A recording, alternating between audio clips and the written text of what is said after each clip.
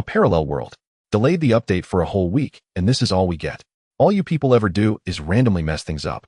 You don't do any proper game updates or bug fixes at all. What are you planners even doing? It was already bad enough when you slashed the in-game currency income. Now you've nerfed the hit rate and damage of the class change skills, and even wiped out the reputation rewards from daily quests. How is anyone supposed to keep playing like this? Are you just trolling us? I'll say it right here, if you don't change the planners, this game is doomed. Sorry, this game is finished. There are way too many issues with this new version. The art style being a bit off would still be tolerable, but I hard crashed 3 times just doing the tutorial quests. At first I thought it was my own computer, but after checking online I realized everyone had the same problem. You guys need to fix this quickly, or the game is simply unplayable. From now on, if I ever spend even 1 more cent on this game, I'm a dog. Wow, so this is the capability of a top university planner. Truly laughable. The game itself is a good game, but it's been ruined by that lousy planner. What a waste of the year of effort I put into it. 17th floor of Nandu Financial Building. Eason Game Company. Damn it. Sitting at his workstation and secretly scrolling through the new version reviews, Su Fei could not help but curse under his breath. Although he had mentally prepared himself to be scolded the moment the update went live, he had not expected the players' backlash to be this ferocious. After all, it was just some tuning of character power, cutting task rewards, adjusting lottery probabilities, adding a few more microtransaction bundles, and incidentally shipping 6 or 7 minor bugs along with it. Yes, it did seem like there were rather a lot of issues. Feeling a twinge of guilt, Su Fei admitted to himself that if he were a player, he would probably be cursing too. The main thing was these problems did not arise overnight. Several versions ago, in order to boost revenue, Eason Game had begun steadily squeezing its players, causing the overall game experience to deteriorate again and again. The players had been harboring grievances for a long time, and this new version finally triggered a full-scale eruption. The problem was, why did all the blame have to land on him alone? Su Fei felt deeply wronged. When it came to adjustments and monetization, could a lowly junior planner like him possibly make the final call? At the very least, it had to be approved by the department head. As for the art style, well, the original lead artist had resigned and a newcomer had taken over. Having some differences was only natural. Of course, he had noticed the issue and had already talked it over with the new artist. However, this visual style needs to lean more toward the dark side to stay consistent with the previous overall tone. What you've done is far too bright and vivid. Artists can't do it. That's too oppressive. Players will feel exhausted when they play. Who's the planner here, you or me? Artist, and who's the artist, you or me? The new artist clearly had backing from above and had come in through connections, so Su Fei could only swallow his displeasure. Fortunately for a game that had already been running for nearly 2 years, subtle shifts in art style were not exactly a critical issue. But when it came to the abundance of bugs, Su Fei truly had no solution. Eason was a small company with only a handful of programmers to begin with. The lead programmer, who carried most of the weight, had been reassigned by upper management to develop a new game, leaving just a few junior coders to hold the fort. To merely rush the new version out before the higher-ups' set deadline had already taken all their strength. Who still had the time or energy to thoroughly hunt down bugs? Whenever the pressure on them became too much, the lead programmer would spread his hands and say, "Here, take the keyboard. If you think you can do better, be my guest." What could Su Fei possibly say to that? He could only swallow his grievances in silence. It's just too hard. Yet this was the general state of domestically developed games. No matter how helpless he felt, he could only accept reality.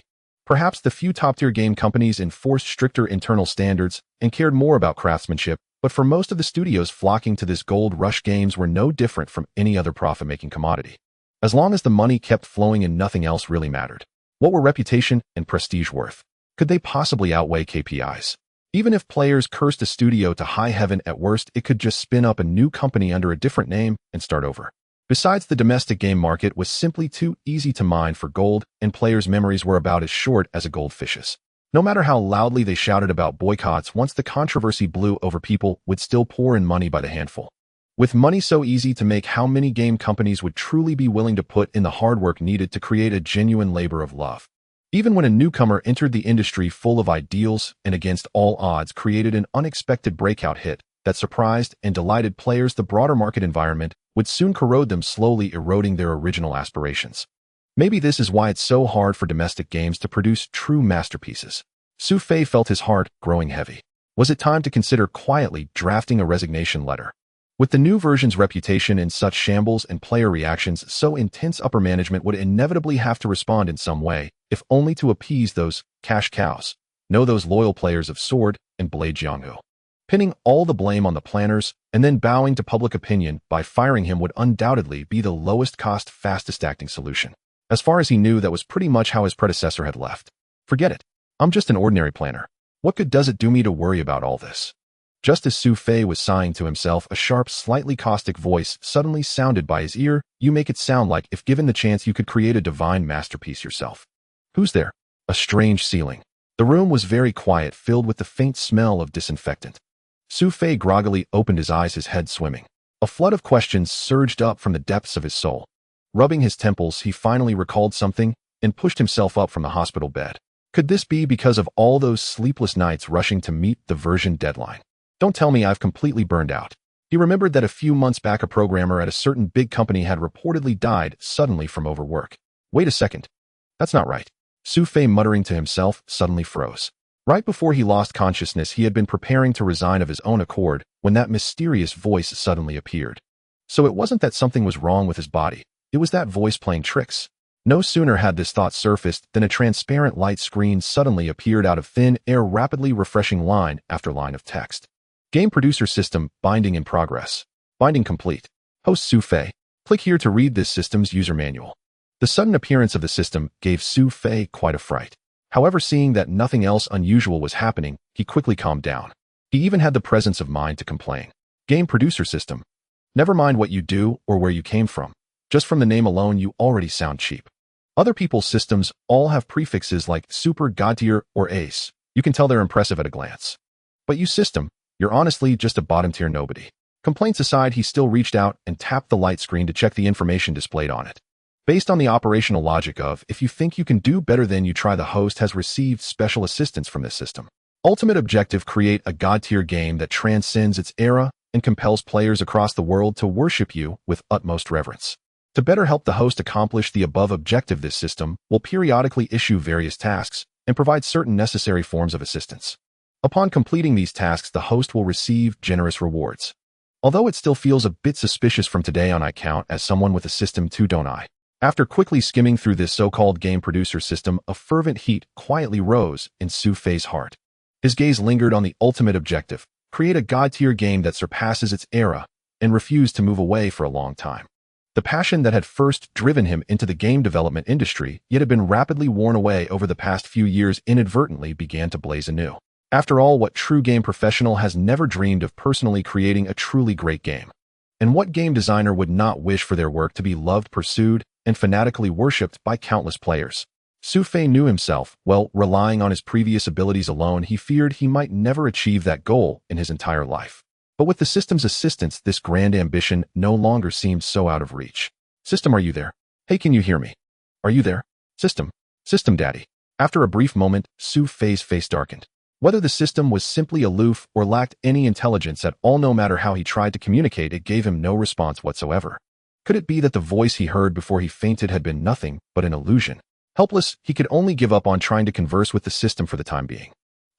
Su Laudi, you're awake. At that moment, a voice came from the half-open ward door. Wang Jinfei, whose hairline had receded early from years of staying up late and overtime, shuffled in from outside. He set the fruit basket in his hand on the cabinet beside the bed, seemingly completely oblivious to the virtual light screen floating in front of Su Fei. He was one of the programmers on Easing Games' Blade and Sword Jianghu project team and had joined the company 2 years earlier than Su Fei, making him one of the colleagues Su Fei got along with best. I just woke up not long ago. Brother Wang, what brings you here?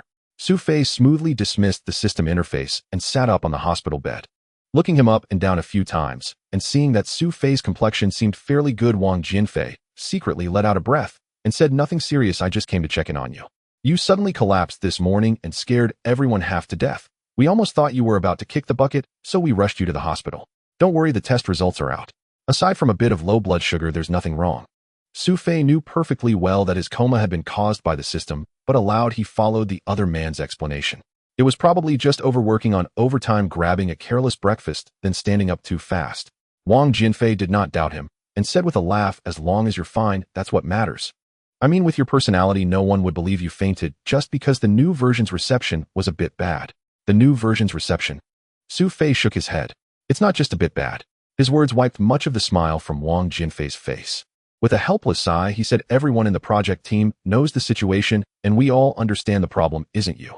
But when the project lead and the company boss insist on doing things this way, what can small cogs like us possibly do? Su Fei shrugged. Looks like I'm destined to be the one carrying this blame. They continued discussing some details about the new version of Blade and Sword Jianghu.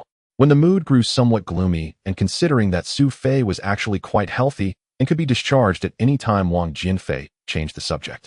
The folks in our project team asked me to come see you. Their goodwill has been delivered, so I won't stay too long. Before I came, Manager Sun also approved 2 days of leave for you, so there's no need to rush out of the hospital. Even if you're fine, you can still lie here for another day and really rest up. Old Sun actually approved 2 days off for me. That's rare, Su Fei said in mild surprise. Haha, you're so young, and yet you just dropped on the spot without warning in front of everyone. And on top of all that overtime beforehand. For the sake of appearances alone, he has to show some attitude. Not to mention all the previous continuous overtime. Even just for the optics, he has to put on a bit of a show. Su Fei nodded. He's only worried about appearances. Otherwise, with the new version's reputation being what it is, he'd probably be thinking of firing me on the spot as the scapegoat. A hint of sympathy crossed Wang Jinfei's face. He rose and patted Su Fei on the shoulder. I don't know what Manager Sun is really thinking, but our friendship is solid. Everyone back in the project team is hoping you get better soon. Of course they are.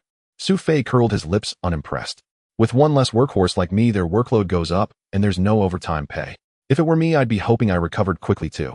Wang Jinfei burst into hearty laughter, waved his hand, and turned to leave the ward. Soon the room fell quiet once more. Later that same day, just before the end of the workday, Su Fei, who had been discharged early, strode energetically into the manager's office of Yixing Games Blade and Sword Jianghu project team and handed in his resignation on the spot. You want to resign? A hint of surprise flashed across Manager Sun's face. He had indeed been considering kicking Su Fei out as the scapegoat, but after the scene that morning plus the rumors that had spread throughout the entire financial building by midday, firing Su Fei now would clearly be ill-timed. What he had not expected was that Su Fei, who had temporarily dodged a bullet, would actually take the initiative to resign. So you do know what's good for you, kid. Thinking this, Manager Sun nevertheless feigned reluctance. You count as a veteran employee of the company now. Why the sudden decision to resign? Is it because of the salary and benefits, or are you worried the company will hold you responsible for the failure of the new version? If it's the latter, there's really no need. How about this? You take this application back and think it over. No need. Su Fei did not hesitate in the slightest. Seeing that he was determined to leave, Manager Sun dropped the pretense and decisively picked up the phone to call HR. Half an hour later, Su Fei had completed the exit procedures and walked out of the company feeling light as air. At that moment, many of his colleagues still had no idea he had left. Su Fei's thoughts had long since flown elsewhere, and he had no interest in saying a proper goodbye to everyone one by one. He simply posted a message in the company group chat briefly explaining his decision. Without even checking the replies, he drew a deep breath and strode out of the Nandu Financial Building where Yixing Game was located. From that moment on, the former planner Su Fei vanished, replaced by a brand new web game producer. Standing at the bustling street corners, Su Fei felt a sudden sense of confusion while watching the throngs of people around him. Although he had resigned from his job as a mere planner, he truly had no idea where to begin his entrepreneurial journey. Fortunately, after a brief moment of contemplation, he thought of whom to seek assistance from. System, do I have any acceptable tasks available now? In response to Su Fei's inquiry, the system, which had remained silent before, suddenly reacted decisively this time. As soon as Su Fei's words fell, a light screen appeared once again, displaying a large amount of text. The tasks currently available for the host are as follows: beginner task, activate system default, accepted, already completed. Task description, exclusive benefits for beginners. Task reward, a game studio waiting for you to take over. Special note, take it, no thanks needed. Are you giving me a studio directly? Su Fei was initially troubled about how to start, as although his family's financial situation was decent aside from the property itself, there was not much savings in his bank account. He never expected that the system would directly gift him a studio. Truly, it was an exclusive benefit for beginners, like sending coal in the snow. Thank you, System Daddy. Su Fei immediately discarded his dignity. Task 2, earn a small target, optional task pending acceptance.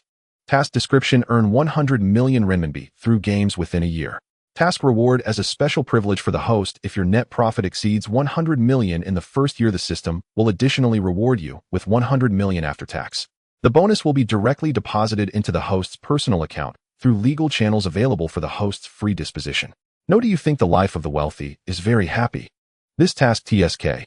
It seemed quite appealing, and the system even thoughtfully provided a flashing prompt seemingly urging him to accept it quickly, but no matter how he looked at it, it seemed quite suspicious. Earning a small target. Such words seemed easy, and for those top-tier game companies it indeed was not a big deal, perhaps no more than their weekly revenue. But for a newcomer in the industry, the difficulty was exceedingly high. Not to mention the task required net profit. Even if Su Fei could indeed create a viral game to complete the task, he would likely have to adopt a heavy monetization model. But doing so would not be much different from those terrible operators from his previous life. That being said, becoming a billionaire is an irresistible temptation for most people. Hence the system set it as an optional task, not a default acceptance right. Su Fei felt he had seen through the trap behind the system's temptation. He ignored this task and instead summoned the system saying, "Submit the first task. Beginner task, activate system completed. Rewards being distributed, please wait a moment." Then, nothing happened. Su Fei, holding his phone, blissfully waited for an entire afternoon. It wasn't until 7 p.m. that evening, almost in tears from waiting, that he finally heard the ringtone of an incoming call. "Hello, are you Mr. Su Fei?" A pleasant female voice came from the other end of the line. "Yes, I am Su Fei. Mr. Su, I am Lu Jia, the assistant of the former owner of Kuyu Studio. On behalf of your lawyer, I am here to inform you of some good news. All acquisition procedures for the studio have been completed. Starting tomorrow, you will be the new owner of Kuyu Studio." Kuyu. Is this my browser game development studio? The name feels rather ordinary. It seems the former owner's naming skills were lacking. Su Fei listened to Lu Jia's words absent-mindedly while his mind wandered. Once the other party hung up, he immediately grabbed his notebook and began searching for information about the studio. Kuyu is a small studio located in the city of Nan, where Su Fei resides, and it does not have high recognition in the industry. From the limited public information available online, this is a browser game studio established in 2007, now having been in operation for 3 years. With a registered capital of 500, there are currently 21 employees. The former owner is a businessman named Huang Qingping, whose business interests are quite diverse. The studio primarily focuses on browser games and has developed 3 games to date. Among them, the first, developed Dark Angel, is in a rather poor situation. This game was commissioned to Aurora Games. Although it is still in operation after several mergers, only 3 servers remain. According to insider news from Aurora Games employees, last month's revenue was likely less than 500. The second independently developed title, Blood and Passion 3 Kingdoms, OL, was commissioned to Uni Games. However, this game company closed down last year, resulting in the cessation of operations for Blood and Passion 3 Kingdoms OL. Both prior titles were independently represented, and given their poor performance, Kuyu Studio abandoned the strategy of pursuing exclusive representation. Next, after spending several months revamping Blood and Passion 3 Kingdoms OL into the third title strategy, 3 Kingdoms, Kuyu Studio opted for a joint operation model, launching it on 5-channel servers, including Ichi Game Platform and Shunwang Game Platform. Compared to exclusive representation, the profit-sharing ratio for joint operations is much lower, but the benefit is that it attracts a broader player base, leading to relatively more stable operations. Compared to the unsuccessful launch of Blood and Passion 3 Kingdoms OL, the situation for Strategy 3 Kingdoms is undoubtedly much better, providing Kuyu Studio with stable profits for nearly a year. Being able to develop more than one game proves that Kuyu Studio has a certain level of technical capability. It seems the system has set a high starting point for me. For Su Fei, this was undoubtedly good news. However, with the studio's handover scheduled for tomorrow, it was rather unreasonable for him, the new owner, to have no knowledge of his own games. After some thought, Su Fei felt it necessary to familiarize himself in advance. Dark Angel could be ignored, it was nearing shutdown anyway, and held no reference value. When he loaded the game on his laptop and registered an account with Aurora Games, he was greeted by a screen filled with giant wings and glaring light pollution. Oh my! Out of concern for his eyesight, Su Fei decisively chose to exit the game. He then proceeded to deregister his account and clean up the remnants in one go. He decided that after taking over the studio, he would contact partners immediately to push for stopping the game as soon as possible. Since the previous 2 games are gone, I should focus on studying Strategy 3 Kingdoms. With no other choice, Su Fei quickly visited the Ichi Games official website, where he found their third product. The game itself offered nothing novel, as similar products were abundant in the market. After all, the 3 Kingdoms theme was a perennial favorite among domestic games enduring through the ages. Yet Su Fei, as a game designer, naturally evaluated a title from a perspective different from that of ordinary players. Even before starting the game, he noticed that the initial loading screen of Strategy 3 Kingdoms was remarkably smooth. This proved that Kultor Studio had done a decent job with program optimization. Soon the resource decompression and loading for the first entry into the game were complete. After clicking through the standard account creation and tutorial, which took only half an hour, Su Fei had gained a general understanding of the game. It was a 2D strategy game with a dark art style. The core gameplay revolved around recruiting troops and horses to attack enemy cities, along with collecting and nurturing generals. The mechanics of recruiting troops and upgrading buildings were unremarkable, purely following the standard browser game formula. As for the latter, which was the most crucial aspect of combat power and strategy, Three Kingdoms' various generals could only be recruited at the tavern with no other means of acquisition. Generals were divided into different tiers based on their historical fame: gray, iron, bronze, silver, and gold. Among the four types, gray iron generals were the easiest for players to recruit. These generals had no names in history. They were essentially disposable NPCs randomly generated by Cool Tour Studios designers using a name generator. Only novice players would likely recruit them for temporary use. In contrast, bronze-tier generals appeared with only a 10% probability. Those minor characters who made appearances in Romance of the Three Kingdoms were mostly bronze-tier. The probability of silver generals appearing was even lower at just 3%. As for gold generals, the pinnacle of the four tiers, their appearance rate was a mere 5 in 1,000.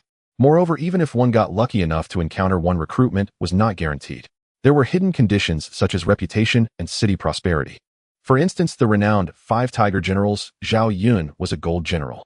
To recruit him, the primary requirement was to raise the Shu faction's reputation to revered, otherwise it was out of the question. Under normal circumstances, even when upgraded to the maximum level, the in-game tavern only had 5 slots. It could be refreshed for free once daily with one additional refresh using gold coins. Even with a monthly card and spending diamonds, paying players could only refresh it 5 more times. This didn't account for the possibility of duplicate gold generals or the material requirements for star promotion. For unlucky players, it was common to go weeks without encountering a desired gold general. Yet despite these stringent conditions, players of strategy Three Kingdoms remained highly enthusiastic about gold generals. The reason was simple. Aside from the historical figure's own fame and allure, the fact that they all possessed astonishing attack and defense attributes along with commanding skills was enough to make power gamers flock to them. Especially in the General Arena and Tiger Prison Pass game modes, powerful gold generals could earn reputation rewards and bound diamonds. This further highlighted the importance of generals. So this is Strategy Three Kingdoms. Exiting the game program, Su Fei reached a conclusion.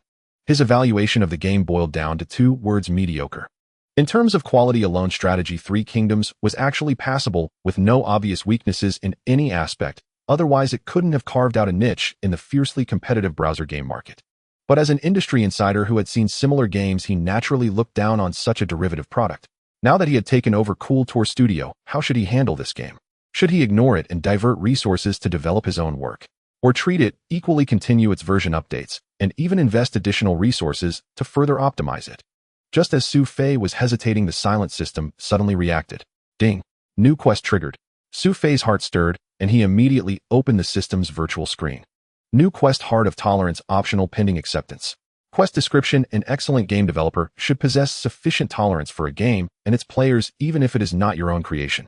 Do your utmost to improve the reputation of Strategy Three Kingdoms in the next version update within a 2-month time frame. Quest reward: based on completion level, the host is rewarded with 1 recruitment opportunity to attract outstanding talent from the gaming industry. With a random specialty, the higher the completion level, the higher the recruitment success rate. Additional challenge: earn the heartfelt recognition of more than half of Strategy Three Kingdoms players for the new version. Additional challenge reward allows the host to designate the random talent from the basic reward as a talent with a specific specialty. Note, this is a test, a challenge, and an opportunity. A game developer's tolerance. Staring at the quest for a moment, Su Fei showed an interested expression. He accepted this quest. The additional challenge might be difficult to complete. After all, getting over half of a game's players satisfied with a new version was no easy task. Not to mention the qualifier heartfelt recognition. Without this restriction, simply giving players more benefits could easily buy their approval. But with this premise, it meant players must genuinely approve of the new version's content. Very difficult. Su Fei couldn't guarantee he would complete this additional challenge, but he felt he could manage the basic quest reward with some effort. Wait, just 1 recruitment opportunity. Suddenly spotting the flaw, Su Fei's face darkened. If the candidate was dissatisfied with the studio's terms and walked away, did that mean his hard-earned quest reward was for nothing? Damn system, show yourself. The next day, following the memories of his predecessor, Su Fei arrived at the Pearl Tower in CITIC Science and Technology Park. Cool Tour Studios' office was located at the end of the 6th floor. At the building entrance, Su Fei saw Lu Jia waiting for him in advance. She looked very young, at least a few years younger than Su Fei, with a tall and slender figure. She wore a white striped blouse paired with a black professional skirt and round-toe leather shoes. Long black stockings covered almost her entire thighs, exuding a subtle, alluring charm, yet also possessing the sharp, capable aura of a professional woman, which left Su Fei somewhat dazzled. You must be President Su. I didn't expect you to be so young and accomplished. Confirming Su Fei's identity, Lu Jia was equally surprised. Although during their earlier phone conversation, she had thought his voice sounded quite young, likely under 35. But seeing him in person, she realized her estimate had been too conservative. This young boss looks like a newcomer who has just started working a few years ago. Or perhaps he is a rich second generation. But if I am not mistaken, the new boss arrived by taxi for work. Is he intentionally keeping a low profile, or are all the rich second generations so unique now? Lu Jia suppressed her speculations in her heart and took Su Fei to the 6th floor via the elevator. Walking down the somewhat narrow corridor, Su Fei soon saw the office space of Kuyu Studio. What met his eyes were densely packed workstations. To minimize costs and earn more money, Kuyu Studio rented a large office area without dividing it into sections for art planning, programming, or testing. Instead, it was simply divided into several uneven small areas using partitions based on the needs of the project teams. In the middle aisle, employees with wide builds had to turn sideways to pass through, otherwise they risked brushing against their colleagues' items or protruding keyboards. Of course, Su Fei's previous workplace, Eason Games, was not much better. Even the decoration style and overall layout of the office were quite similar.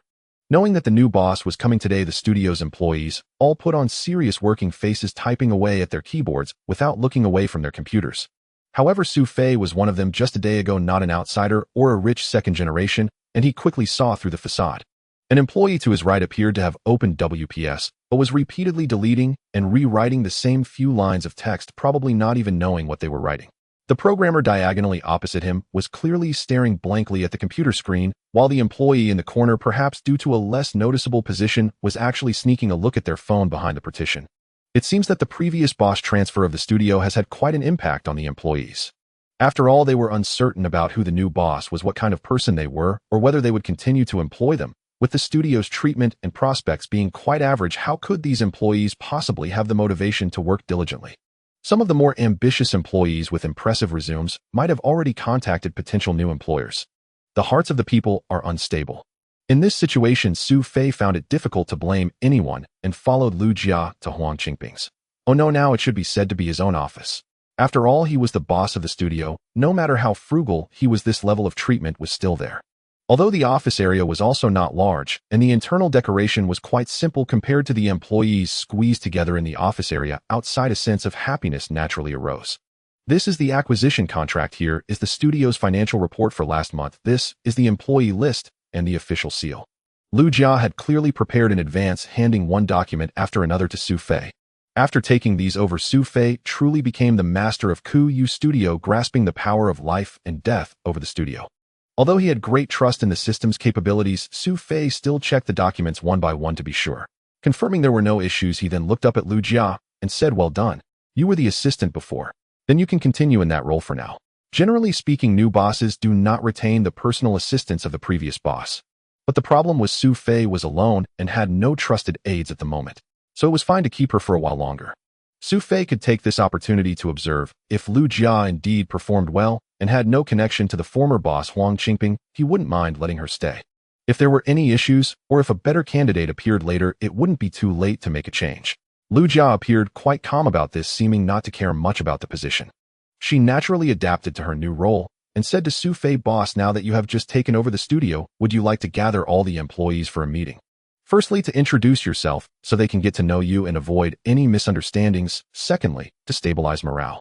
All right, please go and notify the employees." Even if Lu Jia didn't mention it, Su Fei intended to do so. Of course, his thoughts were not limited to these 2 points. He also planned to implement sweeping reforms on some of the things left by Huang Qingping. In the outer office area, not long after Su Fei entered the boss office with Lu Jia, the originally calm office area quickly became lively, as if infused with a bit of vitality. Was that the new boss just now? He looks very young. An employee revealed a look of reassurance. Others whispered with some apprehension, "I wonder what kind of personality the new boss has. I hope he treats the employees better. First raise the salary a bit, and then let me work less overtime." An employee at the adjacent workstation immediately scoffed, "Don't dream, capitalists are all the same. Don't you understand the concept of fortune? I just hope they can pay overtime properly. It's good that Lao Huang is gone. He never understood games." This was from an employee in the studio who disapproved of Huang Qingping treating games as mere money-making tools. An employee with a fluctuating expression secretly muttered they were already preparing to jump ship, but unexpectedly someone took over. Should they wait and see? Amidst the restless voices, a female artist who got up to pour water said somewhat gossipingly, "Assistant Lu Jia, actually didn't leave with President Huang, who I thought there was something between them. Wang Tao, the lead planner of the Strategy Three Kingdoms project team, laughed upon hearing this. He nonchalantly said, "You don't understand, Assistant Liu only joined Kuyu Studio 6 months ago. The position she originally applied for wasn't even that of an administrative assistant. I can't explain the specifics, but one thing is certain: the two of them do not have an ambiguous relationship." During this time, there were employees in the studio who were completely indifferent to the new boss, appearing utterly unconcerned. Most of these had already contacted new employers, just waiting for the new boss to take office before submitting their resignations and packing up to leave. The only exception was in a corner of the office area the technical head and system architect Zhou Yang from the Strategy Three Kingdoms project team. After testing a long string of functional codes and letting out a breath, he picked up the thermos cup next to him that was steeping goji berries blue on the steam, took a few sips, and revealed a content expression while listening to his colleagues' discussions beyond the partition. New boss. He instinctively brushed his balding forehead and showed a puzzled expression. What were his colleagues discussing? He had just been focused on coding for a day. How did the studio suddenly change bosses? Why hadn't anyone informed him? Sigmedy. Surprise. Everyone gather around. The new boss, Mr. Su, would like to meet you all. Lu Jia, emerging from the office, summoned the employees present. The Cool Tour studio was modest in scale with cramped office space that naturally precluded a dedicated meeting hall. At Lu Jia's request, employees from various teams squeezed as close to the front of the work area as possible. Over 20 people packed the two aisles tightly. Once the studio stabilizes, the first thing he'll do is find a more spacious office. Su Fei, who appeared shortly after, looked at the crowded employees and silently resolved himself. Many bosses were accustomed to being stingy and harsh with their staff, but Su Fei was no penny-pinching capitalist. He understood well how much a bright, spacious work environment could influence employee morale and productivity. This was an expense that couldn't be spared. A brief introduction. I'm Su Fei, the new owner of Cool Tour Studio. I'm delighted to work alongside all of you, and I hope we'll strive together in the days ahead to elevate Cool Tour Studio further in the domestic gaming circle. Having prepared a short mental draft, Su Fei's presentation seemed quite appropriate. The employees, eager to make a good impression on their new boss, responded with enthusiasm, frequently breaking into warm applause. To an outsider unaware of the studio's situation, they might never guess the previous boss had given up and handed over the reins. Instead, they'd think a grand celebration was underway for some great achievement. Ding! Outstanding talent detected, worthy of the host's focused attention. At that moment, the sudden system prompt swiftly diverted Su Fei's attention from his speech. The unexpected alert brought him both surprise and delight. Surprise that the system possessed such a notification feature, and delight that within this small studio like Cool Tour there was talent recognized by the system. After all, the basic reward for the previously triggered mission, Heart of Tolerance, was merely an opportunity to recruit one outstanding professional. It was clear that the criteria for this outstanding talent must be quite high. Could this be the true reason, or at least one reason, the system had gifted Cool Tour Studio as a novice reward to him? Without hesitation, Su Fei followed the system's prompt and looked over. The individual appeared to be around 30, standing at the edge of the crowd with a genial smile, holding a thermos, sporting a receding hairline, and exuding a laid-back demeanor. A big shot, no doubt about it. The moment he saw him, Su Fei inexplicably felt this conviction. He vaguely recalled a similar feeling from an interview video had watched featuring the chief technology officer of a game development team at a major corporation. The same gaze, the same aura, the similar hairline. I've struck gold. 5 minutes later, the brief speech to all employees concluded. The young new boss left a favorable impression on the staff, especially after he promised no imminent layoffs, full overtime pay, and the possibility of expanding or replacing the office space. Soon the employees present grew excited. This round of cheers and applause felt much more genuine, heartfelt. Although no one knew how long soon meant, months or years, the new boss had at least shown an attitude, hadn't he? The former boss, Mr. Huang, had never even mentioned it. The unsettled morale caused by the change in ownership began to stabilize. Sensing the shift in employee sentiment, Su Fei's mood lightened. After all, from now on, these employees and the entire studio were his foundation to build upon. The meet and greet was just the beginning. Back in his office, Su Fei seized the moment to convene the studio's key managers for a closed-door meeting. Attendees included, besides himself, Yi Jingyu, lead of the Strategy Three Kingdoms project team, Wang Tao, lead planner, Zhou Yang, technical lead and system architect for the development team, Yu Yuanshan, studio lead, artist Ling, Shui, customer service lead, and Lu Jia as his assistant. Additionally, Wei Zhun and Sha Yongzhen were not called upon. Wei Zhun was the lead for the Dark Archangel project. Though titled a lead, he had not a single employee under him, a commander with no troops, as the studio had long ceased updating that game. With ample free time, Wei Zhen also handled the daily maintenance and updates of the studio's official email and social media accounts. Xia Yongzhen was the head of the studio's testing team, primarily responsible for internal playtesting and bug detection for new game versions. Given the former boss Huang Qingping's lack of emphasis on this area coupled with limited manpower, Xia Yongzhen's status within the studio was similarly low. Occasionally, when new features launched requiring intensive testing, he had to temporarily pull help from planning or even programming teams.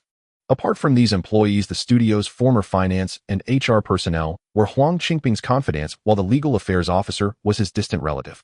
All resigned with the studio's transfer, necessitating urgent recruitment to fill the vacancies. So this is my team. Su Fei scanned the group and noticed that Zhou Yang, the system architect, was the outstanding talent had seen earlier, prompting him to offer a warm smile. This left Zhou Yang somewhat bewildered. Does the new boss know me? That can't be. But if not, why single me out with goodwill? Could it be he just finds me agreeable? Touching his head, Zhou Yang involuntarily shuddered. The new boss' aesthetic taste seemed a bit peculiar. Ahem. Let's begin the meeting. Su Fei coughed lightly, signaling the start. The others, showing respect, sat upright and listened intently. You all attended the earlier meet and greet. I'll spare the unnecessary talk and officially convene the studio's first departmental meeting. So please start by introducing your current work. Let's begin with Team Lead Yi. Called upon by name, Yi Jingyu was slightly surprised, but quickly composed himself. After a moment's thought, he reported, Mr. Su, our project team's situation is as follows. We have 9 employees primarily responsible for version updates of Strategy 3 Kingdoms. As of last week, Strategy 3 Kingdoms has undergone 3 major versions and 14 regular updates. Last month's revenue share totaled. Daily active player counts on various distribution platforms are. Clearly, Yi Jingyu was a diligent person, reciting data effortlessly, giving Su Fei a comprehensive understanding of Strategy 3 Kingdoms' current state. Good report. Su Fei shot him an approving look, but then asked, I recall our studio has 21 employees, so why does the Strategy 3 Kingdoms team only have 9? Apart from Ling Shui, Lu Jiao, Wei Zhen, and Xia Yongzhen, where are the others? Su Fei's question caught Yi Jingyu off guard, and she immediately looked at Zhou Yang. Noticing his movement, Su Fei followed his gaze. Could it be that the remaining employees have something to do with this technical expert? Under the gaze of both Yi Jingyu and Su Fei, Zhou Yang put down the thermos cup in his hand and said slowly, Mr. Su, the situation is as follows. About 2 months ago, we noticed that the popularity of Strategy 3 Kingdoms began to decline gradually. Although the decrease was not significant, this trend had become evident and hard to reverse. President Huang also noticed this point. He was concerned that the studio's income would be affected and gradually decrease, so he decided to shift the focus of development. A group of employees was pulled from the Strategy 3 Kingdoms project team to prepare for a new project. Unexpectedly, just half a month after the new project was initiated, President Huang sold the studio due to personal financial issues. So that's how it is. Zhou Yang's explanation made Su Fei understand the situation of the remaining employees. He asked, what is the name of this new project and who is responsible for leading it? What is the current progress of development? The tentative name for this new project is Drunken Journey to the West, which is a 2D turn-based web game. I am personally leading the technical development, and the current progress is at the early stage, just completed the initial preparations and entering the initial stage of program development. A Journey to the West theme. A 2D turn-based game. Su Fei frowned. There are already many similar products on the market. Designating it as a new game might not be a good choice. He thought for a moment and couldn't help but ask, what do you think of the Drunken Journey to the West project? Are there any unique or innovative aspects? This question made Zhou Yang show a difficult expression, saying, I mainly handle programming issues, and it's really hard to comment on whether the game itself is fun. Su Fei nodded and did not press further, turning his attention to Yi Jingyu and others. Yi Jingyu seemed to sense Su Fei's lack of optimism about this project. After some deliberation, he used the most objective wording to say, based on my understanding, this project's gameplay and model indeed lack innovation, mostly replicating some mature designs from similar client games with just some web game adaptations. This has both drawbacks and benefits. The drawback is the lack of highlights, making it hard to attract players strongly. The benefit is that as long as the quality is adequate, the mature gameplay can ensure a basic player base, allowing for stable profits. Or to put it another way, at least it can ensure that the studio won't incur losses. The only suspense lies in how much profit it can make. And this is precisely why Huang Qingping would approve this project. I understand. Su Fei nodded, pondering for a few seconds, then said to Zhou Yang after the meeting, please send me a detailed report about this project. As for the development progress during this period, let's put that aside for now. Zhou Yang hesitated for a moment, then nodded, saying, okay, I'll have them send it over as soon as I get back. Thus the matter regarding the new project was settled. Next, Su Fei asked Wang Tao, Yuanshan, and Ling Shui to introduce their respective responsibilities. Wang Tao, the lead planner, and Yuanshan, the lead artist, had nothing much to say. As for Ling Shui, although she was the head of customer service Kuyu Studio, did not actually participate in the operation of the game. In essence, she was merely a figurehead primarily responsible for liaising with various game companies and platforms. After all the main responsible persons finished their introductions, Su Fei had a comprehensive understanding of his studio. He decided to make a concluding statement. As for the former president of the studio, Huang Qingping, I believe everyone knows him better than I do. He is not a true game producer, but a businessman, so Kuyu Studio was merely a tool for making money in his hands, but I am not. This statement was like tossing a stone into a calm lake, stirring up ripples in the hearts of the attendees. Yet no one spoke for the moment. Everyone just continued to listen quietly. After all, anyone can chant slogans, but what is actually done is often another story. Therefore, some of the previous operating philosophies and focuses of the studio must change under my leadership. Profit is no longer the only goal and may not even be the primary goal. The top priority for the studio in the future is to create an excellent game that can convey our own game philosophy and allow players to enjoy themselves. Of course, saying this now may seem a bit empty, but I will prove to everyone with my actions that Kuyu Studio under my leadership will definitely be entirely different from before. Please stay tuned. Additionally, since the studio has just changed hands, the morale of the employees may be somewhat scattered. I hope everyone can take the lead as a model to help the employees quickly return to normal working order and assist the studio in achieving better results. At that time, Kuyu Studio will not forget your contributions, no matter what first promise some empty benefits. As for how much these employees believe that is their business. The various statements made by the new boss of the studio during the meeting, as well as the different perspectives on game philosophy, spread like a whirlwind throughout the office area as the meeting concluded. In no time, it sparked a lot of discussions among the employees. At this moment, Su Fei was also using the employee list as a cover to check the information of outstanding talents provided by the system. Name: Zhou Yang. Age 34. Industry experience 9 years, 2.5 years in this studio. Personal expertise: system architecture, game engine development. Current position: system architect of the strategy Three Kingdoms and Drunken Journey to the West development team's chief technical officer of the studio. Indeed, he is a big shot possessing dual expertise. In a game, he would at least be a golden elite. This was Su Fei's first impression after reviewing the attributes, but he quickly noticed something was off. From Zhou Yang's expertise in system architecture, it could be said that his current position was indeed making full use of his skills. However, he hadn't heard that he had also allocated skills for game engine development. It's important to note that Kuyu Studio's existing games are web games, and web game development generally does not require an engine. It either relies on APIs provided by Flash for self-enclosed engine implementation or U3D for realization. In short, there are almost no industry-recognized engines. At most, there are some relatively usable frameworks. Yet the system's virtual screen clearly stated that this big shot has this skill. Strange. Is it that Zhou Yang has this capability, but has never had a chance to use it, or? Su Fei pondered for a moment, suddenly remembering something, and stood up abruptly. The game engine development, here, likely refers to the engines for client games. Yesterday, while collecting information about Kuyu Studio, he had heard a rumor from a network of acquaintances that this small company had supposedly dabbled in client game development, but there had been no further news afterward. At that time, Su Fei had not taken this rumor seriously. A small studio making web games with ambitions for developing client games. Probably just a rumor. But now it seems. Su Fei felt a bit excited. The difficulty of developing a web game and developing a client game is not on the same level, not to mention that the engine used could also possibly be self-developed.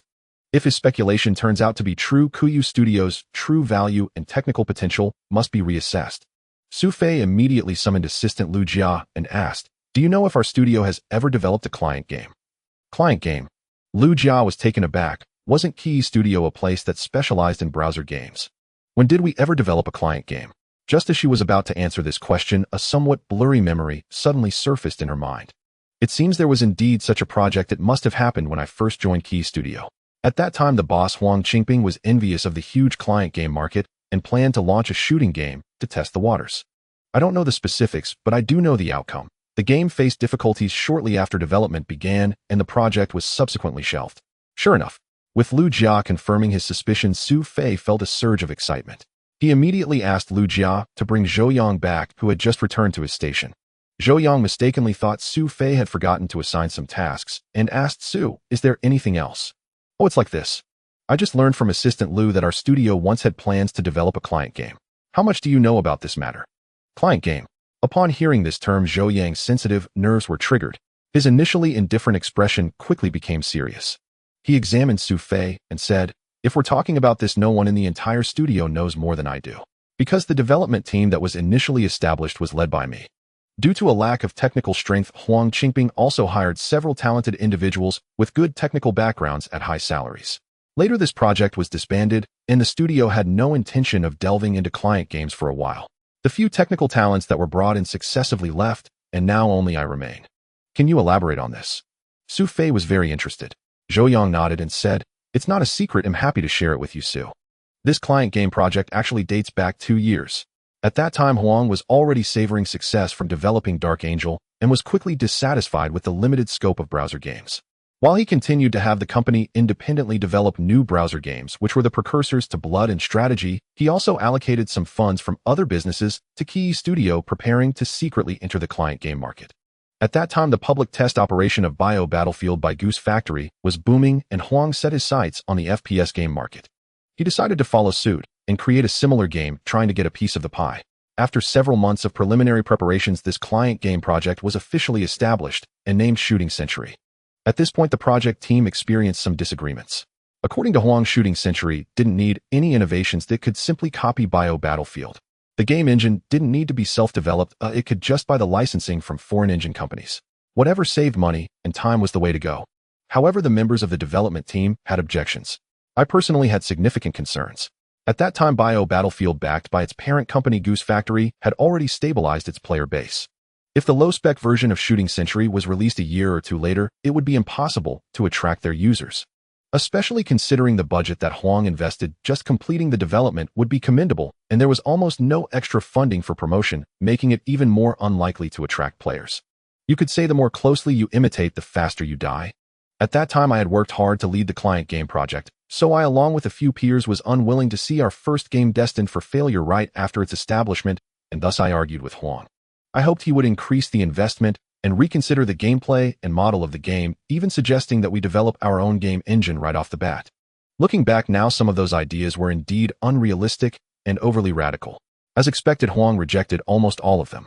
But our stance was very firm, and with Huang's personal financial situation still being decent at the time, he didn't want to let our development team get too strained, so he ultimately made some compromises. As a result, Huang added an additional 2 million in development funds. We then abandoned the plan of developing our own engine and instead acquired a half-finished engine called MeteorX from a foreign minigame studio, modifying it based on that.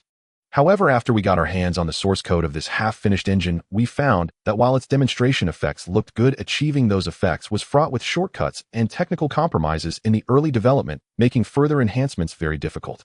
The foreign studio also realized this during subsequent improvements, which is why they had to sell it off at a low price. It was precisely this failed game engine that ignited the conflict between us and Huang. He was already dissatisfied with our demands, and now discovering that the half-finished engine he paid for was a dud only increased his anger and doubts. Just then, another piece of bad news arrived, prompting him to make his final decision. That was the client game Peacekeeping Elite, represented by Shirtion Game Company, had launched its first test in the domestic market. The core gameplay and model of this shooting game were similar to what we intended to develop with Shooting Century, but whether in terms of game quality or content maturity, it far exceeded us, becoming the final straw. The half-finished engine had defects, and the gameplay we designed collided with theirs. To stubbornly continue would only lead us to produce a low-spec version of someone else's game. Whether it was making temporary adjustments to the plan or completely starting over, the project team lacked the confidence to carve out a new path. Ultimately, feeling pessimistic about the prospects of Shooting Century, Huang decided to cut his losses and shelve it, returning to focus on browser games. His decision to sell Key Studio may also have some connection to this failure. Had it not been for the initial recruitment and investment, Huang's financial situation should be somewhat better than it is now, and perhaps he could have maintained the studio's operations normally. After finishing this somewhat lengthy tale, Zhou Yang fell into a somber silence, his spirits notably dampened. It was clear that even though some time had passed, the shadow of this failure still lingered deep within his heart. Su Fei had never expected that his novice fortune concealed such a hidden secret. With considerate patience, he waited for a moment. Seeing Zhou Yang quickly regain his composure, he spoke again. The failure of this PC game project is regrettable. However, even though it was shelved shortly after development began, our studio should have gained something from it, shouldn't we? Indeed, there were some gains. For instance, the half-finished game engine that remained. President Huang once considered selling it off, but unfortunately among the few rival companies that inquired, those who appreciated it couldn't afford it, and those who could afford it didn't see its value. In the end, it had to be sealed away as a technical reserve. At this point, he asked casually, "What is President Su also interested in PC games?" Su Fei replied without hesitation, "Of course.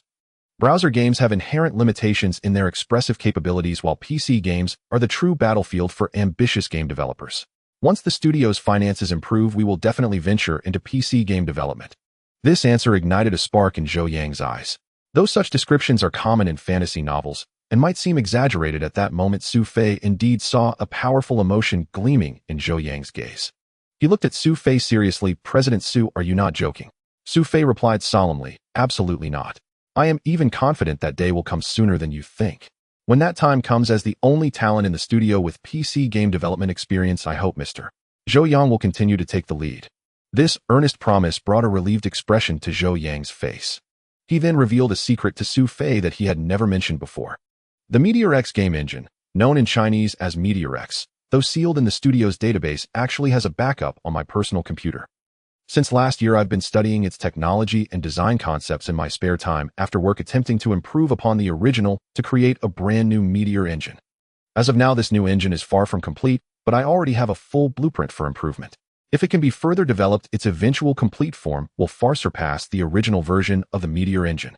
It may not compare to top-tier foreign AAA titles, but at least in terms of physics, engine dynamic collision detection, and rendering effects, it can reach, or even slightly exceed, the current mainstream level of domestic FPS games. There is a formula that clearly illustrates the level gap between game engines, top-tier foreign AAA game engines, top-tier domestic FPS game engines, mainstream domestic FPS game engine level. In other words, the Meteor engine in Zhou Yang's hands lagged 3 tiers behind the most advanced existing engines, and that was under the assumption of further refinement. This might not seem like a commendable level. However, considering the extremely low starting point of the Meteor engine and the actual scale of Kuyu Studio, it was already an impressive achievement. After all, even today, many second-tier domestic game companies lack the strength, and even more so the will, to develop a proprietary engine of their own. Seeing the delight on Su Fei's face, Zhou Yang knew he understood the significance and value of this game engine. In his elation, Zhou Yang even felt lighthearted enough to crack a joke. "Of course, I've been working on its improvements during my personal time without affecting my regular duties, so President Su can't use that as an excuse to dock my pay." Su Fei laughed heartily. "Don't worry, not only will I not cut your pay, I'll give you a bonus." After a moment's thought, he realized that a loan might not be enough to secure this technical genius. Although Kuyu had bought all rights to Meteor X, the original version sealed as a technical reserve was vastly different from the continuously improved new version Zhou Yang had developed.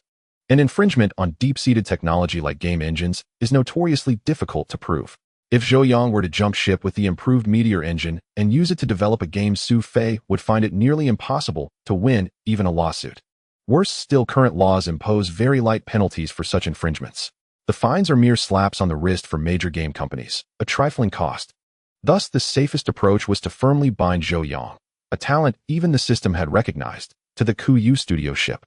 He immediately said to Zhou Yang, "The improved Meteor engine, what level of performance can it achieve now? Can you give me a demonstration?" Zhou Yang looked troubled and replied, "Developing a PC game engine is a monumental task. Even with the original half-finished product as a reference, relying solely on my own efforts remains a huge challenge. As of now, the new Meteor engine is barely a prototype. There's still a considerable distance before it can be demonstrated. I can only judge its complete performance based on my technical knowledge and design concepts." In other words, there was no evidence yet. It was up to Su Fei to decide whether to believe him. Admittedly, Zhou Yang's answer did pose some difficulty for Su Fei. Moreover, a doubt lingered in his mind. Regardless, being able to independently improve a game engine is no ordinary skill. With your abilities, you might be somewhat undervalued in a small workshop like Kuyu Studio. All the other PC programmers recruited back, then have jumped ship. Why didn't you leave with them? Zhou Yang seemed to have anticipated this question and replied frankly, "Although I didn't agree with President Huang's attitude toward games, he treated me fairly well." Later, during the disagreement over the Gun Century project, he made some compromises, and the failure to acquire Meteor X was partly my responsibility. So my initial thought was that even if I were to leave, I should at least help President Huang recoup the losses first. At this, he let out a bitter laugh and said, "I never expected the studio to suddenly change hands. It caught me completely off guard. Aside from that, I'm also quite easygoing by nature, content with the status quo. Since things were tolerable at Kuyu Studio, I wasn't keen on moving to an unfamiliar environment. Su Fei looked at him and asked, "Is that the truth?" "Of course it's the truth," Zhou Yang replied, a sly smile creeping onto his face. "But if President Su wants to hear it, I also have a less-than true lie." "Oh," Su Fei asked curiously. "And what would that less-than true version be?" "My not jumping ship now doesn't mean I haven't considered it. These days internal competition and infighting at major domestic game companies are fierce. If you only have technical skills, even if you go over, you might not get immediate recognition. So to catch a new boss' attention, you'd better have something real in hand." He understood. Su Fei realized that Zhou Yang had been gradually developing the new game engine in his personal time. That was his bargaining chip. He didn't need to complete it entirely, just polishing it to the point where it could demonstrate basic effects in a live demo would be enough to prove his technical prowess. At that point, any domestic game company would treat him like a VIP. They might even decide on the spot to launch a new project and put Zhou Yang in charge of its development. Who said programmers lack emotional intelligence? This seemingly easygoing technical guru was anything but simple in that regard. Having said all that needed to be said, Zhou Yang picked up the teacup in front of him and took a slow sip. It seemed as if he was merely moistening his throat, yet he appeared to be waiting for something. Su Fei understood his expectations. To be fair, without the system's judgment, it would be quite difficult to make a rash promise based solely on Zhou Yang's words. One careless mistake could lead to trusting the wrong person and paying a hefty price. But fortunately, Su Fei had the existence of the system, which was quite unscientific. He decisively promised, "Although I haven't seen the improved Meteor engine in action, I can see the passion for the game in your eyes. I believe in you and trust that this engine can carry the future of the studio." Indeed, the current Meteor engine is far from its complete form and requires continuous improvement, but the studio cannot allow you to continue working for free on your personal time. That would be disrespectful to both technology and talent, and it goes against my personal philosophy. So here's the deal: I will convert your improvements and development of the Meteor engine into a 5 equity stake in the studio. Furthermore, for every game developed using the new Meteor engine in the future, you will receive one of the total profit sharing. If the new Meteor engine is licensed to other game developers, you will also receive 30 of the licensing fees. This agreement will remain in effect, continuously generating revenue for you until the day you choose to leave the studio. Considering the current scale of Kuyu Studio 5 isn't a large number, but the profit-sharing ratio in the future is quite substantial. If Kuyu Studio really becomes a top-tier game developer in the country and develops 1 or 2 hit games with the Meteor engine, just the direct profit sharing alone could easily make Zhou Yang a millionaire. Not to mention what that 5 stake in Kuyu Studio would be worth by then. Many other game developers in the country also have similar incentive agreements. However, these agreements are either fixed amounts instead of percentages. For example, for each game developed based on the investment in research funds, the engine team would receive a fixed bonus of 1 million or 2 million, etc. Or even if they use percentages, they set a cap on the amount, such as the cumulative profit sharing for each game, not exceeding 5 million. Lastly, they may set a limit on the number of times profit sharing can occur. For instance, only the first 3 games made with the engine would qualify for profit sharing. Often this last condition overlaps with the previous 2. However, Su Fei's 1 is permanently valid and has no upper limit. From this perspective, Su Fei is not lacking in generosity, rather he is very generous. He simply traded a portion of uncertain future profits for current equity, serving as a carrot dangling in front of Zhou Yang. To taste this delicious carrot, Zhou Yang must do his utmost to improve the Meteor engine and continue to shine for Kuyu Studio. Even so, he still had to take some risks, betting that the PC games developed by Kuyu Studio would become popular. Zhou Yang naturally understood this. But even so, he truly felt Su Fei's sincerity. Previously, when Huang Qingping was around, although his monthly salary was quite high, there was never any mention of giving him shares. Yet Su Fei had only taken over the studio for a day, had spoken with him for less than half an hour, and even without seeing a live demonstration of the new Meteor engine, he made such a generous promise. Only a leader with sufficient vision and breadth could accomplish this. After all, even if he were to change jobs, it was merely to ensure that the engine he had painstakingly improved had a stage to showcase its capabilities. Since the new boss valued him and promised to give it a proper use, his demands had already been met. Since that's the case, what does it matter where he works? As for whether Kuyu Studio's scale and capacity can support this ambition, Zhou Yang had no doubts. He had confidence in the new boss and enough self-assurance in his own skills. "Thank you, Mr. Su, for valuing me so much. I am very willing to accept this agreement." Saying this, he stood up and shook hands with Su Fei, who was smiling and extending his hand. As Zhou Yang left, Lu Jia, who had been observing the whole time, hesitated to speak. She originally wanted to kindly remind Su Fei that rashly offering equity might be a bit reckless, even though she also had a good impression of Zhou Yang, this technical expert. But after a moment's thought, it was only the first day of the new boss tenure. Doing so might seem presumptuous. She didn't want to leave the impression that she liked to advise her superior, so she ultimately decided to remain silent. Hopefully the new boss' decision is wise. At this moment, Su Fei was still immersed in the joy of discovering a treasure and had not noticed the subtle change in his assistant's expression. A moment later, he recalled something and instructed, "By the way, have the recruitment ads for human resources and finance been posted? Remember to add a few more job positions specifically requiring assistance in developing the PC engine." Lu Jia immediately entered work mode, taking out a notepad to jot down Su Fei's requests while confirming what level are we roughly looking for. If it's someone of Zhou Yang's caliber, it might be quite difficult to find unless we offer a high premium. No need for such high requirements. Su Fei waved his hand and said, according to Zhou Yang, with the previous half-finished product for reference and a complete plan in place, he can handle the main responsibilities by himself. We just need to hire a few employees with some experience to help fill the workload. We can also let him guide the new hires. Perhaps we can cultivate some good talent. Lu Jia nodded. If that's the case, it shouldn't be difficult. Shortly after Lu Jia left with her new task, an employee knocked on the door and walked in. He brought Su Fei the detailed information for the new project Drunken Journey to the West. This information, along with the settings and reports, shifted Su Fei's attention away from Zhou Yang and the Meteor engine. For the next, while he focused primarily on this web game that had just entered the programming development stage. However, the more he looked at it, the more he felt that this game was lacking. Just as Zhou Yang and Yi Jingyu had said in the previous meeting, almost all of the gameplay and settings in Drunken Journey to the West were constructed using mature models available on the market, lacking any originality. Frequent gamers could easily find a strong sense of familiarity and déjà vu within it. The previous owner of Kuyu Studio, Huang Qingping, was clashing with the four great classical novels, wasn't he? It's either Three Kingdoms or Journey to the West. If he hadn't taken over with the next web game, Be Water Margin. However, following a successful game might ensure relatively stable profits for Drunken Journey to the West, but this kind of meaningless game was absolutely not what Su Fei wanted. In this game, Su Fei could not envision the future of domestic games. Then let's scrap it. Putting down the last report, Su Fei sentenced this project to death.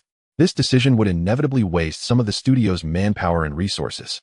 Fortunately, it had just entered formal development, so stopping now wouldn't incur a massive loss.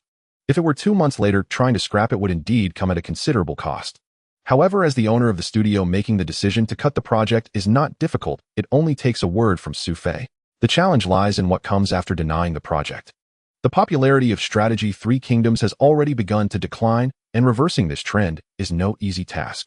The best approach is what Huang Qingping is currently employing. While striving to maintain the version updates of strategy Three Kingdoms, he is developing a new product to take its place. So the question arises, with Drunken Journey to the West being shelved, what kind of new project should I initiate to replace it? A PC game? Definitely not. The current Kuyu studio is still too strained to independently develop a PC game. Both in terms of technology and funding, there are significant deficiencies. If forced to proceed, even a minor issue could lead to a break in the funding chain, repeating Huang Qingping's mistakes. So how about a single-player game? That is equally unfeasible. Without addressing the piracy issue, developing a single-player game is a dead end. Moreover, the difficulty of making a single-player game may not be any lower than that of a PC game. It could even be higher. Or should we learn from foreign indie games? That is a viable path, but as of now, there is no domestic platform similar to Steam. If we want to publish, we can only look abroad. Kuyu Studio currently lacks popularity and has difficulty grasping the preferences of foreign players. Even if we develop something and find someone to translate it into multiple languages, there's no guarantee it will become a hit. Therefore, the new project can only be a web game. It has to be a web game. This point is undeniable.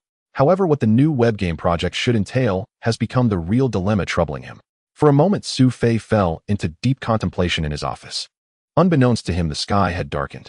Looking at several planning documents filled with hasty handwriting on his desk, Su Fei, feeling a bit dizzy from overthinking, had to temporarily halt his thoughts. Is it dinner time already? Touching his rumbling stomach, Su Fei began to consider dinner. Kuyu Studio is a small workshop and naturally does not have its own canteen for employees. Employees need to solve their own meal problems. Fortunately, there are many hotels and restaurants near Mingzhu Tower that provide dining services specifically for IT company employees. They can order takeout or dine in. However, Kuyu Studio's evening break is only 45 minutes. If it's fast food, that's fine, but if they want something more sumptuous, the time is a bit tight. It seems that once the studio's finances improve, it will be necessary to open a canteen exclusively for employees. Takeout fast food in terms of nutrition, health, and price can never be better than a canteen, even if Kuyu Studio provides meal subsidies. Unfortunately, money. Su Fei shook his head temporarily, setting this matter aside, and said to Lu Jia, Assistant Lu, please help me order a work meal. I have no specific dietary restrictions, anything will do. After arranging this, he redirected his attention back to work. An entire afternoon's worth of thinking about the new project had not yielded any substantial progress. It is not that he cannot come up with a planning proposal for a new game, but many ideas that come to mind do not seem outstanding enough, lacking the kind of novelty that dazzles. How about we set this aside for a day or two? Su Fei knew that sometimes the more anxious one is to solve a problem, the less likely they are to find an answer. Temporarily setting it aside and relaxing might result in a sudden flash of inspiration. After all, the new project is not particularly urgent. After all, Strategy 3 Kingdoms is currently the main source of revenue for the studio, and Su Fei still has a task related to it. In contrast to the lack of progress on the new project, he has come up with some good ideas for the task related to Heart of Tolerance and the new version of Strategy 3 Kingdoms.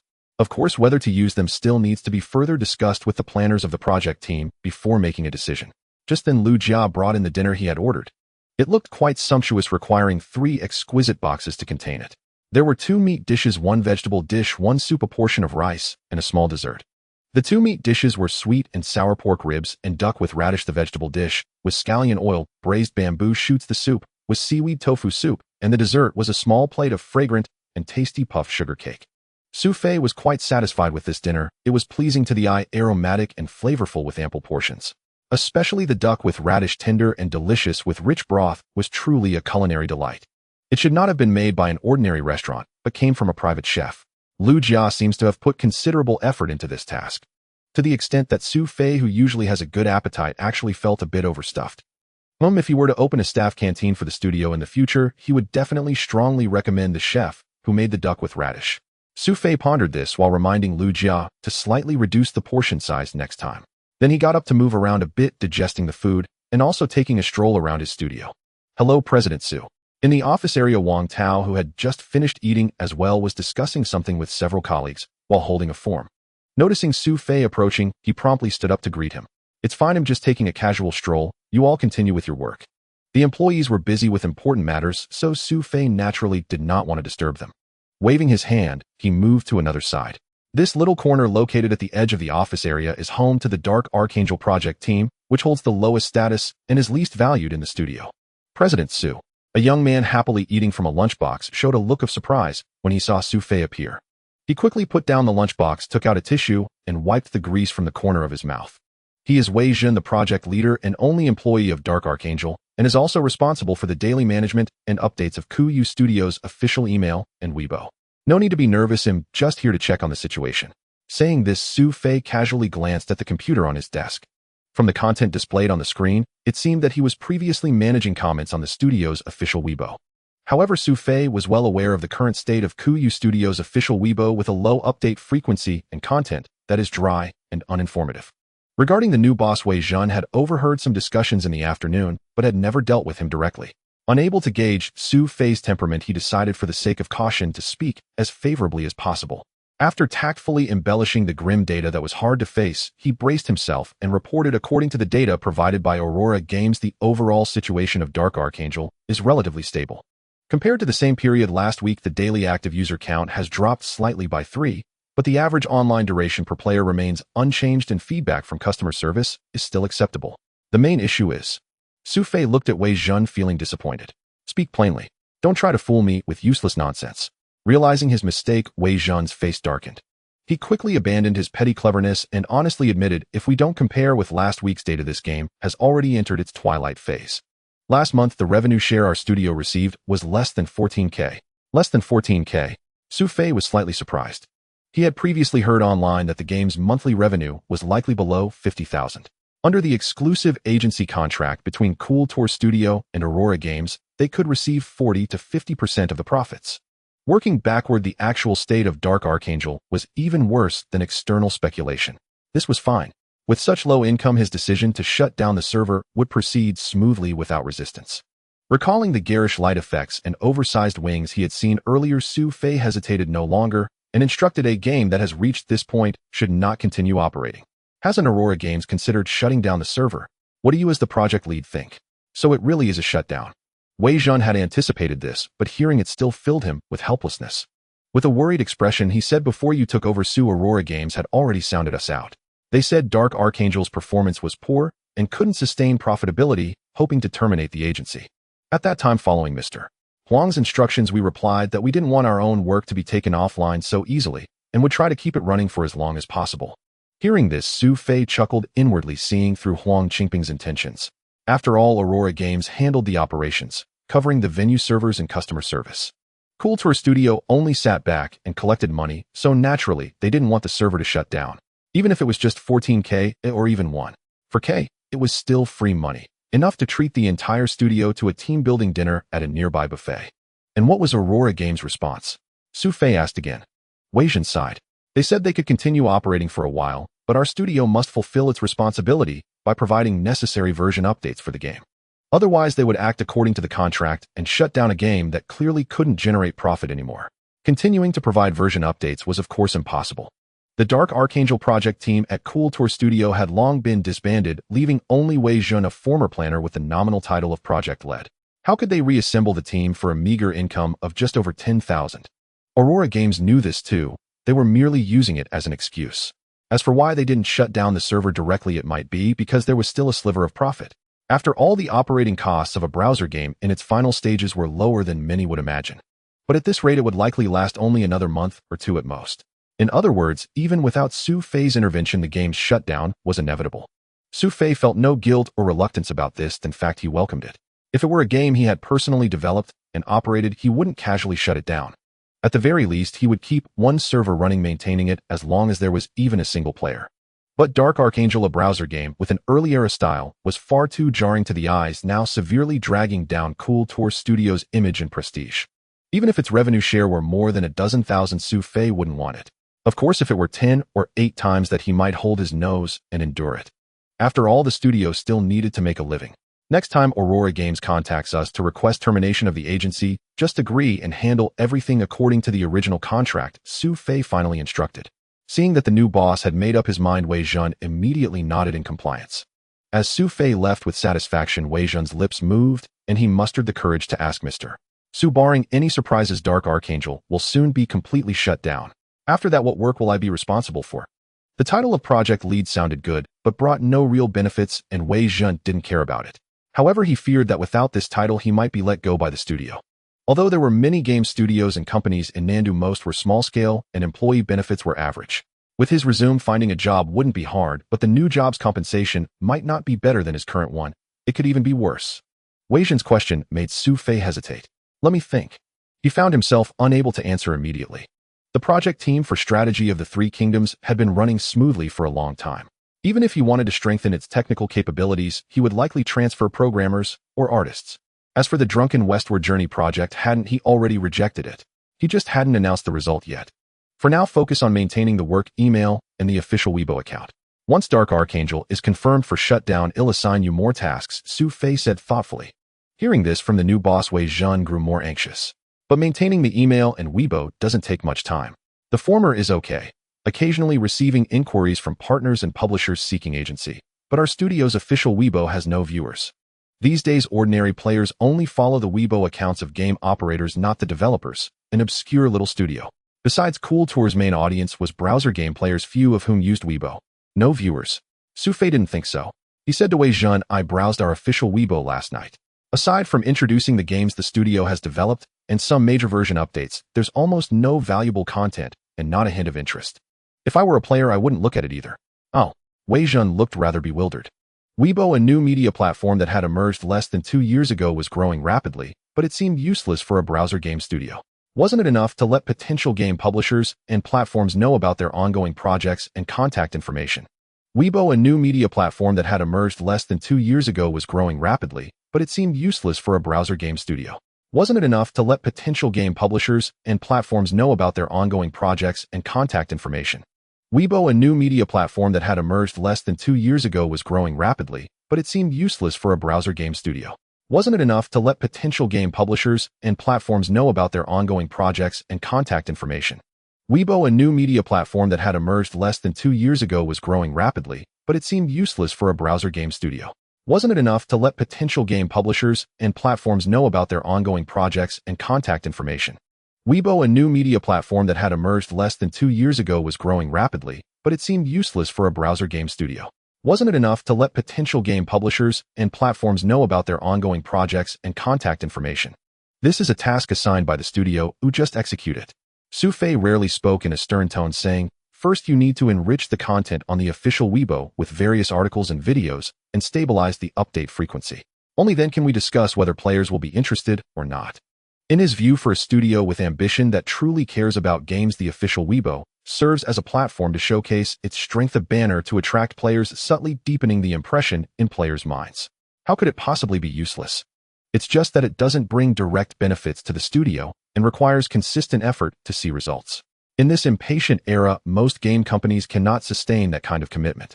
Or perhaps most of them have yet to realize the value of Weibo. Seeing Su Fei's resolute attitude, Wei Zhen knew this matter was likely non-negotiable. He expressed his commitment to execute it decisively, while grimacing as he returned to his workstation, contemplating how to make the official Weibo of a game studio more interesting and attractive.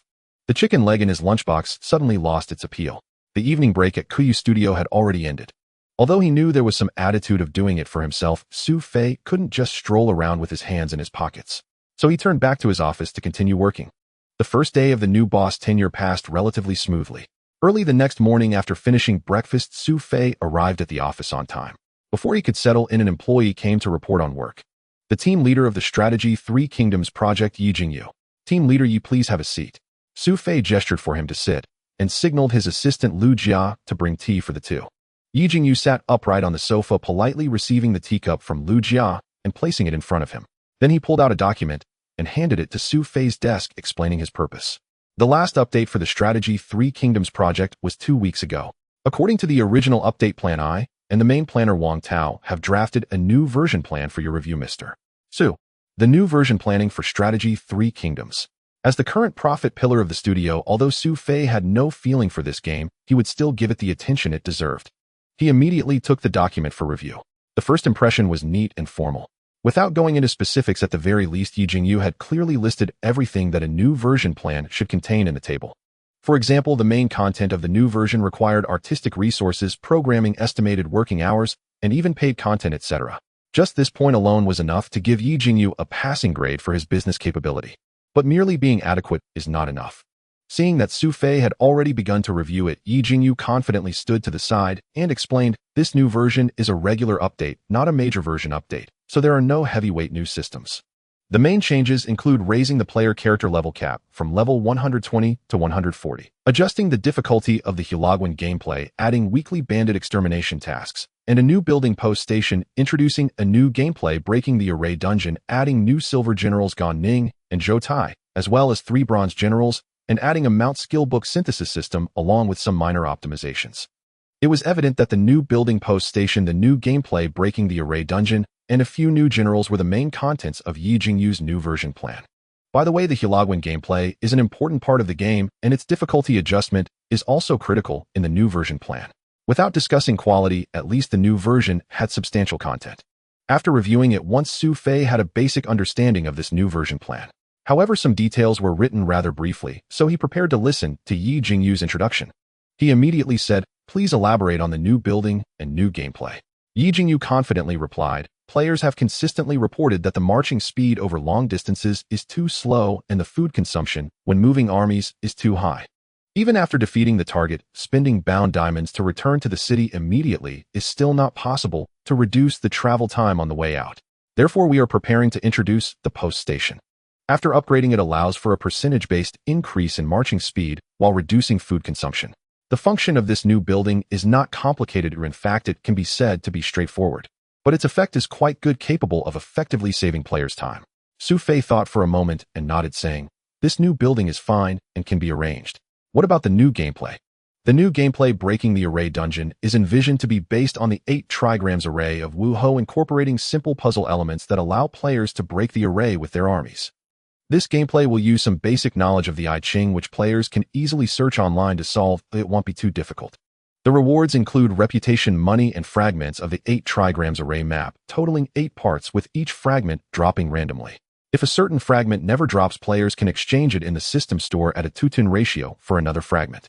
Once players collect all 8 fragments, they can piece together a complete 8 trigrams array map, a consumable that can be used several times, deciding whether to use it when sending troops which will significantly enhance the evasion attributes of their generals and units.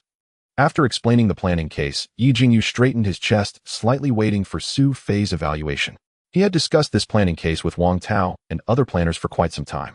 He wouldn't dare say it was outstanding, but at least compared to similar games on the market, it shouldn't fall short.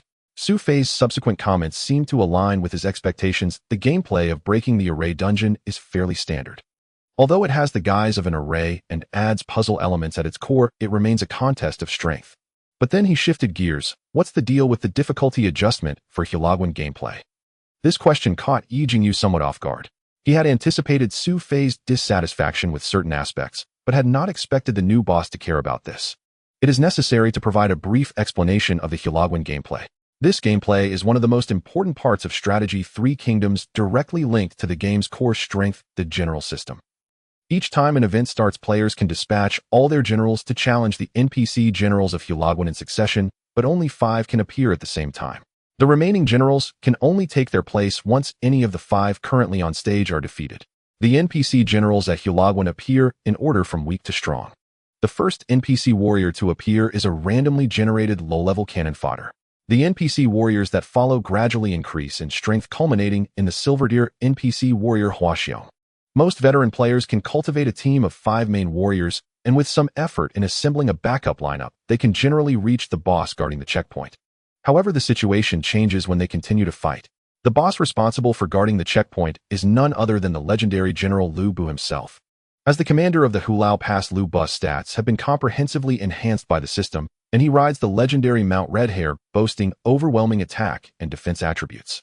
Thus, he has been designed by the planning team as a world boss that requires players from the entire server to join forces to challenge.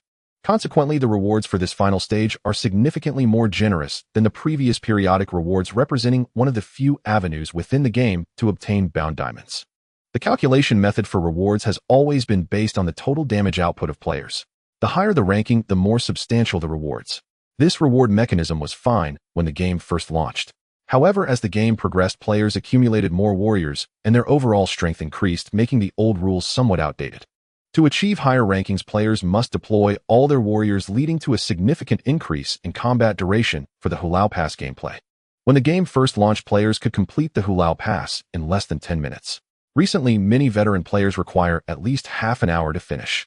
Moreover, some wealthy players are even more excessive with numerous fully starred warriors, and it may take them an hour to cycle through them all. Unfortunately, the automatic battle system for this gameplay is quite poor. Certain skills and even simple positioning adjustments require manual operation to achieve optimal results. This prevents players from going idle, forcing them to stay glued to their screens. As a result, most players naturally find this dull and tedious gaming experience hard to tolerate. In light of this situation, the planning team, having received extensive feedback, has made this modification from allowing all warriors to participate. Only Golden Ear warriors are now permitted. This change somewhat resolves the issue. Up to now, there are only 22 Golden Tier warriors released in Strategy 3 Kingdoms. Even for wealthy players with a full team of Golden Ear warriors, they can only challenge 4 to 5 rounds at most. As for casual players, the number of Golden Tier warriors they possess may only be in single digits. Completing 2 rounds of challenges drastically reduces the time spent. However, isn't this change too targeting the casual players and small spenders? Su Fei questioned. Players are not fools, they will definitely cause a stir. Our modification is primarily to stimulate player spending. Yi Jingyu quietly explained, her tone tinged with a sense of helplessness. Strategy 3 Kingdoms has been operating for nearly a year and is entering a mature phase. In recent versions, the strength of most veteran players has reached saturation, and there has been a noticeable decline in average online time and spending. If they don't find a way, the project team won't pass the studio's KPI assessment. And failing the assessment means the planners will have their salaries deducted. They are also left with no choice. Of course, besides this point, Yi Jingyu offered another explanation. In addition to stimulating consumption, the project team has carefully considered the drawbacks of this modification. However, what affects the rewards of the Hulao Pass gameplay is the total damage output ranking, not how much damage is dealt specifically. Since everyone is affected, the specific ranking order will not change significantly. Su Fei pondered, your consideration is not without merit, but you must understand one point: if Golden Tier warriors are not star upgraded, their combat power does not exceed that of fully starred Silver Tier warriors by much. Therefore, many casual players may have Golden Tier warriors, but if they cannot draw duplicates to upgrade them, they will still choose not to train them, and instead rely on Silver Tier warriors as their main lineup. This situation not only exists, but is quite common. If they rashly prohibit the use of warriors below golden tier, it would be too unfair to them. However, the point of questioning raised by Su Fei seems to have been considered by Yi Jingyu, who immediately retorted what Su Zong said is correct, but the problem is if we don't make this change, how should we modify it? Limiting the number of rounds, for example, allowing a maximum of 5 challenges against Lu Bu. Su Fei was a bit surprised. Isn't there a better solution? Yi Jingyu's tone of helplessness seemed even more pronounced as she sighed. If we make this change, casual players and small spenders will be satisfied, but the wealthy will likely have objections. They have enough resources to enhance and upgrade all their warriors. If the number of rounds is limited, they will struggle to maintain their advantage over other players. Moreover, conflicts may arise even among wealthy players.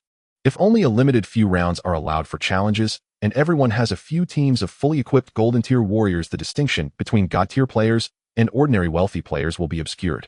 A few critical hits could lead to an ordinary wealthy player's ranking surpassing that of a god tier player. This is a major taboo for game planners. After hearing Yi Jingyu's thoughts, Su Fei fell into a brief silence before suddenly saying, "So this is how you all considered it." This seemingly nonsensical statement puzzled Yi Jingyu a bit. However, immediately afterward, the young new boss asked him an apparently unrelated question. "Team leader, Yi, do you remember what I said in yesterday's meeting here?" Yesterday's meeting. Yi Jingyu racked his brain to recall, but it seemed that Su Zong hadn't said much about the new version of Strategy 3 Kingdoms. Seeing his confusion, Su Fei repeated what he said yesterday. The former head of Kuyu Studio, Huang Qingping, is a businessman, not a real game practitioner. Kuyu Studio was just a money-making tool in his hands, but I am not. Therefore, from the moment I took over this studio, many of the previous operational philosophies and emphases must change. Profit is no longer the sole goal. It may not even be the primary goal. Profit is no longer the sole goal. Yi Jingyu felt a slight tremor in his heart. He indeed remembered this statement, but he hadn't paid much attention to it before, considering it a mere posture of the new appointee. Now, hearing Su Fei's serious reiteration, he realized this new boss seemed to be serious. In this day and age, is there really a boss who makes games without profit in mind? If profit is not the goal, then what is? To implement the game philosophy we wish to express to ensure that players enjoy their time is the primary goal for the studio moving forward. Su Fei emphasized this again to Yi Jingyu. But if we don't make a profit, what about the studio? Yi Jingyu's views seem to have been significantly impacted. If the studio does not make a profit, how can they pay the employees? What will they eat and drink? I believe there might be a misunderstanding regarding my statement. Su Fei looked at Yi Jingyu and explained, "It's not that we don't want to make a profit, but rather that profit shouldn't be our top priority. I hope that the games produced by our studio in the future will prioritize player experience first and only then consider profit issues. In business terms, this is also called user-oriented." This explanation seemed to make Yi Jingyu understand something. After pondering for a moment, he tentatively said, "What Su Zong means is that the gameplay adjustments for Hulagwan should be designed to accommodate players more rather than artificially setting obstacles to stimulate consumption." That's roughly the idea, but I think the term accommodate is not quite right.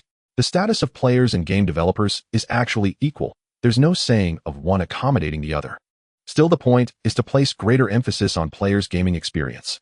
Besides, Su Fei added, "As for the KPI assessment set by the previous boss, I will make modifications in the near future.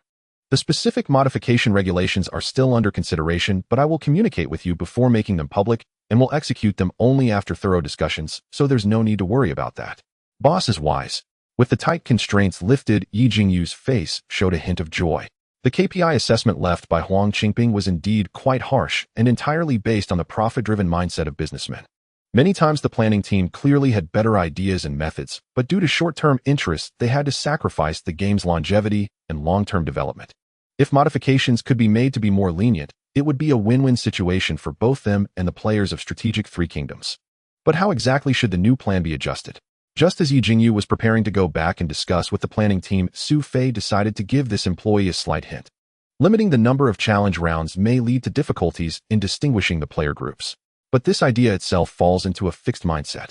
Why must there be a clear distinction of first, second, third, fourth, and fifth? Yi Jingyu was taken aback for a moment, instinctively wanting to speak, but soon realized something, and his body trembled slightly. No clear rankings. Could it be? Seeing that Yi Jingyu had already thought of something, Su Fei smiled and said, "Our game will not follow the old path of enticing players to compare themselves and provoking conflicts between players to stimulate consumption. Therefore, there's no need to insist on distinguishing a first and second place. It suffices to reflect the strength differences among players. To illustrate, we could divide the original ranking rewards into several tiers, such as the top 1 to 3, and 10 of all players on the server. This way, the player's competitive mindset will be greatly reduced, and the drawbacks of limiting adjustment rounds will be largely mitigated. Yi Jingyu admired, Su Zong is brilliant. This modification should gain the approval of most players. However, without specific rankings to stimulate them, the consumption desires of paying players may decrease. How should the studio compensate for the reduced income? It's simple. We can't use the previous coercive methods. We can try to develop new paid content allowing players to choose freely and even willingly spend money. Or we could adjust the monetization setup a bit. Su Fei provided an answer based on his reflections and insights from when he was a planner. New paid content. Yi Jingyu looked puzzled. In today's highly developed gaming market, traditional monetization points have almost all been thoroughly explored. Just this hint alone wasn't enough for Yi Jingyu to immediately think of a solution. Su Fei was not surprised by this. After all, the existing monetization model for browser games has been refined over many years by countless game developers, during which many games have failed. If Yi Jingyu could casually come up with a new monetization point, that would indeed surprise him. Therefore, Su Fei didn't keep him guessing, directly stating, I have an idea to create brand new card designs for gold generals and even hire voice actors for voice packs. Card designs. Voice actors. Yi Jingyu scratched his head and asked, can new card designs provide a significant attribute boost for the generals? No. Su Fei said, they are merely for aesthetics like costumes in traditional online games. Or they might add very little attributes that won't affect game balance. Just for aesthetics. Will players be willing to spend on that? Yi Jingyu looked quite skeptical. Unless we sell them at a lower price, adopting a low-margin, high-volume strategy, maybe some people would buy. However, Su Fei didn't think so. He shook his head and explained, the player base of Strategic Three Kingdoms should mostly be male. If we present a set of charming and alluring card designs for the female generals along with exclusive voice packs, do you think they won't be tempted? In my opinion, at least a set should start at several tens of yuan, especially exquisite ones starting at 100. This is also the case with the Three Kingdoms theme game, as historical female generals have prototypes and should not be randomly created. Otherwise, Su Fei wouldn't just stop at creating new card designs and voice packs. He even considered referencing some games from Region 11 to implement favorability and covenant systems. Letting players pay for love is much more sophisticated than coercing them into spending. But Yi Jingyu clearly didn't know that Su Fei had even more advanced ideas. It's just the concept of new card designs and voice packs had already left him wide-eyed. Starting at 100, those holiday costumes in traditional online games that have decent attribute boosts sell for about that price, right? And they come with a bunch of random consumables.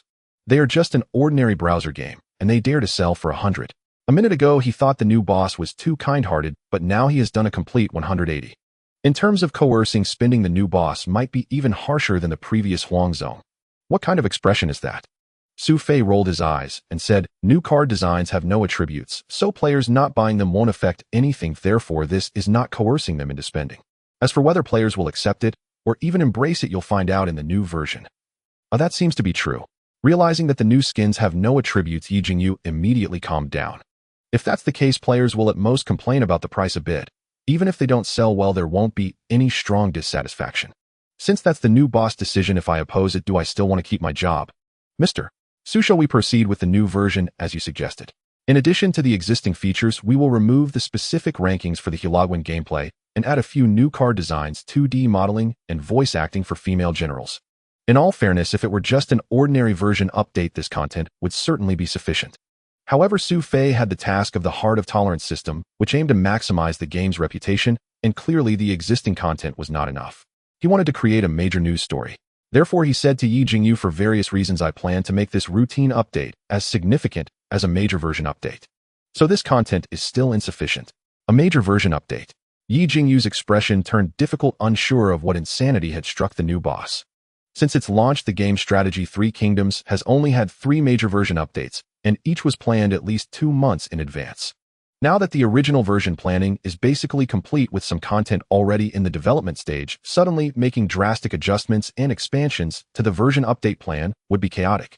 Su Fei immediately noticed Yi Jingyu's concerns and difficulties, saying, don't worry, I have already considered everything that will be newly added. You just need to implement it. This statement surprised Yi Jingyu and left him somewhat incredulous. He thought for a moment and said, please guide me, Mr. Su. Su Fei raised 3 fingers. I plan to add a total of 2 new buildings and 1 new gameplay. So many. Yi Jingyu was taken aback and quickly said, Mr. Su, may I invite the chief planner Wang Tao to join us for the discussion? There was no objection to this. Soon Assistant Lu brought out the somewhat confused Wang Tao. After briefly explaining to Wang Tao, Su Fei officially introduced his concept for the new building. The first building I plan to add is called Songbin Cave. Similar to a post station, this is also a functional building. After players construct the Songbin Cave, they can hide a certain number of soldiers within it. The hidden troops will not be detectable by enemy reconnaissance, and players can freely decide whether to allow the troops inside the Songbin Cave to participate in defensive battles. When players are in a disadvantaged position, they can hide their trained soldiers inside, ensuring that even if the city is breached by the enemy, the troops within the Songbin Cave will not suffer losses. If players are confident in their strength, they can also employ an empty city strategy, feigning weakness and setting the soldiers in the Songbin Cave to automatically engage in defensive battles, luring other players to attack.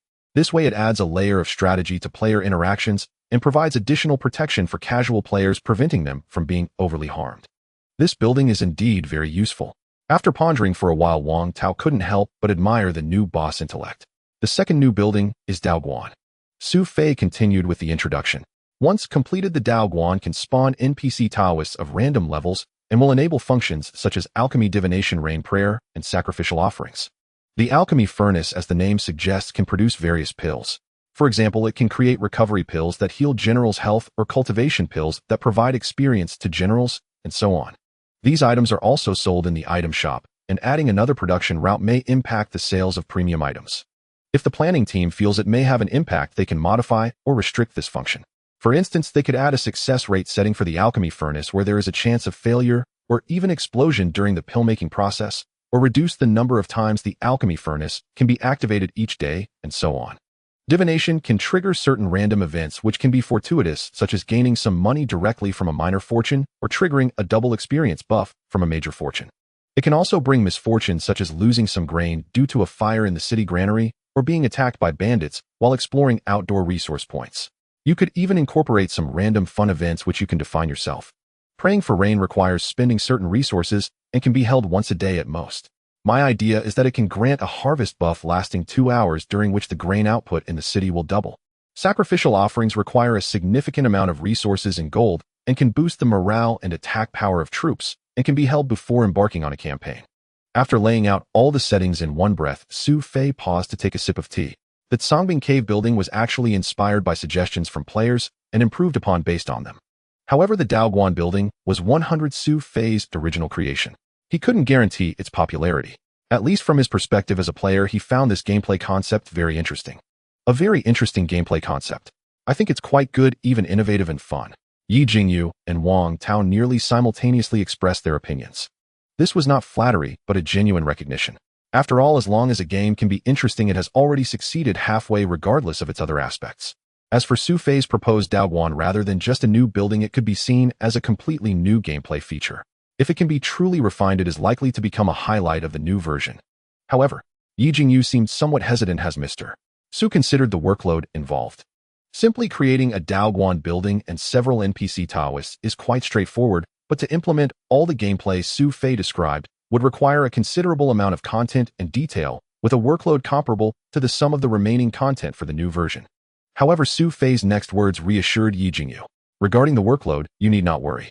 I have decided to halt the Drunken Journey to the West project, but the new project is still in preparation and will not be launched for now. During this period, all the staff originally assigned to the Drunken Journey to the West project can be temporarily borrowed. Currently in the Kuyu studio, aside from the doomed project of Dark Angel, there are only Strategy 3 Kingdoms and the newly started Drunken Journey to the West. Su Fei's statement essentially meant that the entire studio's manpower could be focused on the new version of Strategy 3 Kingdoms. If that's the case, then it won't be a problem. Still feeling somewhat uneasy, Yi Jingyu quickly added, at worst we can delay the launch of the new version by a few days. Since you all find it acceptable, then it's settled. After finalizing the two new structures, the armory and the Taoist temple, Su Fei began to discuss the final new gameplay. In his mind, the armory was merely an afterthought, his original Taoist temple only a pre-meal dessert, while the new gameplay he was about to unveil was the true feast.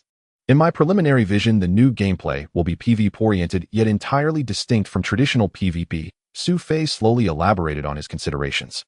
Specifically, in the Three Kingdoms general arena of Strategy 3 Kingdoms, although battles require consideration of lineup counters, it ultimately boils down to individual player combat strength.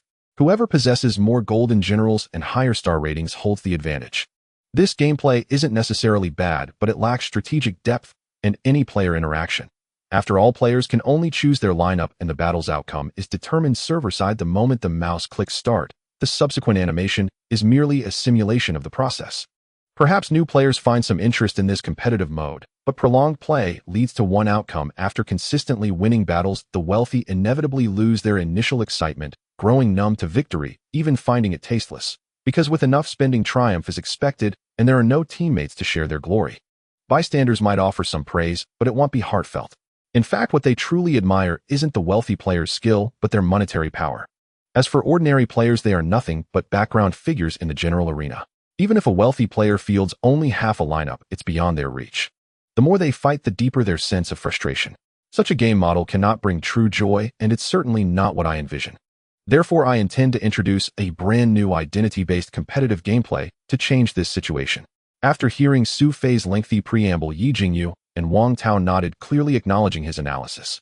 Yet this situation had persisted for a long time, and some domestic game developers were not unaware of it, but they struggled to find a solution. Yi Jingyu couldn't help but ask, "So what exactly is this new gameplay you've conceived, President Su?" Su Fei didn't answer directly, but instead posed a seemingly unrelated question. Are you familiar with foreign board games? For instance, Magic the Gathering or Werewolf? Yi Jingyu and Wang Tao exchanged glances, both somewhat baffled. They were discussing new gameplay. How did it suddenly veer into board games? After a moment's hesitation, Wang Tao whispered, "I haven't really paid much attention. Does the domestic game Do Di Zhu count?" Do Di Zhu. Su Fei felt a sudden urge to laugh and cry. He barely managed to control his expression. Do Di Zhu barely qualifies. Anyway, the identity-based competitive gameplay I envision is derived from similar board games. Seeing Yi Jingyu listening intently, he continued, "The new gameplay, depending on difficulty, will feature 5-player and 8-player modes, and if necessary, an honor versus own duel mode can be added. In the 5-player and 8-player modes, each player will have an identity and can choose one of their own generals. The currently set identities include Lord, Loyalist, Rebel, and Traitor. In the standard 5-player mode, there are 2 rebels and one of each other identity. In the 8-player military contest mode, the Lord and Traitor remain one each with 2 Loyalists and 4 rebels. Alternatively, with 3 rebels, it becomes a dual traitor game, increasing the difficulty. At the start, the Lord's identity is revealed, while the other 3 identities remain hidden. The Lord and Loyalists must find and eliminate all Rebel and Traitor players to achieve victory. The Rebels must eliminate all players of other identities to win. The Traitor must first assist the Lord and Loyalists in eliminating all Rebels, then finally defeat the Lord to claim victory.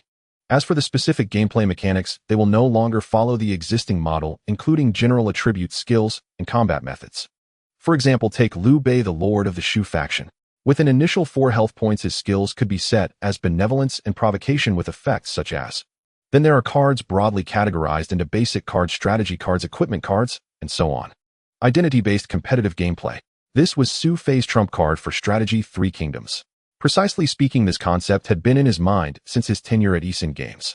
Initially, it was intended for swordsman Jiang Hu with identity titles, not as Lord, Traitor, Rebel, and Loyalist, but as chivalrous hero, blade wielder, assassin, and guardian.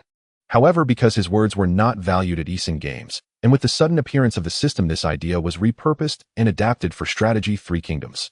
His decision to include this gameplay was well considered. First, although Strategy 3 Kingdoms inherited the farming, troop raising, and city attacking mechanics of similar browser games, it also featured general card collection and an arena mode. These general cards perfectly aligned with Su Fei's envisioned gameplay. On the other hand, the existing mechanics of Strategy 3 Kingdoms already sufficiently stimulated player conflict, and spending reinforcing this aspect would only be counterproductive. Instead, the semi-casual, semi-puzzle identity-based gameplay could serve as an effective supplement. With the common theme of the 3 Kingdoms, the addition of the new gameplay wouldn't feel too abrupt. Another point was that implementing this identity gameplay programmatically was straightforward. Leveraging the Strategy 3 Kingdoms platform, the update package could be kept very small.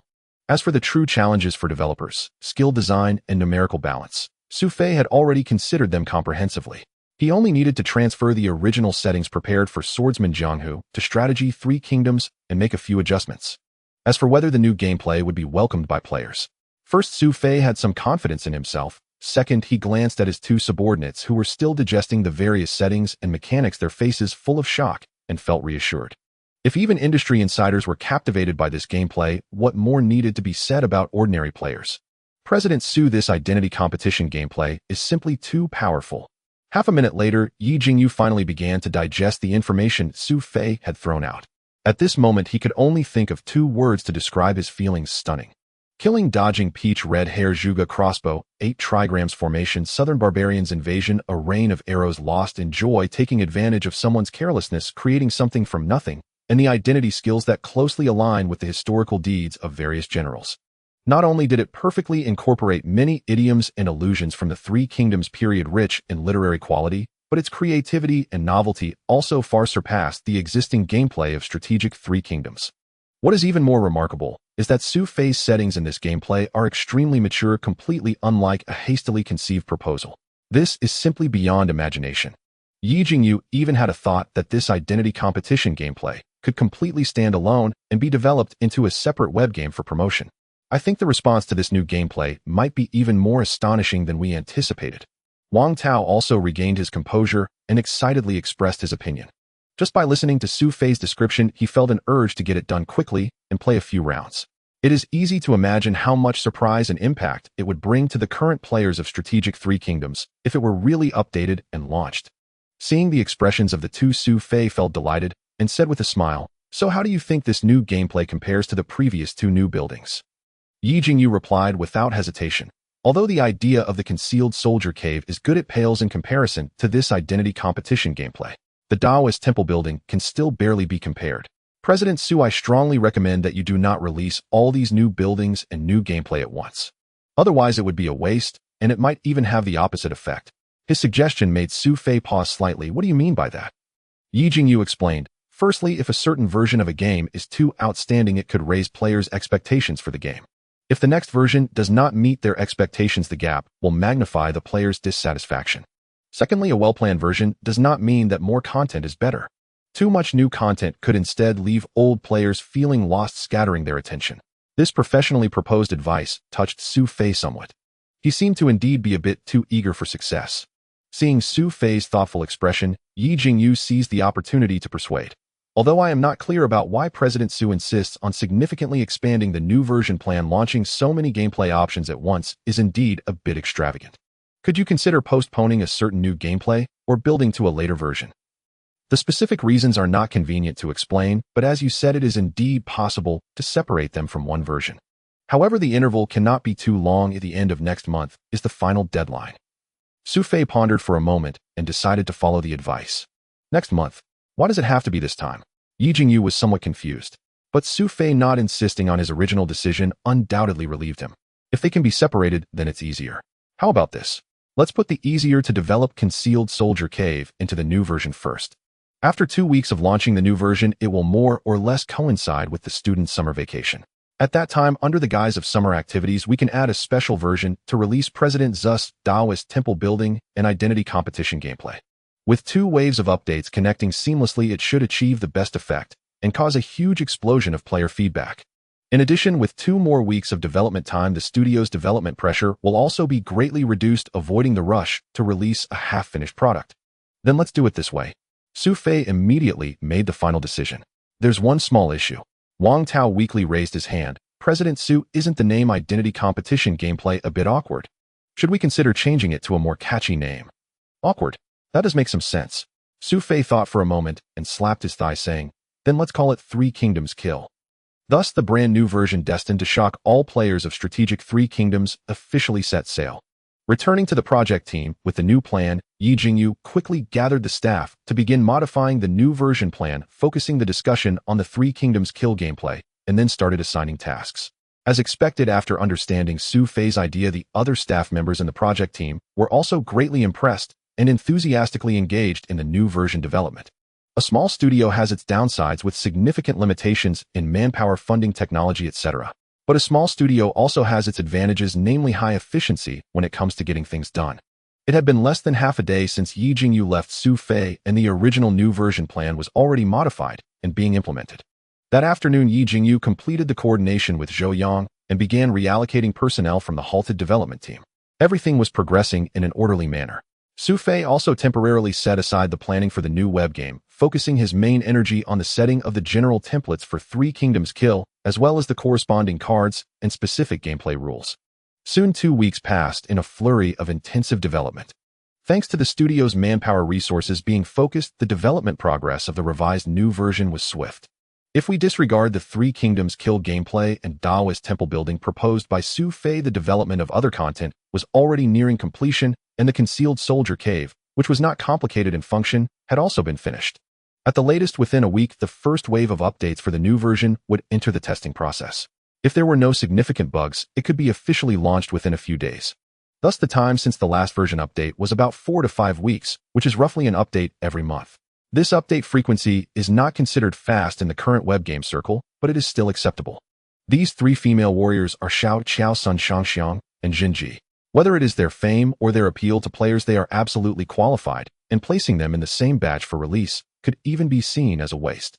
However, Yi Jingyu's reasoning is quite understandable. Fearing that players might not accept such a card-selling approach, he decided to start with a big bang. Yet many times putting in earnest effort does not guarantee a satisfactory outcome.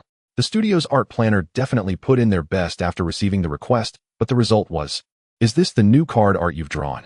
Su Fei glanced at the new card art for a moment, feeling somewhat disappointed. How should he put it? Although the art was very revealing and the female warriors' poses and demeanor were quite charming, it perfectly inherited the traditional MMORPG's excessive style. The impression it gives off can be summed up in 2 words: greasy. And it lacks distinctive features. At first glance, it might seem exquisite, but the more one looks at it, the less interest it evokes.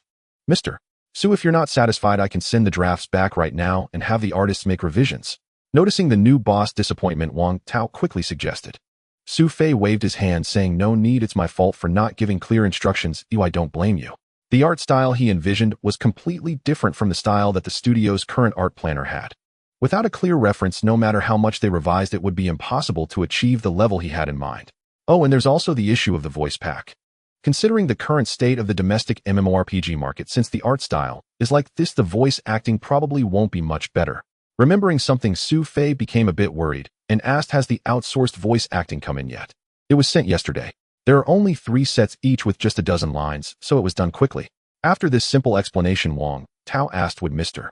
Su like to listen to it?" Seeing Su Fei nod, Wang Tao opened the computer and quickly found the sent voice pack, randomly clicking on 2 lines from Zhang Jia's voice acting. "Ling Bo Wei Bu Luo Wa Sheng Chun. As if veiled by light, clouds beneath the moon." Listening to it, the voice belonged to a relatively young female, and while the voice was quite decent, her enunciation was overly precise, giving off a feeling of a broadcasting tone. Su Fei frowned, prompting Wang Tao to click on a few lines of Xiao Qiao's voice acting. "Hua Rong Yu Miao Nen Zi Qi. Ying Ying Yi Xiao Jiao Hua Zhao Shui. The wish of this life is to grow old with you." This time it seemed like a different voice actor was used. The voice sounded a bit younger, but it still lacked emotion and was read in a stiff manner. Su Fei sighed and asked Wang Tao, "Who did you hire for these voice acts?" Wang Tao didn't expect Su Fei to be unhappy with the voice acting as well, and felt somewhat wronged, explaining, "Our studio in Nandu usually hires female college students from Nandu University. They have a professional background and are still students, so the fees are low." "I see." Su Fei understood and waved his hand again, signaling Wang Tao to stop explaining. The issue of Chinese voice acting for games has always been a tough nut to crack. When Su Fei was in charge of the game Sword and Saber, Jianghu, the voice acting was probably worse than that of Strategy 3 Kingdoms.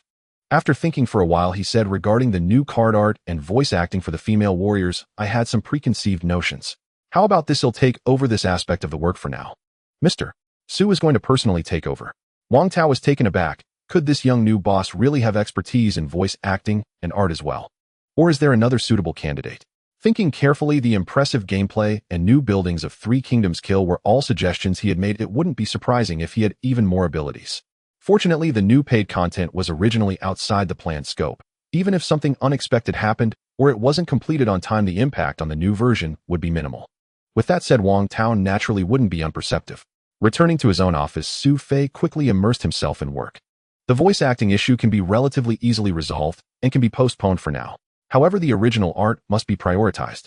Opening Weibo, Su Fei clicked on his following list and found an artist named Wu by Shenghua. This artist's profile was confidential, revealing nothing. However, the avatar was that of a 2-dimensional cute girl resembling a character from a certain Japanese adult game.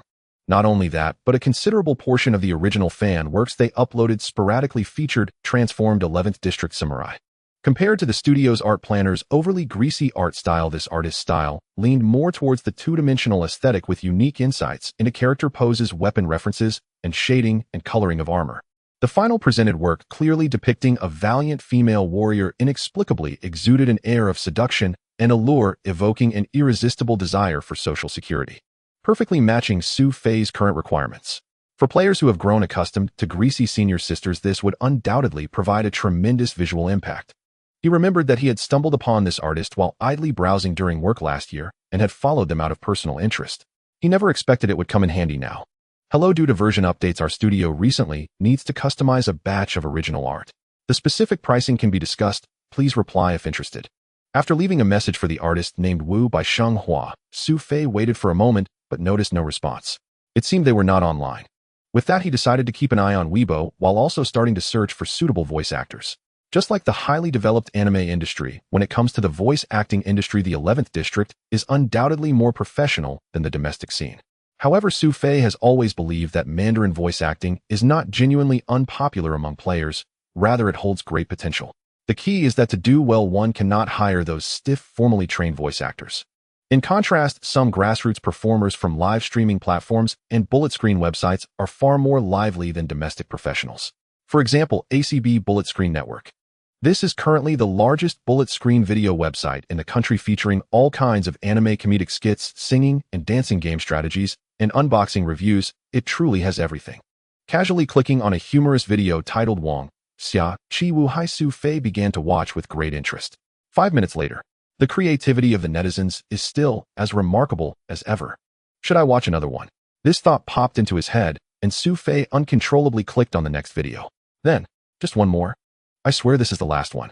And so he wasted 2 hours. No.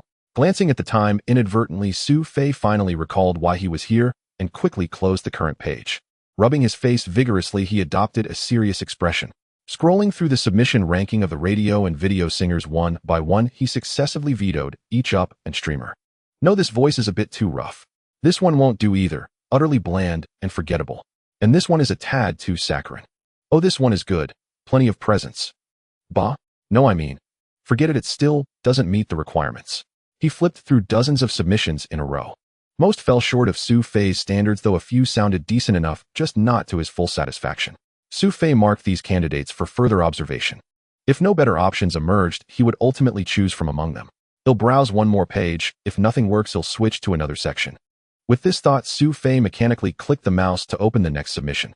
After a brief silence, a soothing melody began to play, and then a female voice, cool and clear with a hint of subtle allure, left him stunned. It was like an electric shock, an indescribable tingling sensation. This is it. The Luoha River goddess Shinji in Su Fei's mind should sound exactly like this.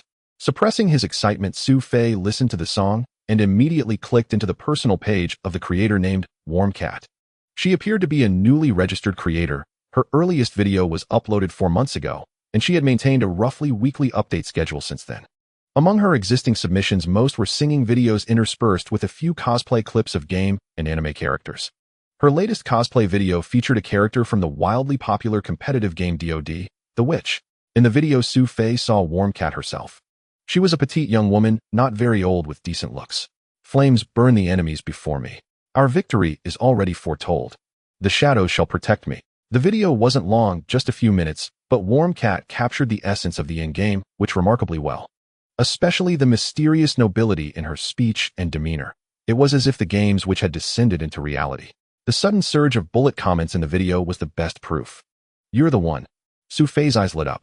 If the singing video had only convinced him of Warm Cat's suitable voice, this live-action cosplay video sealed his decision entirely. Once the dubbing was complete, Su Fei could also ask her to help promote and rally her fans. It might even funnel more traffic back to the game. A win-win situation that the Kuyu studio would surely not regret. Perhaps fortune had turned. Within less than 10 minutes, Su Fei found another suitable candidate.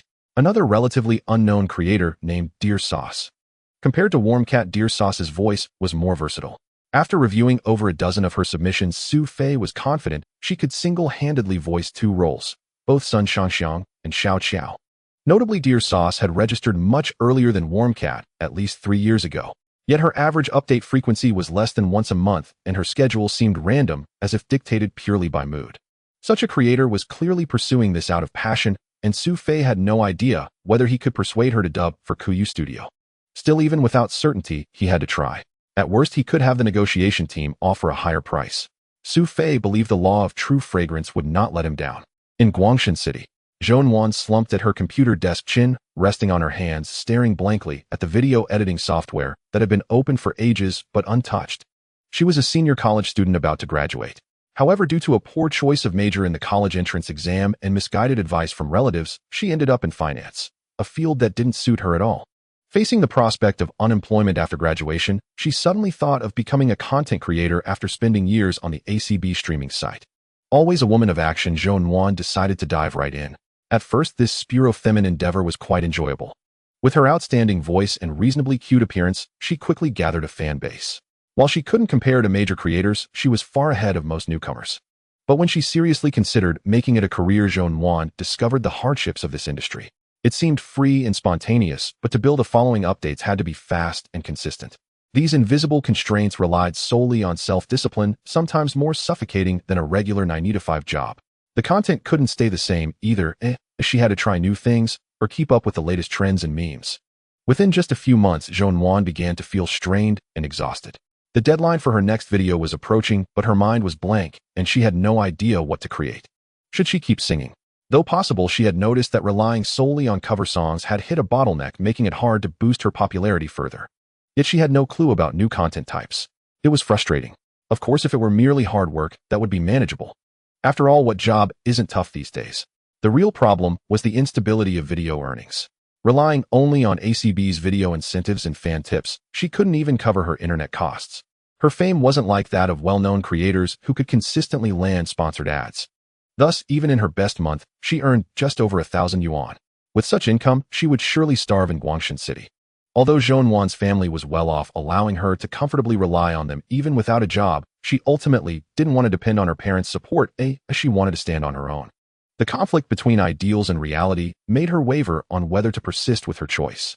But just as Zhou Wan subconsciously opened the ACB site, hoping to find inspiration and material from other videos, a new private message in her inbox left her stunned. Commercial collaboration. Dubbing for a game character. Could this be a scam? Zhou Wan glanced suspiciously at her follower count, then at this level 2 account claiming to be from some Kuyu studio, and hesitantly replied. Good news came one after another. First, the content creator, Nguyen Miao, promptly responded to Su Fei's invitation, expressing a willingness to take on the voice acting work. Next, Lu Zijiang, who was curious about the game voice acting, also sent a message indicating a desire to give it a try. As for the salary, the staff at Cool Game Studio quoted a figure, and Lu Zijiang agreed, without any symbolic bargaining. It was clear that they were merely motivated by interest and curiosity, not caring about the money at all. This helped Cool Game Studio slightly reduce their voice acting expenses. After a day and a half and increasingly impatient, Su Fei finally received a response from the artist Wu by Shenghua. Regarding commercial collaboration, I can basically accept. However, I am quite busy lately, and time is tight. If the quantity is small, I can think of a way.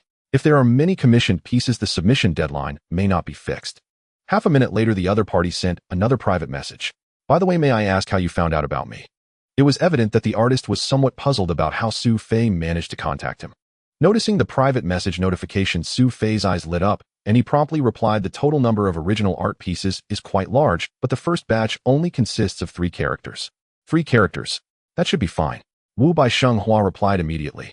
As for how I found out about you, I happened to see your artwork while browsing Weibo and thought it would fit our game, so I took the initiative to reach out. Wu Bai Shenghua sent a message. It seemed he wanted to express the sentiment, is that even possible? After a few seconds, he continued, this Weibo account is my personal one, and I haven't done any promotions. Finding me is quite an achievement. However, there is one thing I need to clarify in advance. I actually have a job, and your commission counts as side work. Time is tight, and there's a bit of risk involved, so the fee may not be cheap. Expensive fees. Su Fei didn't care about that at all. Unlike his former boss, Huang Qingping, who squeezed every cost to the limit. As long as the artwork is excellent, he doesn't mind paying a high price. After all, how can one strive for excellence without spending money? Once the price was settled easily, Su Fei submitted a brief requirements list. Zhenji Xiao, Xiao Sun Shangxiang. Glancing at the characters and general requirements on the list, Wu Bai Shenghua displayed strong confidence. Female generals from the 3 kingdoms, no wonder you came to me. Rest assured, this style of work is my forte, I guarantee you won't be disappointed. With the artist secured, the last piece of the new version puzzle was in place. As the deadline approached, all aspects of content development neared completion. First, the Breaking the Formation dungeon gameplay, along with the Tsang Bing Cave and post-station buildings, entered the testing process, followed by the voice packs for the 3 female generals provided by Nguyen Miao and Lu Zijiang. Wang Tao still had some doubts initially, but after hearing the voice acting of the 2 women, he concluded without needing to compare with the previous voice acting. He had to admit indeed Su Fei had found remarkable talent. 2 days later, Wu by Shanghua also sent the preliminary completed original artwork. According to the terms of the agreement, if Cool Game Studio was dissatisfied with these original pieces, they could request 1 major revision and 5 minor adjustments. However, after opening and viewing them, Su Fei immediately realized that this was the work he wanted. The top piece was Zhun Jis' new card art. The background was painted with a few strokes in an ink wash style, depicting the banks of the Luo River, while the main subject was a graceful and ethereal beauty. She had a sculpted, exquisitely beautiful face, heroic eyes, and held a single-handed sword engraved with cloud patterns. A gentle breeze seemed to blow from nowhere, causing her hair to flutter lightly by her ears, creating a stunning scene reminiscent of a goddess from a dream. Her voluptuous curves and the long, beautiful legs revealed beneath the high-slit white skirt added a touch of allure and seduction to the scene. Next were Xiao Qiao and Sun Shangxiang. Compared to Zhun Jis' elegance, Xiao Qiao's character was more playful and cute, while Sun Shangxiang exuded a wild and charming aura. Awesome. New Waifu 3 confirmed. Several employees praised, their eyes almost popping out. Especially Yi Jingyu, who had previously expressed skepticism about Su Fei's claims regarding the new card art and voice packs. But if the artwork was of this standard, Su Fei's earlier boast about selling it for dozens or even hundreds of yuan didn't seem unreasonable anymore. Su Fei, where did you find such a master? Their art level is at least 2 tiers above the average of our studio. Even I can't compare. The studio's lead artist Yu Yuanshan asked humbly after admiring the artwork for a moment. In fact, the biggest gap wasn't in technique, but in the artist's unique style and concept. A simple gap in skill can be bridged through practice, but when it comes to the intangible aspects of artistic style, it's hard to improve through mere imitation. I found a talented artist on Weibo, Su Fei replied with a smile. I suspect he is a formal employee of some ACG industry company collaborating on outsourcing with an 11th district animation company. No wonder. Yu Yuanshan showed a look of realization, then murmured softly, if only we could bring such a master to our studio. I wish we could, but given our studio's current conditions it would be quite difficult. Su Fei said this, yet his heart was not particularly dejected. After all, with the system's assistance, who knows what the future holds? Perhaps one day, he would surprise Yu Yuanshan. At this moment, Yi Jingyu spoke up. Su Fei, since the original art and voice acting are in place, the new version is basically complete. Can we start the preheating for the new version? After all, it had been almost a month since their last update. Players in the forums and Tieba had been frequently complaining about boredom. The 5-channel partners had also sent messages in succession inquiring about and urging the progress of the new version. We can start now? Su Fei no longer hesitated, instructing the project team to begin coordinating with their partner companies. Shunwang Games. Wang Hong, an officer in the online game operations department, casually browsed the business reports delivered by his assistant, his expression not looking very favorable. Perhaps due to the increasingly fierce competition in the online gaming market and the significant diversion of players, coupled with the fact that their 2 main online games, Elf Century and Middle Ages 2, have passed their peak popularity, the total revenue and profit of Shunwang's online game division last month were somewhat disappointing. Although this so-called disappointment was merely a slight decline of less than 1 compared to last month's performance in the past few years, with the explosive growth of the player base in domestic online games, Shunwang's online game department had been experiencing rapid profit growth. Even a slight decline is a very ominous sign. This small piece of online game territory is becoming increasingly difficult to navigate. Putting down the report, Wang Hong couldn't help but sigh. After a moment, he muttered to himself, it seems that Shunwang needs to find the next hit online game. Creating a wildly popular online game requires the perfect timing, favorable conditions, and the right people. Even if they really developed one, it might not necessarily secure the agency rights for Shunwang. In this day and age, there are simply too many operators and platforms competing for a high-quality online game with potential for viral success. Wang Hong was well aware of this, and he was clearly just speaking casually without really placing all his hopes on the elusive hit game. To stabilize the performance, they still needed to work with the existing dozens of online games. The specific operational methods were simple. Wang Hong held 2 heavyweight online game recommendation slots on the Shunwang platform. In the past, these heavyweight recommendation slots were either given to new games with potential for viral success or sold for promotional fees.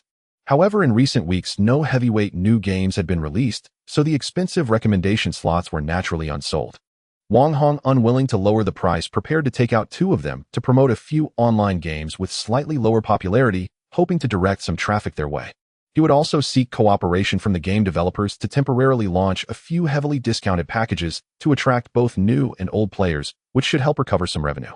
Some might wonder why Wang Hong and Shunwang Games would be so generous as to offer recommendation slots for free.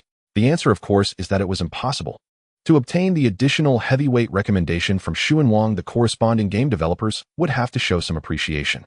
Either they would need to temporarily adjust the agency revenue-sharing ratio, or they would have to spend money. At most, Shunwang would offer an internal discount. Having made up his mind, he said to his assistant, which of our online games will be launching a new version in the next 1 to 2 weeks. The ones with the lowest popularity don't need to be mentioned. It has to be above 200,000 monthly revenue. The reason for looking for games with version updates was quite simple. If it's a stable version, most players who have a demand for spending would have already made their purchases. Only by launching a new version can there be new payment points and sufficient popularity to attract people. The male assistant beside him opened a folder and checked, reporting a total of 3 online games meet the criteria: My Manor, Holy Spirit Chronicles, and Legend of Gods and Demons. Oh, and there's another game, Strategy 3 Kingdoms, for which the developer just sent a message recently. Wang Hong recalled and confirmed it's the Strategy 3 Kingdoms developed by Kuyu Studio, right? I have some impression of it. When is their update scheduled? Tentatively for next Wednesday. I remember it's been a month since their last update, right? This update speed seems a bit slow. Wang Hong frowned. Kuyu Studio's version update frequency seems to have been relatively stable, but this time it is indeed a few days later than before. Oh, they mentioned in the update content that they temporarily added new buildings and paid packages, which caused a delay in progress. They added new paid packages. Hearing about something related to money, Wang Hong showed a bit of interest. Although he didn't think that the obscure small studio could produce anything remarkable, the fact that they could add content to an already set new version showed that the studio still had some ambition. Perhaps they could provide some support. He immediately told his assistant, then send me the update plans for these 4 online games. He'll study them carefully. After a while, knocking on the door, Lu Jiao walked in from outside. Su Zong, I have some news to report to you. Su Fei looked up, signaling her to go ahead. The new version's update plan and schedule have been discussed with 5 channel partners. Platforms like Itsu Games have indicated that there are no issues and will cooperate with the update. However, Wang Hong, the officer from Shunwang Games' online game operations department, called to say he is optimistic about our game's new version and is willing to give us a heavyweight recommendation slot. A heavyweight recommendation slot for us. Su Fei was taken aback. Her first reaction was not one of great joy, but rather, is such a good thing possible? Having worked in planning for several years, he understood very well the nature of these game platforms. They only act when there is profit to be gained. Moreover, Shunwang's platform is considered one of the big players in the industry, and a heavyweight recommendation slot's advertising fee starts at a minimum 6-digit cost calculated daily. And even then, it depends on the quality of the game. If the quality is too poor, even if they were paid extra, Shunwang would still be concerned about their public image and would not easily accept it. Neither Su Fei nor Kuyu Studio had any personal relationship with Wang Hong. How could this officer be so kind as to offer them a recommendation slot for free? What exactly did the other party say? Su Fei couldn't help but ask. Wang Hong stated that he could give us a quality recommendation position in the official evaluation team for the online game area. I know that recommendation position. It is quite a prominent spot on the upper left corner of the platform, and the effect should be quite good. However, the other party has put forward 2 requirements, and we can only get it if we fully agree. What 2 points? First, we need to launch several heavyweight paid activities after the new version goes live to boost revenue. Second, for the month in which the recommendation slot is used, they want to take an additional 50% from the original revenue sharing ratio, and the following month an additional 30%. 50%. Su Fei's face suddenly looked quite unfavorable. To be honest, these 2 conditions were not unexpected for him. If the ratio is not excessive, he could completely accept it. After all, a heavyweight recommendation slot is very significant for Strategy 3 Kingdoms, which is starting to decline in popularity, as it could bring in a batch of new players. Even if it requires temporarily sacrificing some profits, as long as it can enlarge the pie, it is acceptable. But 50% is simply too high. It is important to note that Kuyu Studio's joint operation agreement with Shunwang already allows the latter to take 70% of the profits. Now, taking an additional 50% from the remaining 30% means that 85% of the revenue from this recommendation slot would be siphoned off by Shunwang. It's like this: Wang Hong mentioned on the phone that the revenue share ratio is a bit high, but he provided 2 explanations. Firstly, our game has been online for a year, and the effectiveness of the recommended position is not as good as that of new games. Secondly, the agreement we signed is a joint distribution contract, not an exclusive agency. Their recommendation for our game is equivalent to helping our studio generate buzz for free, which can indirectly benefit from the other 4 agency platforms. How absurd! Su Fei exclaimed angrily. The recommended position from Shun Wang indeed helps strategic Three Kingdoms gain popularity, but can players who see the recommendation on the Shun Wang platform particularly run over to other game platforms to play the different channels' versions? In the end, isn't the meat just rotting in their own pot? Of course, nothing is absolute. There may be some players like that, but the number is definitely not many. Using this reason as an excuse is simply too clumsy. Lu Jia was not surprised by the new boss reaction. In fact, she also felt that Shun Wang's demands were excessive. So does Mr. Su mean to reject this cooperation? Or should we continue to negotiate with them? Su Fei hesitated for a few seconds, intending to refuse outright, but ultimately said, let's try to negotiate with them first. If they are unwilling to make concessions, we will refuse then. Despite being quite displeased with Shun Wang's demands and Wang Hong's high-handedness, it would be a pity to give up this cooperation just like that. However, moments later, Wang Hong called directly to Su Fei's office. Is this the new boss of Kuyu Studio, Mr. Su? Truly a young talent. The voice sounded very enthusiastic, but carried a trace of the insincerity unique to commercial flattery. Su Fei did not take the flattery seriously and calmly replied, Thank you for the compliment, Mr. Wang. Please speak your mind. It seems from Mr. Zu's tone that he is somewhat dissatisfied with our conditions, Wang Hong said with a forced smile. This is just business after all. One side demands a sky-high price, while the other side aims to pay at ground level. Isn't that normal? After a pause, noticing Su Fei did not respond, he felt somewhat awkward and continued, but I must say this prestigious recommended position is truly rare. If it weren't for Shun Wang's overall development considerations, it definitely wouldn't be offered so easily. An additional 5% cut is not high, especially since it will revert to normal in, at most, 2 months. By that time, with more players, your studio will still have much to gain. Wang Hong's words were interesting. Strategic Three Kingdoms is operated by your Shun Wang, and the more players there are, the first to benefit will be you. Regardless, taking an extra 5% is simply excessive. Either drop it to below 30% or cancel the additional cut next month, otherwise we will not consider cooperation. Su Fei spoke very firmly, leaving not a shred of room for negotiation. This made Wang Hong on the other end of the line somewhat infuriated, secretly cursing the stubbornness of the young man. He initially thought of hanging up the phone directly, but he also admitted in his heart that the new version of Strategic Three Kingdoms looked quite impressive. In comparison, the new versions of the other 3 games seemed rather mediocre. With the monthly revenue in hand, he decided to give Su Fei another chance.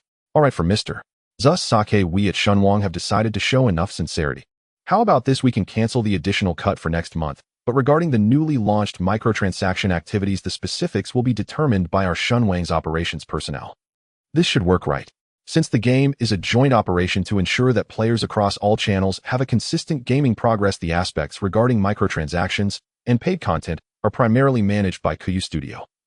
Although each channel server has the authority to conduct platform gift packages, recharge discount activities, and so on, the discount intensity and gift package content cannot exceed the contract provisions, and they must inform Kuyu Studio, the developer, in advance. Wang Hong's request at this moment was clearly an attempt to exploit the situation, launching a significant amount of gift packages at once to maximize short-term profits. Su Fei was no fool. He almost immediately discerned the other party's true intentions. Although Strategic Three Kingdoms was not his game since he had taken over, Su Fei could not tolerate the partner's irresponsible behavior. He unhesitatingly rejected, saying, Sorry, Mr. Wang, we also cannot accept this condition. If we open the microtransaction activities permissions to Shun Wang, the other 4 platforms will inevitably follow suit. Once there are discrepancies in the gaming progress of players across channels, we won't be able to maintain normal game updates. We cannot possibly develop 5 different versions for 5 different channel servers, can we? The second rejection infuriated Wang Hong. As Su Fei's words fell, he snorted, Oh, then let it be this way, and then abruptly hung up the phone.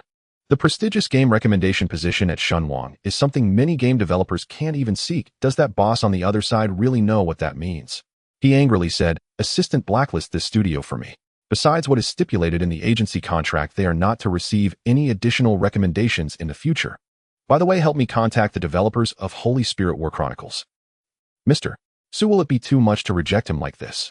Lu Jia could sense that the operations specialist from Shun Wang was genuinely a bit angry. The games from Kuyu Studio might not receive favorable treatment there in the future. It's nothing, we weren't really begging him in the first place. Su Fei waved his hand dismissively. This is the advantage of joint operations. There's no need to worry about being constrained by a single entity. Without Butcher Zhang, we can still eat the pig without hair. However, despite saying this, Su Fei still felt somewhat concerned in his heart. The strength of Shunwang and Ichi platforms is the strongest among the 5 agencies. The agency shares from either of the two can match the total of the remaining 3 channels. But there's no way around it. Wang Hong's conditions were indeed somewhat excessive.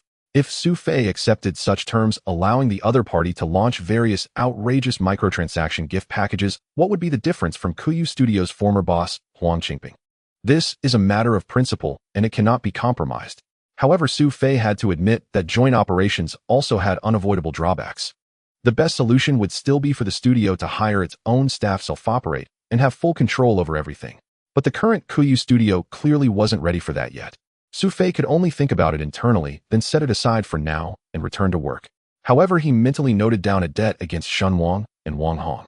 If the other party doesn't engage in any underhanded tactics in the future, then fine. But if they truly intend to target Kuyu Studio, then let them wait and see. One day they will surely regret it. Although the good news from Shunwang turned into bad news, only Su Fei and assistant Lu Jiao were aware of it, so it did not affect the mood of the ordinary employees. With the promotional build-up from various platforms, the attention of the players in the strategy 3 Kingdoms was gradually drawn to the new version. Just as they were curiously discussing the new buildings and the rules adjustments for the Tiger Pass gameplay mentioned in the promotion, the final Mount Skill Book synthesis system also passed the testing process. As soon as the program packages them, they can be sent to the partners, and the official update will go live. Finally done. Inside the studio, the employees who could finally relax erupted into scattered cheers and celebrations. Some people stretched lazily and said, "The new card art is really beautiful, but makes me want to spend some money. I just wonder if the price of 49 yuan per set that team leader Yi and the others finally decided on will be acceptable to players. It's hard to say. I still think it's a bit expensive, especially since this thing hardly adds any attributes. I hope the players will like it." Looking at the employees' quiet discussions, Su Fei smiled slightly and announced loudly, "To celebrate the launch of the new version tomorrow, the studio will have an afternoon off today, and all employees can leave work early. Additionally, there will be a team-building activity at 6 p.m. We will have a group dinner, my treat." The initially lax and lazy atmosphere instantly became much more enthusiastic. "A dinner? Huh. I was just thinking about whether to eat something good for lunch. Now I can save it. Dinner. Though I don't really want to go, I can tolerate it for the sake of the half-day off. Be grateful. What's better than when General Huang used to hold team-building events on purpose during our days off? Moreover, this is the first time Su has organized a dinner. How could you not give him face?" Many employees enthusiastically discussed the evening's activity, and even those not interested in the dinner couldn't help but smile upon hearing about the half-day off in the afternoon. The new arrival Su Fei truly has a good heart. Witnessing this scene, Su Fei felt extremely pleased. After reminding Ling Shui to send the packaged update to each platform in advance, he leisurely left. He greatly enjoyed the cheers and excitement of the employees at that moment. They radiated a long-lost vitality and energy. Su Fei's first team-building dinner upon taking over the Kuyu studio was set at a well-known buffet restaurant called Xiaoka Barbecue near the Pearl Building. Although the specialty is barbecue, the buffet offers a wide variety of food from various meats to seafood and desserts, all available in unlimited supply. At the price of 158 yuan per person, there won't be any expensive dishes, but the fresh ingredients and exquisite cooking skills more than compensate for this, making it one of the most cost-effective restaurants nearby. If these were merely satisfactory to the employees, then another initiative by Su Fei endeared him even more to them. After each grabbing some ingredients, the employees habitually sat in rows preparing for the usual speech segment from the boss. Especially since this time Su is new, it's possible his speech will be longer than the previous General Huang's. Then there might be awkward team icebreakers and employee motivation segments followed by toasting. At least 2 rounds, there might even be 3 or 4. Many experienced employees had already taken some snacks and desserts in advance, preparing to fill their stomachs before these segments began. However, Su Fei's speech after taking his seat was surprisingly succinct. "I know what everyone dislikes the most, so I only have 3 sentences to say. First, thank you all for your hard work over the past 2 weeks. Eat well, drink well. Second, the new version we have completed can only be considered an appetizer. The main course is still to come. I hope everyone can continue to work hard this coming week to ensure the quality and quantity of the 3 Kingdoms kill gameplay. Third, there will be no toasting segment. If you want to drink, feel free, but no one is allowed to toast as long as you don't get drunk and come late to work tomorrow. That's fine. Alright, speech over, let's eat." To avoid making the employees think it was just politeness after speaking, Su Fei picked up a piece of grilled lamb and led the way in eating. Long live President Su. Tears in my eyes, this is what team building is all about. What we had before was nothing. This really speaks to my heart. The employees could no longer restrain themselves, erupting into applause. The enthusiastic atmosphere even drew the attention of diners at nearby tables who almost thought this side was involved in a pyramid scheme. Soon under Su Fei's lead, several tables of employees began to indulge in their feasting. Lu Jia, watching this scene, frowned slightly, but strangely felt no aversion. On the contrary, she truly felt a sense of relaxation from these colleagues. And during the previous dinner led by Huang Qingping, the employees had never shown such enthusiasm. Some even preferred to take leave rather than attend. Was General Huang's chosen dining place of lower quality than Shaoka Barbecue? But is there really that much difference between the 98 yuan and 158 yuan levels? Or is it that everyone really cares about this bit of money? Perhaps, as President Su said, he is not a businessman. The next morning, affected by last night's dinner, the employees appeared somewhat out of sorts, but everyone was attentive and nobody was late. As the time approached 10 a.m., the initially relaxed atmosphere gradually became tense. This was because the new version's update time was set between 9 and 10 in the morning. Although the employees had done their best to prepare and had a certain confidence in the new version, they were still uncertain whether it would be welcomed by the players. After all, there are far too many instances in the industry where the development team thinks it's good, but the players do not agree. In this situation, Su Fei, who rarely arrived late since taking over the studio, noticed the employees' unease and paused slightly, without saying much. He had anticipated this, which was why he organized a team-building event the day before the new version's launch. Otherwise, if the new version was released and the response was not as good as expected, would the ordinary employees still feel comfortable eating openly in front of the boss, who wouldn't be afraid of being seen as heartless? Of course, if the new version received an unexpectedly positive response, Su Fei wouldn't mind organizing another celebration over the weekend. As for whether the employees could enjoy it, that would depend on the forthcoming results. At this moment, players, eagerly waiting for the launch of Strategy 3 Kingdoms, were also discussing the upcoming new version. Due to the existence of 5 different channel servers, players rarely discussed on their respective platform forums, making Qian Du Tiaba their first choice. The new version is finally coming a full week later than usual. Sofa. I will definitely be the first player to reach level 140. I will post to prove it. By the way, what new features does the new version have? Is there an 18cm brother who can share? Aren't you looking at the update announcement upstairs? Why bother looking at that? Just charge in and fight once the server opens. I'm 18cm, let me tell you. New buildings include the post station and the hidden soldiers cave, new gameplay with the breakthrough dungeon, new generals Gan Ning and Zhou Tai, and finally adjustments to the Tiger Pass gameplay. A new general. Does that mean I have to start grinding in the tavern again after finally collecting everything? Pretty much it's just a way to keep giving you new goals, so you won't be left with nothing to do. They mentioned a bit less. This update also released packages for Sun Shangxiang Jinji and Xiao Qiao. What does that mean? Haven't these 3 female generals already been released? They have, but it seems like they are changing to new card designs and adding voice packs, just like outfits in the PC version. Damn, are they going to sell outfits in browser games too? How desperate is the official team for money? Anyway, I'm not planning to buy anything. Whether it's outfits or not doesn't matter. The key issue is the adjustment of the gameplay in Hulaguan. I saw the official announcement released early. It seems the adjusted gameplay can significantly reduce the burden and the competition isn't as fierce as before, right? What are you laughing at? I recalled something funny. What funny thing? The guy above said that the planners of the strategy game will ease the burden on players. Continue below. Covering mouth.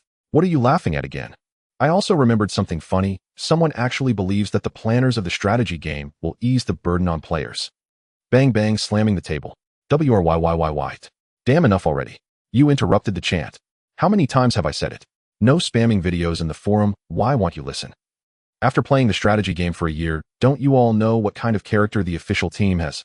I'll say it here, even if the official changes the gameplay, and it looks like the burden is eased, it will definitely lead to more pay-to-win schemes. If there are no other hidden changes, I will stream myself in women's clothing doing a handstand in front of a fan. Damn, the guy upstairs is a wolf. The one above is indeed impressive. But U1S1A, just from the update announcement, it seems the official team has indeed had a conscience. They should be careful about setting up too many flags. Hopefully that's the case. Amidst various trivial experiences, the time came to 10 a.m. The E2 platform responded a bit quicker and opened the server half a minute early. The other game platforms quickly followed suit and almost opened their servers simultaneously. The players who were still spamming in the forum rushed in immediately. In the backend data of each platform, the number of online players began to soar, 100, 500, 1,000. Ding Chi was one of them. He was among those who graduated from university and faced unemployment. Later, with support from his family, he opened an online store on Tianyao. Due to average business, he had plenty of free time during the day and browser games which he could play at any time, while also being able to idle if business came and became his best way to pass the time. However, because of this Ding Chi's character, He Shixing was a standard free-to-play player and would never spend a cent in a strategy game.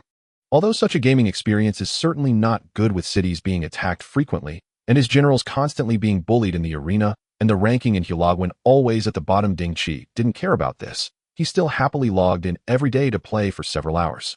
He opened the login interface, one-click login, closed the update announcement, entered the mailbox, claimed maintenance compensation, and deleted red emails. All in one go.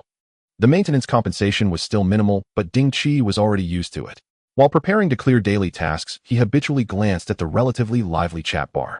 Haha, I just refreshed the tavern once, and found a silver general Gan Ning. The first Gan Ning in the entire server, how's that luck? I truly am the chosen one. Damn, the dog supporter upstairs is back again. You just opened the server and already got Gan Ning. That luck is ridiculous. Oh, eat my spear. You stinky seal, what are you showing off? Hulagwan has refreshed. Oh, let's all fight the boss Lu Bu. Hulagwan. Speaking of which, this update seems to have indeed adjusted the Hulagwan gameplay. Why not take a look? With the thought of giving it a try, Ding Chi swiped his finger and jumped into the Hulagwan interface. The generals blocking the way were nothing to say. Ding Chi knew how to fight, even with his eyes closed, and directly sent out his strongest main force. After easily passing through 5 levels and slaying 6 generals, he arrived at the final boss front. Immediately, the system popped up a new rules prompt after the gameplay revision. You can only challenge a maximum of 5 rounds. Ding Chi was taken aback. Did the official team really hear the players' voices and ease their burden? Although he felt that the scheming planners couldn't be so kind-hearted and must have dug a pit somewhere waiting for them, at least at this moment, seeing this prompt, Ding Chi let out a sigh of relief. Compared to the previous gameplay with no restrictions and all generals being able to participate, just this one rule modification could reduce at least 20 minutes of boring time. This means that the monotonous and torturous gameplay segment that was previously a grind will finally become history. And he kept refreshing and refreshing. After completing 5 consecutive rounds, the total damage was fixed at 485 million. This damage was about the same as what Ding Chi had dealt before and might even be slightly higher. Not bad, not bad. Only 5 rounds is comfortable. After glancing at the new damage value, Ding Chi was ready to leave satisfied. But just at that moment, he accidentally caught a glimpse of his ranking. Since the version had just been updated, most ordinary players wouldn't have played so early, so Ding Chi's ranking should be quite high at this moment. Based on his experience, at least the top 200 should be fine. He would have to wait until a few hours before the Hulagwan gameplay rewards were about to be settled for his ranking to drop rapidly. But today seemed a bit different. The area displaying the ranking no longer showed specific ranks, but instead a percentage. Damage ranking top 1 of the entire server. What is going on here?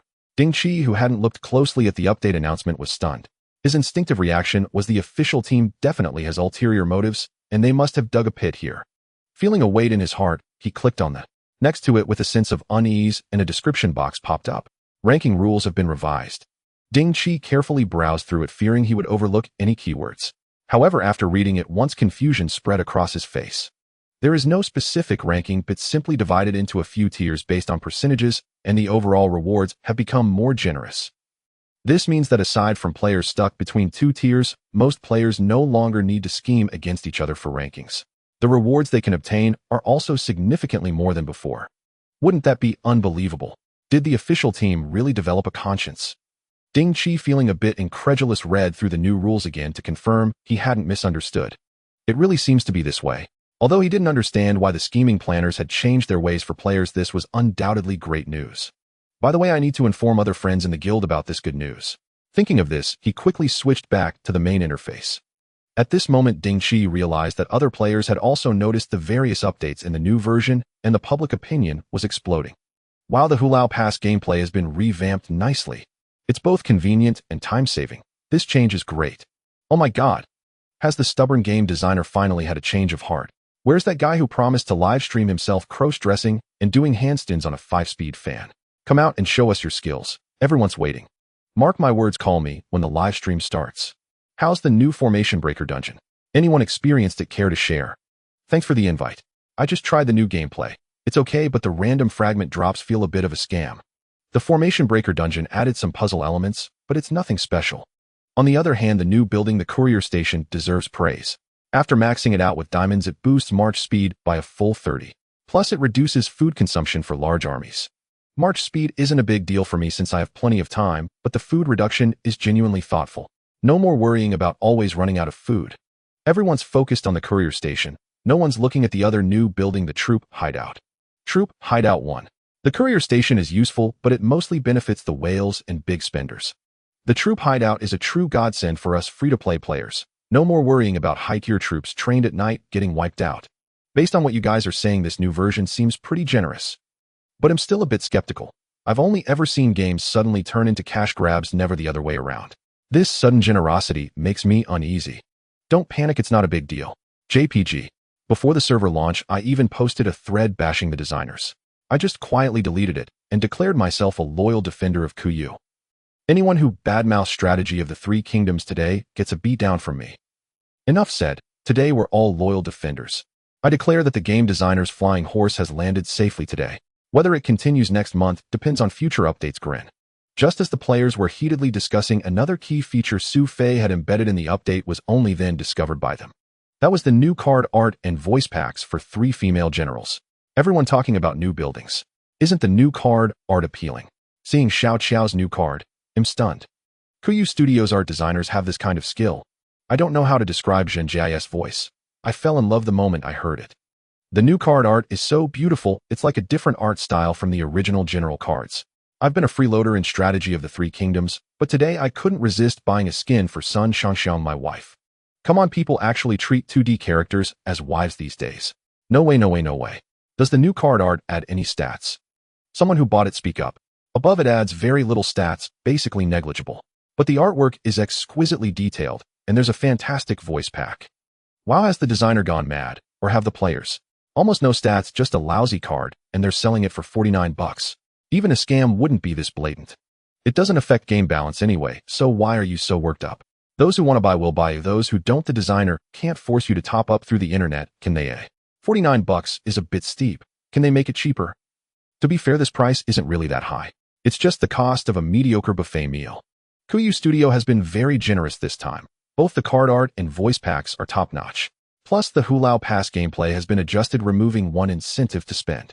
They're not running a charity, they need to make money, right? Cut them some slack. 49 bucks is expensive. That's less than what I spend on tavern runs every day. Here are 6 words for you. The heated debate over the paid new card art soon overshadowed other update content, even catching Ding Chi's attention. Is the new card art really that good? With a mix of curiosity and skepticism, he clicked into the in-game shop, which he hadn't visited in months, and found the gift pack section. Sure enough, 3 card packs marked with new appeared at the top. Below there was a highlighted note, original price 58 yuan, as celebrating the new version with a limited time first week discount. Damn, so 49 bucks is already the discounted price. Ding Chi couldn't help but mutter under his breath. At this rate, if the price returned to normal after a week, the 3 useless new card arts would cost nearly 180 yuan combined. This is robbery. Thankfully, they had almost no stats. Let the rich folks buy them if they want. I'm not buying any. Just as Ding Chi said this, his finger accidentally tapped on one of the gift packs, and suddenly a preview interface popped up. It was the petite and adorable Xiao Qiao, in a light green dress with a playful, charming smile. It was a completely different feel from all the previous generals. And the cute voice that accompanied the new card art instantly shattered Ding Chi's defenses. Almost immediately, he had a strong premonition. His wallet was probably doomed. It was lunchtime again. Since it was raining outside and he didn't want to go downstairs, Wang Jian decisively decided to order takeout for lunch. In rainy or snowy weather, delivery times usually get delayed. At best, it takes 30 to 40 minutes. At worst, over an hour is common. Forget it'll just log into site A to kill some time. With that thought, he deftly clicked on the pink app and logged into ACB Damica Network. He clicked on the feed section and saw a familiar content creator. Lucky me, they just updated half an hour ago. Delighted, he quickly hit play. Hey everyone, this is Lu Zijiang. For this submission, I've brought you a cover of Lu Kun's new song, The Keepsake Camera. At the end of the video, there's a little bonus Easter egg. Don't forget to check it out. An Easter egg. Wang Jian was pleasantly surprised and first posted a Damiku saying, Lu Zijiang is amazing. Then he decisively skipped to the 4-minute mark, planning to watch the Easter egg first, and then come back to listen to the song. And then he saw a stunningly beautiful girl. It seemed to be a card from some game. The girl in the image wielded a pair of twin blades, exuding a wild yet seductive aura. Accompanying the image was Lu Zijiang's voice acting for her. After just one line, Wang Jian was certain. This was a voice tone Lu Zijiang had never used before. Meanwhile, Damiku kept flooding across the top of the video, growing denser. 3 minutes. I need to know the name of the girl in Liu Zijiang's video. Liu Zijiang has finally learned to make sponsored content. Hooray. The art style gets a thumbs up. Please tell me what game this is. Seriously, if you don't need your glasses, give them to someone else. Didn't you see the subtitles at the bottom of the video? Noticing this, Damiku Wang Jiayan looked more carefully and realized there were indeed subtitles. However, Liu Zijiang's subtitle skills were quite poor. The text color blended with the background, and the font was small, making it easy to overlook if you weren't paying attention. Sun Shangxiang. Strategy of the Three Kingdoms. Suddenly intrigued by the game, Wang Jiayan watched the video, twice more, gave it a like, share, and subscribe, then decisively logged out of ACB's site. He opened his browser and searched for this browser game had never heard of.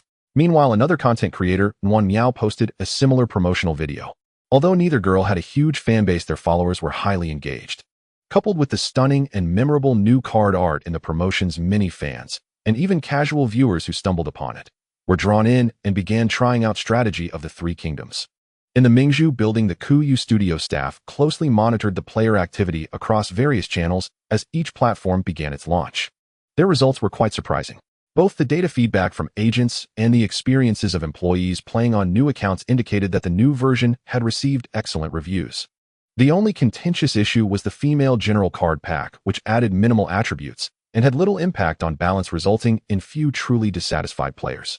The rapidly increasing recharge amounts spoke volumes. Almost every channel experienced a surge of enthusiastic spending. By noon, with several partners providing some minor recommendations along with promotional videos from 2UP hosts on ACB station, the long-absent game Strategy, Three Kingdoms welcomed a wave of new players. Although the number was not large, it was undoubtedly a good beginning. Feedback from various aspects invigorated the members of the Strategy Three Kingdoms project team. One by one, they intensified their efforts in developing the Daoist temple architecture and identity competitive gameplay. They were well aware that the content released earlier was only half of the entire version, and the real highlights lay ahead. Days passed in a flurry of intensive development, and by this time the impact of the new version had thoroughly fermented. A large number of players expressed their satisfaction with this version in-game on forums or in discussion boards. Su Fei even experienced a moment of illusion, thinking that if he had submitted the Compassionate Heart quest earlier, he might have been able to complete the additional challenges at a minimum. However, for once the system surprisingly provided a response. Only 37 of players were genuinely satisfied with the new version of Strategy Three Kingdoms. Su Fei was uncertain how the system derived this percentage, but if the data it provided was accurate, it meant that the true satisfaction rate barely exceeded 1/3. This inevitably led Su Fei to harbor some doubts, as feedback from various channels indicated that satisfied players made up an absolute majority. After much contemplation, he finally arrived at a possible answer. Firstly, many players who felt indifferent about the new version were unlikely to voice their opinions. Only those who were extremely satisfied or highly dissatisfied would actively speak out. Secondly, even if the feedback for the new version was good, it did not necessarily mean players were genuinely satisfied with the game content itself. The previous poor management during Huang Qingping's era made the new version seem particularly conscientious in comparison. If one disregarded this comparison and evaluated the new version's content purely, the player's satisfaction level might not be as high, often hovering around acceptable or not bad. Indeed, a game that has reached maturity cannot simply reverse its trajectory with ordinary updates. To truly elevate reputation and player satisfaction, a killer feature is still required. In this regard, the Daoist temple architecture and the Three Kingdoms killing gameplay undoubtedly represented the killer feature that Su Fei hoped for. With his personal assistance and promotion, the project team, which integrated all resources from Kuyu Studio, completed the Daoist temple architecture faster than anticipated. This architecture was relatively easy to develop, and the derived gameplay posed no technical difficulties. It mainly required filling in a large number of details and random events. In contrast, the development of the Three Kingdoms killing gameplay progressed much more slowly. A crucial point was how to perfectly integrate this gameplay into the existing webgame framework while minimizing resource usage. Fortunately, the studio had a technical expert, Zhou Yang, overseeing this aspect, which greatly contributed to the process. Additionally, since the Three Kingdoms killing gameplay was being launched, new paid items, such as command cards, identity cards, and luck cards, also needed to be released simultaneously. Daily quests, gameplay guidance, and a brand new identity competitive shop, among other things, also had to be rolled out all at once. Various aspects of content delayed the development timeline of this new gameplay. Had it not been for Su Fei having a relatively complete plan in place beforehand, promptly finalizing the gameplay rules cards, and the first batch of general templates, they would have needed several times more time to develop this gameplay. By mid-June, students in school began to welcome their long-awaited vacation, and with their exuberance, the online rates of major games saw a noticeable increase. At this moment, Kuyu Studio officially completed the beta version development of the Three Kingdoms killing gameplay and entered the testing phase. Let other employees temporarily put down their tasks, so as long as they are not particularly important, everyone should help the testing team. Su Fei instructed eagerly. Under his request, over 20 employees entered the testing server using internal accounts. Ling Shui also recruited a batch of volunteer players through partners, starting dozens of sessions for continuous testing. Although the general data and gameplay provided by Su Fei had been conceived for a long time, they were originally ported from another game designed for Sword and Lake. In a hurry, there were inevitably many imbalances. Additionally, the program itself might have bugs making strict testing an essential process. In fact, this was indeed the case. With the efforts of the testing team and the volunteer players, some unnoticed bugs and imbalances in skill data began to be discovered. The programming team submitted a bug: when Lord Liu Bei activates the provoke skill, he cannot use the Zhongba Snake Spear. There is also a problem on Table 7, where a player requests no fewer than 2 peaches, and Hua Tua's emergency rescue cannot use multiple red cards as peaches at the same time. When the network experiences fluctuations, there is a chance of card visibility issues upon reconnecting to the server, and sometimes the browser may even become unresponsive. Isn't Zhang Fei's skill a bit too overpowered, allowing him to ignore distance and kill infinitely? It's better to have some limits on points, right? Zhou Ye's scheme also seems overly strong, causing 2 opponents to lose health simultaneously after a successful activation. I have a player feedback that they cannot use Zhuge Liang's knife from the empty city to kill others. I wonder if that counts as a bug. In less than a week of intensive testing, dozens of problems, big and small, were discovered in succession. Among these, some were purely data imbalances, some had triggering conditions that were too stringent which the programmers had not anticipated, and some were due to the programmers' own issues coupled with tight deadlines leading to simple mistakes. Excluding the factors of unbalanced skills, most of the aforementioned bugs were not serious and did not significantly affect players' gaming experience. However, there were 2 bugs of a more severe nature that could potentially be maliciously exploited by players. After the programming team worked overtime to fix them, it was not until the morning of the 5th day that the testing employees and volunteers finally played for several hours without discovering new issues. It's basically ready. Having monitored the entire testing process and personally played several rounds at the end, Su Fei gave the version his approval. He understood that given the limited sample size of the studio's employees and volunteers, this new gameplay likely still harbored other undiscovered issues. However, as long as there were no glaringly severe bugs, it wouldn't hinder the version's normal launch. The studio only needed to promptly monitor player feedback on various platforms after the release and fix any problems as they arose. Then the latter half of the new version and the special summer event can debut. Big news. Strategy of the Three Kingdoms is updating again the day after tomorrow, introducing a new Taoist temple building and the Three Kingdoms kill gameplay. At the same time, there's a 7-day summer check-in event giving away a rare new spirit beast battle pet for free. Oh, is the thrilling check-in event coming again? Laughs. Really? Wasn't it always 1 update per month? It's only been 2 weeks since the last version.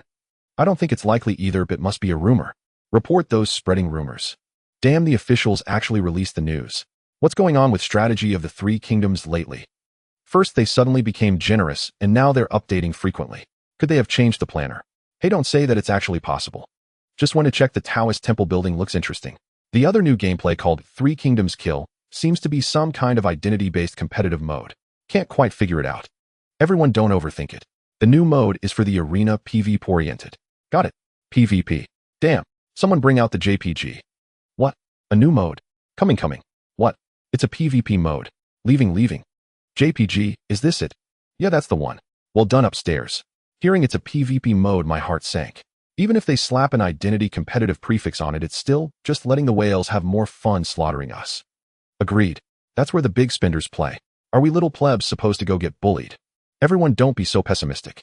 The last version was very generous. Maybe this time will be different from what you expect. Besides, the summer check-in rewards are pretty generous too. I actually have a tiny bit of hope for the officials.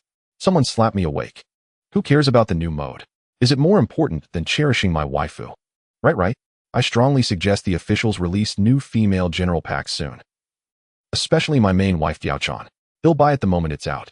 Upstairs, are you a member of the Peach Paradise Club? Calling Diaochan your wife. Are you dreaming of peaches? Everyone go check Cool Game Studios Weibo. They posted a video about the new version the day after tomorrow. Cool Game Studio. What's that? Damn, you guys don't even know this. Cool Game Studio is the developer of Strategy of the Three Kingdoms. Eatsu and Shunwang are just proxy channel servers. This is the first I've heard of it. Learn something new. I've been following the Eatsu platform all along, never knew they were just an agent. Amid the chaotic discussion, someone provided a portal to Cool Game Studio's official Weibo, and a group of bored forum users clicked through the link. Ding Chi, who was also bored and idle, was among them. Glancing casually at the follower count of this Weibo account, he couldn't help but feel slightly surprised. How can it have so few followers? For an official Weibo account of a game studio, the follower count had barely surpassed 1,000. However, he didn't dwell on it, casually clicked follow, and then opened the latest posted video. After a brief black screen, somber classical music began to play. Amidst the murderous sound of the pipa, the music quickly swelled with passion, painting a scene of an exhilarating ancient battlefield. Then a golden general card that Ding Chi knew all too well appeared on the screen. Liu Bei. Before Ding Chi could fully react, a resonant baritone voice sounded from the video. Where are the generals of Shu? Only the virtuous and the worthy can win over others. The scene shifted again, revealing another golden general card. Sun Quan. This time a gentle, yet steady voice spoke. Let me think thrice. Father, eldest brother Zhongmo is ashamed. This time Ding Chi was prepared and observed more clearly. Although Sun Quan's general card retained its original image, the card face differed slightly from the in-game version. It now bore the red characters Lord at the top, and on the bottom left were 4 magatama-shaped symbols, the meaning of which eluded him. Before Ding Chi could figure it out, the scene shifted again. This time it was Cao Cao. Amidst a burst of laughter, the voice of a warlord rang out. I would rather betray the world than let the world betray me. I delight in killing in my dreams. Then came Guan Yu Zhang Fei Zhuge Liang Guojia Zhouyu. Watching one general card after another appear with their voice lines, Ding Chi, though still somewhat puzzled, felt a surge of excitement. Just as the music reached its climax, the scene on screen abruptly changed from a simple card introduction to an in-game live-action match. Something from nothing. Equip Zuja's crossbow. Pilfer. Peerless. Peerless. Equip red hair. Demolish. Strike. Dodge. Strike. Strike. Clearly the video only captured a portion of the entire card game. Without explanatory subtitles, Ding Chi understood only half of it, but he felt the gameplay seemed incredibly intriguing. Unfortunately, the video was surprisingly short, lasting barely 3 minutes before ending with the music's finale. Is this the Three Kingdoms kill gameplay? Ding Chi had a vague feeling that this new mode was entirely different from the PvP discussed earlier on the forum. Still wanting more, he decided to replay it, watching the video from start to finish again. This time with the impressions from the first viewing as a foundation, he noticed much more. Each general within the identity-based mode seemed to be granted new abilities completely unrelated to their original combat power. The magatama-like symbols were likely indicators similar to health points. As for the new hand cards adapted from playing cards, the uniqueness of the Chinese language allowed him to quickly grasp their general functions. Interesting. The more he studied, the more restless Ding Chi felt, eager to dive in immediately. Unfortunately, this gameplay wouldn't be released until the day after tomorrow. He could only linger for a moment on the video ending screen, leaving a comment to urge the officials to update quickly. However, he found that he was not the only one discovering this new world. A large number of players were set ablaze by this promotional video. Some advanced players even took screenshots from the video and analyzed the gameplay one by one. This revolutionary gameplay, which was completely different from the original strategy of the Three Kingdoms, sparked immense attention among the player community once it was released. I have a strong premonition that this time Kuyu Studio is going to make a big move. The new gameplay is intriguing. Did the officials manage to keep a big news under wraps? While you're all focused on the new gameplay, I'm actually paying attention to that Taoist temple building. If it doesn't have anything special, why didn't the officials include it in the version released 10 days ago? Does this mean its importance is on par with the new gameplay? That can't be. If it were as you say, it would be too outrageous. This wave is a major refresh from Kuyu Studio. I really hope it's already the morning of the day after tomorrow. The news release from Kuyu Studio stirred not just the players. There were also several partners involved. The excellent feedback and significant increase in revenue from the last version had already caught the attention of several partners. After all, it's quite rare for a web game that has passed its peak popularity and started to decline to suddenly show signs of a revival. This time, merely 2 weeks had passed since the last version, and Kuyu Studio surprisingly seized the opportunity to release another new version, which included new gameplay that garnered quite a bit of attention, making it impossible for them to ignore. Some partner operators even called to inquire about the summer special event. Others hoped to take this opportunity to launch more premium packages and deepen their cooperation. Some partners wanted to take advantage of the new version to open new servers. Wang Hong, the operations specialist from Shunwang's web game department, also noticed this matter. Compared to other partners who were pleased about it, he felt a hint of unease in his heart, but more so, he didn't believe in the absurdity. For a game like Strategy 3 Kingdoms, the operation model was already mature. How could a new gameplay just be developed so casually? Moreover, Kuyu Studio was just a small studio lacking both technology and talent. If it were really that impressive, they would have been famous long ago. How could they have waited until today? As for whether this change came from that young new boss, Wang Hong hadn't even considered it. How could an inexperienced young person possibly have such capability? With this thought, he looked down upon what was considered the new gameplay of Strategy 3 Kingdoms. The market would prove that all this was merely exaggerated publicity put on by Kuyu Studio to create hype. His previous decision to kick Strategy 3 Kingdoms aside and collaborate with Holy Spirit Battle Chronicle was undoubtedly wise. As the rising discussions heated up the day after tomorrow arrived, the 5-channel servers completed their version updates almost simultaneously, and immediately eagerly awaiting players rushed into the servers. The server is open. Finally open. Let's start the new gameplay. What's the rush? Let's put the new Taoist temple into the construction queue first. We can head to the arena later. How the 3 Kingdoms kill mode even has gameplay guidance. You can only start official matching after defeating the computer at least once. You can't skip the guidance or it'll get a low rating. Due to the limited new game content in this summer event, which only included the Taoist temple building and the 3 Kingdoms kill gameplay, players' behaviors were almost identical. While constructing the Taoist temple, they rushed straight to the arena. A new player from ACB Station named Xianingming was one of them. He originally knew nothing about the game Strategy 3 Kingdoms and wasn't particularly interested in this type of web game. However, being a fan of Up Master Nguyen Miao, he downloaded the game out of a supportive thought after seeing Nguyen Miao promoting it. After trying it out for a few days, Xianingming indeed didn't feel much enthusiasm for Strategy 3 Kingdoms. However, just as he was about to put this web game aside and delete his account, after some time the promotional video for the new gameplay released by Kuyu Studio caught Xianingming's attention. It's a bit like a tabletop game. It seems very interesting. Xianingming had played tabletop games before, but most of the previous ones were almost all imported from abroad with hardly any gameplay rooted in local culture. A tabletop gameplay themed around the 3 Kingdoms was something he had never seen before. With such anticipation, he logged into the game again. After a brief loading time, the game transitioned into the unfamiliar interface of the 3 Kingdoms kill gameplay. The clean and concise open room layout, the ancient and elegant background along with the soothing music left a fantastic first impression on Xianingming. At this moment, the quick join button was grayed out and a gameplay guidance prompt was flashing incessantly above it.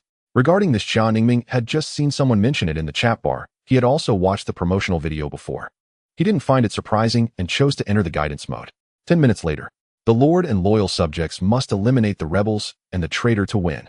So this is how the so-called identity competition works. Having roughly understood the gameplay, Xianingming became increasingly interested. However, worried about making mistakes and being criticized, he did not immediately join the battle, but instead clicked the try again button in the guidance mode. After experiencing it 3 times in succession and ensuring he hadn't missed anything, Xianingming finally clicked the quick join button. Just a second later, the system notified him that the matching was complete. This efficiency surprised Xianingming a little. He knew that when he selected the area, he was worried about getting beaten and specifically chose the least popular areas where the number of players wasn't large. Was it because the new gameplay had just been released and players were still trying it out? Or was this gameplay genuinely being highly regarded? Although he hadn't conducted any surveys, Xianingming had a faint feeling it was the latter. Accompanied by the background music he had heard in the promotional video, the game officially began. You drew the identity rebel. The dark green identity tag made Xianingming feel a bit reassured. Among the 4 identities, the one he hoped the least to receive was the traitor, who had to jump back and forth between the rebels and loyal subjects, which was mentally exhausting. The second identity he didn't want to play was the Lord. If he ended up not winning after all the way to the end, it felt as if he would be betraying the efforts of his loyal allies. As for the rebel identity, he had no psychological burden whatsoever. Just going after the Lord to eliminate them wouldn't lead to any major mistakes. As the progress bar quickly finished, he entered the general selection phase. At this stage, players can choose 1 out of 4 generals. 3 slots will be randomly selected from the player's existing roster of generals, while the last slot will be provided by the system. Xianingming is a new account and has not spent any money. After playing intermittently for several days, he has only recruited 7 generals, most of whom are nameless gray iron grade generals from history. The only silver grade general he has is not among the first 25 generals in the 3 Kingdoms kill gameplay. This means that none of Xianingming's generals meet the criteria to be drawn. The only option available to him is the general randomly provided by the system, Zhang Liao, from the Wei faction. Xia Ningming sighed helplessly, suddenly regretting that he had not played seriously in the past few days. If only he could draw a few more silver gray generals, he wouldn't be left with no options at all. But at this moment it was too late for regrets. He could only choose the lone Zhang Liao card. Meanwhile, the other 4 players also selected their generals and entered the formal game. The Lord is Cao Cao from the Wei faction, occupying position 1. Xia Ningming noticed that his position is 3 separated from the Lord by Huang Gai. Since this is a brand new gameplay, he is also unclear about the skills of each general. He casually clicked on Huang Gai's card to check his skill description and was startled. Skill self-harm. During the card play phase you can lose 1 health point to draw 2 cards. This skill looks quite fierce. Moreover, Huang Gai in position 2 is right next to the Lord. This is not a friendly encounter. In an instant, Xia Ningming felt he had guessed Huang Gai's identity. Most likely, like himself, he is also a rebel. Cao Cao the Lord is also a newcomer. When it's his turn to deal cards, he is still flustered and disorganized, completely unaware of the situation of the player next to him. As the discard phase approaches, Cao Cao is at a loss for which target to aim at. He can only equip himself with a Dilu horse and blindly play an AoE card. Rain of Arrows. Everyone enters the judgment phase, and those without dodge cards will take damage. Xia Ningming is quite lucky, having both a kill and a dodge card along with a Lubu Sishu, allowing him to comfortably withstand this wave of area damage. However, the player in position 4 Sima Yi did not dodge and lost a health point. This fellow, in response to the system's prompt, activated his skill feedback, stealing a card from Lord Cao Cao. What the hell, a rebel? Losing a card, Cao Cao immediately labeled Sima Yi as a rebel. If only he had enough range, he would have definitely struck Sima Yi. But he has no other cards left. He ultimately enters the discard phase. It's now the turn of Huang Gai in position 2 to play. This brother is quite direct. After drawing cards, he immediately starts using his skills. Whip me Gongjing. Whip me Gongjing. Going through fire and water is nothing. Whip me Gongjing. In a sequence of 4, he directly self-destructs with 0 health. The system prompts Huang Gai enters the dying phase. Do you want to save him? A group of new players has never seen such a scene and are all dumbfounded. Do what's going on with you? Player Zhao Yun in position 5 couldn't help but ask, but received no response. Fortunately, Huang Gai had a peach in hand, regaining a bit of health, thus resurrecting himself. However, after all that, he drew a total of 8 cards. Including the previous 6 cards, he now has 14 cards in hand. Stacked together, it looks dense and intimidating. At this point, Lord Cao Cao finally began to grasp the situation. He sent a fearful expression. Brother Gai, let's talk this out. Too late. Huang Gai, who was focused on organizing his cards, replied. He played a card to draw 2 more cards and excitedly equipped the Zhuge crossbow. The promotional video had featured the Zhuge crossbow as a weapon. Once equipped, as long as he has enough kill cards in hand, he can unleash an infinite number of kills. What he said made it seem like he was a rebel, causing Xia Ningming to suddenly realize. No way. I'm a rebel and Sima Yi is also a rebel, so Huang Gai must either be loyal or an internal traitor. But an internal traitor must survive until the end. To win a self-destructing like this is seeking death, right? So Huang Gai is loyal. Is he going to blow himself up? Xia Ningming immediately trembled in fear. However, something that left everyone dumbfounded occurred. Clearly the ultimate weapon was ready, but Huang Gai sat in silence for a while, and then timed out during the card play phase, forced to discard almost all of his hand. Damn, why can't I attack Cao Cao? Damn it. There's a bug. The player controlling Huang Gai angrily typed. Ha. Player Zhao Yun in position 5 quickly realized what was happening and burst out laughing like a pig. Cao Cao has the Dilu horse 1 defense distance. Your Zhuge crossbow cannot reach him. Damn. After checking the attributes of the Dilu horse, the player who chose Huang Gai turned dark and angrily exited the game. The system automatically took over his character. After Zhao Yun's remark, Xia Ningming also caught on. Huang Gai is a rebel. His identity as a rebel is obviously indisputable, so that means Sima Yi in position 4 is not a rebel, but an internal traitor pretending to be one. Then Zhao Yun in position 5 must be loyal. In an instant, the situation became clear. At least in Xia Ningming's eyes, the identities of the 5 players on the field had become sufficiently clear. Currently, the situation is clearly unfavorable for the rebels. The bloodless Huang Gai has done nothing. Keeping him around would only give the Lord 3 extra cards. These 3 cards, rather than giving them to the Lord, it would be better for him to take them himself. With this in mind, Xia Ningming drew a card and directly played Lubu Sishu, slapping Cao Cao in the face, then attempted to kill Huang Gai. However, dodged. The system automatically played the only card in hand. Damn. Xia Ningming spat out a mouthful of blood onto the screen. Yet he had done all he could. Afterwards, he could do nothing. He could only watch helplessly as the bloodless rebel Huang Gai stood alone on the field while he had to discard. But what made Xia Ningming even more depressed happened next. After drawing card Sima, E in position 4 first set up a Bagua formation and then directly attacked Xiaoningming. Xiaoningming was stunned. The rebels are in such a situation and you and internal traitors still want to attack me. There's no way to play this game. A few minutes later, looking at the words defeat on the settlement interface before him, Xiaoningming couldn't help but feel a bit frustrated. He was not surprised by the outcome of the first game. When he saw that the hero in the second position Huanggai had hardly made any contribution and he had misjudged the true identity of Sima, the result was practically determined. How should I put it? Unlike the traditional general arena where one feels dejected after a loss, Xiaoningming did not feel disheartened. Instead, he found it quite interesting. The reason for his defeat was not due to poor skill or bad luck, but simply because the new gameplay had just been released and no one understood it.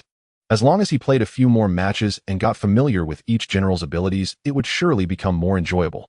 With that thought, he clicked to quickly join and started the second game without hesitation. By the way, after playing a few more rounds, he definitely needed to refresh more generals at the tavern. It was simply too frustrating to be forced to use a randomly assigned general from the system.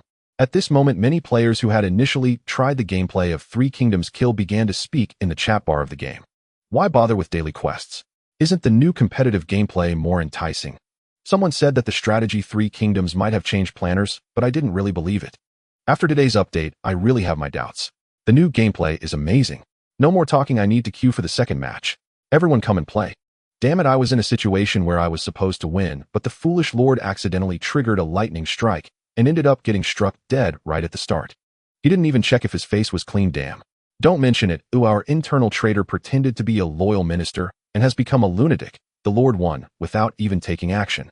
Speechless. Newbie asking for help. How is Zhao Chan's interference used? I activated the interference, but the opponent first triggered a duel, killing my first blood teammate in the process. Is there a tech master around? Can someone analyze which lord among Wei Shu and Wu is stronger? Just completed my daily task and received a card for summoning generals. How do I use this thing? Damn, I just encountered the terrible duo of Guijia and Sun Shangxiang infinitely gaining cards and health. Their luck was incredible and I was utterly disgusted. Enough said, I completely love the new gameplay. In the chat bars across almost all 5 martial arts servers, players were passionately discussing topics related to the new gameplay. As a result, the gameplay that Su Fei valued was barely mentioned. This made him doubt his own creative abilities. Fortunately, this disparity in interest quickly reversed with the passage of time. I have a weak question. While you all are discussing the new gameplay, is no one paying attention to the new building, the Taoist Temple? This building itself is comparable to a new gameplay.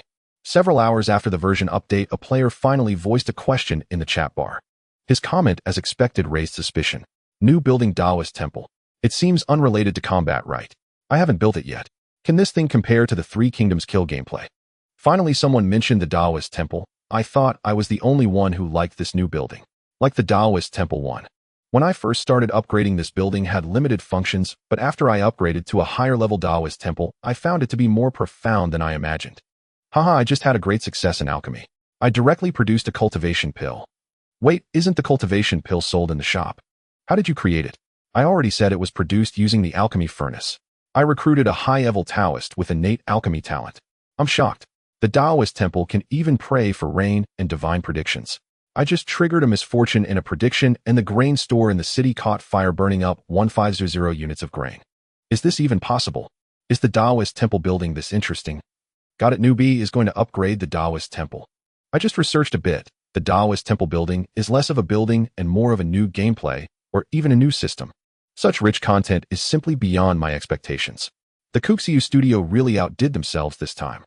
The reputation sparked by the Three Kingdoms Kill gameplay had already caused a surge in the online player count across the 5 major channels of strategy Three Kingdoms. Furthermore, the brand new Taoist Temple building made the heat of this additional version for the summer special event expand even further. Members of the project team, who were constantly monitoring feedback data, were overjoyed. However, the real explosion of the reputation of strategy Three Kingdoms would have to wait until the morning of the 3rd day. A top-up master on ACB station with 1 million followers, Zhuo Laoshe, released a video about the new version of strategy Three Kingdoms and the gameplay of Three Kingdoms Kill. Hello everyone, I am your dear Zhuo Laoshe. In the blink of an eye, another week has passed since the last update, and I believe many friends have missed me. However, this update might be a bit of a disappointment. The originally scheduled new anime commentary segment has been postponed a bit, replaced by a recommendation for a web game. At this moment, someone in the comments must be saying, let him eat, let him eat. But unfortunately, this video is not sponsored, it is my personal heartfelt recommendation. As usual, let's start with the game name, Strategy 3 Kingdoms. Many friends probably haven't heard of this web game. To be honest, I hadn't heard of it a few days ago either. In terms of gameplay and quality, this web game does not stand out. It is just a conventional farming troop deployment and hero summoning game.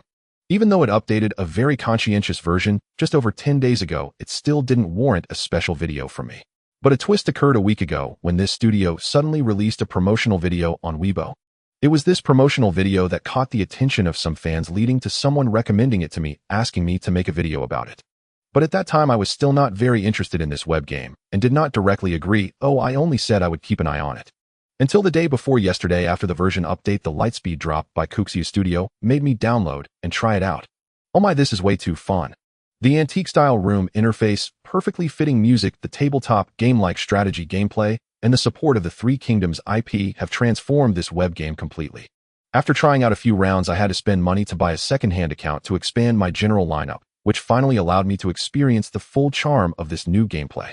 To be honest, after playing for a while, I even feel that the new gameplay is a bit underutilized in Strategy 3 Kingdoms. It could completely be developed into a standalone new game. Here is the most representative match I carefully selected from dozens of games. Let me explain it to everyone. This is an 8-player match, and my identity is the Lord. In the end, I strongly recommend this game's new gameplay to everyone. If you enjoy strategy and the culture of the Three Kingdoms, you must not miss it. Lastly, the development studio of Strategy 3 Kingdoms, please hurry up and release the second batch of generals. The first batch of 25 generals is simply not enough to play with. The video by the well-known content creators Lauscher served as a catalyst, completely igniting the popularity of the gameplay in the game Three Kingdoms Kill. Within just one day, his video surpassed 600,000 views, shooting straight into the top 5 of the regional play rankings, and it continued to rise. As a result of this video, various channel servers experienced a surge in new user registrations. Just on the Ichi platform alone, 2,000 to 3,000 new players were added in a single day. This data truly astonished the page game department of Ichi, prompting them to open a new set of servers specifically for this surge. However, an unbelievable scene unfolded before their eyes. They initially thought that adding 2,000 to 3,000 new players without any large-scale promotion was already peak performance.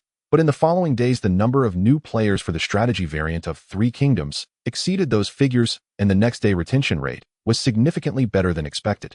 It was then they realized that the new summer version of the strategy variant of Three Kingdoms had indeed introduced some extraordinary gameplay. Contact Kuxia Studio and give them a heavyweight recommendation. Compared to Wang Hong from the Shunwang gaming platform, the executives in the page game department of Ichi were somewhat more courageous. Seeing the signs of a resurgence in the strategy variant of Three Kingdoms, the executives decisively made a decision to ride the wave, focusing their promotion on the newly released fruit and vegetable gameplay. This was undoubtedly a wise decision. With the already growing reputation of the strategy variant of Three Kingdoms, the boost from this heavyweight recommendation by Ichi significantly accelerated the registration of new users.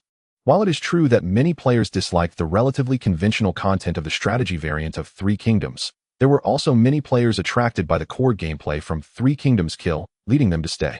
Ironically, these players were indifferent to the regular game content. They didn't care if cities were taken, simply treating the strategy variant of Three Kingdoms as a launcher for Three Kingdoms Kill. Fortunately, Su Fei anticipated this point in advance.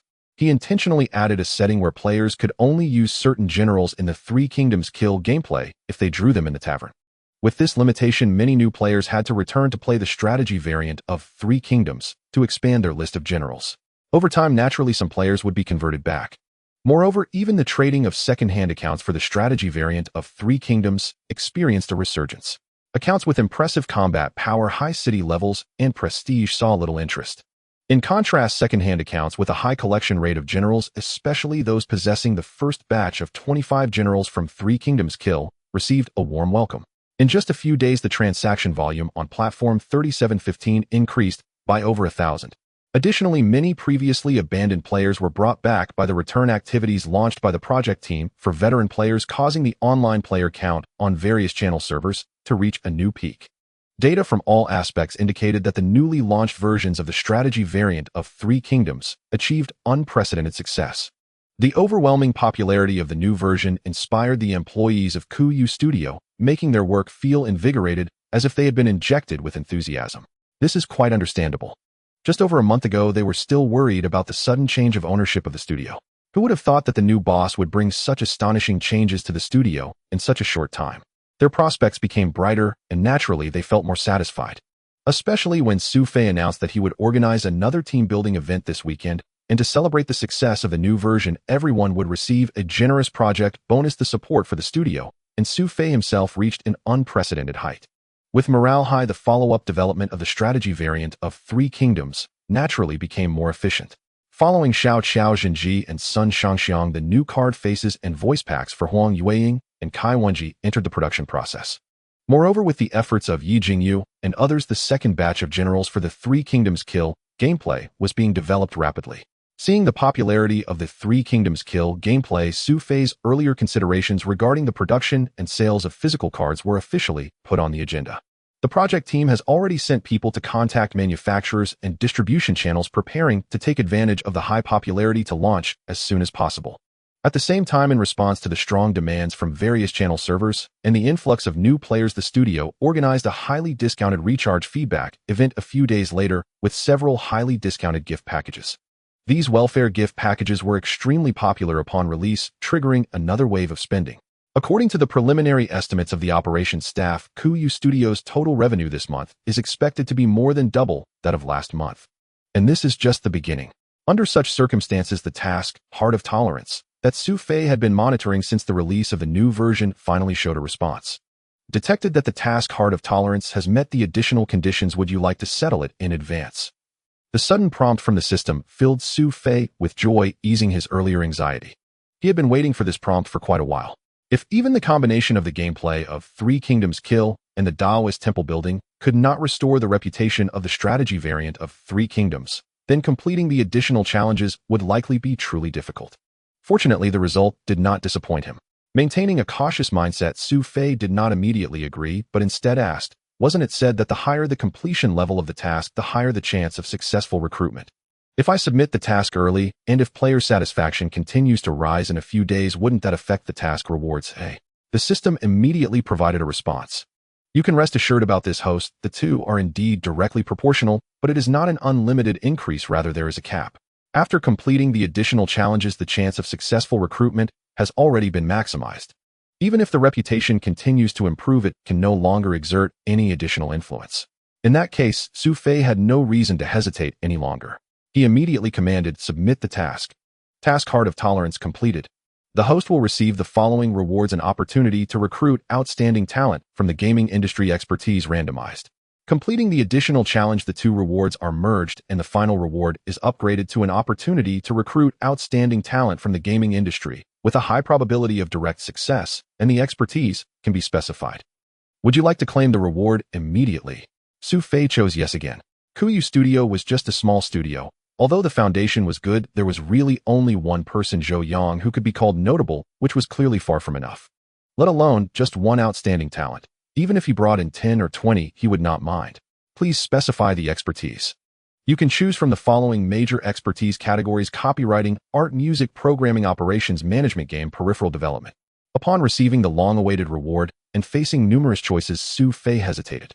No matter which major category of talent, it could bring immediate improvement to the studio. However, the problem is there is always a certain urgency in the gaps for different categories of talent. What does Kuyu Studio need the most right now? This question not only needs to consider the current state of the studio, but is also closely related to the upcoming new game.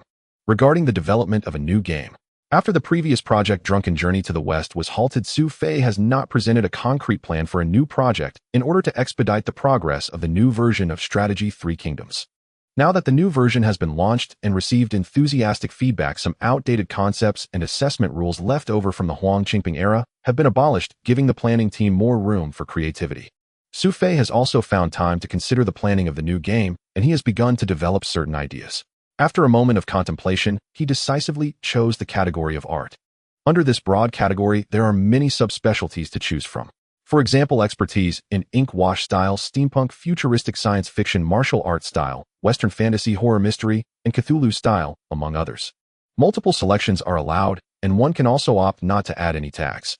Talented individuals selected this way may not excel in a particular niche, but could be proficient in several art styles. After glancing at all the tags, Su Fei chose 2: futuristic science fiction and modern warfare. Indeed, the new web game he envisioned is a relatively rare war-themed title. Players in the game can build bases, train various soldiers, and construct tanks, airplanes, aircraft carriers, and even nuclear weapons divided into three major factions: the Winter Alliance, the Red Axis, and the Free Wings, engaging in mutual attacks. The technological level of the game will start from World War II, gradually upgrading to modern warfare levels with version updates, and then further evolving into futuristic science fiction. Weather controllers, space-time teleportation devices, vacuum implosion bombs, proton impact cannons. Everything that can be incorporated will be included. Of course, this is merely a rough idea. Su Fei still has many ideas in mind on how to refine the gameplay to maximize the restoration of war. However, there are currently almost no military-themed web games available. Even if some small studios occasionally attempt it, their game quality is often rough and fails to attract any interest from players. What Su Fei aims to create is, of course, a quality product. For any game, the first impression on players is always the art style. Without excellent war or science fiction-themed artwork, it is nearly impossible to capture players' attention instantly. Unfortunately, at this stage, there are hardly any concept artists skilled in this type of art style. This is precisely why Su Fei needs a professional talent. As he finalized his choices, the system's voice sounded again. Rewards have been issued. The corresponding talented individuals will submit their resumes to the Cool Game Studio within the next 1 to 3 days. Please stay tuned. Within 3 days, huh? After some thought, Su Fei summoned Assistant Liu. I have recruited an excellent artist for the studio. All resumes submitted to the studio in the next 3 days will be reviewed by me before returning to normal operations. Understood. Although a bit puzzled by this abrupt directive, Liu Jia dutifully replied, okay, he'll notify HR right away. After delegating this task, a weight was lifted off Su Fei's mind. Since the task has been completed and the reward received, strategy Three Kingdoms is no longer a priority for him. Although he will continue to keep an eye on it, the subsequent operations will be handled by the project team. For him, the focus will now entirely shift to his first game. Let's first determine the name of the new game.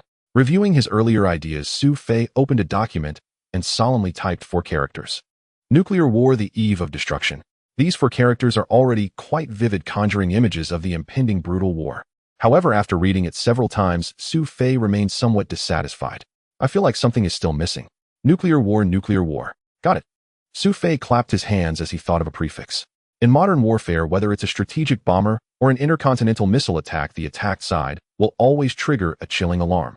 What follows is destruction and explosions, along with countless bloodshed and sacrifices.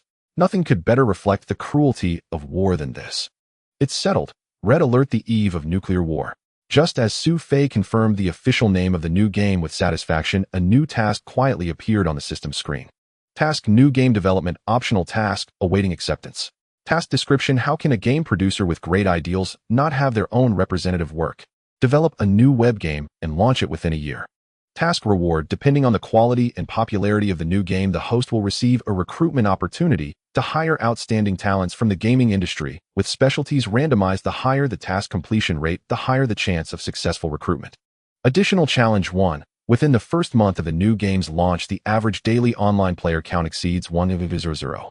Additional challenge reward 1. You can specify a random talent from the basic reward to have a specific expertise. Additional challenge 2. Within 6 months of the new game's launch, the peak online player count exceeds 1 million. Additional challenge reward 2. An extra recruitment opportunity to hire outstanding talents from the gaming industry with specialties randomized. Note it's time to showcase your skills. Oh, a new task. Although slightly surprised, Su Fei wasn't too astonished by the trigger of this task. After all, it is his first game designed by himself, so having a task is normal. Moreover, he was pleasantly surprised that this task has 2 additional challenges. If he could complete them, all the rewards would be quite generous. There's no need to hesitate, he would definitely accept it on the spot. Subsequently, Su Fei began to outline the game's world background and some specific content. In Nuclear War, the Eve of Destruction, a full-scale nuclear war between the Soviet Union and the Allies has devastated the globe. Humanity has risen again from the ruins of the nuclear war, only to find they are no longer the sole rulers of Earth. Mutated beasts infected by various biological viruses and radiation, genetically modified biohumans, and uncontrolled intelligent mechanical arms have all become significant threats to humanity. In addition, natural disasters, internal divisions among humans, and various ambitious warlords constantly threaten the stability of humanity. Amidst these internal and external troubles, the surviving humans have unearthed relics from before the nuclear war, acquiring lost technologies, and have risen again in a harsh environment, forming 3 major factions. The Red Axis, primarily inheriting Soviet technology. The the Free Wings primarily inheriting Allied technology, and the Winter Alliance inheriting Yuri's psychic technology and biological science. The three factions cooperate with each other while also being adversarial. However, due to the various superweapons discovered from the relics, a terrifying balance of destruction has formed, maintaining a fragile peace without large-scale wars. Different factions have different warfare technology trees and development directions. In Su Fei's designed early to mid-versions, the Free Wings boast powerful aerial firepower with laser weapons and airborne troops reigning globally. The Red Axis faction's armored assaults are unstoppable, and the Winter Alliance's biological technology and mind control are uniquely deceptive and hard to defend against. Based on the world backdrop described above, the game Eve of Nuclear War was thus born. The game's primary modes consist of two parts: the world map and the Lost Ruins. The world map mode resembles a strategy game akin to Three Kingdoms. Players can establish bases, train troops, and engage in combat against biomen, mutated beasts, and out-of-control mechanized forces, even waging war against players from hostile factions. The world map even incorporates ocean, lake, and river terrains, allowing for the research and development of naval combat units. Some might question how such a browser game, not a client-based one, could manage combat with so many unit types. Would players be able to handle the controls? Su Fei had certainly considered this. Due to the nature of browser games, he didn't intend to make combat real-time, as it would be technically challenging. Instead, the main battle process would be automated. Firstly, the concept of air superiority was introduced. This was determined by a comprehensive assessment of both sides' fighters and ground-based air defenses, categorized into complete air superiority advantage, equal air superiority, air inferiority, and loss of air superiority. The side with complete or advantageous air superiority would gain the initiative in battle, firing first. The specific automated combat followed a set sequence: opening airstrike, opening artillery, bombardment, ground force, direct engagement, and closing airstrike. If combat wasn't concluded within the time limit, night combat would ensue. During night battles, the hit rate of ground units would drastically decrease, and certain aircraft models would be unable to take off. If fighting occurred near ocean or lake terrains with friendly naval units present, the battle would benefit from naval artillery support, anti-aircraft cover, and aerial bombardment. As the game progressed into the mid to late stages with the research of satellites and superweapons, this process would become even more complex. Of course, in the early game, when players had limited unit types like only tanks and infantry, the process was simpler. Just attack directly and wait for the result. These were the combat mechanics of the world map. The Lost Ruins section was akin to dungeons in client-based games. Upon discovering ruins, players could use the historical materials and relics left within to activate historical battlefields. Compared to the world map's focus on development and massing troops, the historical battlefields offered far more strategic possibilities. Similar to single-player campaigns in many games, players could directly command a portion of forces to complete combat missions or control an elite unit for simple infiltration and demolition tasks. They could even insert narrative elements to enrich the game's world building. Upon clearing a historical battlefield, players could acquire various lost technologies and equipment to accelerate their development. Additionally, the three existing factions would regularly issue faction missions, initiating server-wide battlefield events. Furthermore, the game could periodically open event maps featuring limited-time ruins and abundant resource mines. Players could deploy a set quota of initial units for exploration, freely customizing unit types, and even enter with their entire guild members, further enriching the gameplay. As Su Fei's ideas continued to develop, the setting of Eve of Nuclear War grew increasingly rich, and a new game design plan gradually took shape. At the Shunwang game platform page, game operations specialist Wang Hong stared at the backend data for strategy Three Kingdoms with a sour expression. At his request, the Shunwang platform had recently withheld any recommendations for this game. Yet its concurrent player count and daily revenue had been steadily rising. This was a game already in decline. Without significant advertising investment, it had inexplicably reversed its downward trend. Highly abnormal. Could their new version really be this popular? Wang Hong pondered, concluding this was the only possibility, and felt quite displeased. After proactively contacting them to offer a recommendation slot and being rejected, Wang Hong had secretly braced himself, expecting the studio to regret their decision and come crawling back. But unexpectedly, their data hadn't worsened, it had improved. Meanwhile, his backup choice, Holy Spirit War Chronicle, was underperforming with its new version. Despite receiving a major recommendation slot that funneled traffic, the next-day retention rate for new players remained dismal. Several aggressively monetized events combined with a distasteful approach and some predatory mechanics in the new version had scared off many veteran players. The result was that concurrent player numbers barely changed, total revenue didn't increase much, but the game's reputation had soured. This stark contrast was practically a slap in his face. Nevertheless, these were just thoughts. Wang Hong would never admit it out loud. Half annoyed and half embarrassed, he consoled himself, Ku Studio is just a small studio. Even if they occasionally strike gold with a new mechanic, so what? Maybe in the next version, they'll run out of ideas and revert to their old ways. Meanwhile, Shunwang Game Platform, which controls the player channels, can stand firm and easily rake in the money. With this thought, he felt somewhat better. Ku Studio, we have a long road ahead. Just wait and see. This is the sixth one, isn't it? Song Yang's face showed a trace of helplessness as he looked at yet another resume that had vanished without a trace. He was a senior student from the Fine Arts Department of Nandu University. Having loved games since high school, especially military ones, he had been intent on joining a game company since starting his internship job search. But the results were disheartening. Although the game industry centered around Nandu City was decent, it still lagged far behind cities like Modu, Guangzhou, and Shenzhen. There were almost no large game publishers here, mostly small and medium-sized game companies and studios. Few of these small studios had genuine ambitions to create quality games. Most were just looking to make a quick buck in the gaming circle. Song Yang, being quite proud, naturally looked down on such developers. The few companies that seemed decent and had produced moderately known games either didn't need artists or didn't fancy Song Yang. The only one that passed his interview was Pingtian Game Company, but its lead artist was very domineering, or rather stubbornly opinionated. Under him, Song Yang had no room for expression and had to create entirely according to the lead artist's demands. This rigid and narrow creative environment led Song Yang to resign after just 2 weeks, without even collecting his probationary salary. If this continues, I might have to ask my family for money to eat. Looking at the balance in my bank account, which has dropped to 3 digits, Song Yang couldn't help but sigh. If it doesn't work out, I might have to consider developing my career in the Guangzhou-Shenzhen area. But the pressure of living in a top-tier city is immense, and it's far from home. If it weren't for necessity, Song Yang truly didn't want to make this choice. Is there really no job suitable for me in Nandu City? Cool Game Studio.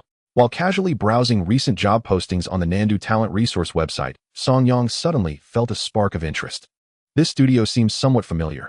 Oh right, Strategy 3 Kingdoms. Song Yang recalled a recently popular web game. This web game has been running for a year, and previously it was mediocre at best.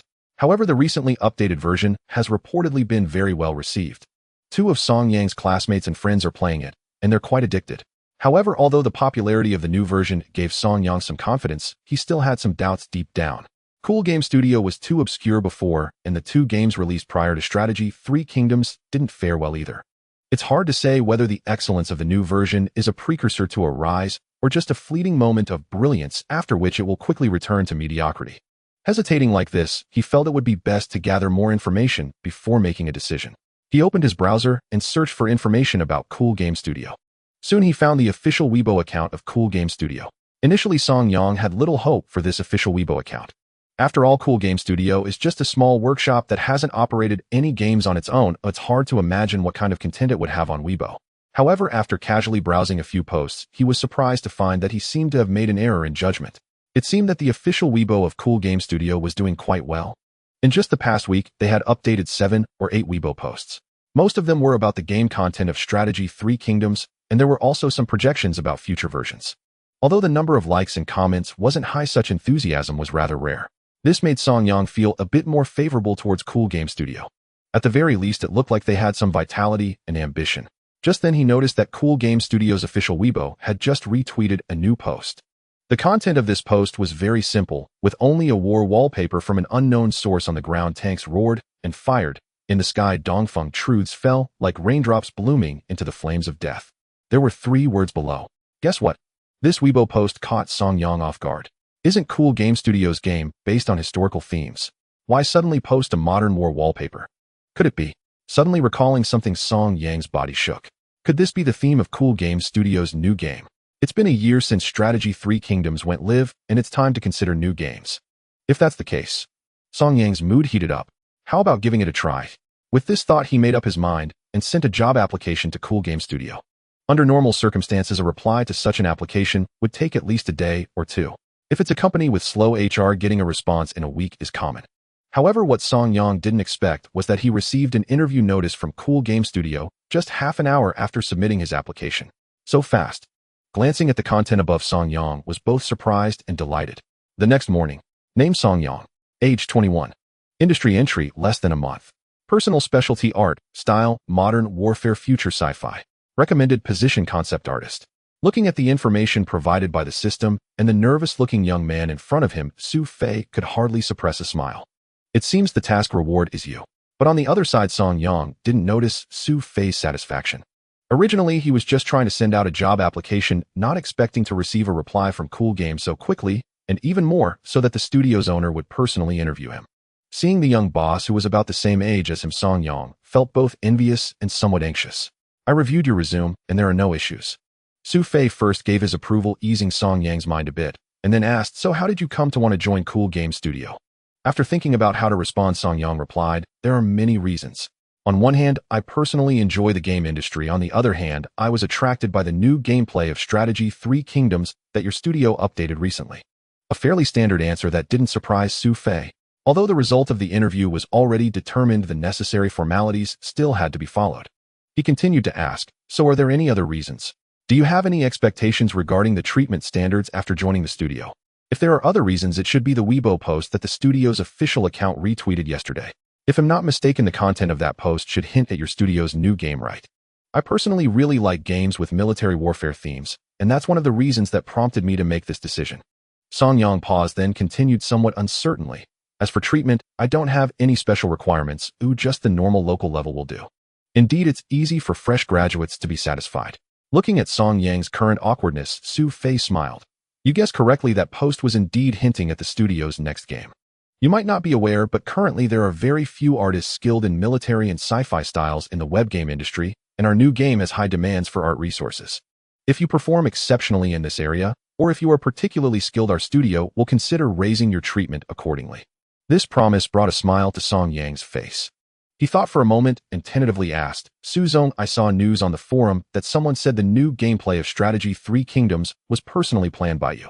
Is that true? That's right. Su Fei nodded calmly. It's hard to believe. Despite being mentally prepared, hearing Su Fei confirm it in person still made Song Yang unable to help but exclaim softly. A studio boss who understands games and can personally participate in game development should be more reliable than those previous game companies and studio bosses, right? With this thought, his determination to join Cool Games Studio only grew stronger. There's nothing to be surprised about. In the future, you'll gradually discover that Cool Games Studio is quite different from other peers. Saying this, watching Song Yang realize something, and his expression suddenly turned joyful, Su Fei stood up.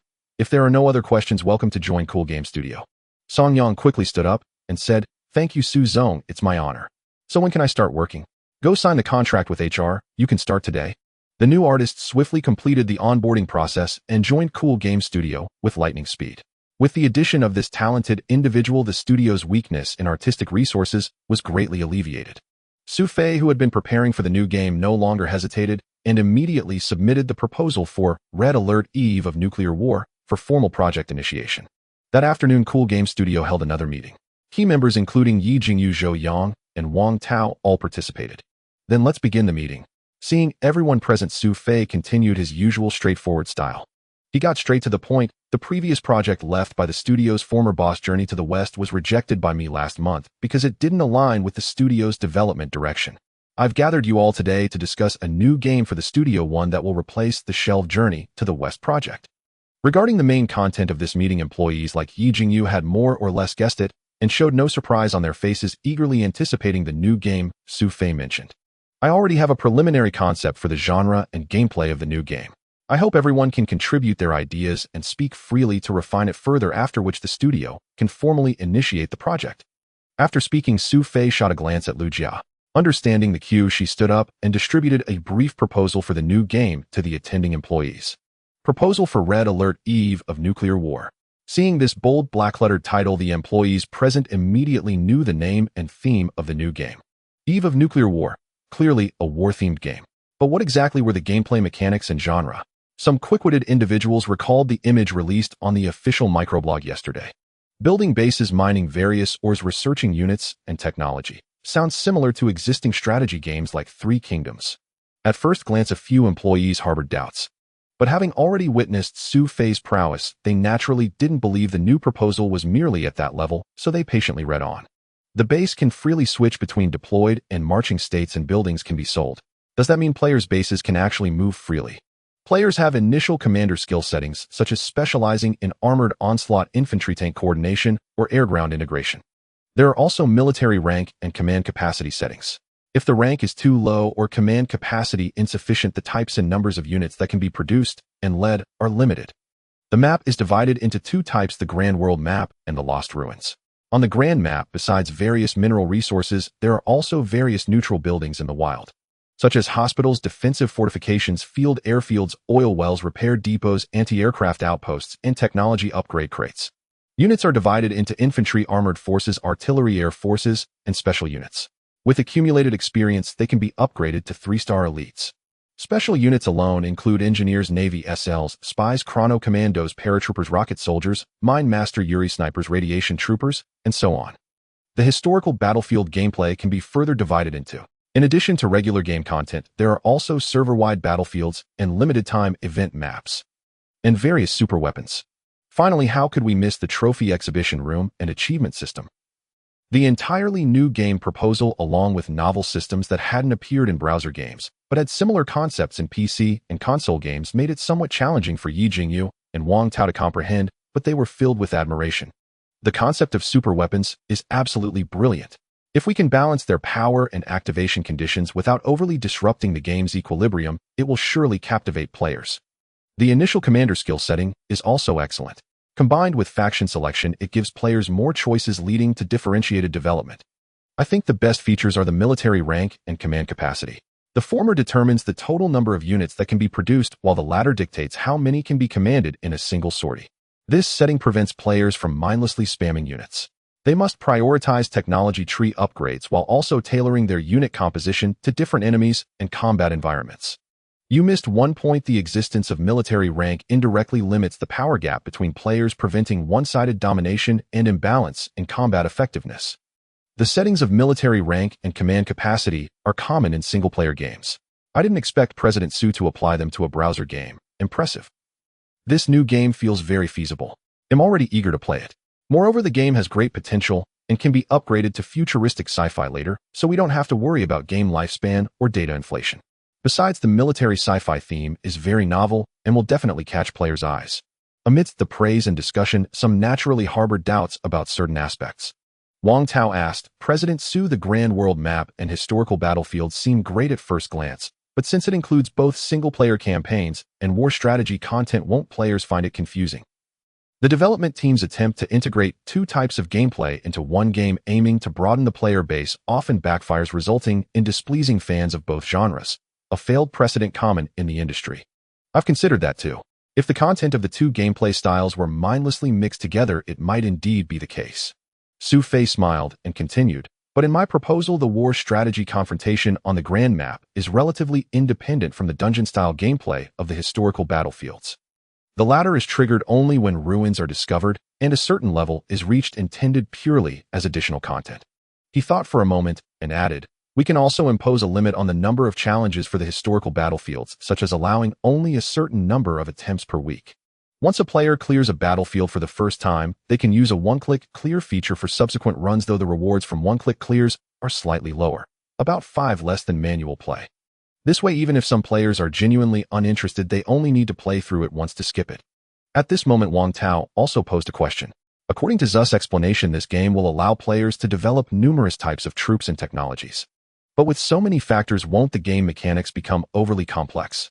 After all, if a game has too much content, players might find it difficult to get started. This question had indeed crossed Su Fei's mind as well. He calmly replied, the gameplay and systems I mentioned do not need to be fully unlocked for players right from the start. Each faction will have a building known as the Combat Laboratory. Before this building is constructed and upgraded, players can only create some basic troops, and the technology tree available for upgrades will also be limited. Other functionalities and gameplay will follow a similar pattern. Wang Tao nodded.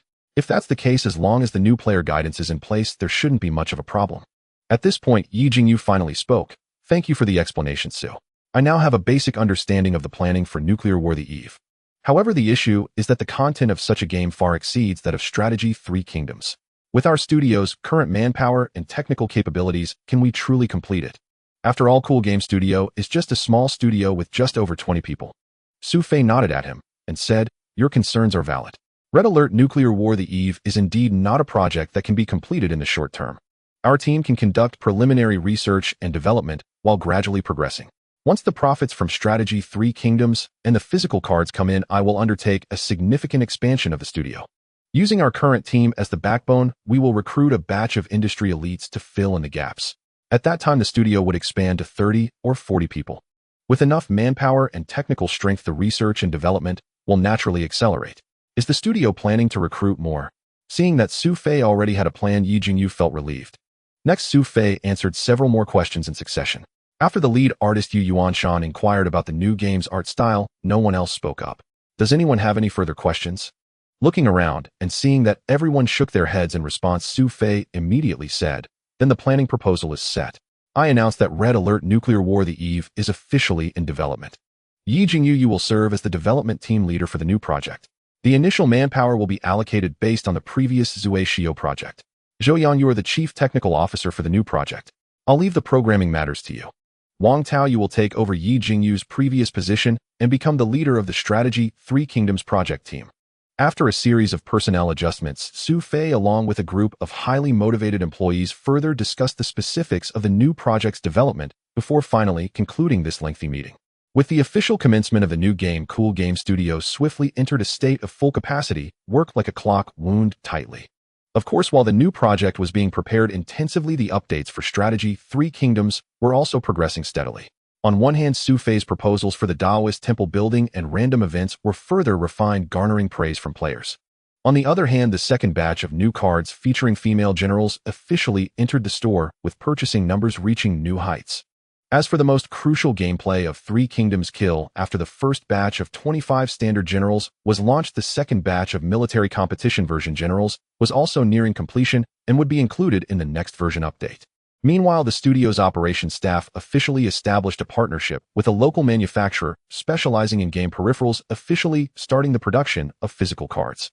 To quickly recover funds, the first batch of physical cards has begun pre-sale in the Tian Miao Mall, divided into a standard version for 49 yuan per set and a collector's edition for 98 yuan.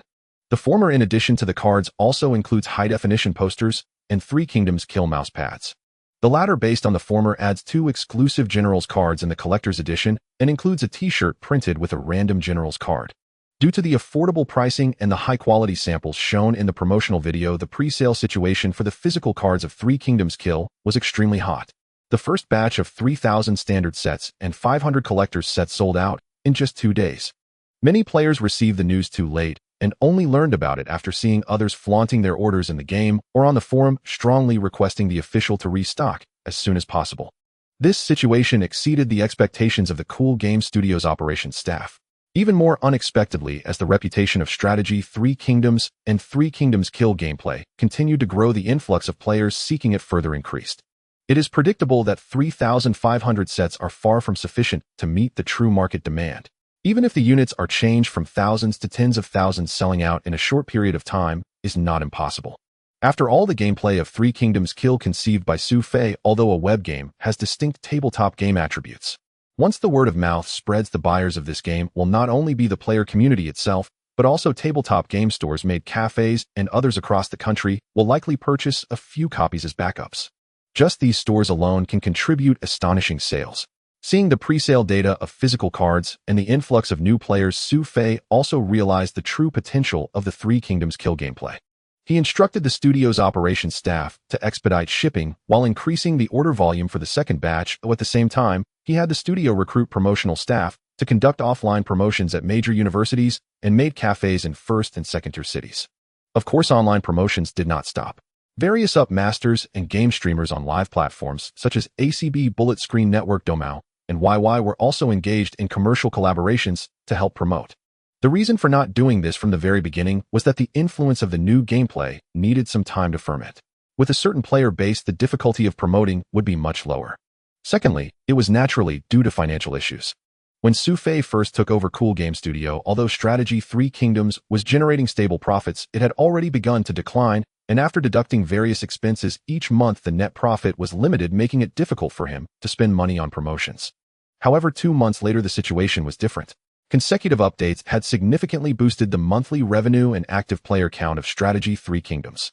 Moreover, the funds recovered from the pre-sale of the first batch of 3,500 physical cards greatly relieved the financial pressure on Cool Game Studio.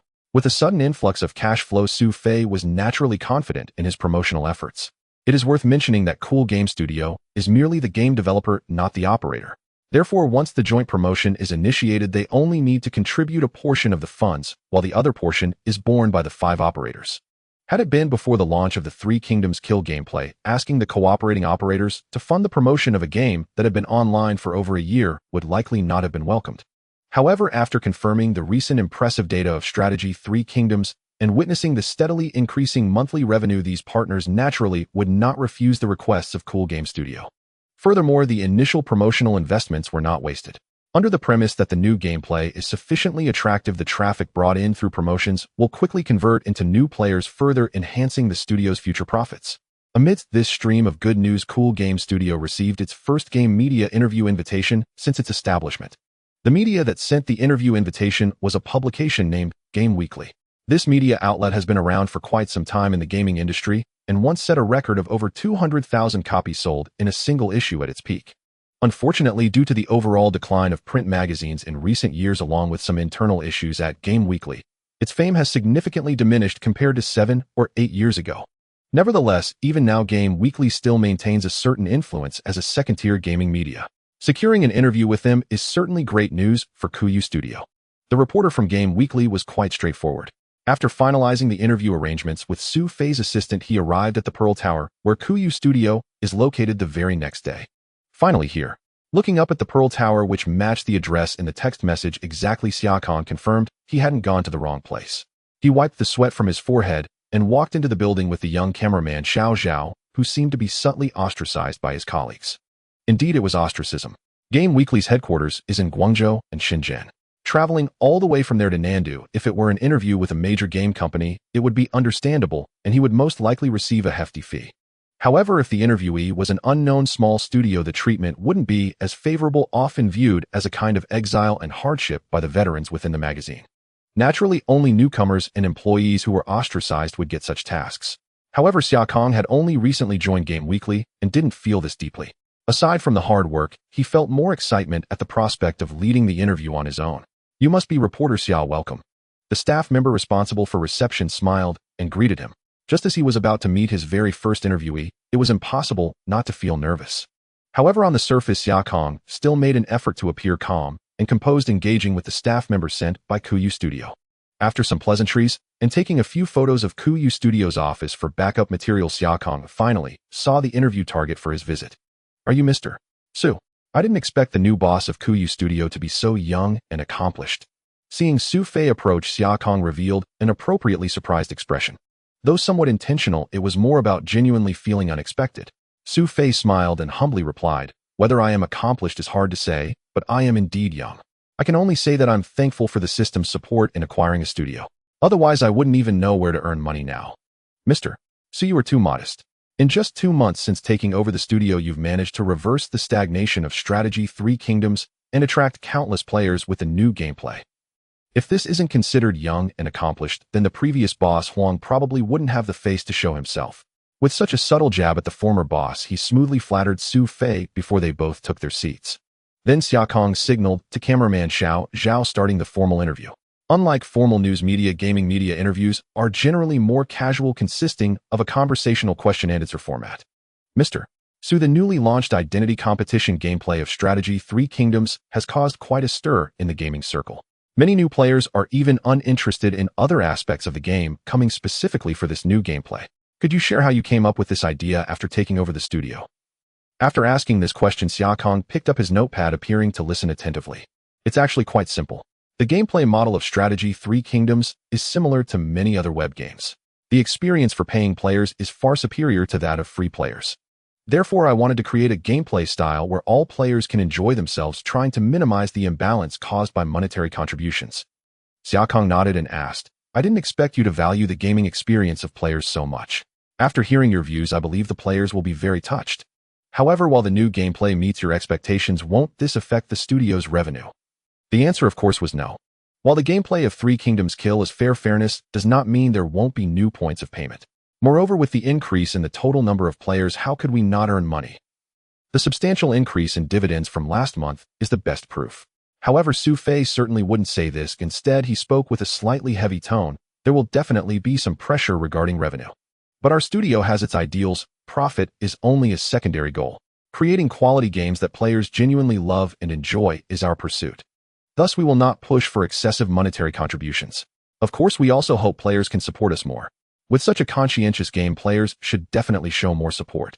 Xia Kong didn't know whether to believe it or not. In any case, he feigned a moved expression and earnestly agreed. However, how the studio's specific revenue was doing had nothing to do with him. Xia Kong only asked about profits as a lead-in. By the way, Mr. Su, being so young, where did the initial funding to acquire Kuyu Studio come from? The funding for the acquisition. Su Fei thought you're asking me, and I'm curious too. Who knows how the system managed to do this? But of course he couldn't answer like that. He could only ponder for a moment and say creating a game by hand has been a long-held dream of mine. Coincidentally, the previous owner of Kuyu Studio had some financial issues and was eager to sell the studio, which gave me the opportunity to buy it at a low price using my personal savings. This evasive answer clearly did not satisfy Xia Kong. But Su Fei obviously did not want to elaborate further. Sensing this, he refrained from pressing on and shifted the topic to the sale of physical cards for Three Kingdoms Kill and the second batch of generals for the military competition version. Taking advantage of the game's current popularity, this question should attract considerable attention from players. Weekend. The latest issue of Game Weekly published Xia Kang's interview with Kuyu Studio. Of course, simply mentioning Kuyu Studio wouldn't resonate with many people, nor would anyone be interested. Thus, the title of the interview boldly proclaimed an exclusive revelation of 12 new generals for the military competition version of Three Kingdoms Kill. Strategy Three Kingdoms. Shen Jiping, who had recently been dragged into playing this game by his roommates, showed a hint of interest on his face. Curious, he flipped directly to the corresponding page of the magazine and began to skim it rapidly. Mentioning Cool Play Studio, most players would likely find it unfamiliar. What small studio is this? How have I never heard of it? But when it comes to Strategy Three Kingdoms and the newly launched identity-based competitive gameplay, many players are no strangers to them. However, even among those who have played Strategy Three Kingdoms, many are unaware of the game's true origins. Its predecessor was originally called Bloody Three Kingdoms Online, but shortly after being licensed out, the operating company went bankrupt. Left with no choice, Cool Play Studio revamped and remade the game, relaunching it a year ago, which gave birth to the current Strategy Three Kingdoms. If we go back 2 months, Strategy Three Kingdoms was a rather mediocre game. Whether in terms of gameplay, graphics, or entertainment value, our Game Weekly wouldn't have given it high marks. On a 5-point scale, it would barely score a 3. But ever since the former boss Huang Qingping transferred the studio and the new owner took over, Strategy Three Kingdoms has undergone 2 major updates, including structures like the Hidden Troop Cave and Taoist Temple, as well as the recently popular identity-based competitive gameplay, all emerged from these 2 updates, allowing the once mediocre game to undergo a phoenix-like rebirth. During an interview with the new general manager Su, our reporter learned about Cool Play Studio's new philosophy: profit is secondary. The studio's primary pursuit is to make players happy. Many who haven't played Strategy Three Kingdoms might find this statement hard to believe. But if you've played the recent version, you'll see that General Manager Su has indeed delivered on this promise. Throughout the interview, most of the coverage focused on the new owner of Cool Play Studio, with relatively little space dedicated to introducing the new generals in the military expansion version. This seemed somewhat like clickbait, yet Shen Jiping surprisingly found it quite engaging.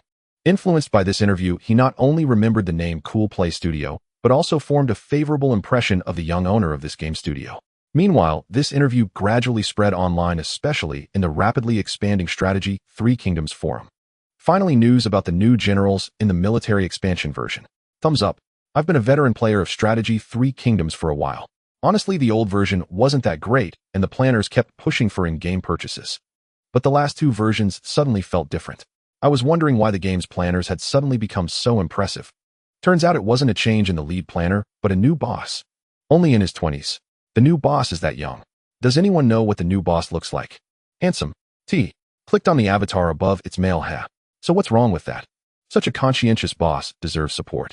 Time to spend. Conscientious? Are you serious?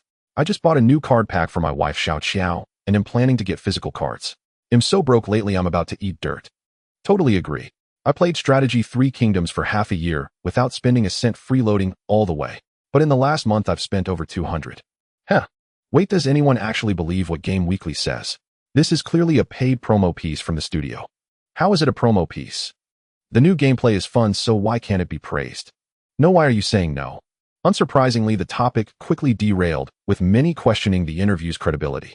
Overall, however, the majority of players supported Cool Play Studio. The debates among players further stoked the game's popularity. Time slipped by. Throughout the summer of 2010, the browser game scene was frequently dominated by strategy Three Kingdoms and the Three Kingdoms kill gameplay. Despite industry insiders having already tried to overestimate the potential of this new gameplay, the reality proved that their imaginations still fell short. Since its launch within just 2 months, the game gained hundreds of thousands of new players. Sales of physical cards also reached 60 to 70,000 sets. This figure, which somehow leaked, caused a massive stir in the industry upon its announcement. More than a few insightful game producers commented that the relatively outdated core of strategy Three Kingdoms held back this brilliant new gameplay mode. If it were spun off as a standalone, its achievements would likely be even more astonishing.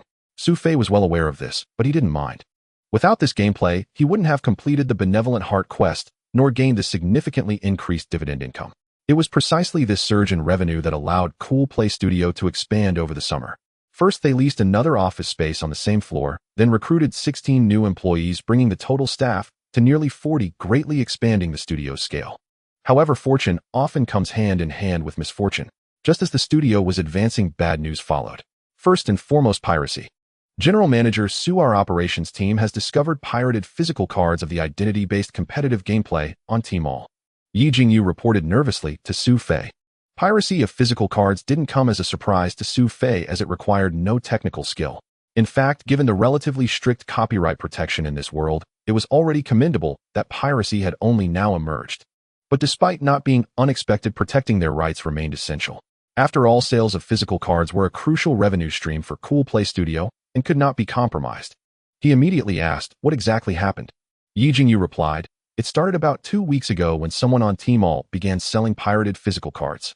But they were clever advertising them as cheap secondhand genuine cards, so our operations team didn't pay much attention at first. It wasn't until the past few days when we noticed the transaction volume was alarmingly high, far exceeding normal levels, that our team became alert. We've already filed a complaint with Tmall, and it's being processed." Su Fei nodded and instructed, "The barrier for pirating physical cards is very low. We must be vigilant. In addition to Tmall, keep an eye on other e-commerce platforms. If necessary, we can involve the police. Rest assured, General Manager Su, we will stay highly alert. Beyond physical cards, consider developing other merchandise. For example, figurines of generals, bookmarks, t-shirts, keychains, standees, and so on. Think creatively. Don't limit yourselves to existing models. If you do well, I'll give you all bonuses next month." Su Fei's encouragement brought a hint of joy to Yi Jingyu's face, leaving a significant impact on her. While contemplating, he informed Su Fei about another piece of bad news. Besides the piracy issue, there are others who are following suit and imitating our new gameplay. "I received a message from a friend that Huayu International in Guangshan City recently launched a project tentatively named Hero Card, which completely copies our game mechanics." Huayu International is a major game company in the country. Despite its notoriously poor reputation, it started early and has a large scale far surpassing the combined efforts of 10 Cool Game Studios. The emergence of such a large company indeed puts considerable pressure on Cool Game Studio. This bad news made Su Fei frown, but he didn't take it too seriously. After all, in his mind, strategy Three Kingdoms has always been just an adopted child left behind by a predecessor. The game he was developing, Red Alert: The Eve of Nuclear War, is his true pride. However, objectively speaking, strategy Three Kingdoms is currently the main pillar of profit for Cool Game Studio, so neglecting it is definitely not an option. After a brief contemplation, he said, "Since they want to imitate our model, we can't stop them. We can only promote ourselves as much as possible, letting players know that we are the original creators of this type of gameplay. Let's allocate some funds for the studio to host a competitive event featuring the Three Kingdoms kill gameplay. There's no rush and we can launch it before Huayu International's hero card testing. This approach should be able to slightly counteract the competition and further stabilize those players who are attracted to the Three Kingdoms kill gameplay, but are not interested in strategy Three Kingdoms itself. If Cool Game Studio can maintain a stable majority of its player base, it will thrive. Of course, aside from this, strategy Three Kingdoms and the identity competition gameplay must continue to innovate, finding ways to develop new modes. This is something the planning team needs to consider. They can't always rely on Su Fei the boss to take action. Esports events. Can our type of browser game even hold esports events? Players might end up laughing at us. Yi Jingyu said, somewhat surprised. He was not unfamiliar with esports. In the realm of client games, several major esports titles are thriving, with some individual esports events offering prize pools exceeding 100 million, which is quite astonishing. However, there have been no esports events for browser games. After all, browser games lack operational complexity. It can't just be about who spends more money, right? Why not? Su Fei smiled and said the core of esports events has two main points: fairness and competitiveness, and it should also have a certain level of spectator appeal. Doesn't our Three Kingdoms kill gameplay meet these criteria? Yi Jingyu was momentarily taken aback. After careful thought, he realized that Su Fei was indeed correct. The Three Kingdoms kill gameplay indeed has the potential to host esports events. If the prize money is higher, the promotional efforts are greater, and the timing coincides with the launch of Hero Card, it could indeed provide a substantial counter to Huayu International. Thinking of this, Yi Jingyu's expression relaxed. The initiation of Hero Card inevitably brought some pressure to the employees of Cool Game Studio. Meanwhile, the emergence of piracy has also impacted the sales of physical cards. Fortunately, as October arrived and the nation welcomed the National Day Golden Week, the development of Red Alert: The Eve of Nuclear War finally completed its preliminary preparations. In the past month or so, the studio has finally managed to mitigate the negative effects caused by a massive expansion. As the newly recruited dozen or so employees gradually integrated into the operations of Cool Game Studio, The Eve of Nuclear War entered a phase of rapid development. Su Fei had a clear vision for the design of this game, so there were no detours in terms of development concepts and gameplay, but that doesn't mean there were no challenges in game development. In fact, the development team encountered challenges much earlier than expected. Resource acquisition system. During a discussion meeting, Su Ping, a digital planner who joined Cool Game Studio last month, voiced the first challenge troubling the development team. Every player, after completing character creation and entering the game, faces the first tutorial task, which often relates to the game's resource system. For example, in Cool Game Studio Strategy, Three Kingdoms, players have 5 types of resources to manage: wood, iron, or stone, food, and gold. Among these, gold can be obtained through hunting or taxation, while the first 4 types of resources require upgrading resource mines within the city or capturing neutral resource points in the wild. However, the resource acquisition system in Su Fei's design for Red Alert: The Eve of Nuclear War is significantly more complex than that of Strategy Three Kingdoms. Firstly, in Strategy Three Kingdoms, players cannot move their main city freely. They must use a city relocation order, a premium item, to move. In the Eve of Nuclear War, players can switch their main base to a mobile vehicle, allowing for free movement on the large map. Furthermore, the mineral resources on the map are no longer infinitely collectible. Each resource point has limited resources.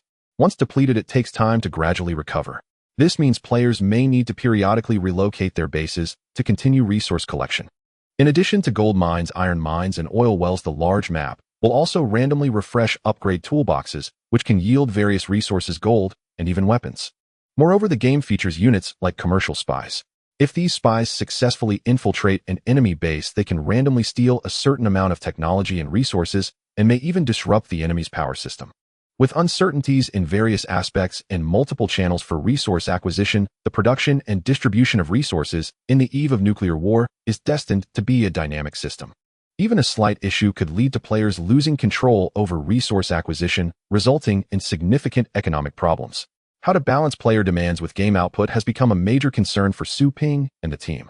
This issue troubled Su Ping and his team for over a week. Ultimately, a technician who switched from Hongfei Games proposed a complex dynamic algorithm, which, after specific modifications for the Eve of Nuclear War, initially met the development team's requirements. However, before the development team could relax, new challenges followed. That was the combat system. For most browser games, the so-called combat system is merely a simple text simulation process, concluding with a calculated result for the players. But Su Fei's ambition was too great. He added 2 mini-unit types to the Eve of Nuclear War: infantry, artillery, tanks, aircraft, and even special operation units. These factors would be sufficient to develop a real-time strategy game, yet the Eve of Nuclear War is merely a browser game. How to maximize the enjoyment of complex troop combat in a browser game while maintaining a certain level of operability has become the second major challenge for the development team. Solving this problem is far more difficult than establishing a resource acquisition system. Of course, Su Fei had already provided an answer to the issues with the combat system. The solution is to introduce air superiority, allowing the side that controls it to fire first, with combat units joining the battle in a certain order. The entire combat process is automated, requiring minimal player intervention. However, this solution, after a period of in-depth development by Yi Jingyu and the others, was proven to have unavoidable issues. Mr. Su, if we follow your combat plan, certain special units, such as the hyperdimensional assault trooper Delta Force and snipers, will lose their significance. After all, these special units can only realize their value when players can manually control them. Otherwise, why would players train these expensive special units instead of investing all resources into tanks and airplanes? Su Fei, who had been following the development of the new game, had also noticed this problem. He had somewhat realized in his heart that this solution was a bit presumptuous, yet he was reluctant to give up. So, what does your development team think? Is there a perfect solution? Yi Jingyu, looking somewhat troubled, replied, to resolve this perfectly, we would have to change the game from a browser format to a client-based one, otherwise there is almost no way. After all, browser games and client-based games are fundamentally different. Trying to showcase gameplay and operability comparable to a client game on a browser platform is itself a contradiction. Alright, Su Fei realized he was being a bit greedy and compromised. In that case, those special units can be deleted or have their abilities adjusted. Of course, you can also consider removing these special units from the major map gameplay and placing them in historical battle scenarios. If players cannot train them in bulk and can only experience them occasionally in historical battles, then the situation would be different. Mr. Su's suggestion is good. Yi Jingyu sighed in relief and was also pleasantly surprised. Nevertheless, this technical dilemma was resolved reasonably through a certain degree of compromise by the development team.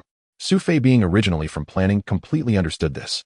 Not to mention that they were only developing a browser game. Even many AAA titles abroad often find themselves lacking the technical capability to realize their designs during development, forcing them to modify existing systems and gameplay. After resolving the second dilemma, the development team smoothly entered November. However, at that moment they encountered a new problem. That is the setting of factions and opposing forces.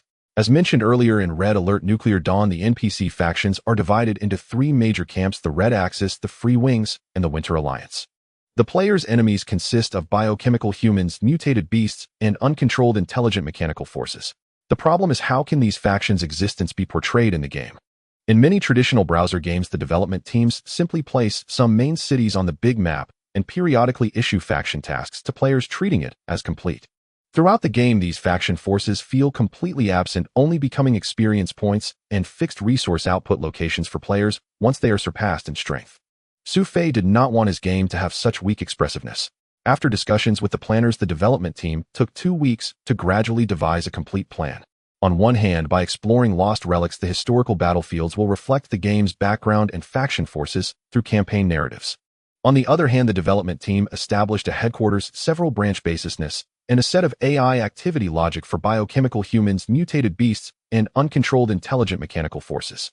Under this logical computation, these opposing forces will periodically dispatch troops of comparable strength to players to randomly attack some players' bases.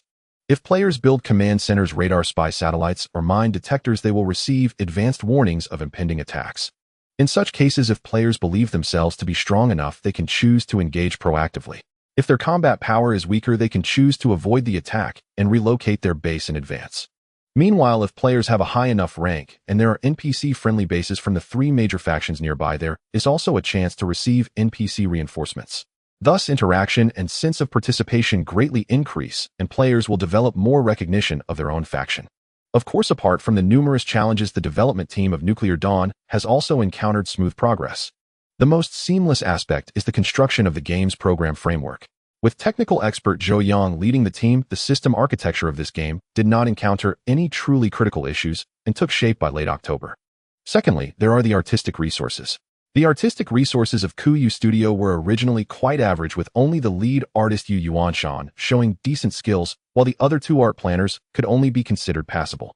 However, this time with the expansion, the studio brought in 2 artists with some talent, elevating Kuyu Studio's artistic standards significantly. But the real transformative addition was the talented individual from the system Rewards, Song Yang. Just a few days after joining the studio, he showcased extraordinary artistic talent, impressing even Yu Yuanshan. Once Red Alert Nuclear Dawn was officially established, Song Yang, assigned to this project by Su Fei, thrived in his role. Whether it was fully armed soldiers, menacing tanks, or futuristic magnetic power plants and base vehicles, they all came vividly to life under his brush. To a stranger's eyes, one might believe these were stills from a Hollywood sci-fi blockbuster. It can be said that Song Yang's addition and perfect performance single-handedly elevated the artistic level of Red Alert Nuclear Dawn to a new height. Under these circumstances, the development of the new game gradually entered a new phase. According to the development team's estimation, it will take at most another 2 months, meaning by January of the new year, they will be able to present a very rudimentary beta version. Counting from the project's initiation during the summer vacation, it has taken less than 6 months. If it were a hastily made reskin browser game, such speed would certainly not be worthy of praise. Pearl Tower, 4th floor, Tongfei Game Studio. Found it. Wu Chao glanced at the address plate not far to his left, confirming he hadn't taken a wrong turn, and headed for the door with Wang Jinfei. Wu Chao was an operations staff member at Eason Games, and this visit was to discuss a partnership with Tongfei Game Studio on behalf of Eason Games. Wang Jinfei, as a technical expert, had come along to help assess the situation. Since the broad strokes of the collaboration had already been settled, this trip was merely to iron out details, making the process relatively smooth. It took just over an hour for the two to wrap up their task, and they descended the stairs chatting and laughing. But the moment they stepped out of the elevator, they came face to face with an unexpected person. Su Fei. Wang Jinfei was taken aback, almost thinking his eyes were playing tricks on him. As a former colleague and a fairly good friend, Wang Jinfei couldn't have mistaken him. But the Su Fei before him was a far cry from the one he remembered from a few months ago. Though the person was the same, his aura had completely transformed. He now wore a sharp high-end suit, and beside him was a female office worker with an outstanding figure and demeanor. If it were a stranger, Wang Jinfei would have believed it if told this was some company CEO. But how could that be? His former colleague had only been a junior planner at Eason Games. Even if had landed a better job after switching, how far could he have risen in just a few months? This contradiction left Wang Jinfei feeling perplexed. Hey, Brother Fei. Su Fei hadn't expected to run into a former colleague outside Pearl Tower. Surprised, he paused in his tracks. Not bad, you've made it big in just a few months. Wang Jinfei approached, both curious and envious, looking him up and down. Where have you been working since you left Eason? Su Fei pointed upward. Made it big is an exaggeration. I'm just at Cool Tour Studio, 6 floors up. Cool Tour Studio. Wang Jinfei, being a tech-focused guy, didn't immediately catch on. But Wu Chao, the operations staffer beside him, quickly recalled something and said in surprise, "Isn't that the studio that developed Strategy 3 Kingdoms? It's been making waves in the Nandu gaming scene lately." "Oh, you mean 3 Kingdoms Kill?" Wang Jinfei finally caught on. "Nice one, bro," he said to Su Fei. "Quietly found yourself a good gig without letting old friends know.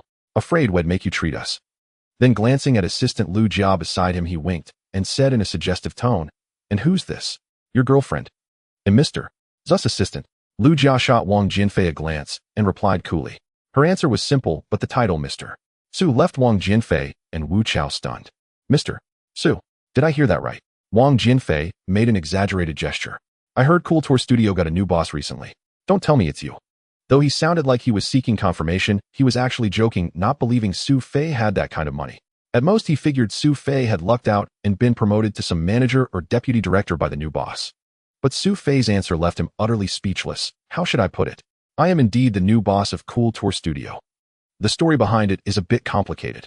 The reason I didn't tell you all after quitting was that I didn't want you to think I was showing off." It was true. Wang Jianfei's emotions instantly became incredibly tangled. He looked at this former colleague, once so familiar, but now suddenly strange, and for a moment found himself at a loss for words. After an awkward silence that lasted several seconds, Wang Jinfei finally spoke. "I heard the 3 Kingdoms Kill gameplay that's been so popular in Strategy 3 Kingdoms was introduced by Cool Tour Studio's new boss. So that was you." Su Fei had no reason to hide his identity. Since Wang Jinfei already knew, he admitted it outright. "Since I finally had the final say, I decided to try out some ideas. Looks like they worked out pretty well." Wang Jinfei fell silent again, lost in thought. It was only when Wu Chao quietly tugged at him from behind that he snapped back to reality. He muttered a few dry pleasantries before hastily turning and leaving with an excuse. Watching the figure of his once close colleague gradually fade into the distance, Su Fei sighed inwardly, knowing that their relationship would likely never return to what it once was. A pity. Eason Games. What? That kid Su Fei is the boss of Cool Tour Studio now. After finishing his work report and casually mentioning Su Fei's situation, manager Sun, who still remembered Su Fei, wore an expression of disbelief mixed with envy. "I only joined the company last year, so I don't have much of an impression of Su Fei, but Wang Jinfei said so." He seemed pretty surprised too. Wu Chao recounted the anecdote casually, as if it were none of his business. But manager Sun felt differently. In his eyes, Su Fei had been a diligent young employee since joining Eason. But beyond that, he had no real talent and carried a youthful arrogance that had always rubbed manager Sun the wrong way. When the new version of Sword and Jianghu flopped and Su Fei resigned voluntarily, manager Sun was quite pleased, thinking the kid had finally taken the hint. But who would have thought that just a few months later the guy would transform into the boss of a studio? Though Cool Tour Studio was smaller than Eason Games, it had gained considerable fame recently thanks to the buzz around Strategy 3 Kingdoms. Meanwhile, Eason Games titles were collectively on the decline. By that measure, Su Fei's actual standing had surpassed his own, And according to Wu Chao, his female assistant was particularly young and attractive. How could the conceited manager's son find any peace? Why? It doesn't make sense.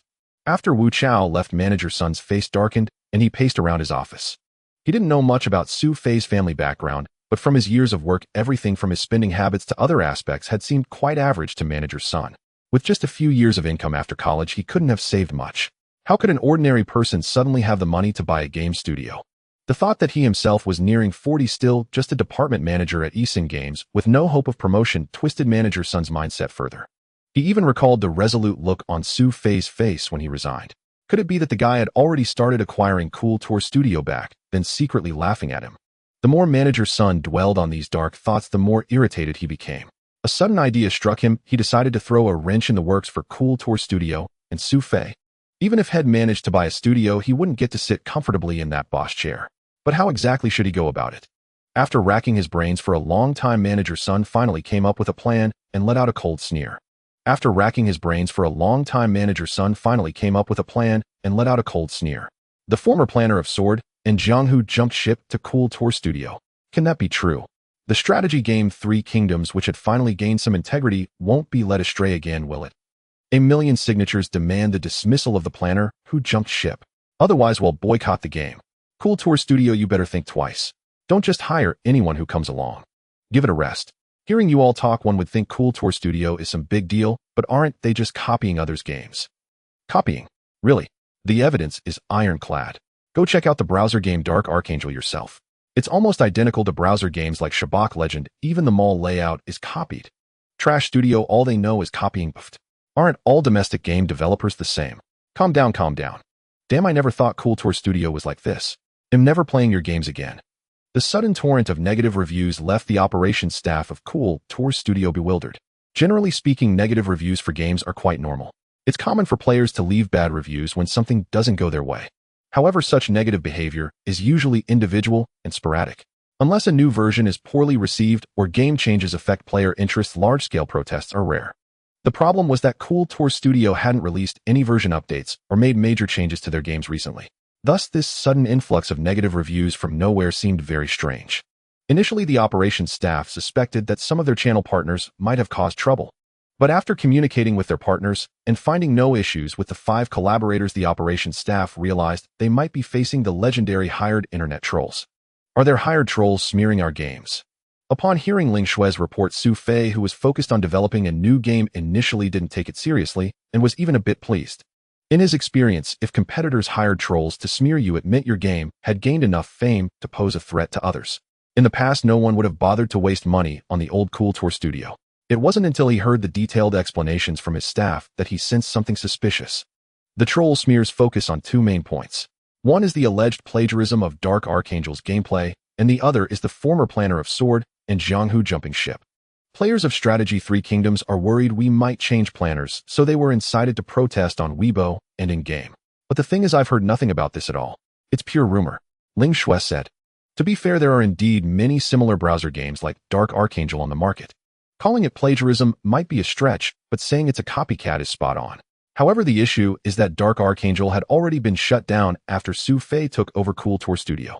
Aurora Game had issued a shutdown notice over a month ago and provided platform compensation to veteran players, though the servers hadn't been officially closed yet. So the plagiarism accusation couldn't affect Cool Tour Studio. They simply needed to dig up and repost the shutdown notice to calm the confused players. But the other point Ling Xue mentioned, the former planner of Sword and Jianghu jumping ship, made Su Fei suspect foul play. The employees at Cool Tour Studio don't know about my previous work at Eason Games. Even internal staff are unaware. How did ordinary players outside find out about this? After much thought, Su Fei concluded that the information must have leaked from Eason Games. Then he remembered bumping into his former colleagues Wang Jinfei and Wu Chao in the office building elevator 2 days ago. Could it be them? But there was no reason for that. Or was someone from Eason Games' upper management behind this? Yet his Cool Tour Studio hadn't harmed Eason Games' interests. Could it be that they were simply jealous of the recent popularity of Strategy 3 Kingdoms? Su Fei didn't realize that his casual guess was close to the truth. After pondering, he remained puzzled and decided to set aside the question of the mastermind's motive. He said to Ling Xue, rumors are not the key, is that someone wants to cause us trouble. Have the customer service and operations staff issue clarification announcements to avoid affecting ordinary players. If you find particularly active troll accounts, take decisive action. Got it, CEO Sue. He'll handle it right away. With her boss response, Ling Shui hurried off. Her efficiency didn't disappoint Su Fei. Soon Cool Tour Studios' official Weibo customer service and in-game announcements all released clarification statements. Meanwhile, many loyal players of Strategy 3 Kingdoms began to defend the game spontaneously. Although the hired trolls didn't give up easily, their two main attacks crumbled in the face of Cool Tour Studios' announcements. After all, what was the point of accusing them of plagiarism when the game had already announced its shutdown? As for the planners job-hopping, the studio's firm denial quickly quelled the players' doubts. This minor storm dissipated in less than a day. Aside from causing a little trouble for Cool Tour Studio, it had no substantial impact on the game's normal operations. The studio staff paid it no further mind. As the clock ticked into early 2011, the completion of the first beta version of Red Alert Eve of Nuclear War was drawing near. Even Su Fei put aside the matter of the malicious smears and devoted all his energy to the final development phase of the new browser game. The first 7 background tracks outsourced to the Hall of the Shadowy Moon Music Studio are all completed and delivered to the development team. The server side has passed initial debugging without issues. The art assets for the third-tier high-level units of the Frostpact faction are also ready. The level designers have finished all single-player campaign storylines for the first 20 levels of the historical battlefield. The rank system is also complete. As the scheduled deadline approached, good news poured in from various parts of the development team. Finally, on the afternoon of January 22nd, the Eve of Nuclear War development team delivered the new game's beta version a full week ahead of schedule. Upon hearing the excellent news, Su Fei immediately rushed out of his office to witness this memorable moment with his employees. In the afternoon, the employees of Ku Game Studio collectively put down their work and gathered in the open space in front of the office. Here, an employee set up a projector. The first version test of Red Alert Prelude to Nuclear War will be presented to all employees through it. In fact, there was no such process in previous game development. The development team could conduct tests entirely on their own computers. However, Su Fei felt that this was his first official game, which held significant meaning, and that a proper sense of ceremony could instill a greater sense of responsibility and honor among the studio's employees, so he instructed to set it up in advance. Then let's begin the beta test of Red Alert Prelude to Nuclear War. Su Fei officially announced, glancing at the surrounding employees. Immediately, warm applause broke out. Under the watchful eyes of the employees, Su Fei logged into the internal testing server using the prepared test account. As the login interface's art had not yet been optimized, it appeared somewhat rudimentary at this moment. Since the early content of the game was already quite polished, Su Fei's test account began the character creation phase, which was very similar to the normal player flow. In this phase, the development team of Ku Game Studio had prepared ample artistic materials, providing players with no less than 20 exquisite avatars to choose from. Since it was just a test, Su Fei casually selected a cool soldier avatar from the materials. The character name was also a random string of numbers. Then it was time to choose talents and birthplace. Each player can select one from 5 randomly generated talents when creating a character. If unsatisfied with the 5 random options, players could refresh the selection. This talent system was proposed by Su Fei during the game's planning phase. With the development team's refinements, it had evolved into a rich game content featuring dozens of different talents. Among these talents, some increase the damage of various troop types, some enhance resource production, some improve construction efficiency and marching speed, and some reduce upgrade experience. A plethora of options. However, the effects of these talents were generally not exaggerated and would not significantly impact game balance. They were more about adding fun and diversity. Only those technically inclined players who pursue extreme data would find it necessary to delve into this. Similarly, since it was just testing, Su Fei refreshed a few times and casually chose the talent Electrical Engineer, which increased power plant's output by 10. As for selecting a birthplace, this was more important. In the game's large map, the Winter Alliance Red Axis and Free Wings occupy a significant portion of the map, essentially presenting a tripartite stalemate. The remaining parts of the map are occupied by the layers of bioengineered humans, mutated beasts, and uncontrolled intelligent mechanical forces. The various factions are in close proximity with battle lines interwoven. If one chooses a birthplace within a certain faction's territory, it implies that joining that faction is preferable, otherwise survival will be very difficult. If the birthplace is selected in a border area of different factions, it may easily come under attack from enemies, but conversely, it also offers greater opportunities for gaining war merit and swiftly advancing ranks. In addition to directly affecting faction choices, the large map also features oceans, lakes, and other terrains. Choosing inland means essentially saying goodbye to developing a navy. It'll go with the heartland of the Red Axis. Su Fei casually marked a region confirming his choice and officially completed the character creation. Immediately afterward, the screen went black and a brief introduction to the world background began. The character controlled by the player is an ordinary human living in the pre-new era, but due to an energy crisis, the Soviet Union and the Allies triggered a nuclear war that swept across the globe. On the eve of the nuclear war, the player's character was fortunate enough to gain access to a shelter. By the time he awoke from the frozen pod of the shelter, a century had passed into the new era. Among all the survivors in the shelter, he was the only one who had survived. As a result, the player's character received the highest authority in the shelter along with the remaining resources and a base vehicle that crystallized the highest technology of pre-war humanity. Thus, the formal progression of the game began. Players will start to develop in a safe spot near the shelter with this base vehicle and initial resources.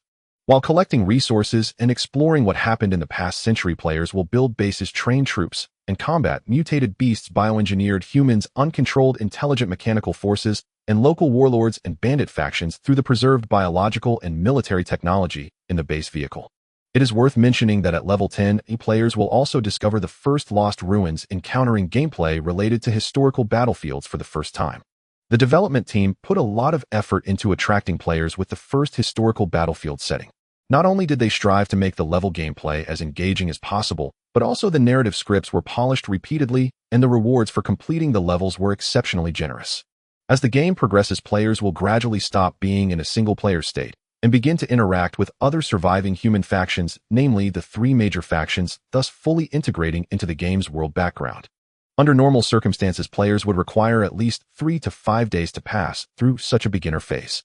However, Su Fei adjusted the experience multiplier in the backend and easily raised his level to 20 within an hour, also promoting his rank to second lieutenant, officially triggering the faction selection quest.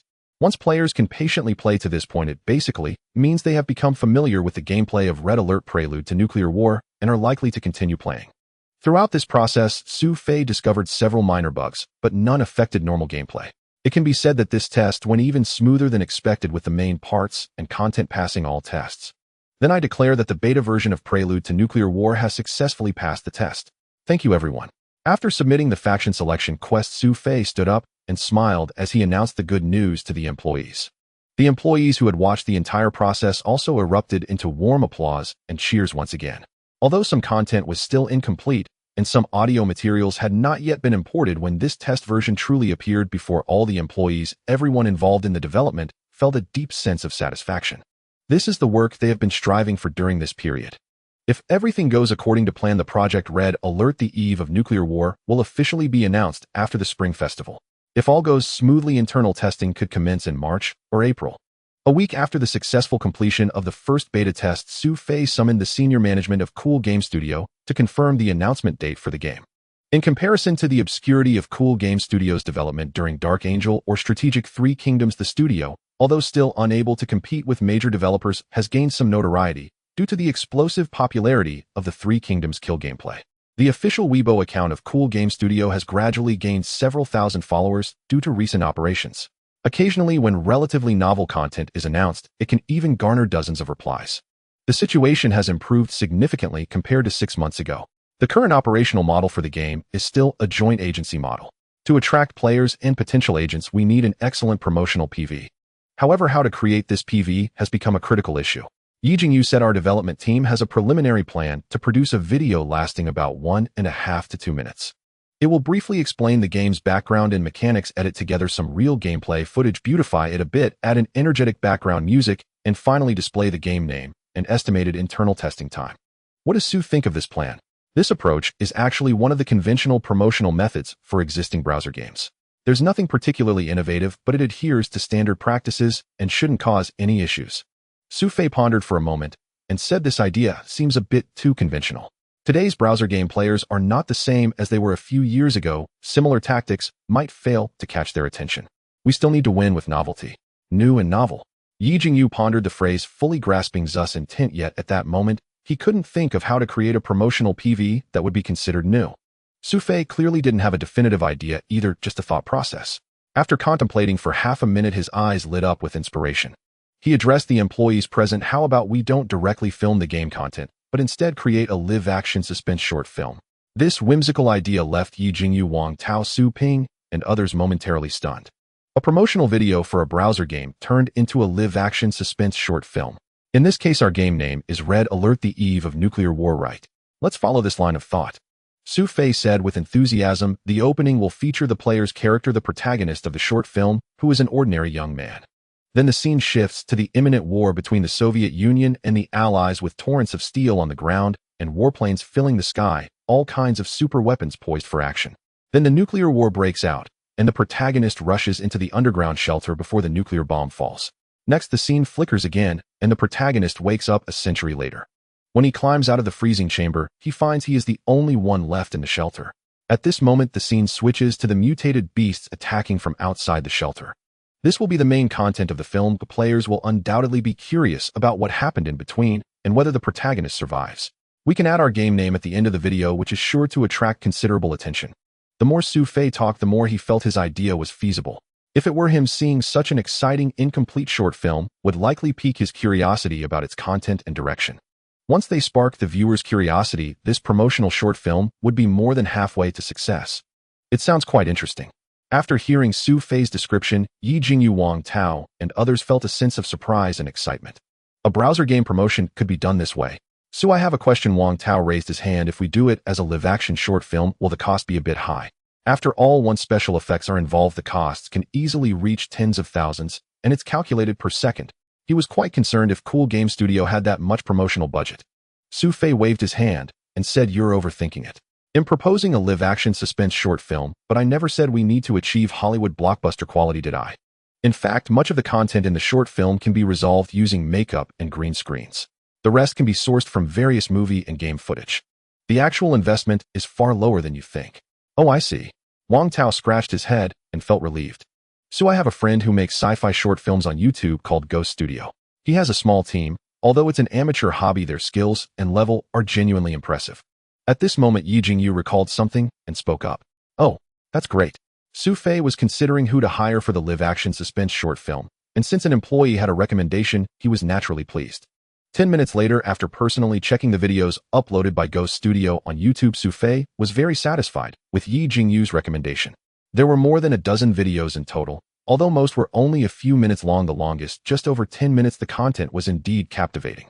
Some of the special effects used were even comparable to many domestic big-budget films that claim to have billions in investment. It's hard to imagine that these were merely personal projects for fun. "That's the one," Su Fei decisively declared. As long as the other party can guarantee the video's quality matches what he submitted before, he felt it would be worth giving them 30 to 50,000 in funding. That evening, Luo Wenbin received a call from his university classmate Yi Jingyu. "What? Shooting a promotional video for a browser game?" Upon hearing his university classmate's words, Luo Wenbin instinctively wanted to refuse. What a joke. He knows very well what the state of promotional videos for browser games in the country is. "Come on, brother, just come and cut me. This is a brand new version you haven't played. Your time is very valuable." He would never take on such a job, even if he starved or died outside. Moreover, his family background was actually quite good, otherwise he wouldn't have been able to gather a group of friends for this hobby project in his spare time. "Don't, brother, let me finish." Yi Jingyu knew his old classmate had misunderstood and immediately gave Luo Wenbin a rough outline of what Su Fei wanted to film. Nuclear war, shelter, freezing chamber, mutated beasts. These elements filled with sci-fi flair piqued Luo Wenbin's interest slightly. He stroked his chin and said, "If it's such content, helping you out wouldn't be impossible. However, our studio currently has a half-finished video and is temporarily unavailable to take on more work." Upon hearing Luo Wenbin say this, Yi Jingyu knew that this matter was basically settled. He smiled and said, "Don't worry, our boss won't make you work for free. Well, start with a sponsorship of 30,000, and if you do well, adding an extra 20,000 is also possible. 500,000. Luo Wenbin, who thought he would only get a few thousand as a token of appreciation, immediately changed his tune. "All right, old classmate. Given our relationship, if I don't help you, who will? Wait for my good news." Early the next morning, all 5 core members of the Phantom Studios' small team gathered in the living room of Luo Wenbin's home after receiving his invitation. "What's so urgent that we have to be called this early?" Wang Tao, who was in charge of editing, said while yawning, dark circles still visible on his face from an all-night gaming session. Lu Meidong, who was still munching on a meat bun without caring about her Leda-like image, mumbled, "Exactly, he didn't clarify anything over the phone, making me leave without even properly putting on makeup. Could it be that there was a problem with the unfinished video that needs to be scrapped and redone? I must remind you there are less than 3 days left until the scheduled update. Don't worry, it's not an issue with the original video." Luo Wenbin looked at his 5 friends on the sofa and smiled, saying, "Hey, raced the thing yesterday evening. An old college classmate of mine gave me a commercial commission. The client is a web game studio specifically requesting a promotional video. They specified the type and content with a duration of only 2 minutes or even a little shorter. The payment is 30,000 yuan, and if the quality is good, it can go up to 50,000. Previously, Phantom Studio had encountered several manufacturers seeking commercial cooperation, but very few could afford this price. At this time in 2011, many manufacturers still looked down on those making online videos offering a few thousand yuan as if to dismiss them. However, as I said, Luo Wenbin isn't short on money, and neither are his friends. For instance, the wealthy Lu Meitong from the team has a family fortune of several million. Dividing a few tens of thousands isn't even enough for her monthly cosmetics expenses. That's why Wang Tao was only slightly surprised and quickly responded, "The price is reasonable, quite sincere, but is that it?" With a hint of disdain in his tone, Chu Gaoxing, half reclining on the sofa, said, "So it's a commercial collaboration, and it's for developing a web game. Well, it'll do. It's a bit of legitimate income, so I can explain it to my family. By the way, what requirements did the client mention?" "No, come on, guys, am I the kind of person who just takes any dirty money?" Luo Wenbin shot a glare at his friends, jokingly scolding, "I actually refused when they first approached me. Can you at least listen to what the manufacturer wants to shoot before talking?" "Oh, from your tone, it seems there is something special about this." Wang Tao's spirit slightly lifted. Chu Gaoxing, however, was still unconvinced. A web game studio, what aspirations could they have? Dragon-slaying swords just click to get a royal city. PK, the winner takes all. You're underestimating them. Luo Wenbin's tone became serious. What they want is a real-life suspense short film. He then detailed Yi Jingyu's requirements. Is it about Red Alert, the eve of nuclear war? Bioengineered humans, mutated beasts, and rogue machines. Among the 5, the only one who had been quiet, the small team director LV Xiaofei, suddenly became serious. That's impressive. It's quite rare to see such artistic aspirations in the domestic web game circle. Chu Gaoxing's earlier disdain also vanished. It seems I really underestimated them. However, their demands are quite high. If we indeed make it, I feel 50,000 might be too little.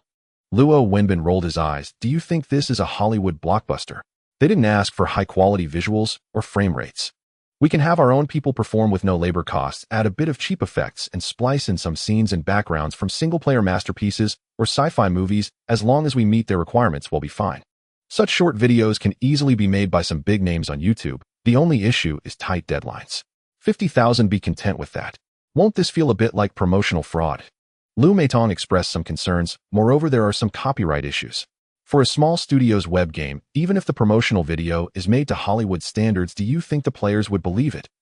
Everyone already has a psychological expectation, so it doesn't count as fraud.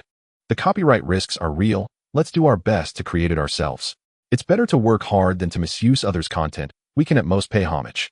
In the end, I won't take a single cent from the profits. Instead, I'll treat our team to a big meal and then take a week-long trip abroad." Luo Wenbin said generously. "Brother Luo is so generous. I want to go to the Maldives." Wang Tao instantly perked up. Lu Meitong, having finished her meat bun, was wiping her fingers with a tissue and said, "I want to go to Prague." "Let's do it then." We're all following Brother Luo's lead. The steady LV Xiaofei suddenly remembered something and asked, "What about the unfinished video?" Luo Wenbin had already considered this issue and said, "It will have to be put on hold for now. Didn't we have some stock footage saved up from before? We can use that for one episode." Seeing that Luo Wenbin had already made arrangements, the 5 had no objections and quickly plunged into their work. Phantom Studio, let's get to work. February 3rd, Spring Festival. Although the development of Red Alert, the eve of nuclear war, had entered its final sprint stage, it was still necessary to celebrate the Spring Festival. As early as the day before the New Year's Eve, all employees were given an early holiday, not returning to work until after the 3rd day of the new year. Thanks to the sustained popularity of Strategy 3 Kingdoms over the past 6 months, and the strong sales of physical cards, Kuyu Studio's financial situation has been very healthy in recent months. Having money in hand, Su Fei was generous and gave all employees a substantial red envelope, ensuring everyone could have a good new year. This gesture undeniably deepened the employees' loyalty and gratitude towards the studio. After all, there aren't many bosses like Su Fei in the Nandu gaming circle who care for their employees. However, while the holidays were enjoyable, the studio's Spring Festival celebration activities had to take place. Especially since players of Strategy 3 Kingdoms either received year-end bonuses or had pocket money, making it the most financially comfortable time of the year. It would be a shame not to hold an event to cash in on this. Therefore, starting from the first day of the New Year strategy, Three Kingdoms launched a series of 15-day Spring Festival activities, including sign-ins, beast slaying, and double rewards at Hulagwan, along with special Spring Festival lucky bags and 2 premium packages. In just a few days, the Spring Festival lucky bags, priced at 98 yuan each, sold tens of thousands. The booming sales had the employees of several rival companies laughing heartily. Only after the 5th day of the new year did the studio staff return to normal operations, and the skyrocketing cash flow and online rates gradually returned to normal. At this time, however, a piece of news stirred up the Nandu gaming circle. This news was not very big, but had a slight connection to Su Fei. The boss of Eason Games was about to withdraw his investment. The gaming circle in Nandu was actually not small, with various studios and small to medium-sized game companies totaling hundreds, but it was also not that big.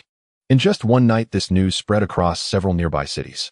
Su Fei also received the news from his assistant Lu Jia. Upon hearing the name Eason, he felt a twinge of nostalgia. After all, he had worked at that game company just last year. He never expected that in just over half a year after leaving Eason Games would face a life-and-death crisis. What exactly happened? Any specific news? He asked with slight curiosity. Eason Games' recent performance had been poor, and its flagship game Swordsman Jianghu had mediocre monthly revenue.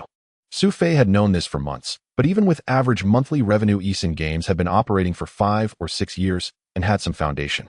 How could it collapse so easily? Besides, not long before the new year, people inside Eason Games even had the leisure to hire trolls to smear him. This hardly looked like a company on the verge of collapse. I've only heard bits and pieces, so if anything is inaccurate, please forgive me, President Su. After setting this premise, Lu Jia slowly said, the problem is said to lie with Eason Games' major shareholder Xiao Heong. He has many businesses besides Eason Games, including restaurants, clothing, and stock investments. Due to the overall economic downturn, his investments in other industries had recently suffered severe losses, and the stock market was not optimistic either. To raise funds to fill the gaps, he had to cash out some of his quality assets.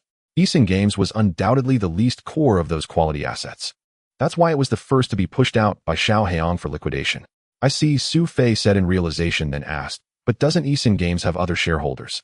If someone else is willing to take over, Eason Games could still continue operating. I'm not sure about that. Lu Jia shook her head and speculated. Maybe their flagship game isn't profitable, and with the major shareholder pulling out, the other small shareholders don't want to take over either. That's about right. Su Fei agreed that Lu Jia's analysis was likely accurate and sighed, what a pity. In the fiercely competitive internet and gaming industry, a company that could operate for over 5 years was considered decent. Seeing it either being sold off cheaply or going bankrupt and dissolving, Su Fei couldn't help but feel a sense of melancholy. Ding! New mission triggered. The sudden sound startled Su Fei. New mission. Mission: acquire Eason Games. Optional mission pending acceptance. Mission description: to grow the studio. Self-effort is one path, but appropriate commercial acquisitions can also be a shortcut. Within half a month, acquire Eason Games. Mission reward: reward the host with 1 recruitment opportunity, allowing the recruitment of outstanding talent in the gaming industry with random expertise. Note: shocking. A junior planner left in a huff and half a year later counterattacked to become the company's boss. Kid, you can do it. Damn. The triggered mission itself didn't surprise Su Fei much, but the added note at the end made Su Fei feel the system's malicious intent. Who are you mocking? However, there was no choice, it was the system. Su Fei still needed to rely on it, so he pretended not to see the note and focused on the acquisition. But the more he thought about it, the more he felt this matter was indeed promising. Having worked at Eason Games before, he had a deep understanding of the company. Although the employees were a mixed bag with some coasting at the bottom and middle management relying on seniority, Eason Games did have some talent, and its technical reserves were no worse than Kultor Studio, even having a richer foundation. More importantly, Eason Games had the capability to operate games independently. The web game Swordsman Jianghu was self-operated by Eason Games. This capability was what Kultor Studio currently lacked, or rather completely lacked. If they could truly acquire Eason Games, Kultor Studio could not only undergo another large-scale expansion, but also make up for its biggest shortcoming, becoming a game company capable of independent R&D and operations. It might still not compare to second-tier or first-tier game companies, but among small game companies, it could be considered one of the best. Feasible. No ID, even say it's necessary. In just a few seconds, Su Fei made up his mind. What's feasible? Lu Jia only heard Su Fei muttering a few words and asked in confusion. Interrupted from his thoughts, Su Fei turned to Lu Jia and said, I've decided. I'm going to acquire Eason Games. What? Lu Jia was stunned. This young boss had only acquired Kultor Studio not long ago, and now he wanted to acquire Eason Games. The latter was a game company with 60 to 70 employees, 3 times the size of Cool Tour Studio before its last expansion. If the acquisition succeeded, it would be like a snake swallowing an elephant. Somewhat surprised by Su Fei's boldness and sudden decision, Lu Jia, well aware of her role as assistant, immediately asked, "President Su, are you sure about the acquisition? Do we have enough budget?" Su Fei nodded. The studio has been doing well financially in recent months. Even after handing out year-end bonuses, we can still spare a few million. Under normal circumstances, that might not be enough to acquire Eason Games. But now that Eason Games is about to be sold off cheaply, as long as no one else bids, securing it shouldn't be a problem. At most, the studio would have to tighten its budget for a short while after the acquisition. Once they got through the first month or two of difficulty, everything would improve. Besides, Red Alert, the eve of nuclear war, was about to enter internal testing. Su Fei had confidence in the quality of this game. Even if it didn't become a huge hit, as long as its performance was better than Strategy 3 Kingdoms, it could quickly become another profit pillar for the studio. By then, even if the acquisition of Eason Games wasn't as smooth as expected, it wouldn't affect the studio's normal operations. Understood, President Su. He'll get to work immediately. Since Su Fei had made up his mind, Lu Jia, as his assistant, had nothing more to say and promptly conveyed his intentions. Soon, the legal and financial staff of Cool Tour Studio formed a negotiation team. They began preliminary preparations while formally submitting an acquisition offer to the troubled Eason Games. On the 17th floor of the financial building in Nandu City, in the office of Eason Game Company, Xiao Heiyang, who was recently overwhelmed and looking a bit haggard, was about to light a cigarette to refresh himself when he suddenly heard the report from his personal assistant, and his face immediately broke into a joyful expression. This good news has come at just the right time. He couldn't help but ask which company sent the acquisition proposal. The assistant hesitated for a moment and replied, "The company that sent the acquisition proposal is called Cool Play Studio, a local enterprise in Nandu City." Cool Play Studio. Xiao Haiyang's initially delighted expression suddenly turned gloomy. It's not even a proper game company, just a small game studio. What can such a small fry offer? They wouldn't be trying to take advantage of Eason Games' recent difficulties by offering a low price, would they? Dream on. He snorted and said, "In the future, if such small studios without self-awareness come to inquire about prices, just refuse them outright. Even if my Eason game were to disband, I wouldn't sell to them." The assistant was taken aback and hesitantly said, "Actually, Cool Play Studio isn't that small. Oh, I've heard they have over 40 people recently. Their game Strategy 3 Kingdoms has been quite popular these past few months, reportedly making a lot of money." Strategy 3 Kingdoms. Xiao Heiyang had some impression of this name, paused for a moment, and finally reacted, "Oh, it's that game with the 3 kingdoms killing gameplay, right? You should have said so earlier." The assistant felt a bit wronged, silently grumbling, while trying to maintain a respectful demeanor, waiting for the boss to make a decision. After pondering for a few seconds, Xiao Heiyang changed his tone. "Since they have some reputation, selling to them isn't out of the question. However, let's set the price a bit higher and thoroughly probe their bottom line. Additionally, spread the word outside that at least 2 other companies are interested in Eason Game and are preparing to bid." "Yes, boss." The assistant readily agreed. After all, it was the acquiring side that wanted to leak information, and half a day later, Cool Play Studio received the news. Are there other game companies interested in Eason? Looking at this somewhat dubious rumor, Su Fei fell into deep thought. To be fair, Eason Game Company is not an asset without value. It's just that the major shareholder, Xiao Heiyang, has financial issues, and the other minor shareholders are unwilling to take over, leading to operational difficulties. If there are indeed other game companies interested in Eason, it's not completely impossible. But the timing of this news is a bit too coincidental, making Su Fei suspicious. Just after they had sent out the acquisition proposal, within a day, Eason Game, which had been silent for 2 days, suddenly had more than 2 parties interested in acquiring it. Is it truly just a coincidence, or is it a deliberately released smokescreen? Mr. Su, besides this news, Eason Game has also been in contact with our acquisition negotiation team. Their initial response is that they welcome the acquisition, but in principle the price won't be lower than 4 million. 4 million. This figure made Su Fei's expression shift slightly, and he said, although Eason Game has some value, if there are indeed competitors, reaching 4 million isn't impossible. But the problem is whether there is another party willing to bid is still uncertain. Moreover, that boss Xiao's financial situation is problematic, and he urgently needs money to fill the hole. In this scenario, would they dare to ask for 4 million? They're treating our Cool Play Studio like a sucker. Whoever is willing to pay that much for acquisition can go ahead, as Su Fei will not accept that price. Lu Jia nodded and said, our acquisition negotiation team has also made a preliminary judgment that they feel Eason Game is not worth that price. Like Cool Play Studio, Eason Game also rents its office space and the servers for operating games.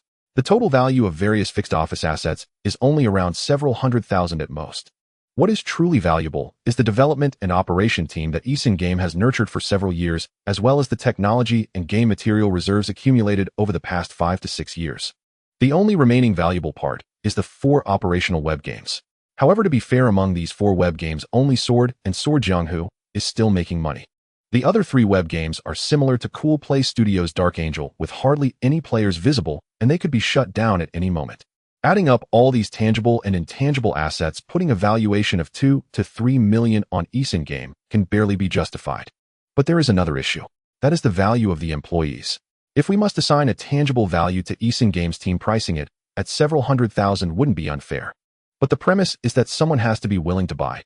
If in the end no one takes over, Eason Game's current situation will inevitably lead to disbandment and bankruptcy. Su Fei only needs to patiently wait until that time, and he can directly poach the unemployed operational development team of Eason Game without spending a dime. As for the remaining shell, whoever wants it can take it. If that's the case, then Eason Game's value would have to be discounted even further. It might not even be possible to sell for 2 million. Thinking of this, Su Fei gradually formulated a plan in his mind. He instructed his negotiation team to continue discussions with Eason Game while also maintaining a posture of not being in a hurry, waiting for the other side to lower their price. He had a strong premonition that Xiao Haiyang's real confidence and patience were far less than he pretended, and the actual progress was exactly as Su Fei had anticipated. After just 2 days of stalemate, seeing that Cool Play Studios' desire to acquire seemed not very strong, Eason Game began to get anxious. They still pretended to maintain a calm facade, subtly indicating that in light of Cool Play's sincerity, they were willing to lower the price by 2,000. During this time, Su Fei also kept urging his employees to investigate whether there were other companies in the Nandu game circle interested in Eason Game. The answer is that there might be more than one party interested, but most are still observing. The only one truly willing to make a bid is Cool Play Studio.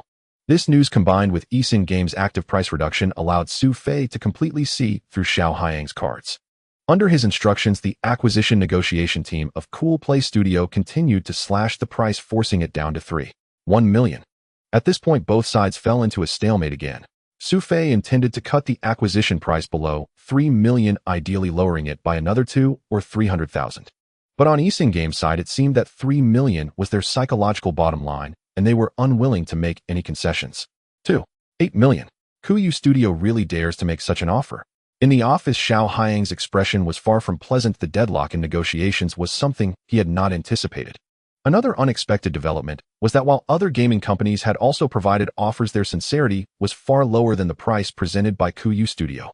Meanwhile, his financial situation was deteriorating further, with the funds he had managed to acquire from other sources already stretched to their limits. If he couldn't secure these few million urgently, his funding chain would likely collapse entirely. At that point, the losses would not just be in the hundreds of thousands, but in the millions. Well, fine too. 8 million is it? It's not that I can't sell. However, since you are being so calculating, don't blame me for being unprincipled. Remembering something, Xiao Haiyang gritted his teeth and summoned the chief planner and the company accountant of Sword and Blade Jianghu, instructing them to carry out a task. Manager Su, good news. A day later, the negotiation team for the acquisition of Eason Games excitedly reported to Su Fei. Under their persistent efforts, Eason Games ultimately compromised and successfully lowered the acquisition price to 8 million. They have already indicated that a formal contract can be signed within 2 days and asked Kuyu Studio to prepare the acquisition funds. This news brought Su Fei joy, but he could not help but feel somewhat surprised. He had anticipated that Eason Games would make concessions, but he did not expect them to be so straightforward. He had thought that even if Eason Games were to yield, there would still be several rounds of negotiations. Could it be that Xiao Haiyang's financial situation was worse than expected? Or was there something else he was unaware of? Although he was not entirely clear, Su Fei did not hesitate and immediately instructed the studio's legal staff to prepare. At the same time, out of caution, he had a few of his employees continue to keep a close watch on Eason Games to prevent any tricks from the other party. While it was uncommon for manipulations to occur after a preliminary acquisition agreement was reached, it had happened before in the gaming industry, and Su Fei did not want to be the one to get taken advantage of. This caution helped Su Fei avoid a major disaster. During the initial day and a half, there was no movement from Eason Games, and the acquisition matters were proceeding in an orderly fashion. But just a day before the formal signing, the employee responsible for monitoring Eason Games rushed in a panic. Manager Su Sword and Blade Jianghu suddenly made an update early yesterday morning, and the reputation has plummeted. Players are about to explode. Don't panic, take your time to explain. Su Fei calmed the employee, listening patiently as the situation was relayed, his expression growing serious.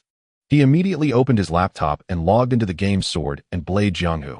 His account was a low-level character created when he worked at Eason Games with a meager level of 14. However, he was not there to play the game. The level did not matter as long as he could see the real situation within the game. After a brief loading time, Su Fei entered the game's announcement board. According to the update log, Sword and Blade Jianghu indeed underwent an update early that morning. The update content was mainly divided into two parts. The first part was brief, merely fixing a few seemingly trivial bugs. The second part, however, introduced a variety of packages with extensive discounts, claiming unprecedented promotional offers. Upon seeing this, Su Fei's heart sank. He followed the link to the store. The store for Sword and Blade Jianghu adhered to the usual standards of domestic web games, being the most meticulously crafted and high-quality section of the entire game. As for the premium items sold in the store, the regular items were comparable to those in other similar online games. Su Fei glanced over and quickly saw various resources, as well as star upgrading gems, strengthening protection scrolls, and the hero tokens for completing daily tasks, quickly, all of which were clearly functional items. Additionally, there was a monthly card priced at 30 yuan, offering a great value with a highlighted label reading hot, indicating it seemed quite popular among players. Overall, while these items could influence the speed of player development, they did not severely disrupt the balance. However, when Su Fei clicked into the package page, the atmosphere changed dramatically. The 5 combination packages released by Eason Games early in the morning completely destroyed the economic cycle and balance of the game. The top 3 packages compared to previous resource packages were almost all discounted to 1/3 of the original price, and there were additional rebates offering equivalent bound diamonds. The scale of discounts was enough to make even the most rational players go wild. The 4th package was even more outrageous. It actually started selling a VIP monthly card with a permanent duration. Compared to the original 30 yuan small monthly card, the VIP monthly card doubled the benefits provided daily and did not require monthly renewal. For just 198 yuan, it would be valid permanently. Furthermore, the introduction of an unlimited cultivation pill package was even more devastating for the game. Although he had left Eason Games for over half a year, the basic power system of this web game had not changed significantly. As a former planner for Sword and Blade Jianghu, Su Fei certainly understood the importance of cultivation in the game. In this 2D web game, equipment and internal martial arts directly determined combat power. However, the enhancement of internal skills and martial arts relied on cultivation. Previously, players could only obtain a limited amount of cultivation each day with very few channels available. But the emergence of unlimited cultivation pills directly overturned this limitation. As long as wealthy players were willing to spend money repeatedly, they could upgrade internal skills and martial arts techniques without limits, instantly shattering the previously tenuous balance of power. Ordinary players, smaller players, and even some minor wealthy players could all be crushed by the emergence of this package. This was no longer a matter of poor taste, it was a thorough case of draining the pond to catch the fish. It dealt a devastating blow to the game's lifespan and the relatively stable player tiers. Is this a sign of madness for the pursuit of profit? After reviewing these packages from Eason Games, Su Fei could already imagine what kind of greedy faces Eason Games and their boss Xiaohyang had. He wondered how the players of Sword and Blade Jianghu would react. With a hint of sympathy, Su Fei successively opened the official Weibo and Tieba pages for Sword and Blade Jianghu. As expected, not only Su Fei, but also the players of Sword and Blade Jianghu were shocked by the official actions, and the public opinion erupted. Generally speaking, if the game officials released packages with significant discounts, players would cheer, shouting words like conscience and Watma, while simultaneously spending money in the game. But this time was different. Many players with a bit of rationality began to suspect whether the officials had lost their minds or were simply planning to make a quick profit and run. The in-game chat bar official Weibo and Tieba were in an uproar, with some cursing at the officials, others expressing concern, and even some directly deleting their accounts and advising other players to quit the game as soon as possible. However, regardless of the game, there are always some players with deep pockets who seek thrill and excitement. They quickly spent money manipulating characters whose powers surged, ruthlessly slaughtering other players within the game. In the game's built-in chat bar, there were plenty of players lamenting after suddenly being one-shot while walking innocently on the map. Some reluctant small are players unwilling to be defeated and not wanting to abandon the game were coerced into spending money purchasing a large number of unlimited cultivation pill packages to fight back. In just half a day, the game was engulfed in chaos, resembling a scene of rampant demons. Witnessing this unfolding spectacle, Su Fei was at a loss for words to describe his feelings. When he resigned from Eason Games, the operational situation of the game Knife and Sword Jianghu was already quite grim. However, the operational costs of browser games are generally low, and with eSIM Games' knack for exploiting players, they still manage to earn a considerable profit. But with the officials' actions, the revenue skyrocketed in a short time, multiplying rapidly, yet this was undoubtedly the last frenzy before the end. First, the ordinary players who suffered from the imbalance of power swiftly left, then the small, or players unable to sustain the consumption were forced to abandon the game, leaving only the wealthy players who were now playing solo, resulting in the game's complete demise. If decisive and powerful remedial measures are not taken, it won't be long before everything becomes irretrievable. System prompt: you have been killed by player Dao Chi Chong Tian. Do you wish to add him to your revenge list? In the midst of his anger, Su Fei, this level 14 character, was unexpectedly attacked. What is going on? My character isn't even level 20 and is not in the safe zone of the main city. Isn't there a newbie protection? Surprised, Su Fei investigated and realized that it was indeed the fault of the permanent VIP monthly card. This permanent card granted players higher privileges, allowing them to disregard newbie protection to a certain extent. Although players still couldn't attack others in the safe zones, they could now ignore newbie protections and the outdoor safety points at the entrances of the large map. Damn it! Su Fei could no longer bear it, and prepared to type a complaint against the officials. However, before his message had even been sent for half a minute, he received a 1-hour mute notification from the administrator. Clearly, eSIM Games was aware of their issues and was imposing strict controls over in-game communications. Customer service was also actively guiding public opinion, claiming that the introduction of gift packages was a gesture of gratitude for eSIM Games' 6-year anniversary, and that they had simply been made available early due to technical reasons, and it was not an attempt to cash out and run. Moreover, there were some individuals suspected of being internal employees directly posing as Water Army members, asserting that there were no issues with the pay-to-win packages, that they were having a great time, and that those who couldn't afford it were simply making excuses. Of course, the famous phrase, "a Wukai 80,000 steal," was not absent. Among them, there might be Su Fei's former colleagues. These induced statements and controls seemed to have some effect on the surface. Yet the true player base's dissatisfaction was simmering like a volcano. However, perhaps it was still only half a day since the chaos began, and some players still had expectations of the officials, believing that feedback might sway the officials' decisions, or that they might simply retract the gift packages, remaining cautiously observant. But having fully grasped the situation, Su Fei held no optimistic sentiments. As a former planner, he was all too familiar with these circumstances. The officials would never change, because this was precisely the true intention of eSIM Games, or rather of Xiao Heong. After all, he was already preparing to sell the game company, so it was only natural for him to swindle as much money as possible before letting go, wasn't it? As for the mess left behind and the innocent players, that was a concern for the person taking over the company. Or rather, something that we at Kuyu Studio needed to consider. It had nothing to do with him as the former boss. Xiao Heong, oh Xiao Heong, you truly are something. Su Fei stood up from his laptop, his expression grim. The situation was already quite clear. The owner of eSIM Games, Xiao Heong, seeing that he was about to complete the acquisition, secretly initiated another wave of updates. Using the preemptive gamble of the game's future lifespan, he swindled a wave before leaving. To avoid being detected, they even chose to update in the early hours of the day before the official acquisition. If he guessed correctly, the revenue from this update would not have entered the game's company account, but would have been transferred ahead of time to Xiao Heong's private stash or to some disguise account. Once he let his guard down and failed to catch it a day earlier, once the acquisition contract was signed, it would be difficult to pursue legal action. After all, eSIM Games could perfectly justify such actions as normal game updates merely reflecting poor player reviews. Even if he wanted to investigate the accounts, Xiao Heong would likely have done some accounting before leaving no obvious loopholes. Damn it. He couldn't help but curse while also feeling grateful for his caution. However, this also seemed like an opportunity. After a sudden thought, Su Fei paused in his steps, quickly coming up with a counter-strategy. He immediately had his assistant contact the owner of eSIM Games, requesting an early meeting to discuss some important issues. 2 hours later, Su Fei met with the owner of eSIM Games, Xiao Heong.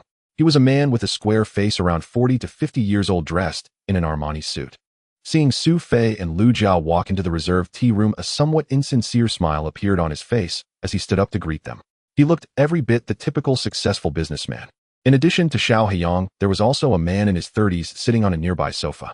In contrast to the more businesslike Xiao Heong, this man, slightly balding, poorly dressed, and wearing thick glasses, resembled Su Fei's impression of a typical game industry worker. And as he suspected, he was indeed right. Noticing Su Fei's gaze, Xiao Heong smiled slightly and introduced, "This is our company's operations supervisor, Xie Qingye, an elite talent who just joined 3 months ago. If Mr. Su has any questions about eSIM Games, especially regarding specific game operations, feel free to ask him." From Xiao Haiyang's remarks, it was not hard to see that he was not very familiar with his own game, merely investing in the industry for profit. Xie Qingye likely also knew that the company was in a precarious situation. Hearing Xiao Haiyang shift the burden onto himself, he couldn't help but feel a bit anxious. On the other hand, he also understood that if the acquisition succeeded, this young man would become the new boss of the company. He immediately lifted his spirits, preparing to perform well in front of the potential new boss. The specific negotiation process was rather uneventful. Xiao Haiyang naturally boasted as much as possible about the achievements and splendor of his company, while Su Fei remained noncommittal. After pretending to ask a few questions, he suddenly spoke up regarding the acquisition price. We've discussed what employees should discuss, and I originally had no objections. However, after this morning's incident, I suddenly feel that Easun Games is somewhat not worth that price anymore. This morning, these words instantly struck at Xiao Haiyang's sensitive nerves. His eyelids twitched, and he casually asked, "What happened this morning?" "Xiao boss, we all understand each other. Do I really need to clarify some things?" Su Fei looked at him with a half smile and said, "The money from the unlimited cultivation pills has been collected quite pleasantly, hasn't it? How much have the players of the sword and blade world really spent on you?" Xiao Haiyang's expression changed instantly, knowing that his greatest concern had come true.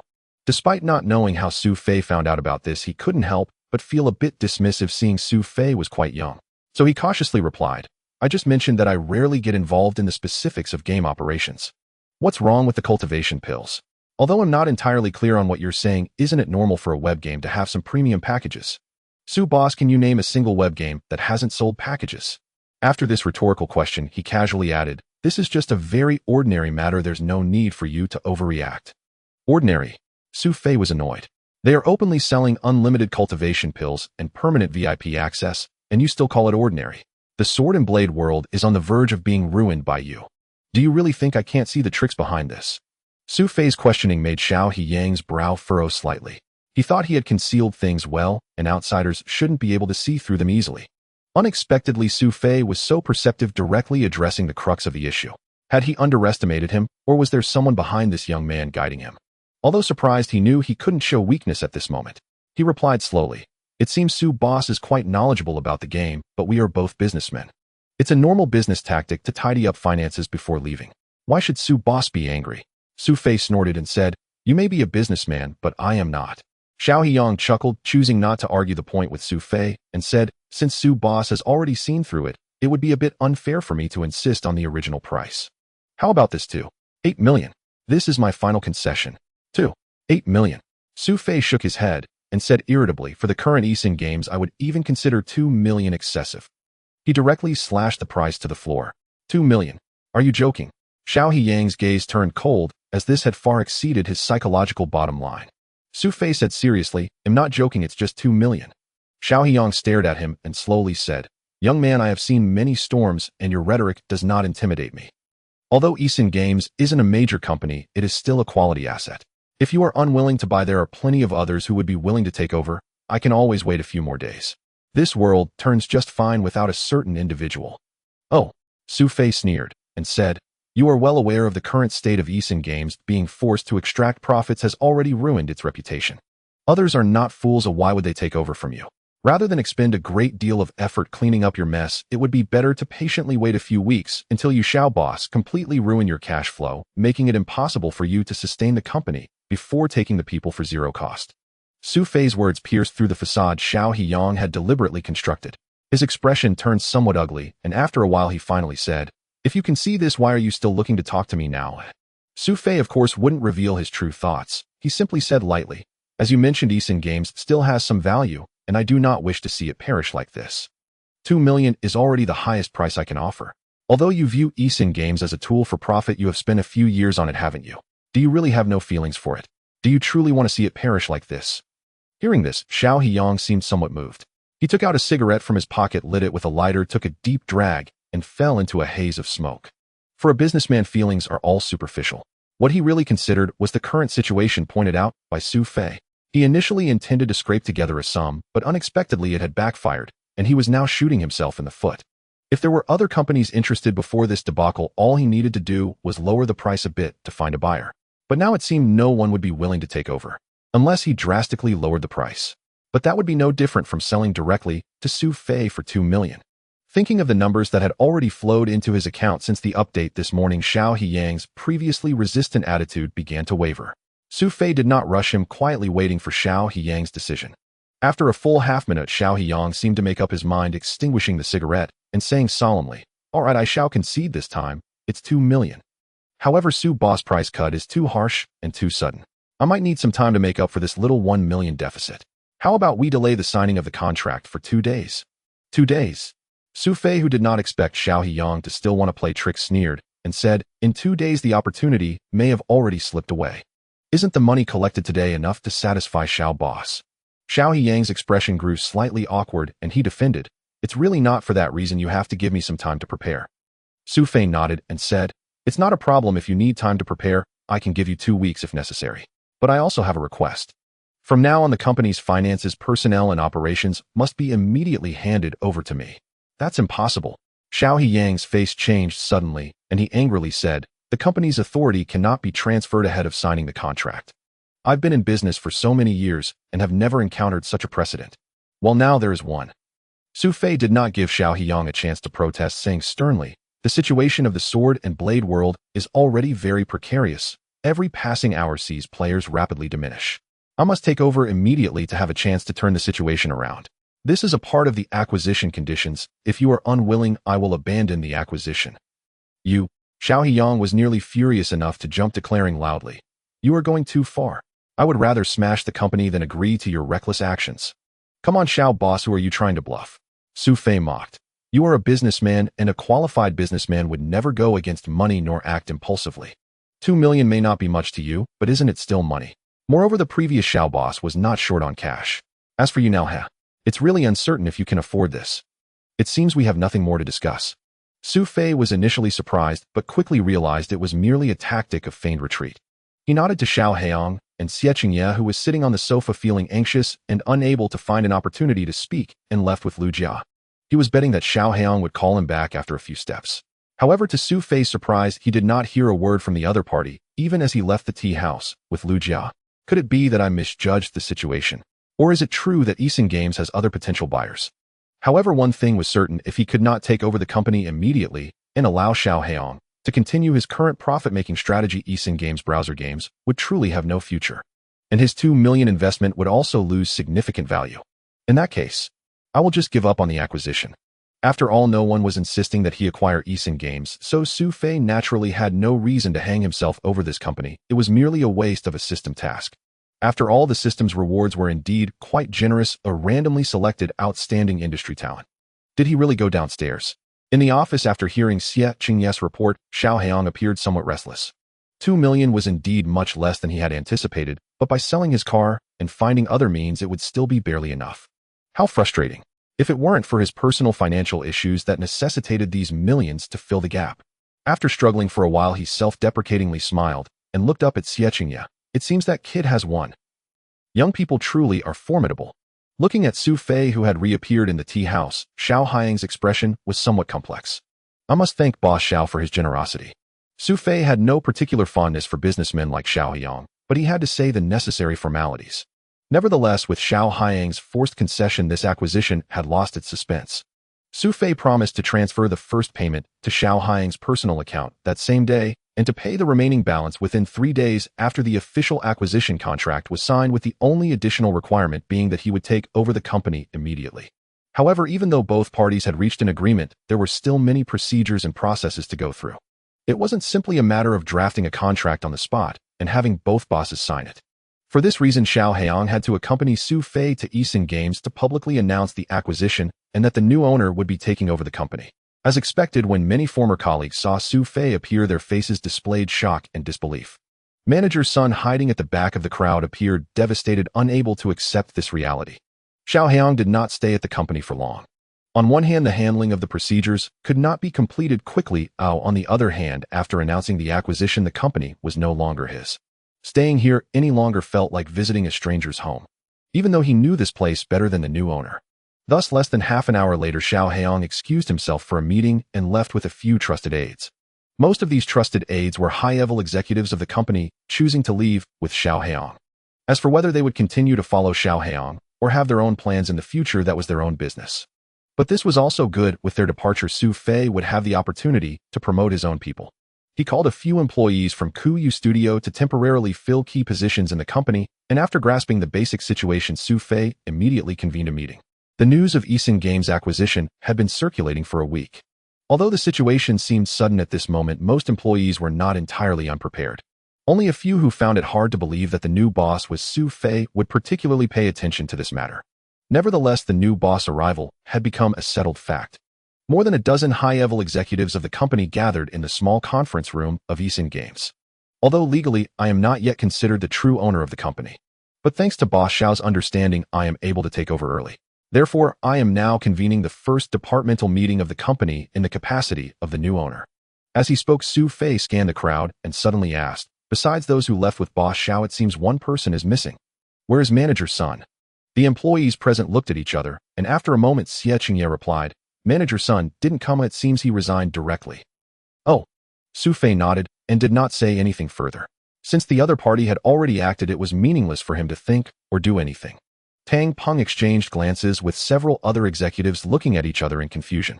Seeing that Su Fei's attitude was serious and not a joke, he cleared his throat and hesitantly asked, Are all the gift packs going to be taken off the shelves? He seemed to hold a contrary opinion about this decision. It was unclear whether he simply thought it was a bad decision or believed that the new boss who had just arrived didn't understand the industry and lacked authority. Su Fei looked at him and said, What's the problem? Share your thoughts. Then I will express a bit of my personal opinion. If there are any immature aspects, please guide me, Mr. Su. After giving this precautionary note, Tang Peng continued, It's clear that Mr. Su genuinely cares about the game, but game operation is not that simple. How will we handle players who have already purchased gift packs now that they are being taken off the shelves? What about players who were about to buy gift packs, but missed out? If they feel cheated and cause a ruckus, what should we do? Moreover, at this point he stole a glance at Su Fei and softened his voice slightly. The company's financial situation is not good recently. As far as I know, there hasn't been much liquidity in the company's accounts since a week ago, and there's even uncertainty about next month's employee salaries. Su Fei nodded, his expression unchanged. Very well said. What our company needs is this kind of open and honest atmosphere for internal communications. Now let's first address the financial issue. You don't need to worry about this, so once the acquisition is officially completed, I will inject a sum of money into the company as soon as possible, ensuring that salaries for this month are paid as usual. If that's not enough, we can add more later. Hearing this good news, the 6 or 7 people present felt a lot more at ease and let out a slight sigh of relief. With the new boss having the funds and being willing to invest, at least they didn't have to worry about salary issues anymore. With this assurance, Tang Peng's attitude towards the removal of the gift packs softened significantly. After all, the company belonged to Su Fei. If the boss didn't care about making money, what could the employees say? Noticing the change in the atmosphere of the conference room, Su Fei nodded subtly and continued, Next, let's talk about how to address the subsequent impacts of removing the gift packs. The matter of taking the gift packs off the shelves has already created quite a stir. For the future of the game Sword and Blade, as well as for the genuine players, these gift packs must be removed. It's inevitable that players will feel dissatisfied, but as long as we provide adequate compensation, I believe most players will understand. As for the portion of players who cannot accept this and will leave, that is unavoidable. We can only try to minimize the number of players lost by applying some influence. In the coming period, I hope the customer service team can release messages through various channels informing that the company has noticed the players' dissatisfaction and is responding in a timely manner. Let's say we fired the previous planner, they should like hearing that. The wording must be sincere, and the copywriters should put in extra effort to make players feel our sincerity. Additionally, we could urgently open a few new servers with good benefits for the launch and extra binding diamonds in the starter packs. This should help retain a batch of old players who are considering quitting but still have feelings for the game, allowing them to start anew on the new server. All of the above can be considered standard remedial measures. They will definitely have an effect, but how much Su Fei cannot guarantee. He also did not believe that he could easily resolve the mess left by Xiao Heong solely relying on his own means. After giving everyone a moment to think, he continued, Outside of what I've mentioned, do you have any other ideas? Everyone must speak. During Xiao Heong's era, the company was essentially a one-man show. Either the project leaders below would submit a report which Xiao Heong would review and approve for execution, or Xiao Heong would directly announce a decision and force its implementation, rarely asking for opinions from the mid-level staff. At this moment, Yi Jingyu and the others were a bit unaccustomed to Su Fei's statement. Seeing that no one was speaking for a moment, Su Fei simply took the initiative to call out, Tang Peng, you are the chief planner for Sword and Blade, why don't you start? Since you called me out, I can't refuse. Tang Peng pondered for a moment and said, since Mr. Su insists on removing all 5 gift packs for the players, we certainly have no objections. However, the nature of different gift packs is also different. I believe Mr. Su also understands that gift packs containing unlimited realm elixirs in Sword and Blade can be immediately taken off the shelves. But for other relatively less extreme resource packs, could we hold off for a day or two? Perhaps fearing a misunderstanding from Su Fei, he quickly explained, it's not about the money but rather to ease the players' dissatisfaction. We could issue a notice in advance clearly informing players when the resource packs will be permanently removed, giving those who are still hesitating an opportunity so they won't regret missing out due to a sudden removal. As for the impact on game balance, since the update early this morning, the wealthy players who wanted to buy gift packs have already purchased most of them. Even if we sold the resource packs for another day or two, it wouldn't cause too much disruption to the game. This sounded feasible. Su Fei pondered for a moment and nodded, saying, okay, let's do that. Seeing that the first speaker's suggestion was accepted, the pressure on the subsequent speakers lessened significantly. Dai Lin, the head of the game operations department, had some impression of Su Fei as a former employee. However, he didn't pay much attention to the change in Zu's identity and naturally raised his hand, saying, Mr. Su, if you don't mind, how about we shoot a short video? Let the planning team make it a bit dramatic and publicly apologize to the players. Compared to cold hard text, a vivid video is definitely more impactful. After all, many players are emotional, and it might just work. Oh, that's a good suggestion. Everyone, including Su Fei, brightened up. Before this, it seemed that very few domestic game companies had directly shot videos to apologize to players. If done well, the effect could exceed expectations. Next to speak were Mu Shuiyan from the customer service team and Ma Dai from the HR department. Their suggestions were relatively conventional. But Xie Qingye, who followed, once again proposed a very valuable suggestion. Simply relying on apologies and benefits may allow players to forgive Xiao Haiyang's previous actions. However, after a day, the normal order of Sword and Blade has already been severely disrupted. Players may not be willing to continue playing. To retain their hearts, I'm afraid we need to put in some extra effort. What good ideas do you have? Su Fei asked expectantly. Xie Qingye seemed a bit shy and quietly said, actually, it's nothing innovative. It's quite common in the industry, which is to paint a picture for the players. For example, we could quickly create a segment for planning interviews, releasing some plans for the next version of Sword and Blade, trying to make it as attractive as possible, which should help retain a batch of players. Using new version content to engage players' thinking is quite a good idea. Su Fei agreed with Xie Qingye's proposal and said, does anyone here have any thoughts on the content of the new version? His proposal was also recognized, which gave Xie Qingye a bit more confidence. He sat up a little straighter and said, regarding the knife and sword Jianghu, the last major version just passed not long ago. The planning team in our project group has been conceptualizing some content, but it hasn't taken shape yet. I hope Mr. Su can give us a few days to carefully plan it out. Upon hearing this, Su Fei nodded and generously said, it does need careful consideration, so I will give you 2 days to come up with a proposal. The new boss various statements during the meeting, along with the follow-up requirements for knife and sword Jianghu, quickly spread like wildfire through the office area after the meeting concluded. In no time, it reignited discussions among the employees of Eason Games. However, this time the employees' attitudes leaned more towards supporting the new boss. At this moment, Su Fei in the office successfully obtained the employee list of Eason Games. Over the past 6 months, many employees have come and gone, but there are still at least 70% of them remaining. As for these former colleagues with whom he had connections, Su Fei had no particular opinions. As long as they performed well before, they could continue to stay. However, for those who had been slacking off previously, Su Fei would not hesitate to dismiss them to set an example. After a brief recollection, he took a pen and wrote down 6 names, then called Xie Qingye again. What are your impressions of these employees? Xie Qingye, who had just gone out to assign tasks, was called back before he could catch his breath, thinking he had forgotten to mention something important. However, upon seeing the employee list and the copied names, he felt a bit puzzled.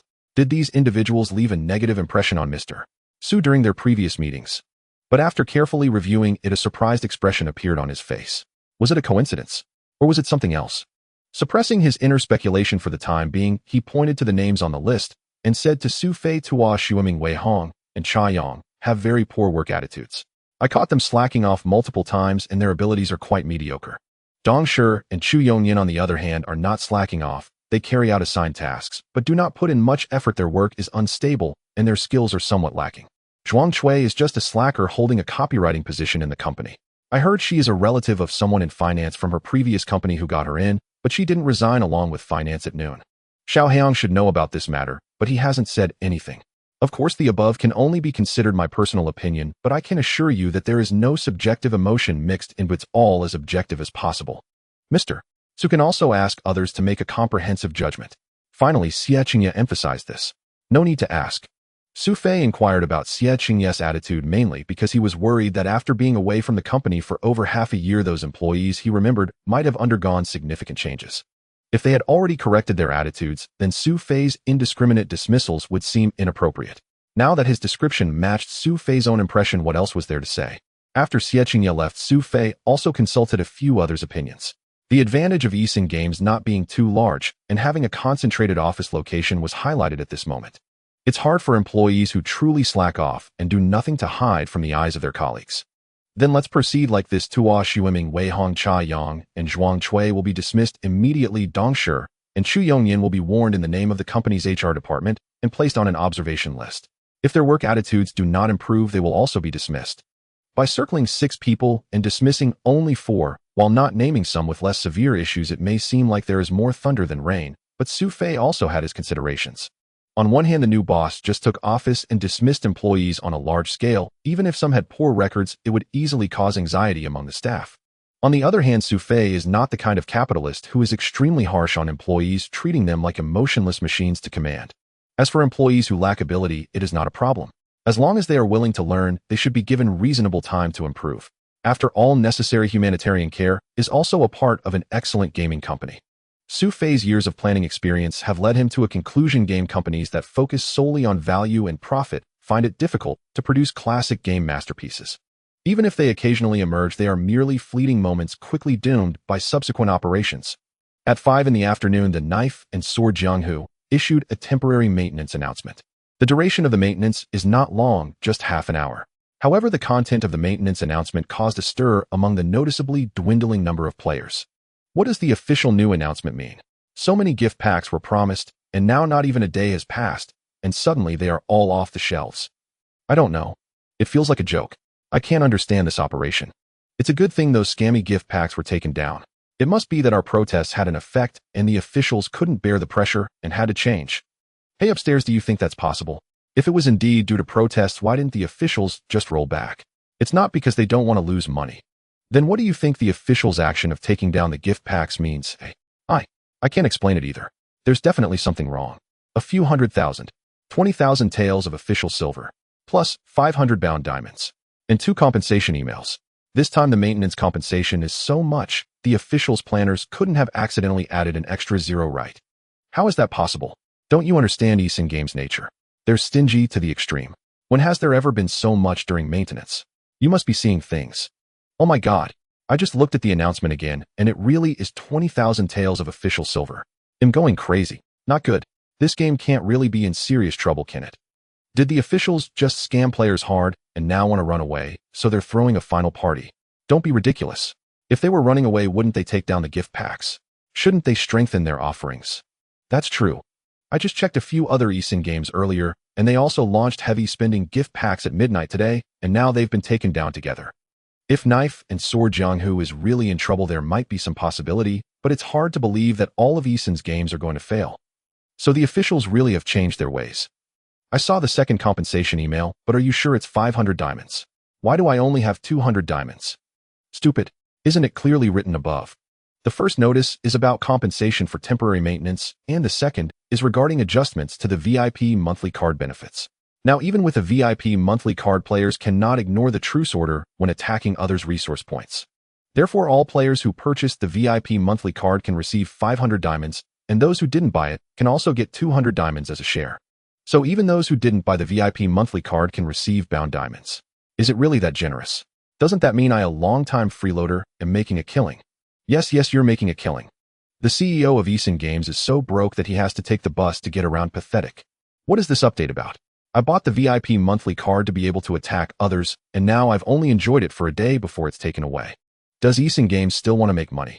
I can afford 198 bucks. Do they really think I care about that 500 diamond compensation? Who do they look down on? Hey planner, did you hear that? Hurry up and revert it back, or I won't play anymore. You up there, if you're so great, don't take that 500 diamonds. You up there, where's your grandpa and uncle? The VIP monthly card can partially ignore the newbie protection and outdoor safety points, which was already ridiculous. Isn't it normal to adjust it now? Moreover, the benefits of the VIP monthly card are double that of the regular monthly card and are valid for life. Even without compensation, it's still a good deal. Casual players have something to say, why must we fight? Isn't it better for everyone to develop peacefully, quietly complaining? PK players also have something to say, why must we develop peacefully? Isn't it better for everyone to fight with conviction? By the way, is it still possible to buy the permanent VIP now? I hesitated all morning, unsure whether to buy it, and suddenly it's not available anymore without any warning. What is this? It's too late. The server has already been shut down, and the unlimited cultivation pill packages have been permanently removed. Resource packages can still be purchased, but only until midnight tomorrow, after which they will also be permanently removed. Damn, what a loss. Those who bought early are now enjoying it, but what about those who come later? There's a rich player in the Jean Gutai Ma server who bought 80 cultivation pill packages, at once skyrocketing his combat power. How can ordinary players compete? Aren't they forever stuck eating dust behind them? Right, I also think what Eason Games is doing is unfair. Either the removal of unlimited cultivation pill packages should be delayed until tomorrow night, or they should declare that the cultivation pills purchased by other players are void. Brothers, is anyone willing to join me in protesting to customer service? From the maintenance notice issued today, it seems that Eason Games does care about player opinions after all. I agree with the above. Strongly protest. If it really doesn't work, just cancel the PK gameplay, and everyone can only PvE and slay monsters, then I have no objections. I'm done. Did you really read the maintenance announcement? The planners clearly stated below that they will adjust the unlimited cultivation pills issue as soon as possible. Besides, if the old server isn't playable, we can always try the new server. Tonight at 8 p.m., the official will launch 2 new servers, Lubu Si Shu and Gongcheng Lu Di. Old players can claim a Platinum Novice card, which is said to have extremely generous benefits, and even a limited edition Spirit Beast mount. Really? Are new servers opening tonight? As long as there is an account in the old area with a level above 40, you can unconditionally receive the Platinum Novice card. Does that mean even free players can get it? And there's a limited edition mount. This truly exceeds my expectations. I never thought that the gaming industry pest Eason Games would actually show some conscience sarcastically. I hope this is indeed a sign of the gaming company's newfound conscience. Sigh. After returning from the university library, Xian opened his computer as soon as he got to the dorm. He is an old player of Sword and Saber Jianghu. A year ago, he casually clicked into kill time, but unexpectedly found it quite enjoyable, and he has been playing ever since. Due to the long hours online coupled with a sporadic small investment, Xian's account Dao Chichong Tian has a respectable ranking in the service area. Aside from those wealthy players, he can basically rank in the second tier. In the past, his level of power could barely qualify him as a big shot in front of ordinary players. Additionally, he joined a large guild, which meant he was usually the one attacking others, and rarely could other players defeat him. However, today the situation changed a bit. The officials seemed to have gone mad, and suddenly launched a bunch of packages in the early morning, even clearly pricing the cultivation pills. Players willing to spend money can instantly boost their combat power and easily crush players who were once 2 tiers above them. Even Xian couldn't avoid being killed several times, losing a significant amount of experience and money. This left him quite furious, yet somewhat helpless. He could only grit his teeth and buy a few cultivation pill packages, staying alert while grinding monsters in the wild. Whenever he saw someone charging at him, he would use random skills. Meanwhile, he sought out weaker players to kill and loot their dropped items to recover. This did yield some results, but it also made Xian anxious, stripping the game of its inherent enjoyment. This game, why does it feel so different? It's not as fun as a year ago. He complained to himself while instinctively typing in his password to log into Sword and Saber Jianghu. However, the sudden maintenance notice that popped up left him momentarily stunned. Maintenance. In the past, if the server was undergoing maintenance and he couldn't play the game, he would definitely curse loudly. It's just a browser game, what's the point of maintenance? But this time, for some reason, it made Xian feel slightly relieved. Perhaps with the server maintenance, he wouldn't have to worry about being attacked by other players during this time. He shook his head, suddenly feeling disheartened, and didn't even bother to check the specific maintenance notice, instead casually opening the Sword and Saber Jianghu forum. As he guessed, what greeted him was still a chorus of complaints. Yet after browsing for just a few moments, he was taken aback. The situation seemed a bit different from what he expected. With a hint of confusion, Xian posted, "I just got back from outside, haven't logged into the game all afternoon. What happened? What ridiculous thing has Eason Games done again? Hello, level 6 newbie." After not receiving any replies for a while, someone finally posted a humorous comment. Seeing that it seemed nobody was paying attention to him, Xian finally mustered his patience and slowly began to read the comments. The more he read, the more astonished he became. All paid packages removed. Suspected maintenance compensation with an extra 0. The original chief planner of Sword and Saber Jianghu has been fired again. There are customer service conversation screenshots as proof.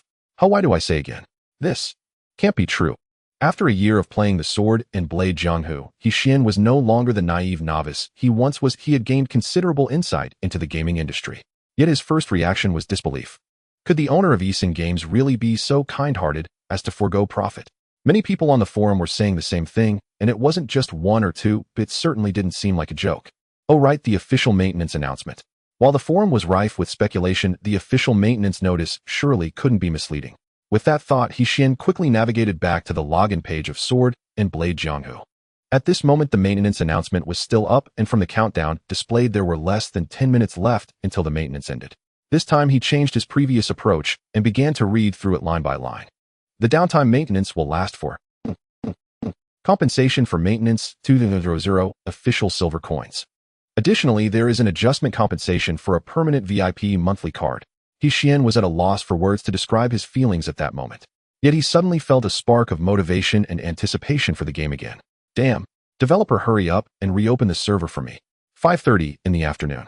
The servers of Sword and Blade Jianghu were reopened after maintenance.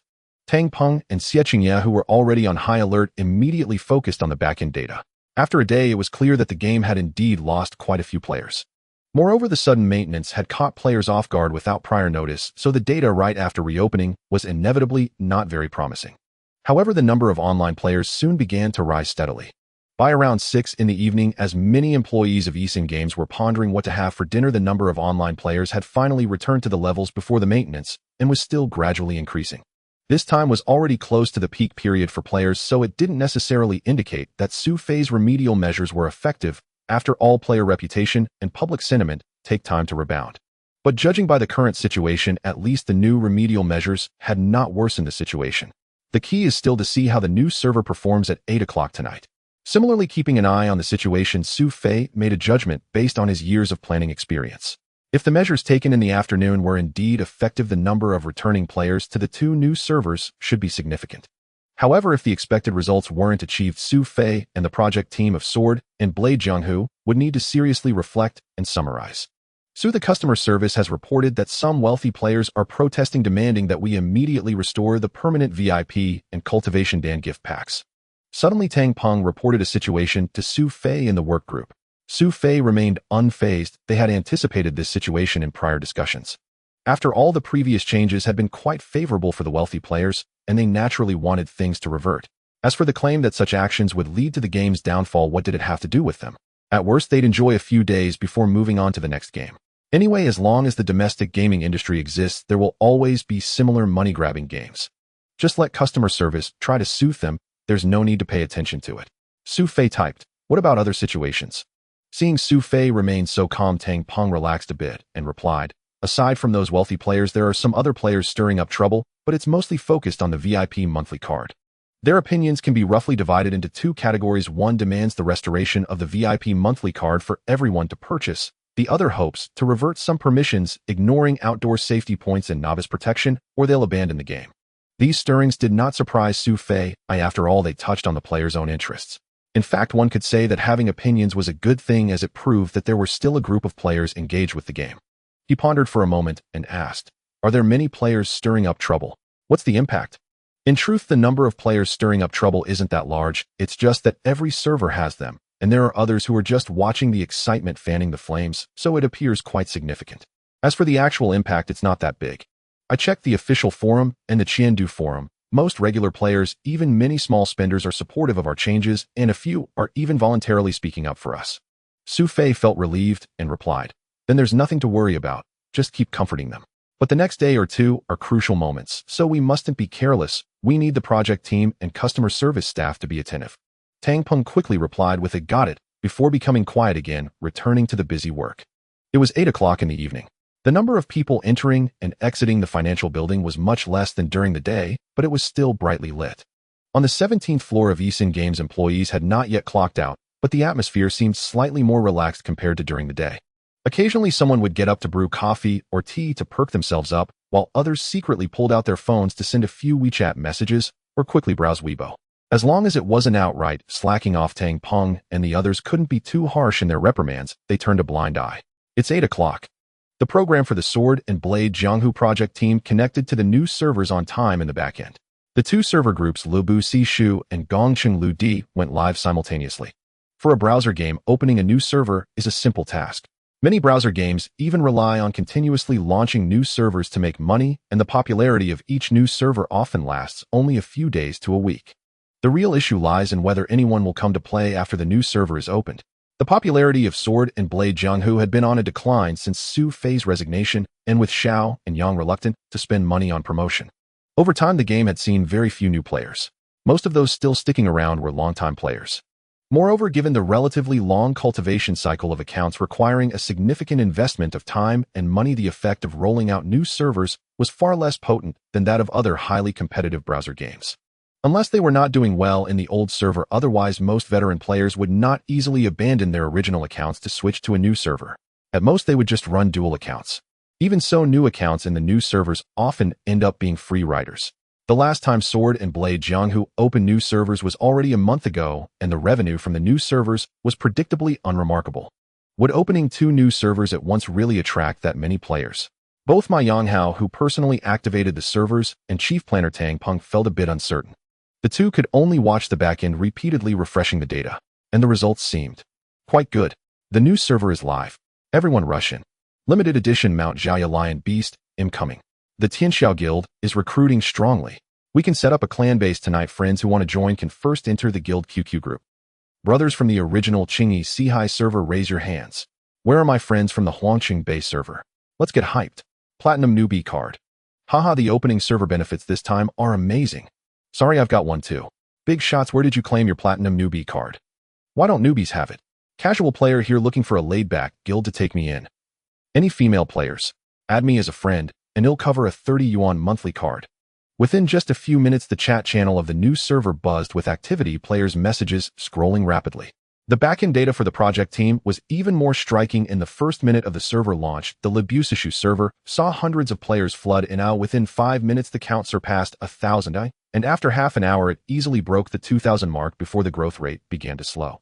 The number of new players on the Gongqing Ludi server was even more impressive. For a time, the chat channels in both new servers were exceptionally lively, leaving even many players astonished. So many people were still playing this game. By 9 p.m., the total player count across the two new servers had exceeded 5,000.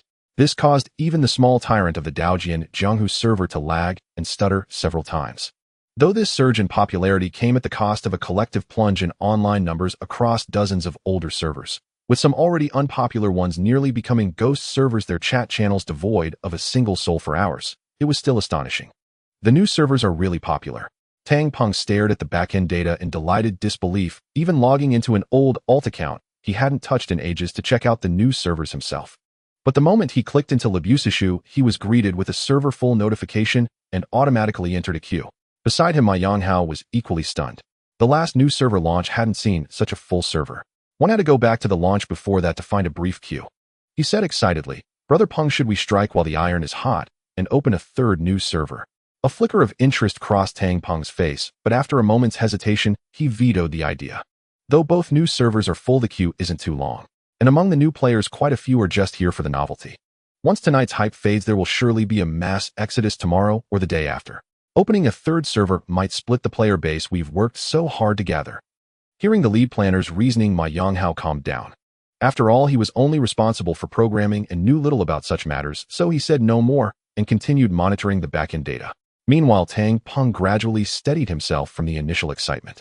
He noticed that despite the concurrent drop in online numbers on the old servers, the total online count, including the new server's player base, had actually risen significantly compared to midday. Though there were undoubtedly many alt accounts among them, even accounting for that, the total number had increased by a fair margin, peaking close to the normal levels of the previous weekend. What did this mean? Tang Peng understood the new general manager Su had made a decisive move by delisting the gift packs and implementing these recovery measures, and they had truly worked. Many players who had been on the fence or had just quit were successfully brought back. Regardless, the crisis of reputation collapse facing the project team had been partially resolved, stabilizing their position for now. Of course, Tang Peng knew this was only the beginning. The decisive removal of gift packs, timely apologies, generous compensation, enhanced benefits for new servers, and even giving away exclusive mounts originally destined for the in-game shop. These measures had salvaged some of the game's reputation, but the consequences were clear. Players' resources inflated further, the in-game economy worsened, and spending plummeted. Though the first few days of the new servers would likely generate some revenue, the project team's back and forth on gift packs and adjustments to permanent VIP monthly card privileges would undoubtedly make many potential spenders hesitant, curbing their impulse to pay. Moreover, the project team couldn't introduce new paid items anytime soon, or the hard-won reputation recovery would backfire and collapse again. Thus, for the Daojin Jianghu project team, the truly tough days were just beginning. But things can't get worse than they were during the day, can they? At that thought, Tang Peng chuckled wryly and opened the workgroup chat to report the good news to the new boss. The next day, under Su Fei's direction, the news of the new servers being full and some returning players soon spread throughout the Daojin Jianghu project team and the entire company. Though employees within the project team knew the real situation was far less rosy, the new boss who had taken over the company had proven he understood games and valued game operations and player experience more than the previous President Xiao. Buoyed by this good news, the internal turmoil at Eason Games began to settle. President Su Hei raced a summary of the two new servers. Around noon, Tang Peng, the lead planner of Daojin Jianghu, visited Su Fei again with a report.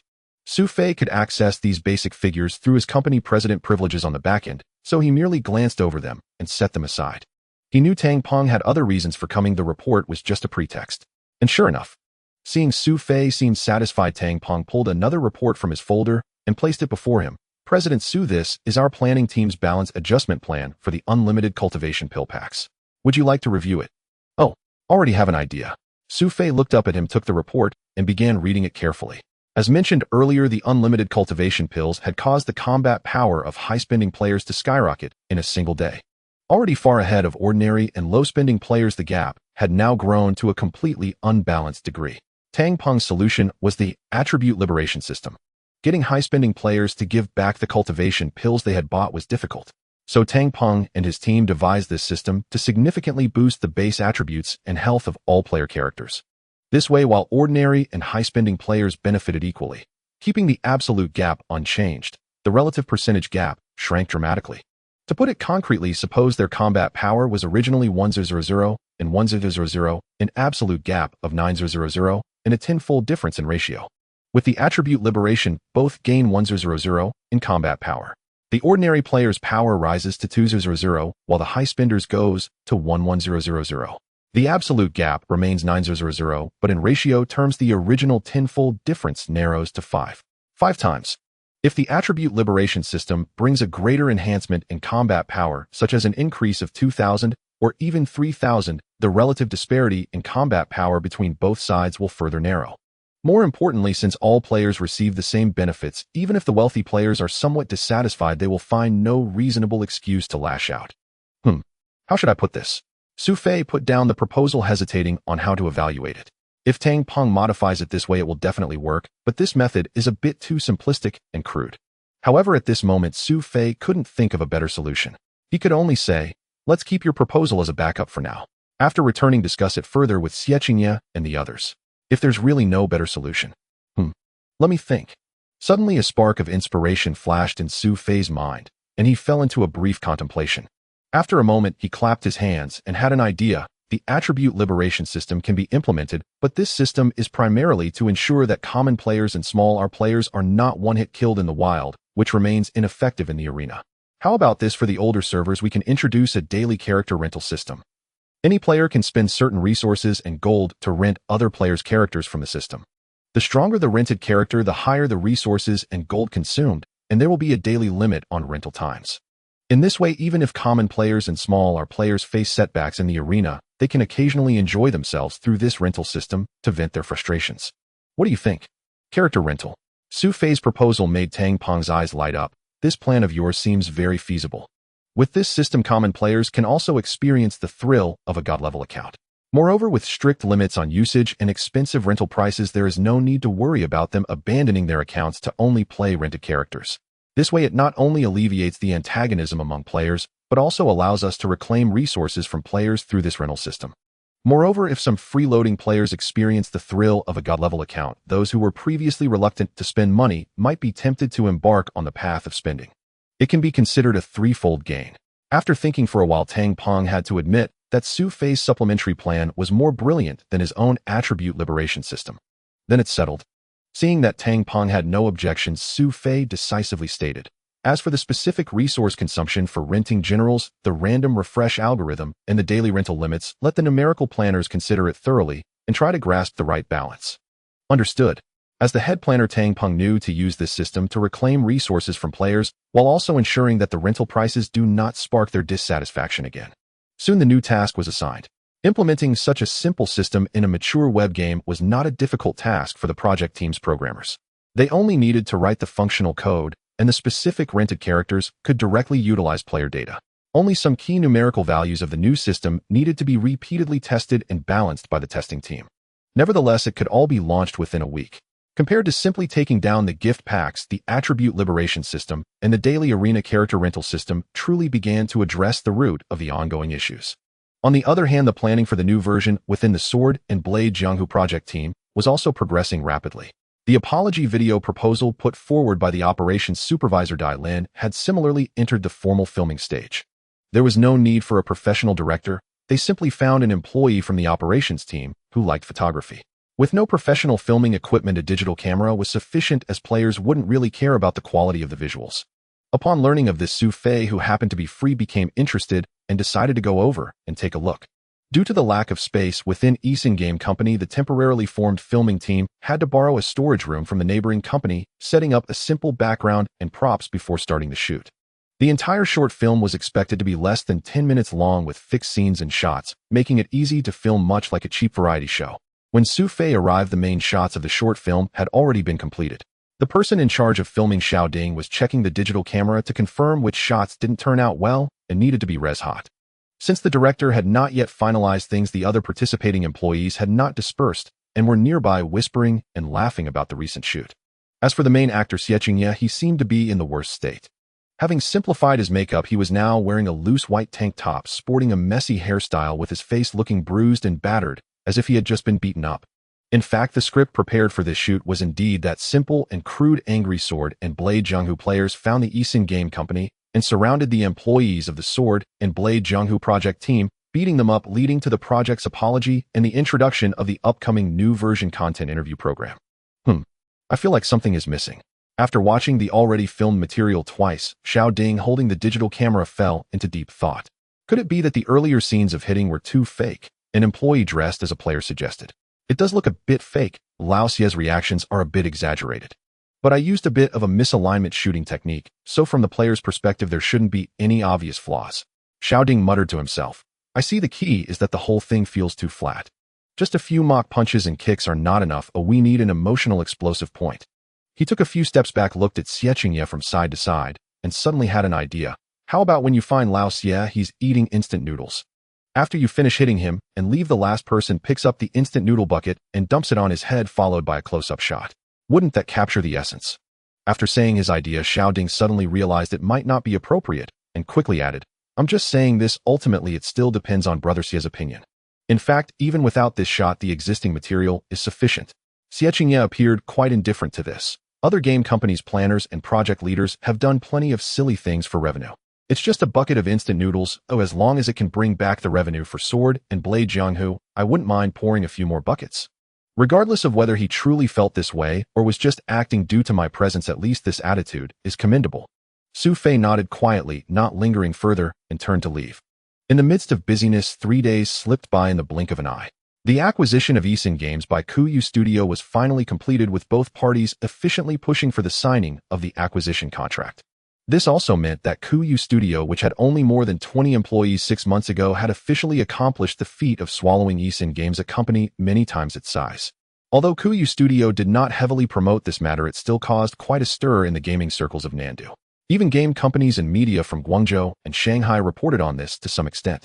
The good news of the acquisition's completion also brought great encouragement to the employees of Eason Games.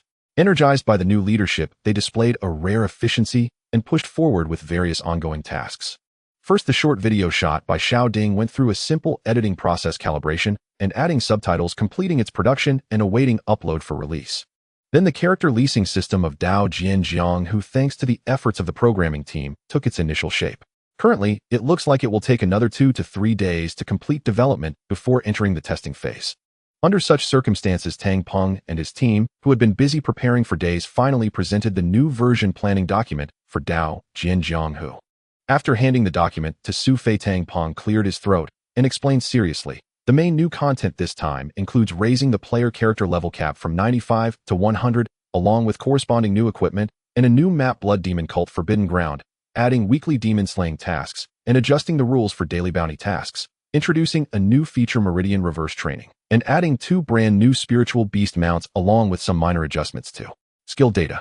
It is clear that the new equipment and map at level 100 and the new feature Meridian Reverse Training are the main highlights of Tang Peng's new version plan. As he casually flipped through the document, he asked Tang Peng, "Can you elaborate on this Meridian Reverse Training feature?" In Dao Jianjiang, player characters have a Meridian system. Defeating monsters can automatically grant a certain amount of true energy, allowing them to break through Meridian acupoints and gain attribute enhancements. However, as early as the level 80 version, we already opened up the Ren and Du Meridians, as well as the 8 Extraordinary Meridians, leaving players with no further avenues for cultivation. After discussions, the planning team decided to introduce this reverse training system, which will be unlocked after players exceed level 100. It allows players to retrain various meridians in reverse order, gaining double the attribute enhancements. This new feature is not complicated, or in fact it can be said to be quite straightforward. However, its effects are indeed impressive, effectively extending the game's lifespan and ensuring that players have something to do after reaching the maximum level. Su Fei pondered for a moment and nodded, saying, "This new feature is fine and can be arranged." Then there's the new weekly task. I see your plan states that the weekly demon slaying task requires killing 10 magic bosses, but do we have that many bosses available for players to defeat? Since we're on the topic of tasks, I might as well ask everything in one go. Also, the optimization of the daily bounty tasks is limited to adjustments in the types and numbers of task monsters and random location rules. From the name, one can guess that daily bounty tasks are about completing various tasks which are not very difficult, mainly involving delivering messages, defeating monsters, and gathering items. They require a lot of running around and can be completed up to 20 times a day. What Su Fei implied was, is that number a bit too high? Ordinary players probably don't have that much time to grind, do they? Tang Peng seemed surprised that the new boss would raise concerns about this issue. He paused for a moment, then quietly explained, "Su Zong, there really aren't that many bosses on the map for players to defeat, which is why we have to stimulate player competition for kills. If they really can't get any, we also have items like the Hero's Order in our shop, which can be purchased to directly complete designated tasks. The same applies to daily tasks. We could promote the teleportation stones. The Hero's Order is sold in the Dao Jianjiang shop for a reasonable price, 200 diamonds each, which is equivalent to about 2 yuan. Teleportation stones are even cheaper, costing 100 diamonds each, allowing for 10 uses. They may seem inexpensive, but these items are daily consumables. Over time, with small profits from high sales, the total amount of spending could exceed that of those limited edition spiritual beasts or VIP memberships, which cost hundreds of yuan but have few buyers." As a planner, Su Fei certainly understood the intricacies of this.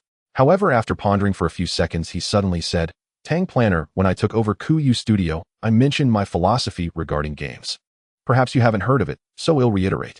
Profit has never been our primary goal, rather the ability to uphold the game philosophy we want to express and to ensure players have fun is the primary objective for eSIN games moving forward. To ensure players have fun, and profit comes second." Tang Peng looked at Su Fei behind the desk incredulously. Could the new boss really have such aspirations? He felt somewhat shaken, and after a moment of reflection on his own plan, spoke again. "Since Su Zong has such requirements, how about this modification? Reduce the number of bosses required for the weekly demon slaying task by half and adjust the task rewards accordingly.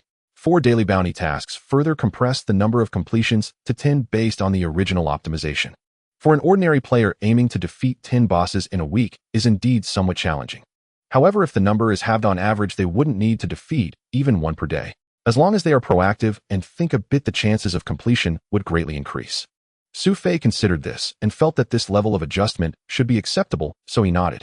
Seeing his new proposal being accepted, Tang Peng felt a surge of encouragement and grew bolder, continuing, "Actually, we could add another monetization point here, allowing players to pay for an additional 5 daily bounty task completions each day.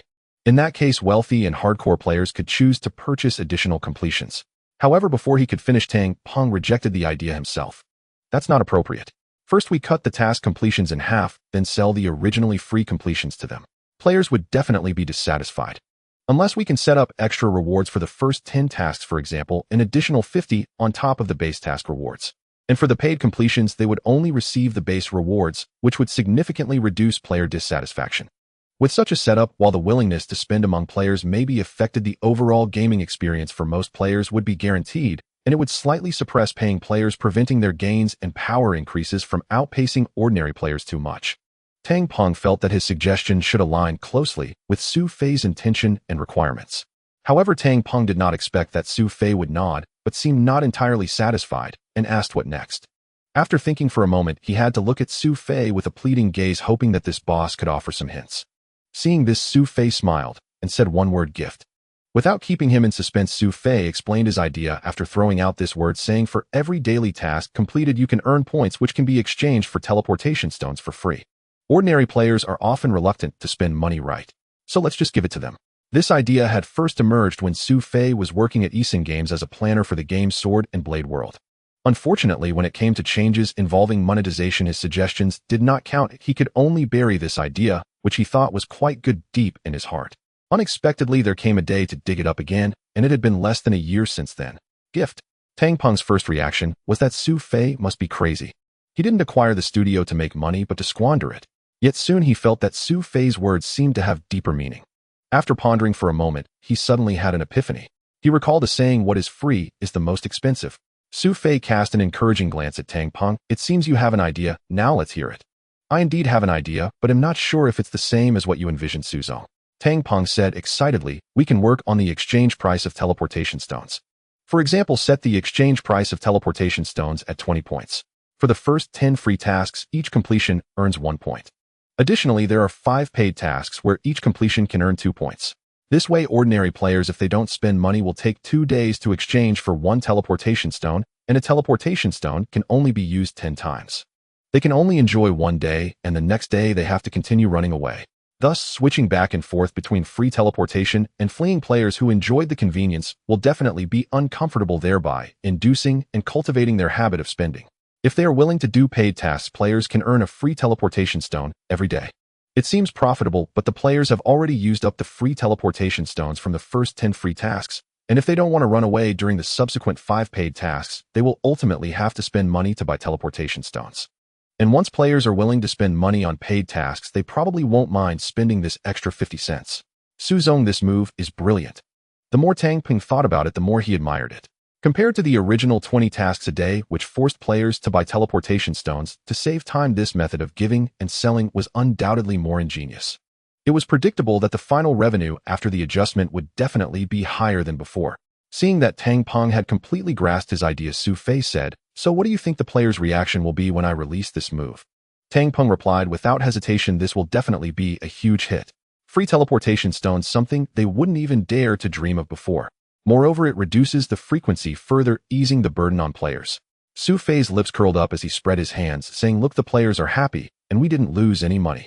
Isn't this a win-win situation?" At this moment, Tang Peng, like Yi Jingyu, who was shocked initially, fell into a brief stupor. Players gained a fortune, and the studio didn't lose out, so who suffered a loss? Or was it that the interests of gaming companies and players were really not opposed, but could to a certain extent achieve a win-win situation? After a long while, he regained his senses and said with a hint of admiration, "Then Suzong, shall we proceed with the new version plan for Sword and Blade World like this? If you have no objections, I will have someone go and arrange an interview program now." However, something surprising happened to Tang Peng. Su Fei shook his head and said, "I noticed one thing: the average online time of players in Sword and Blade World has been declining recently." Tang Peng blinked in confusion, not understanding the purpose of Su Fei suddenly bringing this up. Although the original KPI assessment had provisions regarding online time, didn't you, Suzong, also mention that the existing assessment standards would be modified? Su Fei saw through Tang Peng's confusion, shrugged, and said, "Although I mentioned that I would adjust the KPI assessment standards, it does not mean that the player's online time is no longer important. According to our previous adjustments, players may be satisfied, and we didn't lose money, but objectively their online time will indeed be affected." Some might wonder, does it really matter for a game if the online time is longer or shorter?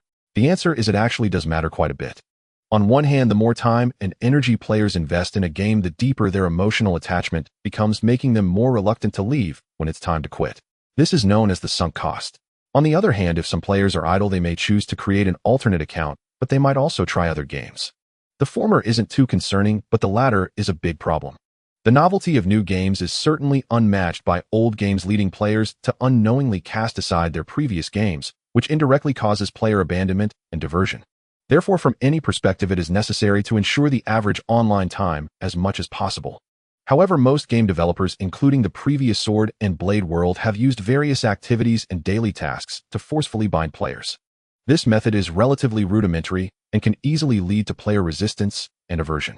Su Fei's idea, however, leans more towards the players, aiming to provide them with more interesting content so that they themselves won't want to leave. So Su Zong's intention is to add some new elements to fill the player's online time.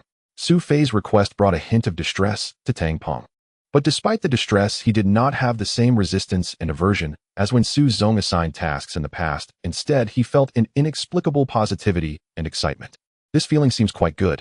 While he contemplated, he said to increase online time, there are mainly 3 conventional methods. One is through various festive activities and casual mini-games, but Sword and Blade World isn't lacking in this aspect. The second is to strengthen PvE content, but the newly added weekly tasks are enough and the daily bounty tasks have just been optimized. So it only leaves enhancing the PvP part. But there's a problem. Sword and Blade World inherently follows the model of Shabake Legend, which is a strong PK type of game, while strengthening PvP backfire. Moreover, the daily character rental system that Su Zong previously promoted to some extent is also weakening the importance of PvP. Wouldn't this be contradictory? Moreover, aside from the unrestricted outdoor PK and guild battles, the arena of the Sword and Blade World also features unknown duels, 2v2 matches, and 4-player free-for-alls encompassing all common PK gameplay. Even if Tang Peng wanted to enhance PvP, he couldn't think of where to start. Perhaps he should consider adding a multiplayer brawl mode. What if the 4-player free-for-all was expanded to 8 players? This mode had previously been discussed within the project team, and many similar games on the market also featured this format. But how should it be said? It felt rather mediocre. Initially, it gained some popularity upon launch, but soon ordinary players lost interest as they were overwhelmed by the exorbitantly powerful spenders. Without ordinary players participating, the spenders would naturally gradually lose interest, leading to a mode that no one cared about. At least Tang Peng felt that with Su Zong's insight, he might not appreciate this gameplay. Seeing Tang Peng frowning and thought seemingly at a loss for an answer, Su Fei chuckled and reminded him, "You should know about the strategy game 3 Kingdoms by Cool Game Studio, right?" "I definitely know that," Tang Peng hurriedly replied. Even if he was unaware before, once he learned that the boss who acquired Eason Games came from Cool Game Studio, he would certainly study it closely. Moreover, the 3 Kingdoms gameplay has gained increasing fame over the past 6 months, with employees from Eason Games frequently calling for a few rounds in a private WeChat group. Seeing that Tang Peng was aware, Su Fei felt relieved, making it easier to explain. He smiled and said, "So do you know? The 3 Kingdoms gameplay model was originally prepared for the Sword and Blade world. It was not originally called 3 Kingdoms Kill, but Jianghu Kill." "What?" Tang Peng was taken aback. This piece of insider information was indeed a first for him. Moreover, with Su Fei's reminder, Tang Peng had a direction and tentatively asked, "Are you suggesting that the new competitive gameplay of Sword and Blade World can consider the model of 3 Kingdoms Kill?" Su Fei nodded and said, "Pretty much. My initial design was a 5v5 battle with the system assigning teammates based on the combat power of both players, which could be further divided into random matching and team matching modes. In team matching, since teammates are certainly familiar with each other, communication would be smoother and combat power could have a hidden bonus. After matching, both sides enter a preparation phase, tentatively lasting around 30 seconds. During this period, the identity system is activated, currently featuring 3 identities: assassin, swordsman, and hero. There is only 1 assassin and 1 hero identity, with the remaining 3 being swordsmen. The player with the highest combat power automatically receives the hero identity for their side, while the other identities are randomly assigned. If a player is dissatisfied with their assigned identity, they can swap with teammates. Once all players have confirmed their identities, or the preparation phase ends, the formal battle process begins. Before each battle starts, both sides have 5 seconds to decide their combatants. To ensure fairness and reduce cheating, consider muting players from all chat channels except for the team, preventing private messages, sending emails, or viewing enemy players' identities, allowing only basic equipment panels to be viewed. The competition adopts a team scoring system, with 1 point awarded for each win, and the team with the highest score at the end of all battles wins. At this point, Su Fei paused, took a few sips from his teacup, and gave Tang Peng some time to digest the information. Without the example of 3 Kingdoms Kill as a reference, it might be quite challenging for Tang Peng to grasp this new gameplay concept. However, with this ready-made example to refer to, Tang Peng understood how to play Jianghu Kill after just 1 introduction. The key also lies in the identities. If I am not mistaken, Su Zong intends to use the identity system to provide additional enhancements for weaker players, allowing each player to contribute to PK as much as possible. Exactly, Su Fei replied. So what special abilities do the three identities set by Su Zong actually have? Su Fei put down his teacup and explained one by one. In my initial design, players with the assassin identity would gain the identity skill Assassinate. At the start of battle, the assassin can choose any enemy target to execute an assassination, dealing true damage randomly between 15 and 13 of the target's maximum health. If the target of the assassination is the enemy hero, their identity skill will also be disabled, lasting for 3 battles. Once the assassin player chooses to use their identity skill, regardless of whether the subsequent battle is a win or loss, they cannot participate further. They may also choose not to activate their identity skill and enter the battle with a blank identity. In this case, if they win, they can continue to participate without limit on the number of matches. Players with the swordsman identity can gain the identity skill Bloodblade. The swordsman's identity skill is a passive ability with no limit on activation times.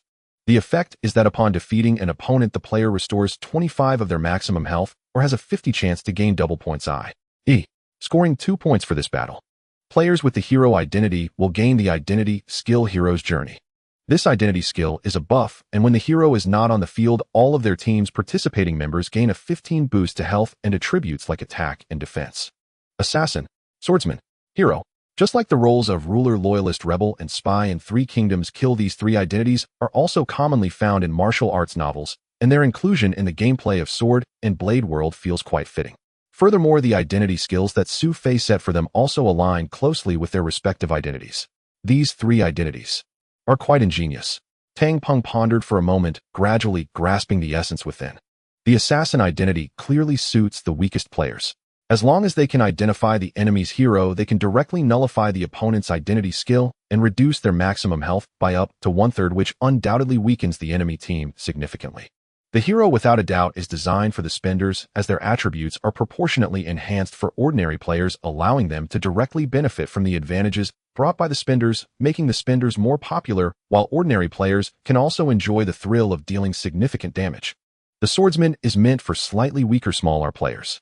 While they may lack any special abilities, Bloodblade introduces an element of unpredictability to the game. Choosing to restore health is certainly a safe option, while opting for double points implies a gamble. Misjudging or running into bad luck would naturally lead to significant losses. However, if fortune favors them, winning could directly add 2 points, which undoubtedly enhances the team's chances of victory. Even if their hero loses the match in the end, as long as the total points are high enough, the team can still achieve victory. Nevertheless, after comparing it to the gameplay of Three Kingdoms Kill, Tang Peng quickly thought of some issues. Although he did not believe these minor flaws would affect this new gameplay, he still raised the questions on the spot out of responsibility as the main planner. Mr. Su, your three identity settings are quite classic, but there might be some issues when applied to our web game. Many servers, especially in older regions, have a small group of wealthy players whose IDs are almost universally recognized by all players. Once a killer player sees a familiar ID, they can directly lock onto their target. In this case, always being targeted will the wealthy players. Su Fei did not respond directly to Tang Peng's suggestion, so how do you propose to change it? Tang Peng thought for a moment and said, before either side's killers activate their skills, do not display the enemy players' names, and instead use numbers 15 to represent them. How does that sound? That's certainly one way to do it, but it's unnecessary. Su Fei smiled slightly and said, you probably didn't notice that I mentioned at the beginning that while the strongest players automatically receive the identity of a hero, players can actually swap identities. In such cases, the wealthy players can completely choose to give up their hero identity and opt for one of the other two identities. The wealthy player taking on the role of a swordsman may cause other team members to lose attribute bonuses, but the wealthy player himself gains the ability to restore 25 health each battle or double the points with a 50 chance. The former greatly enhances the wealthy player's enduring combat power, while the latter offers a better chance to collect points, possibly securing victory based on cumulative points before the enemy hero falls. Moreover, the wealthy player can even choose to be a killer. While this may seem somewhat wasteful, it is not without merit. If before the match begins the allied team sees an enemy wealthy player stronger than themselves, their own wealthy player can leverage the health advantage from the killer's assassination to engage in a mutual destruction with the opposing wealthy player right from the start. Thus, the three identities prepared by Su Fei, while seemingly designed for players to fit into roles, are in fact quite different. If a newcomer thinks that being a killer simply means mindlessly assassinating the enemy hero, they are gravely mistaken. To maximize the win rate, players must not only consider their own identity distribution, but also attempt to guess the identity configuration and entry order of the opposing team, which inevitably involves a great deal of intrigue. There are so many strategies to explore. Realizing he had not yet grasped the true essence of Su Fei's gameplay, Tang Peng felt embarrassed, and his previous admiration transformed into astonishment. Indeed, it is astonishing. If this identity swap did not exist, and the gameplay was merely fixed patterns, the experience for common and low-spending players might be somewhat better than regular PK modes, but players would eventually grow weary of it. However, with these variables introduced, the situation changes entirely. Tang Peng could already envision how players would strategize, anticipate, and counter-anticipate. Mr. Su, I have one more question. After causing a blunder, he no longer dared to doubt Su Fei's proposed rules lightly and cautiously said, according to your settings, if double points are triggered, it is possible for both sides' points to end up equal at the end. What should we do then? Su Fei smirked and said, I don't believe I mentioned that I had finished explaining all the rules, did I? Tang Peng was taken aback, immediately realizing something, and a hint of disbelief flickered in his eyes. A tie in points is fine, as that is precisely the outcome I am eager to see. When all players from both sides have completed their battles and the points are tied, the real fight has only just begun. At that moment, the strongest players from both sides will simultaneously restore their health to full, representing their respective teams in the final showdown. The public chat channel will be unlocked, allowing free speech. Just imagine with 10 players from each side eliminated, both sides have fought to a standstill. In this scenario, the wealthy players will engage in an ultimate showdown under the cheers of their teammates, facing off against their formidable enemies while reveling in the cheers of their allies and the frustrations, even infighting, of their adversaries. This sense of saving the world is surely far more exhilarating than a simple 1v1 duel. Tang Peng even felt that Su Fei's final note about unlocking the chat channel for free communication was the true stroke of genius, more engaging than the duel itself. Having been unable to interact with the enemy throughout the match, once the chat channel is unlocked, the players will likely unleash a frenzy of greetings unique to the people of Zhuan, flooding the chat bar with messages. It's a pity that Mr. Su is not a planner, he couldn't help but sigh. Su Fei smiled slightly and remained silent, thinking to himself that he was originally the planner for the sword and blade Jianghu. Unfortunately, at the time, so-called planners in the Eason Gaming Company were merely low-level workers and scapegoats with no real decision-making power. At this moment, Tang Peng, whose mood had calmed a bit, spoke again. Is there anything else you haven't mentioned about this system, Mr. Su? There is indeed one more thing, which is this identity system. It doesn't have to be limited to the 3 identities I've proposed, but can be updated regularly. For example, we could include identities like Hero, Divine, Doctor, Demon, Sect, Elder, Martial Arts Leader, or Monk, as long as the new identities meet the criteria I mentioned, align with the martial arts game's background, and ensure that players of all identities have their uses, along with rules that are simple yet allow for diverse tactics. Expanding identities. Tang Peng could hardly describe the thoughts in his mind. While this gameplay is the initial version of the 3 Kingdoms Kill, the evolved versions have already diverged significantly. Though related to identities, they are in fact 2 entirely different games. If the Jianghu Kill is successfully launched, and it helps players of Sword and Blade Jianghu learn about the connection between this gameplay and the 3 Kingdoms Kill, as well as its evolution, the players will undoubtedly be filled with nostalgia. So apart from the Jianghu Kill gameplay, do you have any other proposals, Mr. Su? Tang Peng asked one last time, fearing that if Mr. Su were to present another new idea, he might just collapse. Fortunately, Mr. Su ultimately did not exceed human limits, giving a response that relieved Tang Peng. I don't have any other thoughts for now, let's proceed with this plan. Afterwards, please quickly prepare an interview segment based on this plan, and give it to me within 2 days at the latest. I have use for it.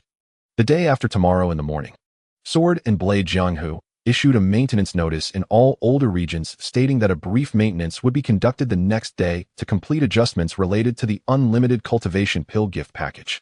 The specific adjustments mainly include the attribute liberation system and the daily character rental system. Since the official announcement of upcoming game adjustments had been hinted at for several days, the release of this announcement did not come as a surprise to the players. Many players even expressed some grievances regarding the timing of the updates, believing that the programmers could have easily handled it with a night shift, and there was no need to delay until the next day. However, in any case, adjustments are generally a good thing. After a brief period of complaints, the players' attention quickly shifted to the specific rules following the adjustments. Daily character rental system. What's that? Spend some resources to rent other players' characters from the system. Hey, this is kind of interesting. Veterans, is this new attribute liberation system only for old servers, not for the 2 new servers? The new servers never sold unlimited cultivation pills, so there's no need for that adjustment. Anyway, I already started a new account there, and it's going well. But this change makes me want to go back and pick up my old account. I'm torn.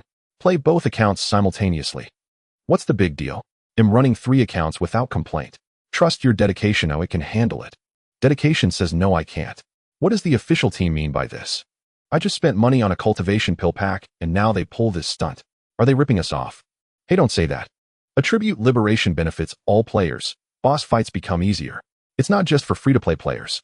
Besides, renting characters costs resources, it's not free. I just hope the rental price is low, and please don't make us use diamonds. That would ruin it. Character rental limited to 3 times per day. Does that mean I can borrow a top player's account for some fun? But what if I rent a top player's account and end up matched against the real owner? Fighting myself. Haha, fighting myself. That's hilarious. I wasn't hopeful about this update, but now it seems okay. Guess I'll play a bit longer. One thing I don't get, if they're going to work this hard to fix things, why did they sell so many packs for money in the first place? Can't figure it out. The new attribute liberation and rental systems indirectly offset the impact of the cultivation pill packs without offending the big spenders too much. With the rental limit, the official team really put thought into this adjustment. It's rare. The discussion sparked by the announcement was generally harmonious. Although a few players had objections, most were satisfied with the gameplay changes, leaving comments eagerly awaiting the daily character rental and attribute liberation systems. The first move seems good. Su Fei, watching from the shadows, nodded in satisfaction as the Sword and Jianghu project team launched the second blow of their combination. The project team's apology video was released. It was nearing lunchtime, and the number of online players was steadily rising. The link to the apology video had barely been posted on the Eason Games official website when it was spotted by a browsing player, causing a huge stir within the game. Holy crap. Brothers, big news. Check out the Sword and Jianghu official site and Weibo. What's up with the official site? Hey, race the link, see for yourself. Whether drawn by the so-called big news or not, several shock posts briefly saw no replies. Nearly 10 minutes later, someone returned, posting a string of shocked emojis. Whoa, the sun's rising from the west. The Sword and Jianghu project team actually released a public apology video. What? The lead designer got beaten up by angry players. The whole team is doing self-criticism. Today isn't April Fool's, don't fool me. It's true, the video proves it. The official team really showed sincerity this time. Ha ha ha. Not only was the lead designer fired, but the whole team got no favor either. What a relief. A celebration for all. Scatter flowers and celebration. A bunch of opposing guild players who bought cultivation pills ganked me 5 times in 2 days. 5 times. Do you know how I suffered those 2 days? Such a lead designer should have been beaten by players long ago. Satisfying. My old account can be his burial. 1 for 1, I don't lose. Everyone's talking about the designer getting beaten, but did anyone notice the new version interview mentioned at the end? I saw it. Ooh, I'm oddly looking forward to it. Same here. One. First the gameplay adjustment, then the apology video, and now a new version interview brewing. The official team is going all out. A few days ago, I bet my classmate this game would die. Within a month, loser treats dinner. Suddenly, I have a bad feeling. Is my wallet in danger? Apology video. Han Wei, browsing forum posts, stumbled upon something that piqued his interest. Maybe there's a link on the official site. Han Wei deftly opened his browser bookmarks and found the Sword and Jianghu official website. Hope the video isn't too big. He muttered, clicking on the video link. Note: Han Wei used campus internet notoriously slow, which was why he mainly played browser games. When he first clicked the video, he worried his internet couldn't handle it. Fortunately, the video was very short, less than 5 minutes, and had low resolution, allowing it to buffer quickly. You are the lead designer of Sword and Jianghu. A deep male voice came through, seemingly suppressing anger. Then the screen lit up, revealing several grim-faced young people. Through the low-resolution background, it seemed the video was shot in a cluttered storage room. Subtitles identified them as Sword and Jianghu players. The person surrounded by them was also labeled lead designer of the Sword and Jianghu project team. The camera gave a close-up, a man in his 30s sitting on a low stool holding a bowl of instant noodles with no seasoning packet visible, a half-empty bag of pickled vegetables on the table beside him, looking quite destitute. Cornered by angry players, his eyes showed a hint of fear and helplessness as he whispered, "I am. How did you get in? What do you want from me?"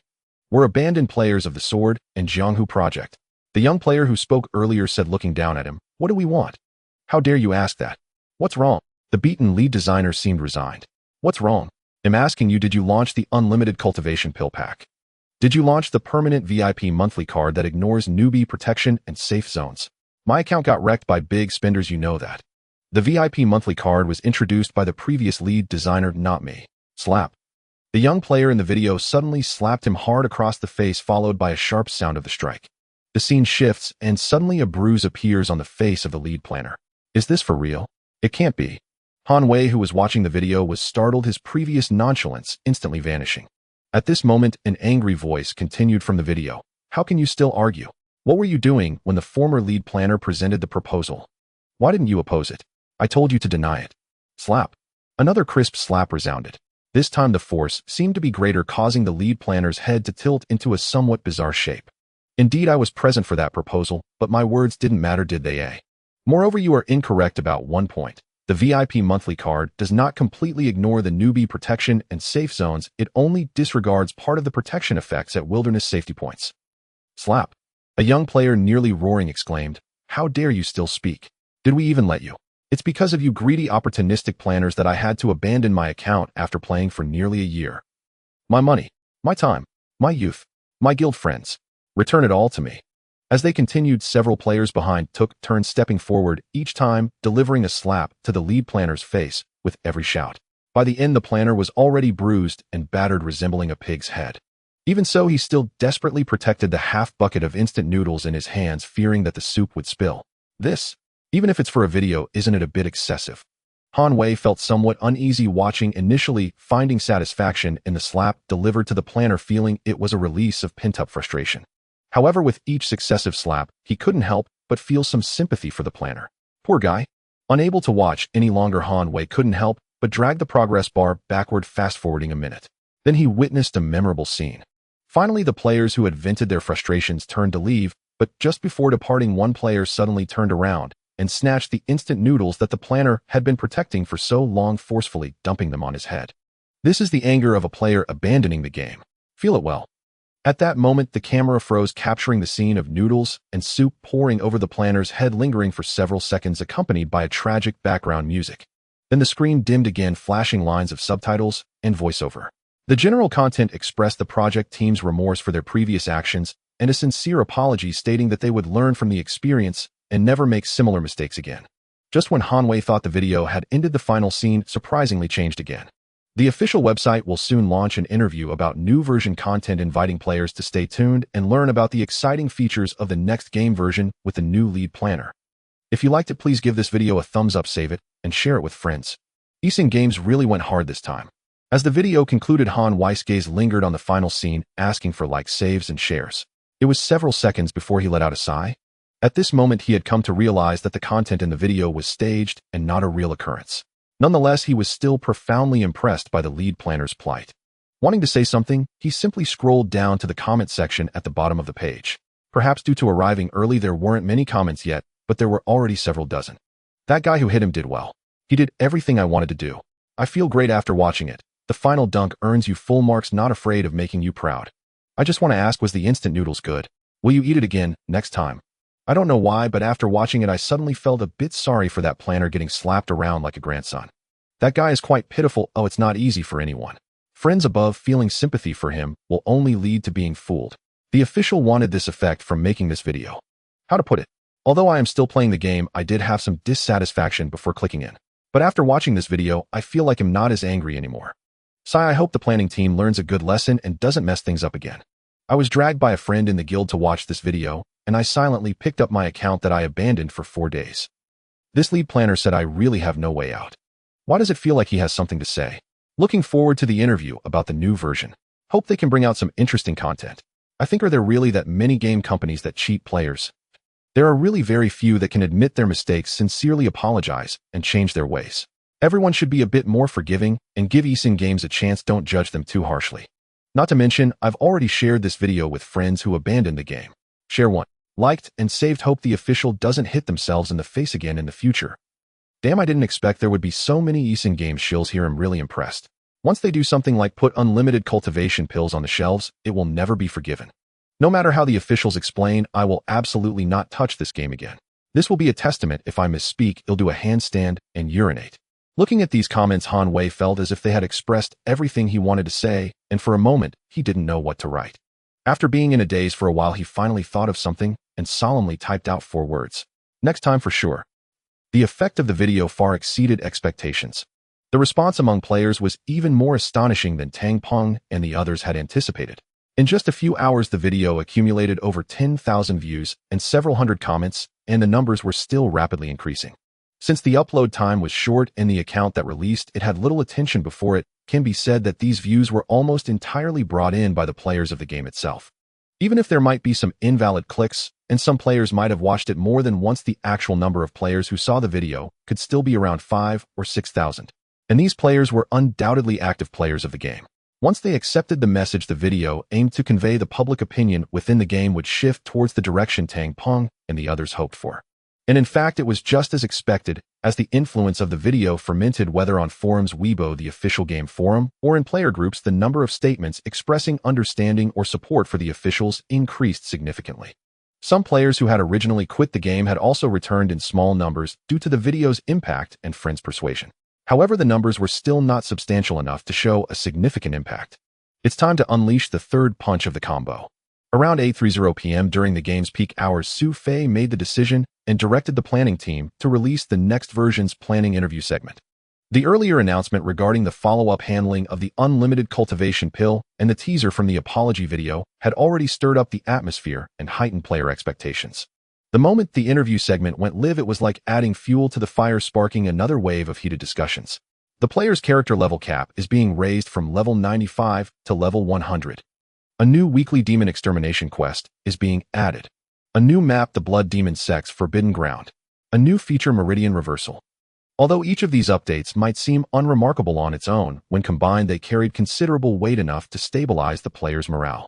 At the end of the interview segment, Tang Peng, who had stepped into the role of the new planner, deliberately created an air of mystery, hinting that the planning team had kept a surprise for the players that would be implemented in a future update.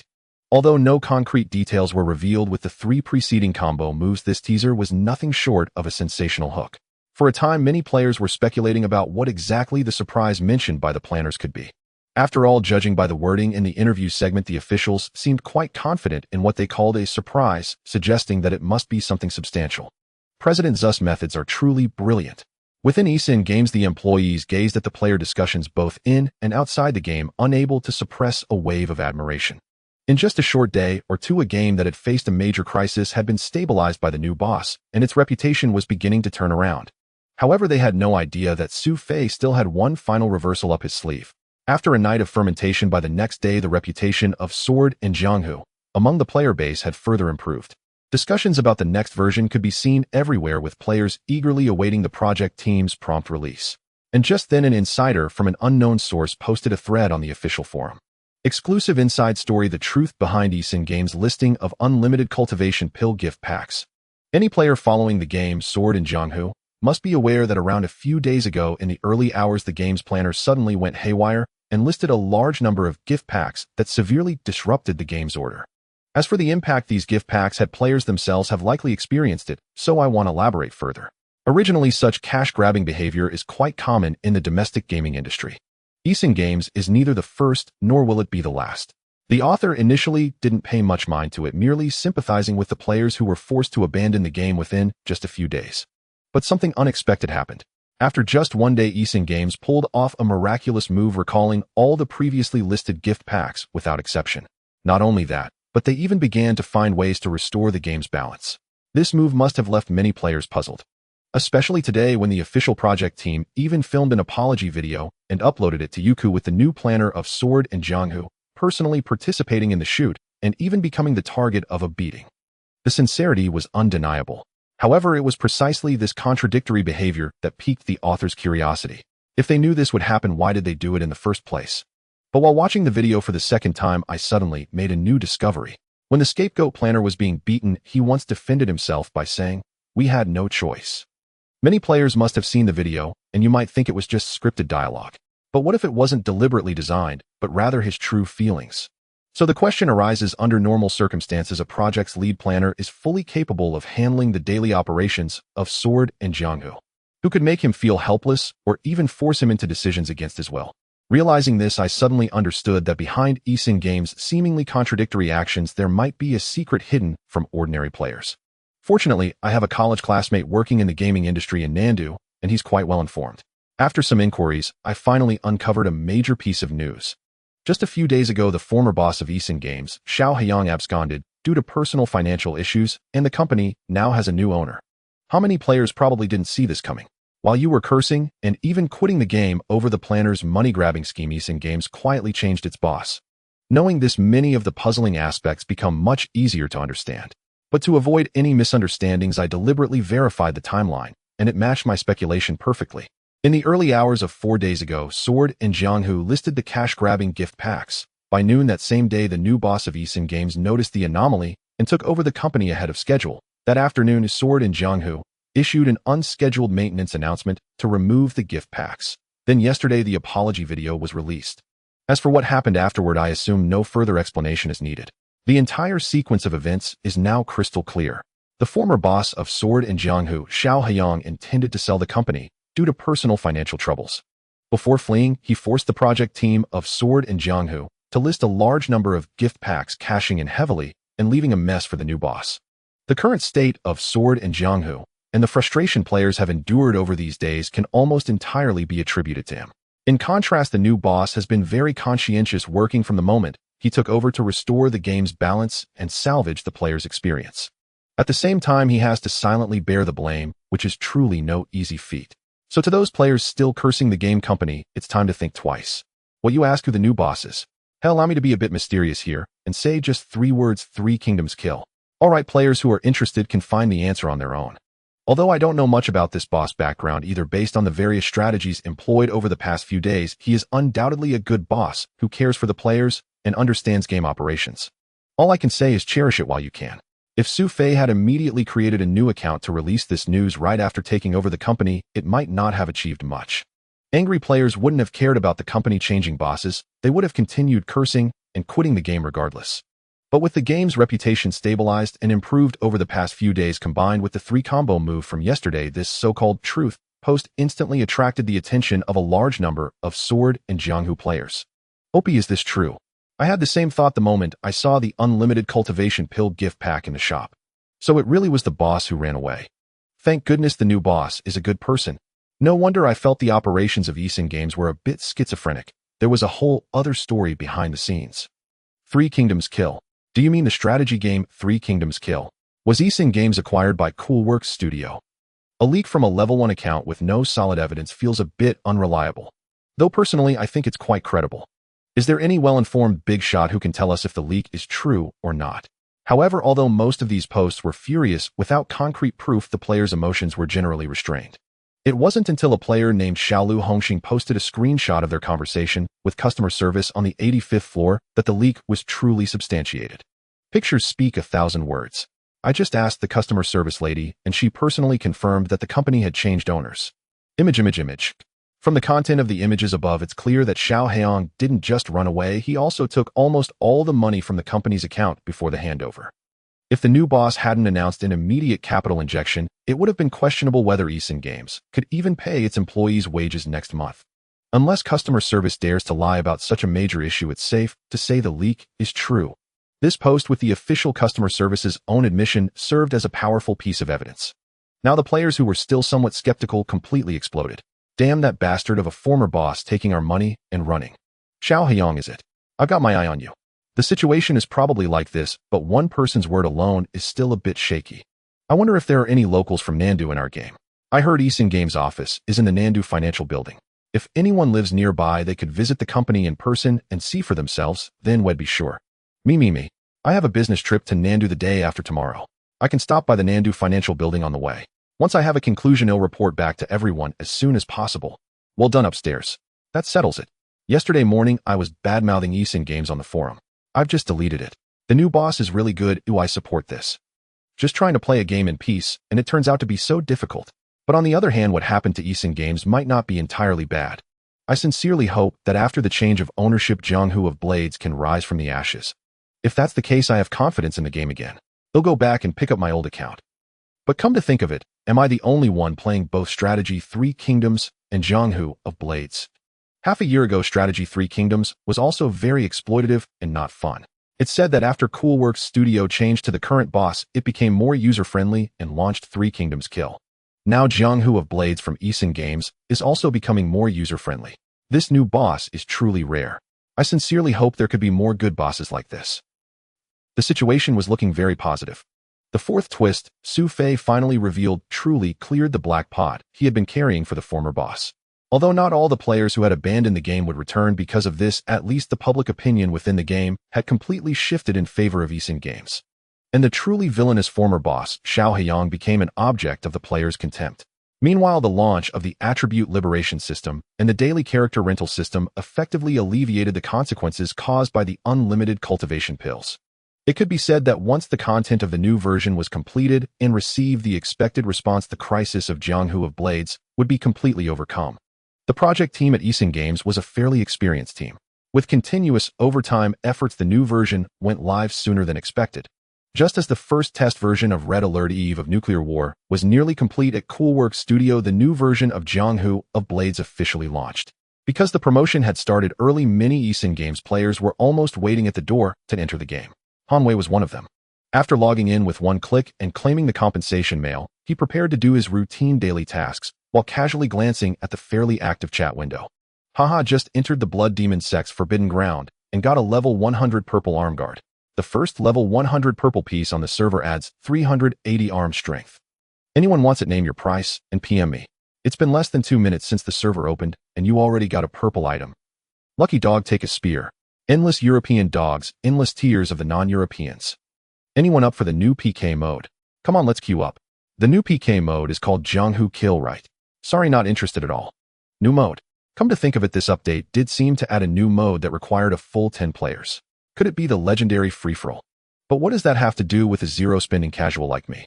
Hanwei shrugged indifferently and clicked on the quest interface, ready to accept his daily bounty quest. But just as he confirmed, he felt something was off. He looked closely and froze. Daily quests completable times 110. Current quest, clear the Black Mountain Bandits, need to kill 05. Quest rewards 2,000 gold, 1,000 EXP, 1 chivalry point, 1 daily quest point. Why are the completable times only 10? Hanwei almost thought he had misread it, but the number on the screen was crystal clear. It had indeed been reduced from 20 to 10. Holy crap, the official team actually lightened the load. Hanwei was both surprised and delighted. The 20-cycle daily quests were long and tedious, eating up a lot of his time every day. Skipping them wasn't an option for the EXP as his account was already max level, but the gold and chivalry points were very useful. Doing only part of them wasn't good either, because the rewards for these loop quests were meager at the start and became much richer towards the end. Not completing the final cycle felt like a bigger loss than not doing them at all. But this kind of mechanical loop quest really harmed the gaming experience. Those willing to spend money on teleportation stones were fine, but for zero-spending players like Hanwei it meant running step by step, which was as tedious as clocking in for work. Not just the quest count, but the number of monsters to kill seems to have been drastically reduced too. Hanwei soon made another discovery. The Clear the Black Mountain Bandits quest was one he triggered almost every day, so he remembered the numbers clearly. It used to require killing 20 monsters. While for a max-level character it was just a few extra keystrokes, the final cycles often involved high-level monsters that were extremely tough to kill. Since the monster count for the first cycle was cut, the later ones should probably be cut too, right? Thinking this, Hanwei was in a great mood. Good changes. The officials have finally done something right this time. However, before he could fully rejoice, Hanwei discovered something in the task reward section. Compared to previous rewards, this time the daily bounty task included a new reward, 1 point of daily task points. What is this point for? Curious, Hanwei clicked on it and found that it directly led to a mysterious shop. This mysterious shop usually sold common materials, miscellaneous items, and low-level martial arts manuals with a small chance of refreshing some useful high-level materials. But today was different. A points exchange interface had appeared in the mysterious shop. There were 3 items available for exchange: teleportation stone, gold coins, and beast experience orbs. Teleportation stone. Hanwei suddenly remembered something. Could the earlier rumors actually be true? This is not scientific. In disbelief, he moved his mouse to the exchange button. After clicking it, a confirmation interface immediately popped up. Teleportation stone exchange binding. Requires 20 daily task points. Note the effect is equivalent to the teleportation stone sold in the shop, but it has a time limit and can be stored for up to 7 days, starting the countdown automatically after exchange. No other conditions limiting it. Can a free player exchange it too? Confirming this, Hanwei became excited. It seemed a bit high to exchange one for 20 daily points, but in reality, it only took 2 days. After all, this was essentially free. Even if it was one every 2 days, Hanwei would be satisfied. What was going on with the planning of the sword and blade Jianghu today, suddenly so generous? He suppressed his joy and checked the exchange prices for gold coins and beast experience orbs immediately, concluding aside from the teleportation stone, exchanging for the others was a loss. As for the latter two options, they were probably prepared for players who couldn't log in every day and had leftover points. After all, from the line of yellow text at the bottom of the exchange interface, daily task points do not accumulate and reset automatically at midnight every Monday. Of course, if there really were players stubborn enough to endure running daily just to save points to exchange for gold coins or beast experience orbs, that wouldn't be impossible. But Hanwei certainly wouldn't do that. Although he was used to running tasks, it didn't mean he wasn't envious of teleporting. He just couldn't bear to spend money. Now that it was convenient and quick, he naturally didn't mind enjoying it. The time saved from running could be used to try his luck in high-level maps. Just casually dropping a piece of junk purple gear and selling it would earn more than exchanging for those few gold coins or beast experience orbs. By the way, I have to tell my friends in the guild chat about such a good thing. Remembering something, Hanwei immediately switched back to the main interface only to find that other players had also noticed the updates in the new version and the public opinion was exploding.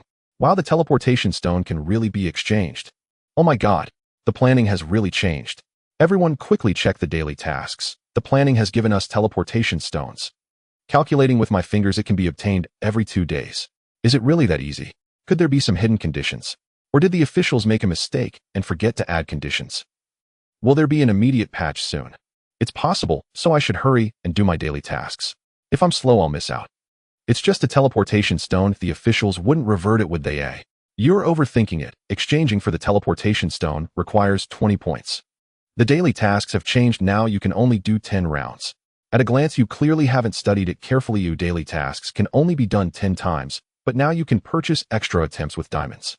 With an extra 5 task attempts, each can earn 2 points. Completing all exactly gives 20 points. This means that if you are willing to spend money, you can get a free teleportation stone every day. What? Now the rich can buy daily task attempts. What are we even playing for? Isn't the gap getting wider? That statement made me laugh. Have you ever seen a real rich person doing dailies? They wouldn't care about those meager running rewards. That's true, but the game still needs to be played small. Our players still have to do dailies right. Does that mean free players are entirely unable to play now? Before you speak, use your brain. Oh, pay attention. After the revision of the daily bounty task rules, the first 10 tasks can receive an additional 50 reward. It means that ordinary players only need to spend half the time to earn 50 more than before. The 5 extra attempts purchased only yield the base reward. I just checked closely, and it really is like that. If that's the case, it seems acceptable. Haha, good news. I just ran to ask customer service, and they said they just confirmed with the planning team that exchanging points for the teleportation stone is no problem. Everyone can relax. There are no conditions, and all players can exchange. Wow, there's really no limit. The new owner of EXIN Games is truly reliable. I finished today's daily tasks at lightning speed and came to a conclusion. Not only have the quantities of task monsters and gathering items been reduced, but the random algorithm for the running map also seems to have been optimized. However, this is just my personal feeling. The sample size is too small to be sure. You should try it too. Everyone is talking about dailies, but no one is mentioning the newly released weekly demon exterminating tasks. You only need to kill 5 to complete it. That's much less than I expected. Moreover, I just tried it, and the snake demon summoned by the snake demon lord in the 40 level 5 poison sect dungeon actually counts as a boss. This low-level boss has a fast respawn rate. Defeating one gives another, and ordinary players have a good chance if they try hard. Really? They'll go try it right now. The monsters summoned by the boss also count. If that's the case, then the strange beast demon ape summoned by the master of the 100 Beasts Villa at level 65 also counts, right? Damn it, from now on newbies will never get a chance to fight those 2 bosses again. It's all your fault for saying that. Just as the players were chatting enthusiastically, the first batch of players trying out the Jianghu Kill gameplay also finished their first round and joined the discussion about the new version. Are you all talking about tasks? Isn't Jianghu Kill fun? This gameplay feels a bit like Three Kingdoms Kill, but with significant differences. It's quite interesting. Isn't this blatantly copying? Disrespect to the planners. To the one above, Kuyu Studio and EXIN Games now have the same boss. Is it still called copying if a game imitates its own gameplay? Moreover, these 2 types of gameplay are only similar in type, though in reality, they are quite different. You'll know once you try it yourself. I'm truly fed up. It was originally a winning situation, but the idiot swordsman chose double points instead of health recovery. Doesn't he look at his own face before making choices? Damn. Is that assassin using some kind of wall hack? How did they pinpoint me out of 5 people? Dude, I do believe there's a bot in this browser game, but wall hack. You think this is Biohazard Battlefield? Besides, the identity system just came out. Haha, I carried 3 noobs and killed 2 of their blade dancers in one night. Xiaolu Tingfeng still daring to challenge me. Come out and get beaten. Oh, it's Lord Kai. Greetings to the big shot. Lord Kai is awesome. Do you need a sidekick? Lord Kai is mighty. Is the new mode fun? Damn it, Keswin, what are you bragging about? If my internet hadn't lagged at the end preventing me from using Golden Cicada, shell would you be running your mouth here? Win, and it's a godly play, lose, and it's lag. Nice excuse. Fight, fight. Wow, Lord Lu. Greetings, Lord Lu. So Lord Kai and Lord Lu are going head-to-head. This is a clash of titans. Watching the two wealthy players start trading insults in the chat, a crowd of amused onlookers began to stir the pot with sarcastic remarks. Han Wei, silently lurking and observing, grew curious about this so-called new mode. Moments later, Assassin Blade Dancer Night. So this identity arena is how it works.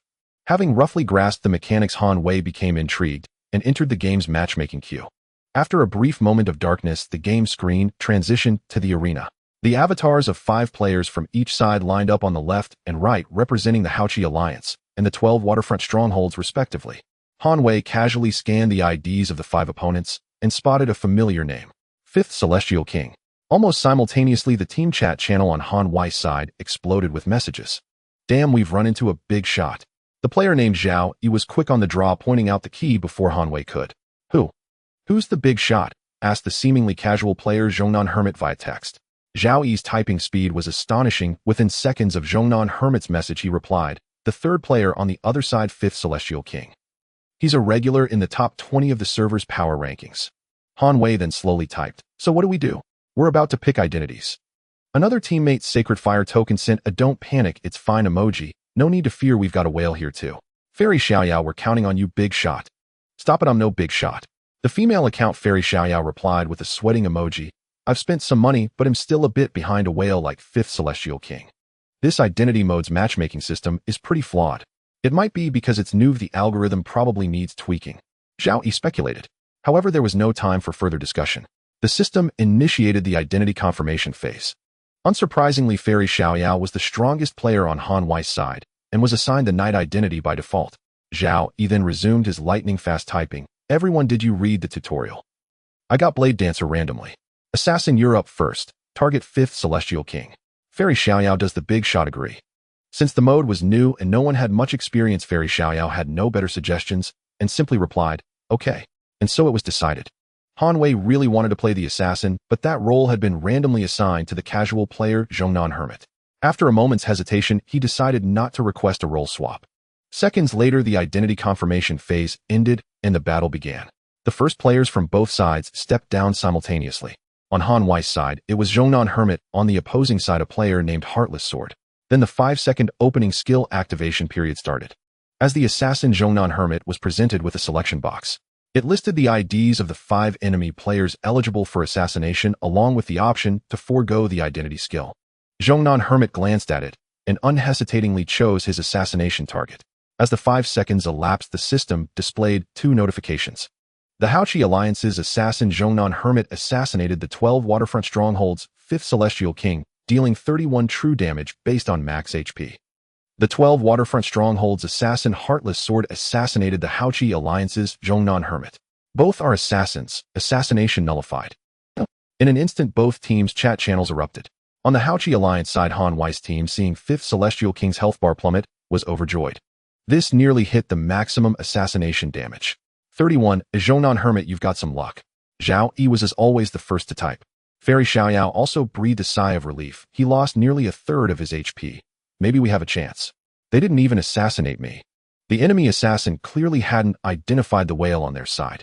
Although equipment could be checked, the system gave too little time. They probably rushed to pick someone without checking everyone. As luck would have it, they assassinated their own team's assassin, wasting the identity skill. For the first time, Fairy Xiaoyao felt that being weaker and less famous wasn't such a bad thing. What a perfect start. Even Han Wei was ecstatic. As for the 12 waterfront strongholds team chat, it went without saying. Someone immediately started cursing. The assassinated 5th Celestial King's face darkened. His identity skill Wanderer's March was sealed for 3 whole rounds. Fortunately, none of the 5 opponents seemed to outrank him, giving 5th Celestial King ample confidence. He believed that no matter how disadvantaged his teammates were, he could still turn the tide and take on all 5 alone. Meanwhile, the 2 assassins were already locked in fierce combat. As Han Wei had guessed, Zhongnan Hermit was indeed a casual player, even weaker than him. After activating his skill and seeing the effective assassination, Zhongnan Hermit felt a slight relief, thinking he had at least made some contribution and prepared to be swiftly defeated by the enemy. But once the fight began, he realized things weren't going as he had expected. Although the enemy player Heartless Sword struck first and unleashed a combo, Zhongnan Hermit's own health didn't drop much, only about a fifth. I wasn't one-shotted. Jiang Xian controlling Zhongnan Hermit was stunned.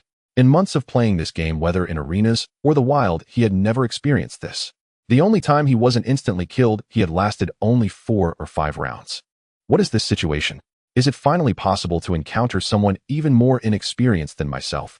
Although the circumstances are unclear after the opponent's skills went on cooldown, Jiang Xian, who gained a breather, undoubtedly saw a glimmer of hope in defeating his foe. He pressed the keys on the keyboard with force, skillfully unleashing his entire set of output skills designed for grinding monsters onto the opponent. The damage turned out to be quite high. This doesn't make sense. How is the damage dealt to a player comparable to what I deal to monsters? Seeing the exaggerated 5-digit damage number, Jiang Xian was momentarily stunned. However, after exchanging a series of skills for a stalemate, he finally realized something. He had the buff from the Xinzi Xiaoyao skill. All his offensive and defensive stats were boosted by 15. No wonder. Jiang Xian suddenly understood. While Xinzi Xiaoyao may not compare to the 5th Overlord, it certainly matched the standard of an average wealthy player. Even though it was only a 15 increase to the opponent's attributes for Jiang Xian, it was nearly doubled. Critical hit of 55000. This damage feels amazing. Could it be that I am actually going to win? After 2 rounds of skills, Jiang Xian discovered that his health was slightly higher than his opponent's for the first time, feeling the possibility of victory in the arena. The unprecedented excitement led him to adopt the fervent state he had while stealthily attacking wild bosses, furiously mashing the skill keys. At this moment, Zhao Yi, Xinzi Xiaoyao, and Shenghua Ling also gleaned many insights from the already evident battle situation. This round should be secure, Zhao Yi typed. Xinzi Xiaoyao then remarked, I checked the equipment of the hermit and the opponent's ruthless sword, and the gap is still quite large, yet the opponent is about to lose. It seems that the overlord on their side is indeed the 5th overlord. His identity skill has been sealed. This is undoubtedly another piece of good news.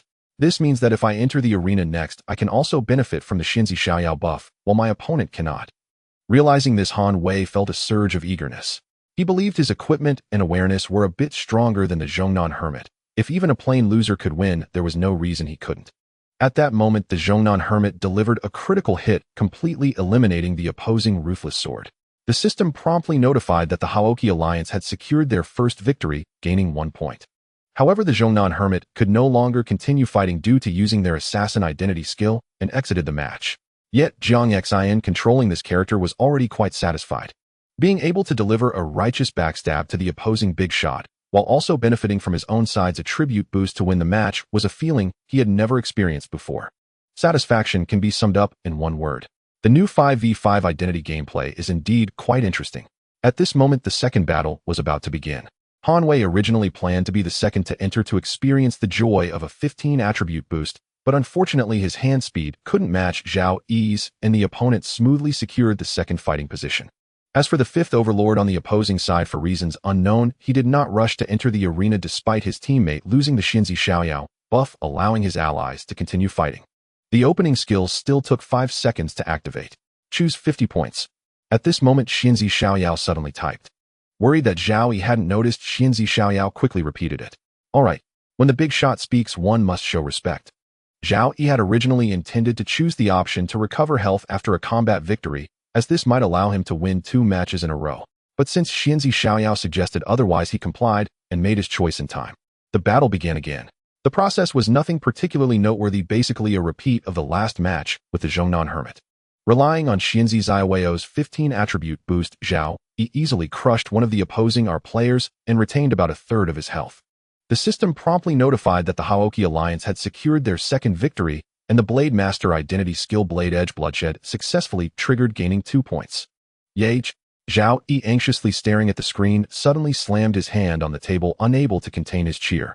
Although the chance was as high as 50%, the outcome depended on a split-second decision, yet, for Zhao Yi, who had never been particularly lucky, it was undoubtedly a matter worth celebrating. There was nothing much to say about the third match. The opposing player this time was just a commoner, and Zhao Yi originally had the opportunity for a consecutive victory. Unfortunately, his luck was not great. He was hit with several critical strikes from the opponent. In the end, he fell short by a single move and was narrowly defeated by the opponent's last breath. But it didn't matter, just like with the Zhongnan Hermit Zhao, he felt satisfied having already participated in 2 matches. At this moment, the enemy's Overlord's identity skill finally became available. Without the attribute boost, Han Wei became less enthusiastic and allowed Xinghua Ling to be the 4th to enter the fray. Although the opposing Blade Master chose a skill to restore health, bringing his low health back to around 30, the newly entered Xinghua Ling easily defeated the opponent, relying on the significant health advantage. At Xianzi Zaiweo's request, Xinghua Ling also chose the 50 chance for double points.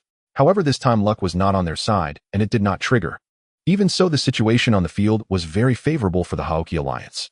Xianzi Xiaoyao and Han Wei had yet to enter. Xinghua Ling still had more than half health, and the points were 4-1. On the 12 linked rings side, only the 5th Overlord and another player with mediocre equipment, Hua Manlu, remained. Among them, the 5th Overlord's health had also been reduced by 30 from the assassination. The advantage was immense.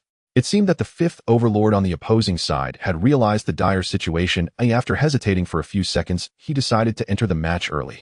When the Overlord took action, the situation naturally became extraordinary. Xinghua Ling's combat power was far inferior to the 5th Overlord, and the damage dealt was roughly equivalent to the health recovery of the 5th Overlord. When a dodge was triggered, the 5th Overlord's health even gradually increased. In contrast, Xinghua Ling's health plummeted like a waterfall, quickly dropping to 0. Even so, this was still a result of the 15 attack and defense health boost from Xianzi Xiaoyao. Otherwise, it would have likely been an instant kill from a critical hit. Xinghua Ling forfeit. Seeing this scene, Xianzi Xiaoyao became anxious and quickly typed.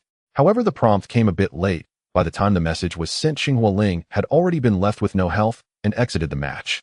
The 12 linked rings faction scored a point back. While it seemed that the situation for their side was improving, the 5th Overlord's expression was far from pleasant. He typed and asked, "Why didn't my lifesteal work?" The fact that he could ask this question proved that he hadn't paid much attention while reviewing the gameplay guide. A teammate quickly typed, "The lifesteal effect is disabled in 5v5 identity matches." This additional restriction was not set by Su Fei, but was a suggestion proposed by the project team after discussion, which received Su Fei's approval. The purpose of such a setting was merely to indirectly enhance the role of ordinary players, ensuring that they would not enter the match and not only fail to deal damage, but instead become lifesteal bags for wealthy players. Of course, the project team had their official reasoning for this decision to prevent battles from becoming stalemates and to minimize the duration of each match. Compared to traditional Unknown or 2v2 modes, the 5v5 gameplay often lasts 7 to 8 minutes per match. If lifesteal were allowed, it could lead to situations where a battle lasts 2 minutes without a clear victor, severely affecting the gaming experience of other players. The gameplay guide used this reasoning to clearly explain to players why lifesteal was banned, aiming to minimize their resistance. No lifesteal. What kind of ridiculous setting is this? The 5th king was indeed a bit displeased, but he ultimately accepted this rule. After all, everyone in the arena was treated equally. If he couldn't use lifesteal, neither could the opposing rich player. At this moment, the Haoki Alliance sent out their 4th player. The Fairy Xiaoyao was also sent out early. Hero against hero. In terms of raw strength, the 5th king clearly had the upper hand, but the arena's ban on healing was a significant disadvantage for him. Zaiweo's evasion attributes were also quite high, and with a 30 health disadvantage, the outcome was hard to predict. 3-2-1 start. Under the cheers of their respective teammates, the two heroes began their duel. Crit. Crit. Damn, the opponent's evasion is so high, triggering several times in a row. This is bad. I've been controlled by Tianmo's pursuit. Quick, use Golden Cicada's shedding shell to break free. Come on, big guy. The team chat on both sides was scrolling rapidly as the duel entered its most intense phase. Although this browser game, which closely resembles the gameplay of Shabak Legend, essentially involves standing still and hacking away, the planning team of Sword and Sword Jiang who implemented some differentiated settings, adding martial arts moves that enhance operability. For example, Tianmo's pursuit is a skill that can significantly reduce the enemy's evasion and movement speed within 3 seconds. Meanwhile, the Golden Cicada's shedding shell used by Xiaoyao can instantly remove her negative status and teleport 3 steps in the direction of the mouse cursor. The 5th king was clearly a bit anxious using Tianmo's pursuit, while activating the Meridian System's explosive skill 8 Gates of Duanjia, hoping to unleash a powerful output. However, Xiaoyao reacted swiftly, instantly dispelling the effects of Tianmo's pursuit and creating distance, managing to drag out the 6 seconds of 8 Gates of Duanjia's explosive time through her positioning. As a result, with both key skills used up, the 5th king's situation became quite awkward, and he was soon forced to reveal his last trump card. His equipment was fully enhanced to 13 or higher, activating an equipment chain system. When receiving a lethal attack, he could become immune to that damage and instantly recover 10 of his maximum health. In contrast, Xiaoyao's armor was only enhanced to about 11, with only her weapon reaching 13. Yet, even so, after triggering 2 evasion attempts in quick succession, Xiaoyao managed to kill the 5th king while he was left with only a few hundred health points. Total score 5-2. In that moment, Han Wei and Zhao Yi couldn't help but cheer. The strongest hero on the opposing side had been defeated while their side still held a 3-point advantage, making victory seem inevitable. Without the 5th king's heroic boost, even the Xiaoyao, with only a few hundred health, could have easily taken down Wamanlu. Meanwhile, on the side of the 12 linked rings, the remaining Wamanlu indeed felt immense pressure as he reluctantly entered the arena. He felt that he was likely to lose his first match with the new gameplay. As expected, Wamanlu's first strike missed completely, and the second strike barely broke, through dealing a mere 3 points of symbolic damage. In contrast, Xiaoyao's 2 strikes took away half of Wamanlu's health. However, at that moment, Wamanlu's third strike unexpectedly landed a critical hit. 17 points of critical damage were insignificant compared to the tens of thousands of health that rich players usually had. But this timely critical hit left Xiaoyao stunned, while Wamanlu, who had little hope, was overjoyed after being shocked. Xiaoyao, who had just restored her health back to 1,000 points through natural recovery, was killed. Wamanlu's chosen identity skill before the match undoubtedly had a 50 chance of double points. This was the only choice the 12 linked rings had that could potentially reverse the situation. Almost simultaneously, all 10 players' attention was focused on the system. Prompt, the 12 linked rings camp achieved victory, and the swordsman identity skill Bloodied Blade successfully triggered, earning 2 points.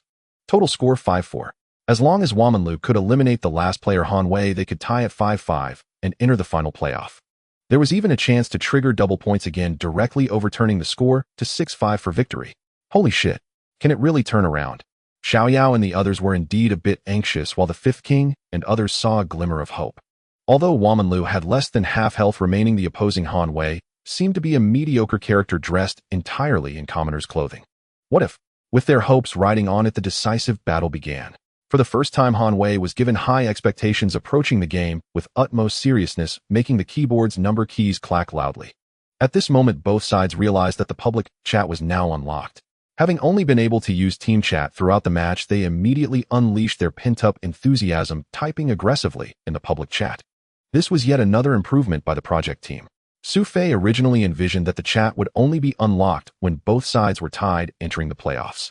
However, the project team felt that the chances of a tie were low and it might not happen in several matches. So they changed it to unlock the chat as soon as the last player from one side entered the arena. The purpose of restricting the chat was to prevent familiar players from leaking their identities in advance. Since all members of one side had already entered the arena, the restriction naturally lost its significance. And now it seemed this was indeed an excellent change. It allowed both sides to release the emotions they had built up throughout the match instantly. Congratulations to the Haoki Alliance for defeating their opponents with a total score of 6-4 and achieving victory. All team members gain 200 points in rankings and receive 100 performance points, which can be exchanged for new items in the arena shop. I won. With the final combo defeating the opposing player Wamanlu, the adrenaline surged as Han Wei stared at the victory screen and the nearly dead character, unable to contain his excitement. Although winning this battle seemed a bit lucky due to the opponent's skill release order issues at the last moment, Han Wei was nonetheless the victor of this battle and had helped the team secure the win. This feeling of saving the world was truly wonderful. Suddenly, he understood why rich players were willing to spend lavishly seeking thrills in a virtual game. On the screen, Han Wei's teammates and the opposing team members were still typing and speaking during the last settlement time. We won. Though my equipment is lacking, my skills are quite good. Want to add each other as friends to play together. The other side still wishes to turn the tables. All I can say is you are overthinking it. Damn, what are you guys bragging about? If it weren't for our side's assassin being foolish, would you have had the chance to win? Damn, being famous, but still having a day of defeat. This type of game is truly a first for me. I am impressed. 5th King, weren't you aware that you could change your identity? If you didn't change your identity and got targeted, who can you blame? Witnessing these comments, Han Wei felt as refreshing as eating ice-cold watermelon on a hot summer day. After a while, he clicked the confirmation button that popped up from the system and returned to the ranking interface of the arena. At this moment, there were hardly any other discussions in the chat channel. Almost all were about the new identity gameplay. Isn't the time for activating the skills at the start a bit too short? I hadn't even thought it through, and the system automatically gave up on using it, resulting in being scolded by my teammates. Quickly go back and familiarize yourself with all the IDs of the big shots on the leaderboard. Players with stronger combat power, take note you don't necessarily have to choose the heroic identity. This identity can be transferred. What? The heroic identity can be transferred. I beg you guys, can those with bad luck be more considerate? When playing as a swordsman, be honest and choose the health recovery option. Never choose the 50 chance for double points. You guys have really let this non-lucky group down. Typing is just too inconvenient. Friends who want to play with identity gameplay, add me on YY, let's have voice chat. I strongly request an in-game voice chat. The new identity gameplay is truly popular. After observing for a moment, Han Wei couldn't help but exclaim. Then, disregarding his daily tasks, he decisively clicked to participate in matchmaking starting the next round. Nandu Financial Building Eason Games. As the server launched, the company's employees couldn't help but focus on the back-end data. It seemed that the effect of the new version was quite good, even somewhat exceeding expectations. During its peak period, the number of online users had already approached more than 80 of the amount before Xiao and Yang released a large number of cash packages. This was undoubtedly a celebratory figure. However, along with it came a large amount of feedback on issues. Tang Planner, the customer service side, has sent the first batch of player feedback, mainly concentrated on the Jianghu kill gameplay. Firstly, a large number of players reported that the game's matching algorithm is not yet perfect, and there are often imbalances in the strength of both teams. There's nothing more to say about this point. The matching algorithm matches players based on their combat power, which is derived from various data including health, defense, hit points, the number of martial arts moves, etc., multiplied by different weight coefficients. The current problem mostly lies in the unreasonable weight coefficients of different data. Solving this isn't difficult. It requires numerical planners to adjust the weight coefficients gradually based on a large amount of player feedback. Secondly, the reaction time reserved for players in the identity system is too short, and often the communication between players is insufficient. After discussion, Tang Peng and the others felt that this issue was not too big. The reason for feeling the reaction time is insufficient is that players are still relatively unfamiliar with the new gameplay, leading to prolonged consideration. Once they become slightly familiar, this issue will not arise. If modifications were made based on the suggestions from the first day, players would quickly find the wait time too long and become impatient once they become familiar with the gameplay. Thirdly, a large number of players strongly hope for an integrated voice communication system. This suggestion drew the project team's attention. The reason is simple. Not only are players providing this feedback, but the testing team also proposed this suggestion during their tests. However, knowing about the problem does not mean that finding a solution is straightforward. If an integrated voice system were to be added, it would first increase development difficulty. Secondly, it would significantly raise the demands on internet speed and bandwidth, and embedding voice software would increase system resource load to some extent, which contradicts the nature of web games. The earlier suggestion from the testing team was precisely because of these reasons that it wasn't adopted. However, now that a large number of players are providing this feedback, the project team has to reconsider. How about this? We develop an external voice program. This has lower development difficulty, and players who need it can download it themselves. What do you think? During the discussion, one programmer proposed this idea. This indeed is a viable option, achieving a compromise in terms of technology and demand. Chief Planner Tang Peng pondered this suggestion and suddenly thought of something, clapping his hands and saying, "Why must we develop it ourselves? I previously saw many players looking to team up in the game asking to add YY voice. Since there are existing game voice chat software, wouldn't it be better for us to cooperate with them?" This proposal immediately brightened the eyes of the project team members. Yes, since there is existing software, cooperating directly with eSIN Games would be more convenient and faster. They specialize in this, and their technology is certainly much more professional than eSIN Games. Moreover, voice chat software is actively trying to expand its market, and for eSIN Games, which is actively seeking cooperation, they would welcome it rather than refuse. What if YY Voice disagrees or demands a share of the profits? Some employees were still uneasy and asked this question. At this moment, Tang Peng had already thought it through, completely smiling and saying, "There's no need to worry about this. YY indeed occupies a large share of the game chat software market, but they are not the only player. There are several alternatives. If YY makes excessive demands, we can shift to seeking cooperation with other software. There will always be a vendor willing to cooperate for market share, as this is mutually beneficial." With his decision, this point was immediately finalized. Lastly, there are still many suggestions regarding adjustments to the skills of each identity in Jianghu Kill. Mr. Su, the above is the feedback on the new version and our project team's preliminary modification plan. What do you think? In the office, Tang Peng, who had just finished his report, focused on waiting for Su Fei's response. Normally, such minor issues regarding follow-up fixes for the new version wouldn't require reporting to the CEO. The chief planner could decide. However, since the Jianghu kill gameplay was inspired by Su Fei and their modification plan involved cooperation with external companies like YY Voice, such matters definitely required Su Fei's personal approval. I think it's fine. After listening to Tang Peng's report, Su Fei pondered briefly and gave his approval. Moreover, he was optimistic about the collaboration between Jianghu of Blades and YY Voice. The latter held a vast amount of traffic. If the partnership succeeded, even an inadvertent promotion for Eason Games would be a boon for Jianghu of Blades, bolstering its reputation. Seeing his superior endorse the project team's proposal, Tang Peng's face relaxed with relief. By the way, President Su, I have a question. Recalling something, he spoke up. With Su Fei's nod, Tang Peng continued, it's about the new gameplay. The matchmaking algorithm, though adjusted for fairness, still primarily relies on combat power. This still fails to prevent a scenario where some wealthy players win more and lose less, while weaker players experience the opposite. What should we do about this? This question made Su Fei pause for a moment before he said, perhaps we can add an extra balancing mechanism based on players' win rates in addition to combat power matching. If a wealthy player keeps winning after a certain threshold, we can assign them weaker teammates. Conversely, for ordinary players who lose frequently, we can match them with stronger teammates. After a pause, Su Fei added, if even with this mechanism some wealthy players still win consistently, then there's nothing we can do. Such players are likely the so-called God-tier ones whose combat power overwhelms everything. Their wins are deserved. Forcing a suppression of their win rate for the sake of balance would itself be the greatest imbalance. Remember, our game is a browser game, not an RTS. There's no absolute requirement for balance. This answer resolved a lingering issue for Tang Peng. He sincerely thanked Su Fei and asked his final question. President Su, I used to play our game's arena and felt quite frustrated when killed by an opponent. But recently, when I used an alt account to match with others, though losing still annoyed me and made me want to smash the keyboard, the earlier sense of helplessness and defeat was much less. And winning felt even better. Why is that? This question was novel.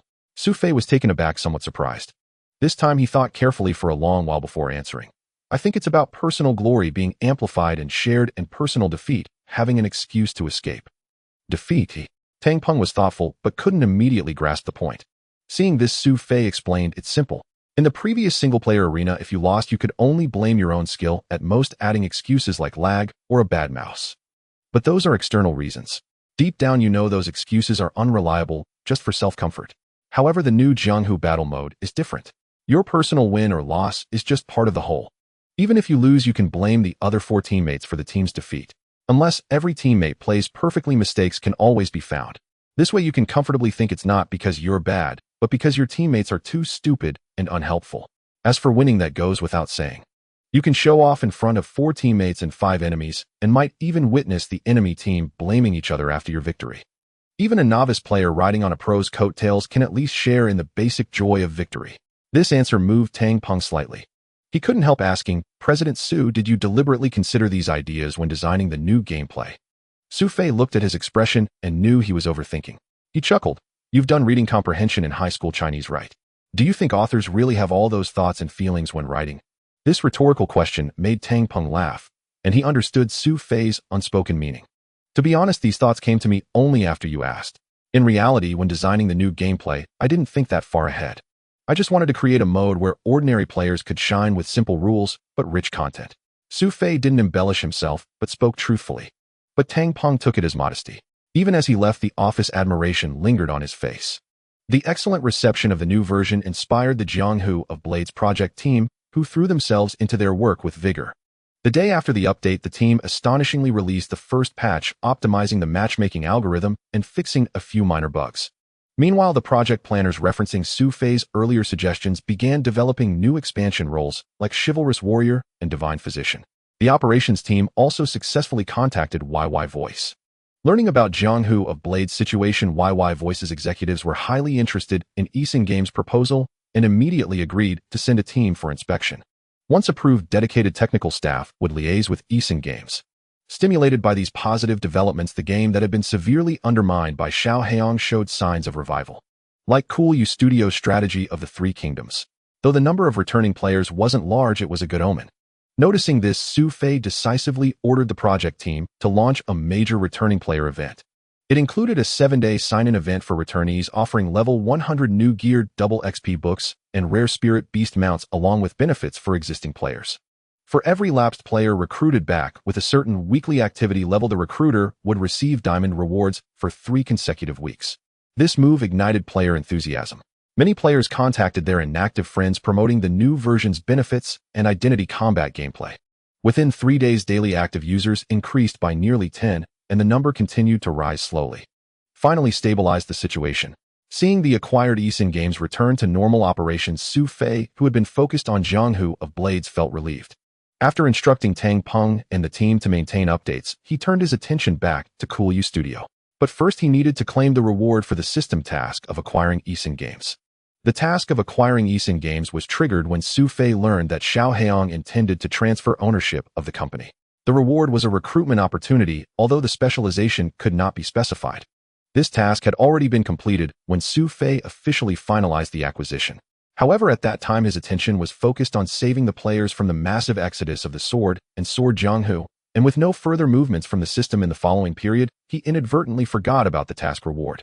It wasn't until these past few days when the new version of Sword and Sword Jianghu received a positive response that Su Fei prepared to let Tang Peng and the others continue operations and shifted his focus back. Only then did he notice the reward. Would you like to claim the reward immediately? Upon receiving Su Fei's confirmation, the system's voice echoed once more. Please select the entity to receive the reward, Cool Studio eSIN Games. This previously unseen question made Su Fei pause slightly. To him, eSIN Games and Cool Studio were bound to merge sooner or later, but not at this moment. As for which side should temporarily receive the talents, he pondered briefly and decided, Cool Studio. The reward has been issued. Within the next 1 to 3 days, the random specialized talents will submit their resumes to Cool Studio. Please stay alert. This time the system's reward seemed to come faster than the last. Perhaps it was due to Su Fei specifying a specialization for the original artist Song Yang, so the system needed some time to find and influence specific talents. This time the task reward was for random specialization, making it much easier for the system to find suitable potential candidates. Just 4 hours later, the HR department of Cool Studio received a new job application. Originally, this wasn't unusual. Cool Studio had recently gained some fame in the gaming circle of Nandu, no longer remaining unnoticed as before, and resumes would come in from time to time as people tried their luck. But this time was different. Having received Su Fei's prior request, the HR manager, although somewhat perplexed, resolutely executed the boss order and forwarded all the new resumes. Then early the next morning, Su Fei saw an applicant who still had a youthful innocence. With the information provided by the system, he immediately confirmed the individual's identity. An excellent talent rewarded by the system. Name Fei Mingwei. Age 25. Experience 1. 5 years. Specialization story planning, game, worldview construction. So he's a story planner. Su Fei's eyes lit up. Although this specialization wasn't what he desired most at the moment, it was still quite impressive, and he couldn't help but look at the young man with increased enthusiasm. Hello, Mr.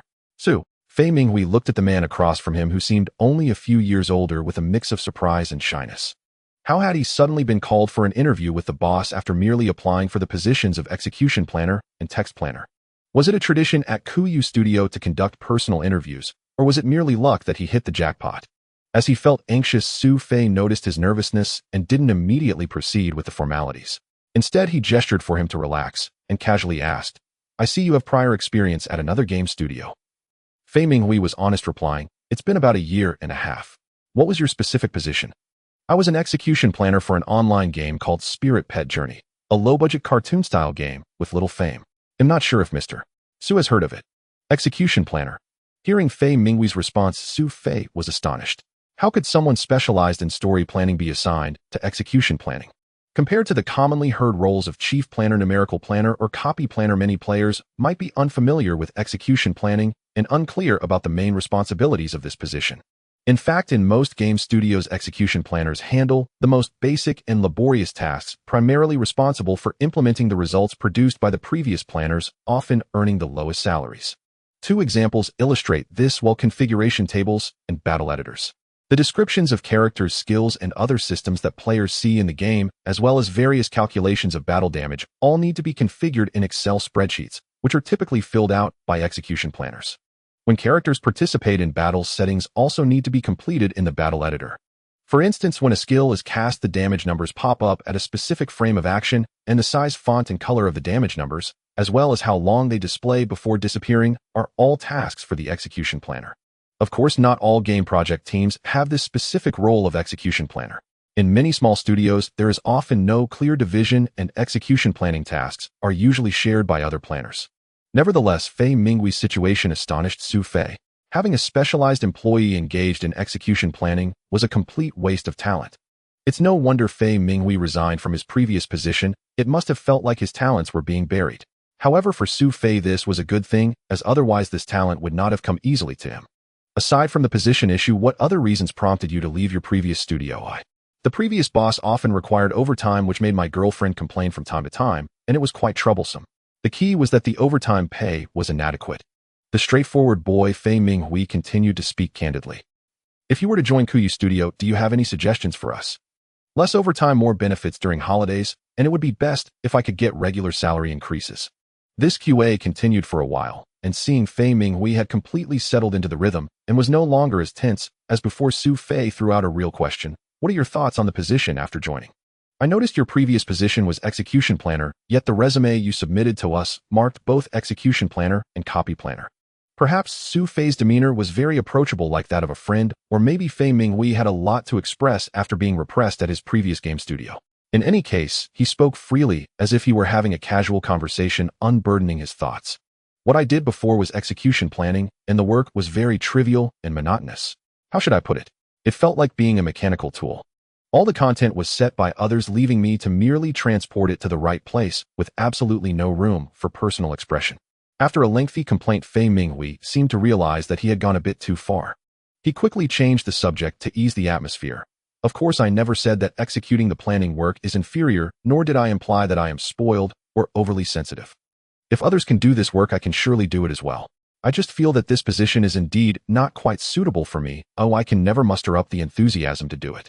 Thus, with a trial-and-error mindset, I wanted to see if copywriting and planning could work for me. Su Fei nodded, thinking that the conversation was going well. He said to Fei Minghui, "It is quite common for one's original position to not be suitable for showcasing one's abilities. Many employees only find their true favorite job after switching positions multiple times.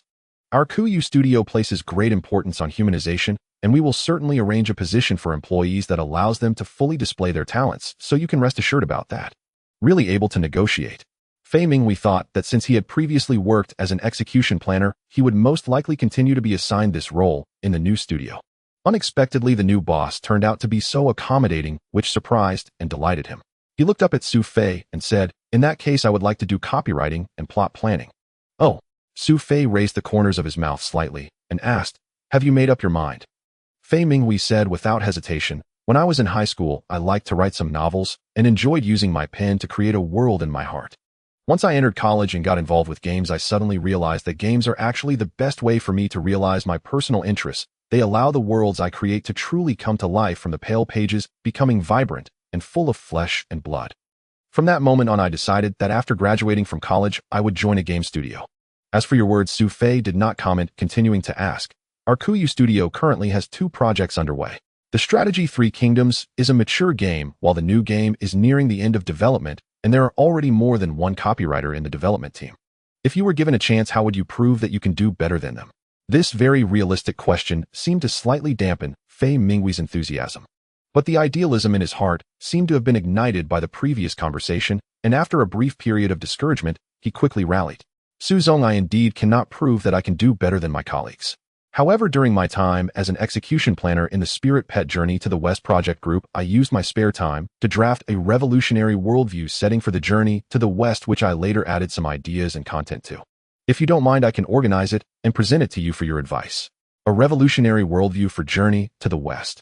This bold claim surprised Su Fei and filled him with anticipation. He thought for a moment and asked, "Since you have your own ideas, have you shared it with the employees of the Spirit Pet Journey to the West project group? It might be adopted." Speaking of this, Fei Minghui's face showed a hint of helplessness. "I did bring it up, but at that time the idea wasn't fully developed, and the setting was quite different from everyone's classic Journey to the West. Several planners in the project group thought the risk was too great and that it might not be accepted by players. One colleague even complained privately, saying an execution planner should stick to their job and not constantly seek attention, and adaptation is not random, and storytelling is not nonsense, and so on. When it came time to officially launch the project, our old boss personally made the final decision on the Spirit Pet Journey to the West planning case, and my set of settings was completely rejected as a result." Understanding the ins and outs, Su Fei generously said to Fei Minghui, "No worries. They are them, and I am me. Just because your former boss did not appreciate it doesn't mean your ideas are not valid." Here's the deal, the position is settled. If there are no objections, you are now an employee of Kuyu Studio with excellent treatment. As for your tasks after joining, there are no other assignments for the time being. You just need to organize that revolutionary setting from your time in Spirit Pet Journey to the West and send it to me.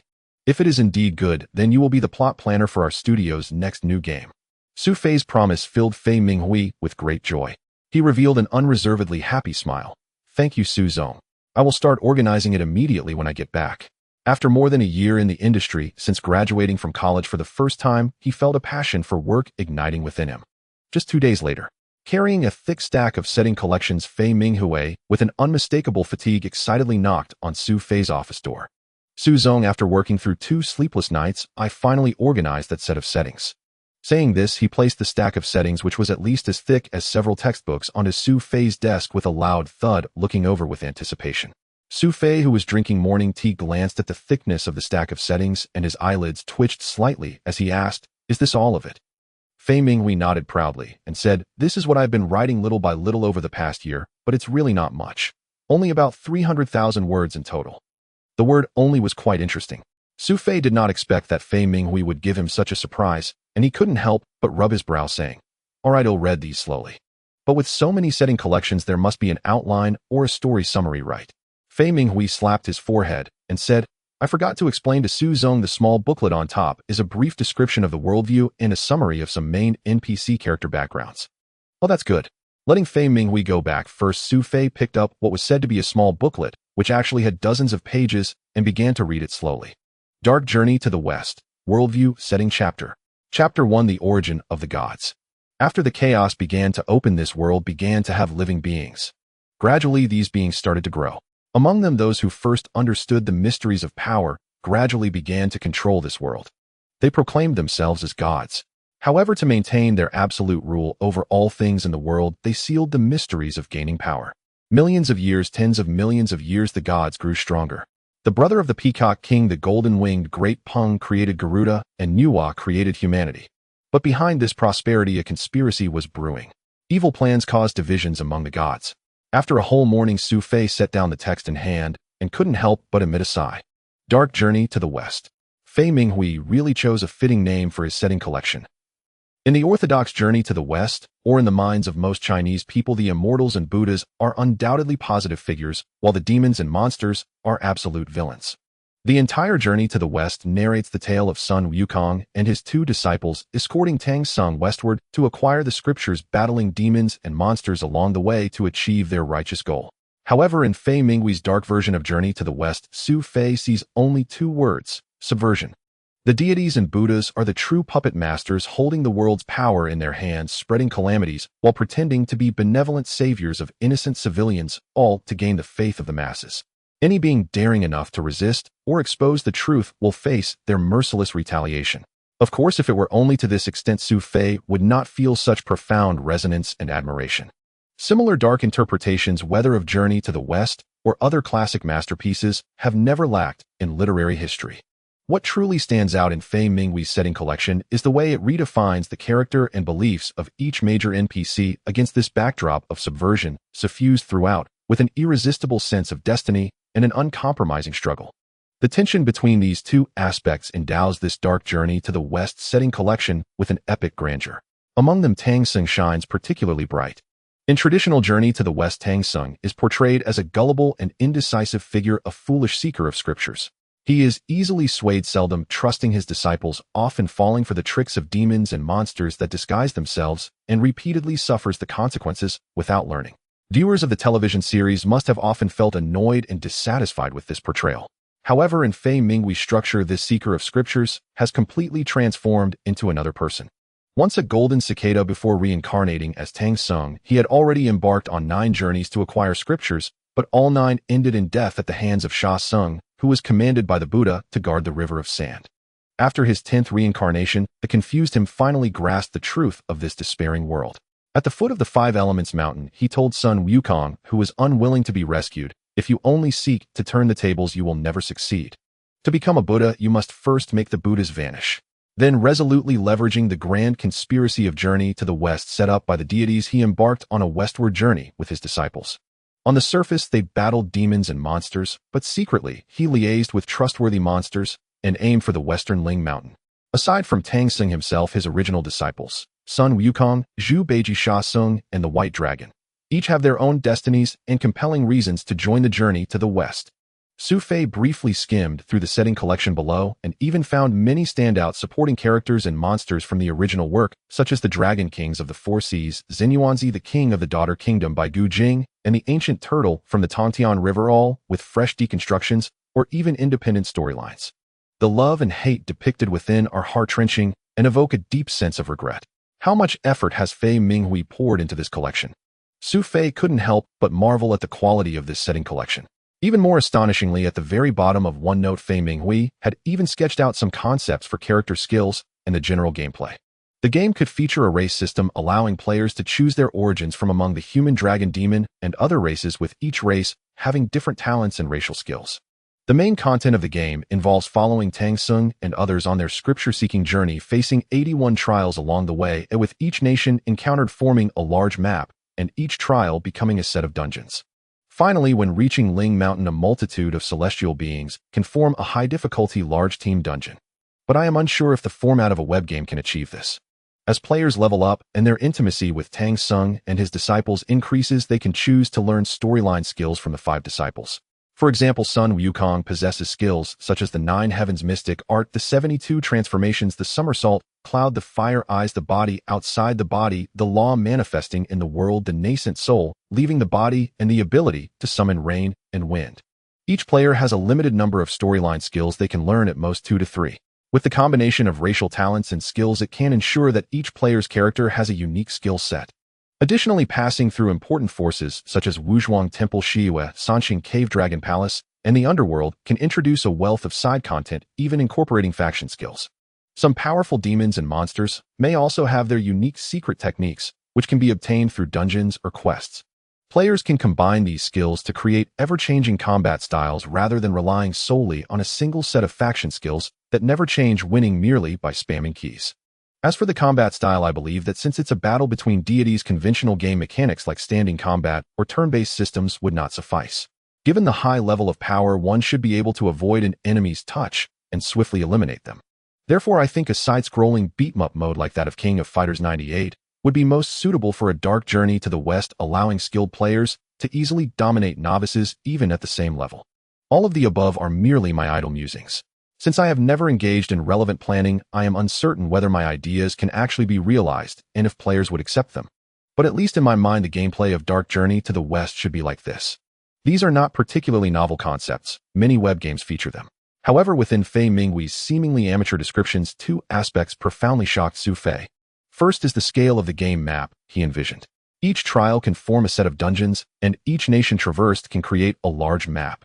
Not to mention the transcendent forces such as the Celestial Realm, Western Ling Mountain, and the Underworld. Just this ambition makes Su Fei envision how grand the world map would be if such a game were to come to fruition.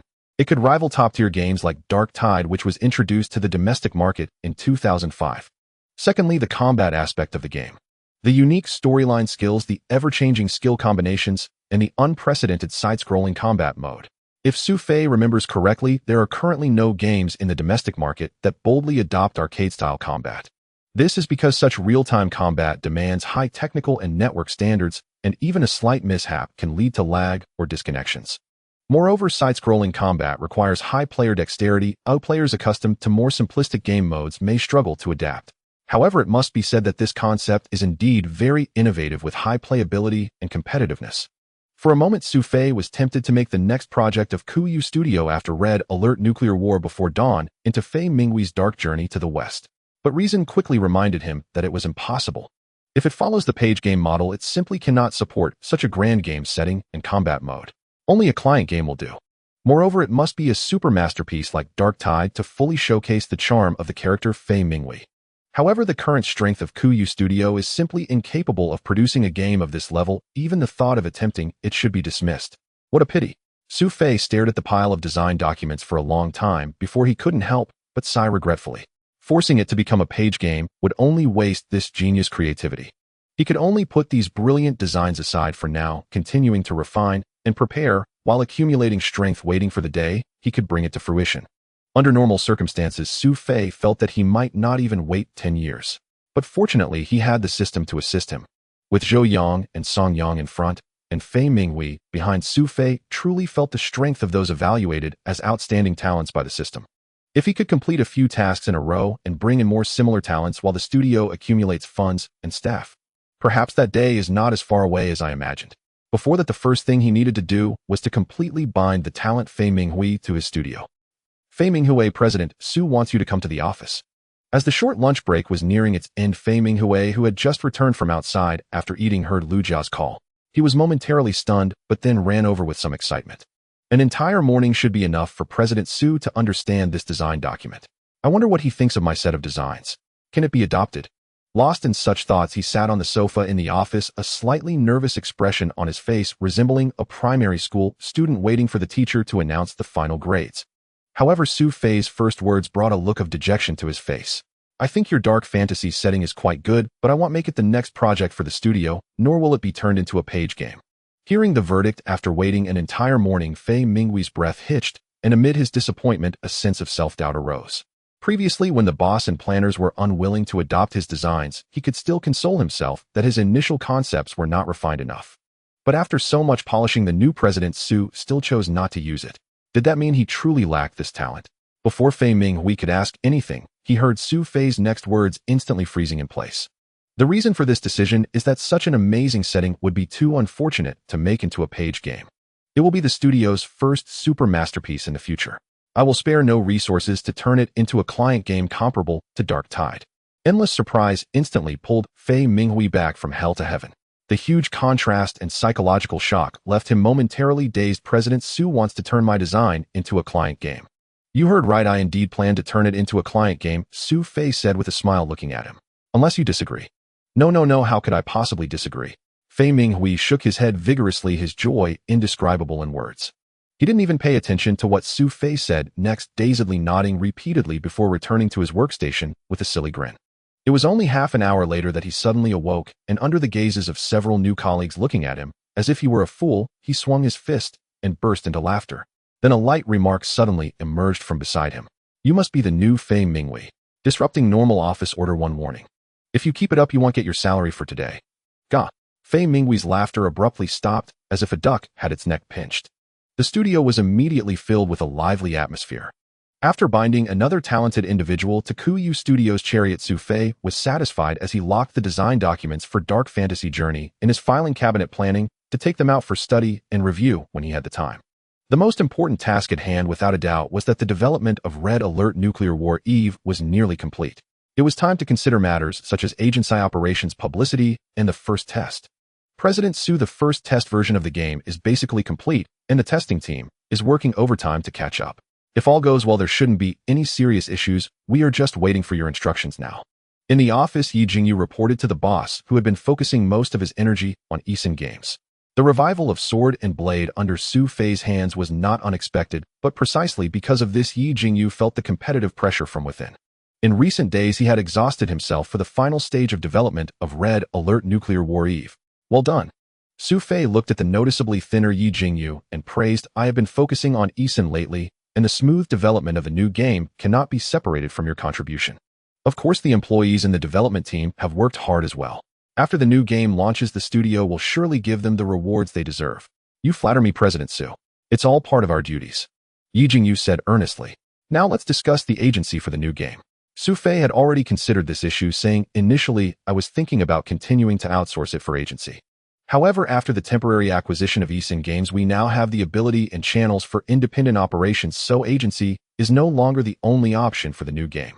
Yi Jingyu clearly had some mental preparation regarding this point, and probed, do you mean we will operate it ourselves? Su Fei nodded. First, let's release some news, and see how many platforms and game companies are interested in agency, then we can discuss the terms with them. I am absolutely confident in the quality of Red Alert Nuclear War Eve. Its agency conditions will be higher than Strategic Three Kingdoms. If the agents cannot meet our requirements, then we will operate it independently. This path is essential for Kuyu Studio to grow bigger. Since it is a road that must be taken sooner or later, Su Fei naturally did not mind getting on it early. Kuyu Studio's new page game project, carefully prepared for half a year, is about to be completed. As soon as the news was released, it immediately attracted significant attention in the gaming circle of the South City, and even many game manufacturers from outside the region turned their gaze towards Kuyu Studio. After all, Kuyu Studio is no longer the small studio from Huang Qingping's era a year ago. Not only do they hold the revitalized strategic Three Kingdoms and the hugely popular physical card game Three Kingdoms Kill, but they also fully acquired Eason Games, and recently Sword and Blade has been flourishing. Not only do they hold the revitalized strategic Three Kingdoms and the hugely popular physical card game Three Kingdoms Kill, but they also fully acquired Eason Games, and recently Sword and Blade has been flourishing. A combination of factors had elevated the reputation of Kuyu Studio considerably. Within just 3 days, over a dozen gaming platforms and publishers had sent inquiries expressing interest in acting as agents for the studio. After an initial round of filtering out those lacking sincerity, hoping for a bargain, or clearly lacking sufficient strength, only 4 candidates remained as potential partners for Kuyu Studio. They were Itsu Game Platform, Jiguang Games, Tianfeng Games, and 91 Play Games Platform. Itsu Game Platform, needless to say, was one of the 5 agents for strategy of the Three Kingdoms. Having had a satisfactory collaboration with Kuyu Studio, they were keenly interested in the studio's new game. Jiguang Games was no stranger either, having previously acted as agent for Kuyu Studio's Dark Archangel. Although that low-quality web game had been permanently shut down before the Spring Festival, they had at least collaborated before preserving a trace of goodwill. Tianfeng Games, a second-tier game publisher from Guangshan City, was among the more than a dozen publishers that had sent agency inquiries. It was said they would send a product manager from their web game department to lead the inspection team in person, demonstrating considerable sincerity. 91 Play Games Platform, a newly risen platform in the past 2 years, lagged behind Itsu Game Platform in both scale and player count. However, its momentum was formidable, and with backing from real estate capital, it was not to be underestimated.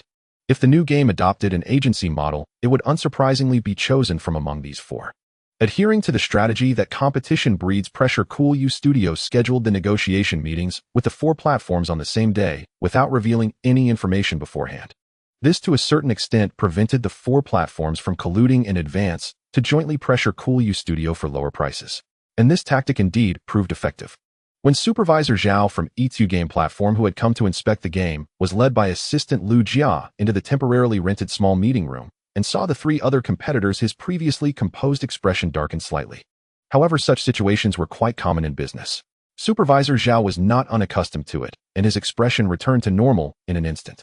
Not only did he nonchalantly take a seat in an empty spot, but he also nodded in greeting to Wang Feng, the product manager from Tianfeng Games, whom he had met a few times before, and exchanged a few cheerful words.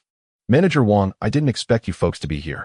I was asking around in the circle yesterday if any peers were paying attention to Kuyu's new game, but I heard nothing. This is quite a surprise today. Tianfeng Games sure knows how to keep a secret.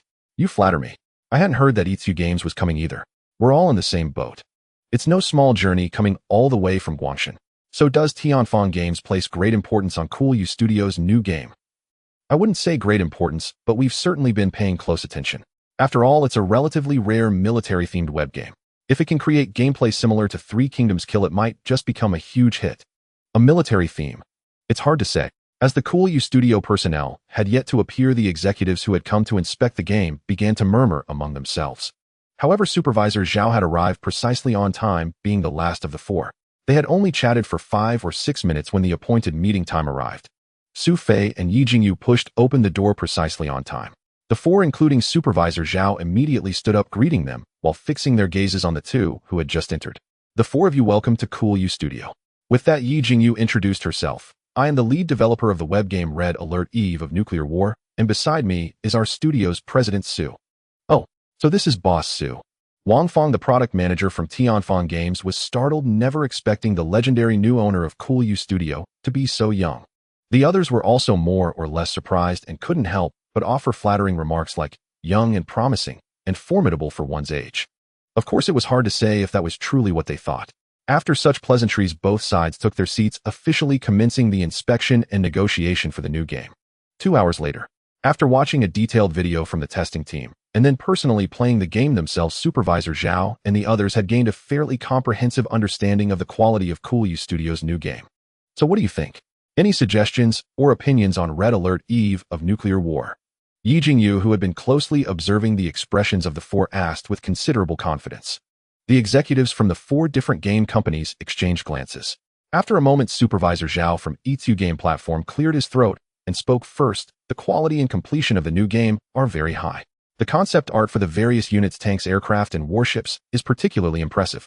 It has the potential to become a premium web game. Having said this, he fell silent, evidently holding back, wanting to hear the opinions of the others. Zheng Zitao from Jiguang Games thought for a moment, and then followed up, the quality of the game is clearly acceptable, but isn't the gameplay a bit too radical? You've added Lost Relic and historical battlefield modes to the traditional large map, and the main base can move freely. Resource mines can be depleted and require time to regenerate. Can the market and players accept these innovations? He was genuinely uncertain. After all, there had been more than one precedent where a game with great graphics and quality ultimately failed because its gameplay and mechanics didn't appeal to players. Feng Xiaotong from 91 Play Games platform, who had remained silent until now, hesitantly said, "The innovation in gameplay is actually not bad. Personally, I'm quite optimistic about it. But isn't the combat system a bit too complex? You've designed so many unit types and the effort is certainly there, but this is a web game. If this were a PC client game, I'd have nothing to say. Exactly, the combat system is also what I wanted to mention. It's too complex and really needs to be modified." Supervisor Zhao interjected at this point. "And what about the talent system when creating an account? Is there any need for such fancy additions?" Manager Wang from Tianfeng Games pointed out. In his view, the bonuses from this talent system were very limited. Since its impact was negligible, why waste effort designing it? Of course, if it were turned into a pay-to-win feature where ordinary players could only choose some talents, while VIP players could select more powerful rare talents, then Manager Wang would have no objections and would even fully endorse it. The representatives from the several game companies thus shared their opinions one after another. It was evident that these individuals were satisfied with the quality and visuals of Red Alert Nuclear War Eve, though their doubts primarily centered around certain gameplay mechanics, the combat system, and perhaps the lack of monetization points. However, despite their doubts, none of the four companies present decided to abandon their interest in the agency, which gave Yi Jingyu a significant boost of confidence. Having seen that all the questions and opinions had been expressed, Yi Jingyu straightened up slightly and said, "We have recorded everyone's views, and we will carefully consider them in our future development and updates. So is there any company that has decided to represent this game?" As the moment of truth approached, the atmosphere among the executives from the four gaming companies shifted from harmonious to tense. Their eyes sparked with unspoken tension. The 91 Gaming platform, a newly emerging platform, showed remarkable enthusiasm, with the younger Feng Xiaotong being the first to state, "Our initial intent at 91 Gaming is to represent the game, but we will need to modify some of its content. Of course, the specific modifications and agency conditions can be discussed gradually." Seeing someone had already expressed their intent, Supervisor Zhao and the others felt a weight in their hearts. While secretly cursing the cunningness of Kuyu Studio and the naivete of Feng Xiaotong, the other companies had no choice but to voice their positions in turn. Zheng Zitao from Aurora Games said, "We are also interested in representing this game, but two conditions were laid out by the boss before we came. First, we prefer to have exclusive rights, and second, we want a say in the monetization aspects. Only if these two conditions were met would Aurora Games be willing to negotiate further with Kuyu Studio." For Su Fei, listening to Zheng Zitao's demands, it felt like they had already condemned them. However, even with a conclusion in sight, Su Fei would not be foolish enough to speak up immediately. He would wait until the last moment to reveal his stance, thereby adding pressure on the other three. Wang Feng, the product manager of Tianfeng Games, hesitated for a moment and said, "In principle, representation is not an issue. The key lies in the specific terms and revenue sharing." With this, only Easy Fun Games remained, yet Su Fei initially thought that the previously pleasant collaboration with Easy Fun platform would make them a strong competitor this time. However, to his surprise, after a long pause, Supervisor Zhao, the last to speak, said, "We at Easy Fun Games are giving up on representation." This straightforward declaration not only shocked Yi Jingyu, but also caught the other three off guard. Wang Feng thought, could it be that Supervisor Zhao sensed some underlying issue? Feeling uneasy, he asked, "Wasn't the collaboration between Easy Fun Platform and Kuyu Studio quite good? The quality of Red Alert Nuclear War Eve also seems acceptable. Why suddenly give up?" Zhao shrugged and replied, "Two reasons: the combat system is too complex, or rather too hardcore. Even if Kuyu Studio tries to simplify it and make it more automated, just understanding the game mechanics might discourage numerous players. The second point is that the monetization aspects are set too low. A lack of monetization means players can enjoy the game without spending, making it difficult for agencies to earn substantial profits." Given this, Supervisor Zhao naturally wasn't satisfied. In terms of monetization content, it is indeed somewhat lacking. Zheng Zitao from Aurora Games agreed, saying, "Actually, I find it quite strange. Both Dark Angel and Strategy 3 Kingdoms came from your studio, and their monetization setups were quite good. Why has the level regressed with Red Alert Nuclear War Eve? If you don't artificially set thresholds for monetization, how can players willingly spend money? His words darkened the expressions of Yi Jingyu and Su Fei. Then Yi Jingyu explained the previous two games were products from the era of our former boss, Huang Qingping. Since President Su took over our studio, we have made some changes to our game development philosophy, so it turned out they had a change of leadership. Zhao and Zheng suddenly understood. Given this, there was nothing more to discuss. After confirming their withdrawal from the agency's supervisor, Zhao greeted everyone present and decisively stood up to leave. With one less competitor, the atmosphere among the remaining three representatives slightly eased, losing some of its previous tension. However, Su Fei furrowed his brows. Despite the remaining three still having room for discussion, he had a strong premonition that Kuyu Studios' new game would likely not conclude a collaboration with them. After several hours of tense negotiations, the representatives from 91 gaming platform Tianfeng Games and Aurora Games were unable to reach an agreement with Kuyu Studio and could only temporarily conclude the first round of discussions. President Su, here are the bottom line conditions that each of the three companies is willing to offer. How do you see it? The operational staff in charge of negotiations presented the summarized results of the first round of discussions. First was Aurora Games, which Su Fei had previously condemned. After negotiations, they no longer sought exclusive rights, but insisted on having a say in the monetization aspects.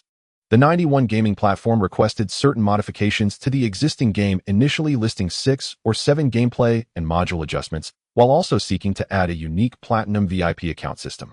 In contrast, Tianfeng Games seemed the most sincere, asking for the least, but they were stuck on the crucial issue of profit. If it were an independent agency, Tianfeng Games would only be willing to offer Kuyu Studio a 55 share while being able to independently operate various game peripherals. Moreover, all revenues from these game peripherals would belong entirely to Tianfeng Games with no obligation to pay any profits to Kuyu. After having tasted the benefits of physical cards in Three Kingdoms Kill, Kuyu Studios employees were already well aware of the vastness of the game peripheral industry and the incredible profits involved. Now Tianfeng Games wanted to monopolize this segment, which was simply unacceptable. How much more room for concessions do you think these companies could have in the upcoming negotiations? Su Fei put down the summary conditions and tapped his fingers on the table, inquiring of his staff. I think they should still have some room to negotiate, albeit limited. Since the three companies have shown interest in continuing discussions, it indicates they still regard our game favorably. However, I fear the scope for concessions might not be substantial. Su Fei pondered for a few seconds and nodded. I think so too. Regarding their new game, Su Fei was quite confident he did not wish to easily hand it over for a mere ordinary price. However, aside from these three companies, it seemed unlikely that any more reliable companies would offer a deal for Red Alert Nuclear War Eve in the short term. Perhaps, if it really doesn't work, we'll manage it ourselves. In the end, Su Fei made this resolute decision. Firstly, the game company needs a competent operation team, and the skill requirements for the operation team differ significantly from those of the development team. The second issue is channels and influence. If we operate independently, attracting enough players is crucial. Otherwise, even a good quality game will end up gathering dust. These two difficulties were partially resolved after Kuyu Studio acquired Eason Games. However, in terms of player numbers and influence, Eason Games still lags significantly behind established companies like Ichi Gaming and Tianfeng Games. Fortunately, this issue is not insurmountable. As long as Su Fei is willing to invest money in promotions across major platforms, he can largely compensate for the lack of platform influence.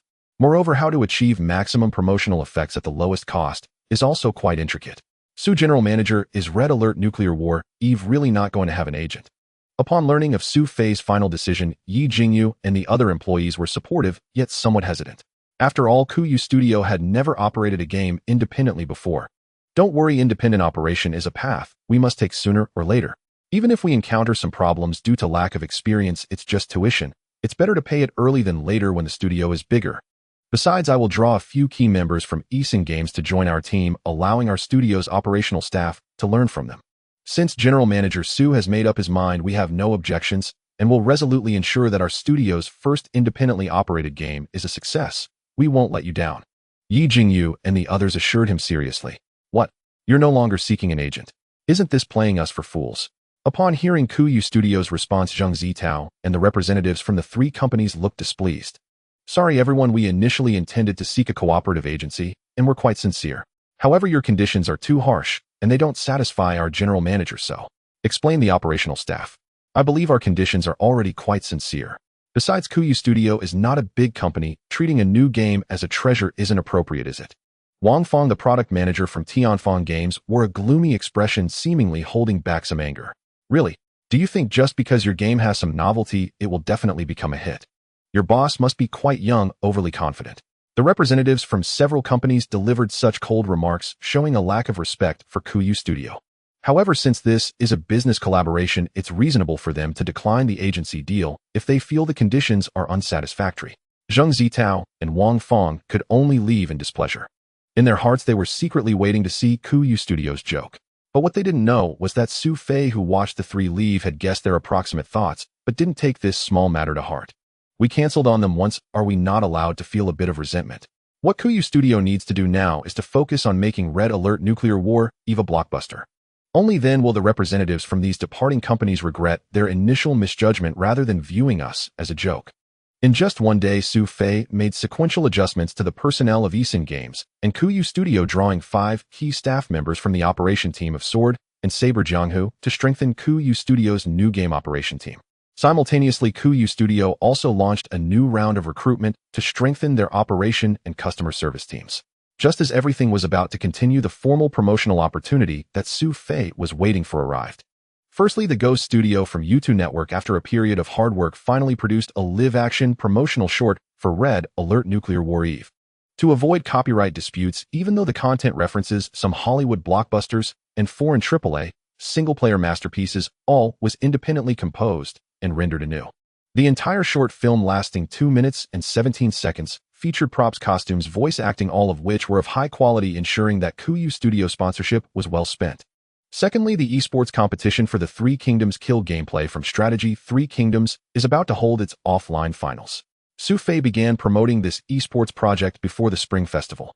When the project was first initiated, it indeed faced ridicule from many casual internet users and even some players. However, as the project team for Strategy 3 Kingdoms persevered, they discovered that far more players were signing up and supporting this web game esports project than they had anticipated. Consequently, the online selection phase took longer than expected, and only in the last few days did they complete the preliminaries, determining the final 16 strong players. These 16 strong players will compete in the final offline match at the Nandu City Cultural and Sports Center. The offline match will use a points system, with the top 4 players from each round advancing and final rankings determined by points.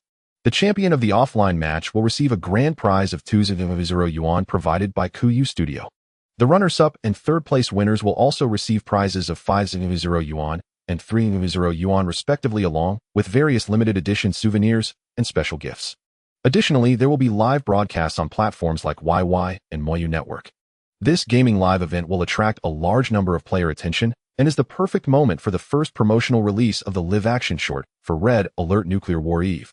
As the busy preparations unfolded, time reached the first weekend of mid-March.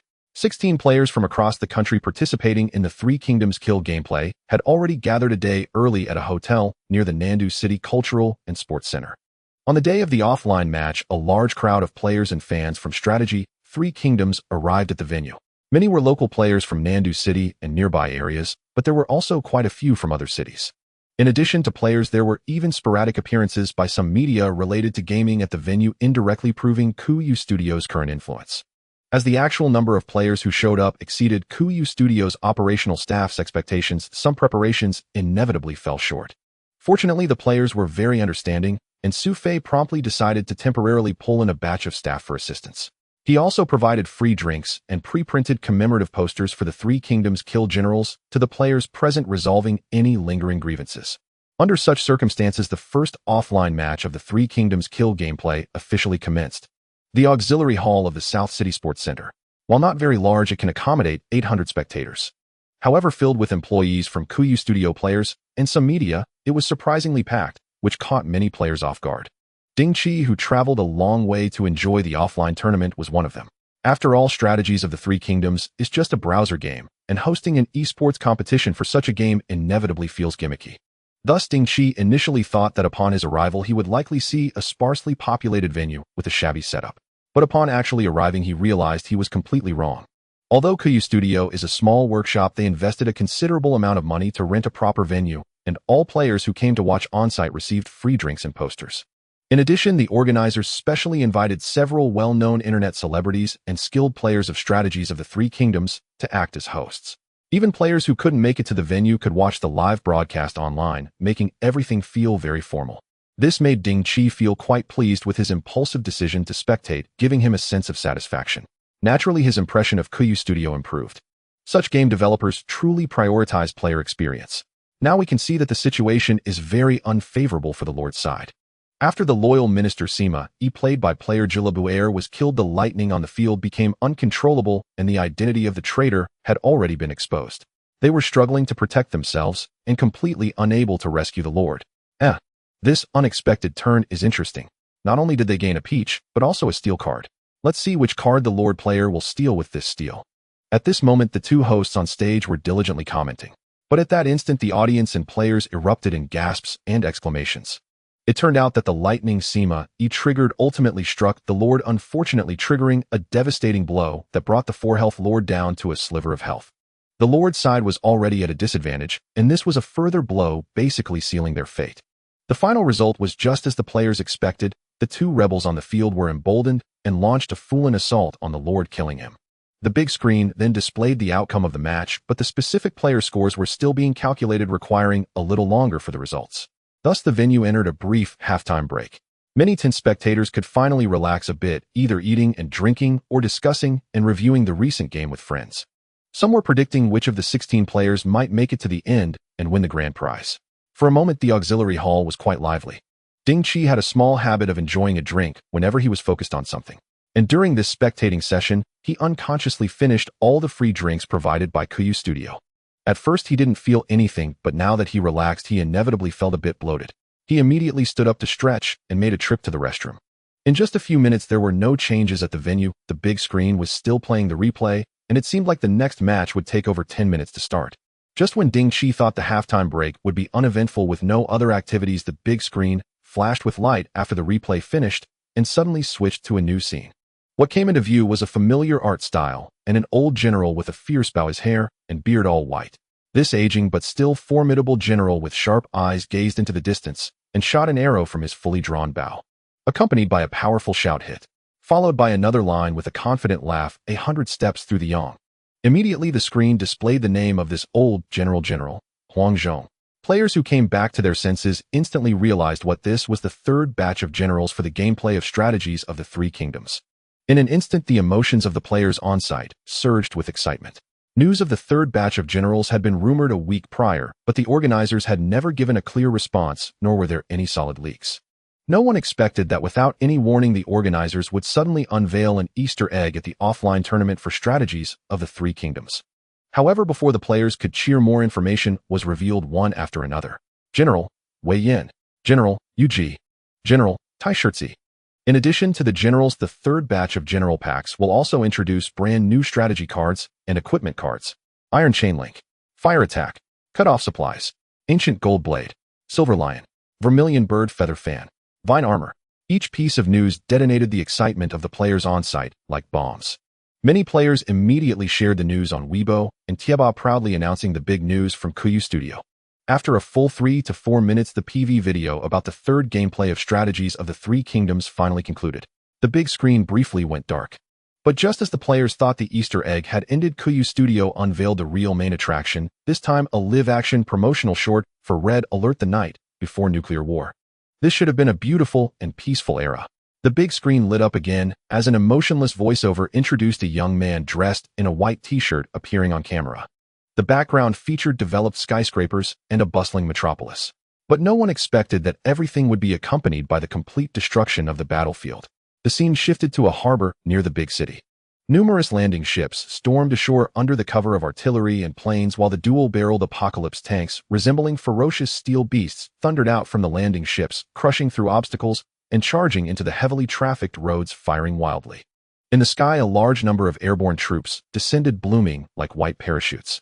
Additionally, there were exceptionally large and fearsome airships slowly entering the city to the stirring BGM with shark mouth designs painted on the front. To the tiny humans on the ground, it looked like a Godzilla, freely spewing flames, explosions, and disasters in the sky, enough to send chills down anyone's spine. What the hell is this? The players at the venue were stunned, staring blankly at the visually impactful scenes, with many even doubting whether this was a trailer for some Hollywood war blockbuster. Just as their attention was completely captivated, the war on the big screen finally reached a fever pitch. On the ground, a torrent of steel flowed, and in the sky, fighter planes filled the air with relentless bombings overshadowing the globe. Finally, the piercing sound of the air raid alarm rang out. The screen was instantly enveloped in red, and then the camera turned to reveal a massive nuclear missile silo slowly rising from its shelter opening to both sides. Under the suffocating gaze of the players, the enormous nuclear missile slowly ascended into the sky, launching an attack towards the enemy target. Then came the weather controller, proton impact cannon, gene mutator, and the time-space teleportation device. A series of stunning visuals and devastating effects froze the screen in an instant. The young man from the opening scene reappeared, standing alone at the entrance of the underground shelter with nuclear missiles accelerating down from the sky. That day we welcomed destruction. I thought this world was coming to an end, but little did I know this was just the beginning of the catastrophe. After a moment of somber darkness lasting 2 or 3 seconds, the screen lit up. A string of red characters appeared on the screen 100 years later. Accompanied by a blast of cold white frost, the young man struggled to sit up from the freezing chamber. Immediately, a somewhat eerie, low-toned music echoed through the surround sound system. The young man, now dressed in different clothes, explored the underground shelter in confusion, only to be shocked to find that he was the only one left inside. Moreover, the original setting was for the freezing chamber to open after 1 year, but many signs within the underground shelter indicated that he had been frozen for far beyond a year, perhaps even decades or centuries, with signs of weathering everywhere. The war that destroyed the world left this planet in ruin, but it also left behind some surprising gifts. When I first left the shelter, I received this surprise. The scene shifted again. The fully armed protagonist carrying weapons stepped out of the half-collapsed shelter door. The camera swiftly pulled up, allowing the audience to catch a brief glimpse of this desolate new world. But before they could take it all in, a terrifying monster appeared on the screen. With a savage roar, the monster leaped down, lunging at the protagonist. Bang! In the final moments of the scene, the protagonist raised his weapon in terror. Then the screen faded to black again, followed by a string of subtitles. Red Alert Nuclear War Eve. Cool Game Studio. April 3rd. Below there was a smaller line of text. Video production, YouTube Ghost Studio. After a brief pause, the big screen finally showed no new surprises, but switched to the host platform. Meanwhile, the contestants had already begun to enter the venue, indicating that a new round of competition would soon commence. However, the players present were still immersed in the shock of the short film they had just seen. Was that short film too powerful? I was left speechless. What exactly was that? A movie promotion. Red Alert Nuclear War Eve. No way, I know all the upcoming Hollywood blockbusters, and I haven't heard of this one. Did you not see? The glaring words Cool Game Studio. So has Cool Game Studio switched careers, no longer making games, but instead making sci-fi blockbusters? No, I believe this is clearly a game promotional video, but Cool Game Studio has made it unnecessarily elaborate in a live-action format. But speaking of which, Cool Game Studio has really done an incredible job lately to produce a short film of this caliber. How much did they spend? Oh, Ghost Studio. Is that the one from YouTube? I remember now, it was them. I don't care who made this short film, I just want to know what happens next. Cool Game Studio, please give a clear statement. Is this a movie or a game? If you followed Cool Game Studio's recent official Weibo, you would know this is most likely a new game from Cool Game Studio. New game? War-themed? Or is it a web game? I can't be sure about that. A group of players discussed animatedly to the point where the offline finals of the Three Kingdoms Kill game received less attention. As for the players watching the live stream online, the bullet screen discussions had long veered off topic, wildly chatting about the surreal weapons and equipment that appeared in the short film. The hype for Red Alert Nuclear War Eve skyrocketed in an instant, attracting a large amount of attention. Taking advantage of the timing of the offline finals of the Three Kingdoms Kill game, along with the excellent quality of the live-action short film produced by Ghost Studio, the promotional launch for Cool Game Studio's new game achieved results beyond expectations. After receiving feedback, Data Souffet was overjoyed, urging the staff to seize the momentum and ramp up promotions. In no time, multiple gaming media and platforms were filled with promotional content and soft articles funded by Cool Game Studio. Some pretended to be casual players, earnestly analyzing and discussing the live-action promotional short film. Others wrote articles in the tone of informed industry insiders, seriously discussing the secret intelligence they had heard. Some articles even made official announcements briefly introducing the background and worldview of Red Alert Nuclear War Eve, and released several exquisite concept art screenshots of tanks and airplanes. The dense promotional material further heightened the anticipation for Red Alert Nuclear War Eve. On the page game anticipation list of 183 Game Network, the previously unnoticed Nuclear War Eve jumped into the top 10, and its ranking was rapidly climbing. Within just 2 days, it surged from the top 10 to the 3rd position. The two ahead of it either had the backing of first-class major studios or had invested significantly more in promotion than Cool Game Studio. To be in the top 3 is enough to demonstrate the success of Cool Game Studio's promotional efforts. Seeing the opportunity, Su Fei decisively released the final announcement. On April 3rd, a Red Alert Nuclear War Eve would commence a 2-week closed beta test. If all goes smoothly, the game would not set up further rounds of testing, but would transition directly to public testing after a brief adjustment. At the same time, Cool Game Studio's official website opened a reservation system. All players wishing to participate in the beta test could make reservations in advance, thus receiving a generous reservation gift when the beta test commenced. In just one day after the reservation system was open, the number of players who signed up exceeded 2,000. This number may not seem large, but considering the timeliness and players' laziness, it is actually quite considerable. The actual number of players during the closed beta test could very well be several times this reservation number. To ensure a smooth gaming experience for players when the closed beta began, the meticulously assembled operation team for Red Alert Nuclear War Eve invested significant effort in preparing the beta servers so that issues like server crashes, disconnections, and lag wouldn't occur right from the start. The greatly strengthened customer service team was also on high alert, ready to welcome the influx of players. In this atmosphere of united preparation, Cool Game Studio awaited the day of April 3rd. At 1:00 p.m., the operations team of Red Alert Eve of Nuclear War activated the servers in the backend. The players who had grown impatient from waiting refreshed the page and were thrilled to find the login screen accessible. With cheers of excitement, they surged into the game, each vying to be the first. For the initial closed beta test, to ensure stability, the Kuyu Studio opened only 3 servers: Lonely Guardian, Crimson Dawn, and Free Will. However, contrary to the studio employees' expectations, the number of players intrigued by the new game far exceeded projections. Within less than 10 minutes, all 3 servers were completely saturated. Fortunately, the operations team had already configured the system to automatically launch new servers once the first 3 were full, ensuring that new players could still enter the game without issue. "So many people," exclaimed Hudong, a player drawn in by the live-action promotional short film during a 3 Kingdoms offline tournament, as he gazed at the 3 fully packed servers, a note of surprise in his voice. He had originally planned to return home right on time, but unexpectedly ran into an acquaintance on the stairs and chatted for a while. By the time he got home and turned on his computer, he realized he had already missed the initial server launch. Just as Hudong was feeling a bit frustrated, he refreshed the page and was astonished to discover a 4th server had been opened: Force Field Shield. The appearance of the new server brought a glimmer of joy to Hudong's eyes. He quickly clicked in to start creating his character. However, no sooner had he entered than he couldn't help but gasp in amazement. What an exquisite login interface. The background depicted a battlefield shrouded in smoke and flames where massive apocalypse tanks charged forward with black smoke billowing, exuding an aura of indomitable force. In the lower left corner of the interface was a futuristic-looking prism tank, its cannon emitting a concentrated laser beam. The login screen's music also began to play, majestic and stirring enough to ignite one's blood with fervor. Just this login screen and a snippet of the BGM left Hudong with a strong impression this browser game was likely a masterpiece. With heightened expectations, he entered his account name and gender, then proceeded to the avatar selection stage. Compared to the 20 avatars available in the initial test, the official version offered a few more choices, and some images had been retouched to appear more refined. Hudong scanned through them and immediately spotted several avatars that matched his aesthetic. In an instant, his old problem, severe decision paralysis, kicked in. After over a minute of comparison, he finally chose one from his 4 favorite avatars, a bald, burly man with a somewhat adorable expression. Then came the selection of talents and birth location. "We can only choose from 5. Oh, we can refresh." Realizing that refreshing was free with no limits or conditions and no need to spend money, Hudong silently gave the game developers a thumbs up. He leisurely refreshed the talents, encountering dozens of unique ones. Such a wealth of options left him increasingly astonished. This game's content seemed far richer than he had imagined. After another arduous comparison, Hudong finally settled on a talent that increased resource extraction by 5.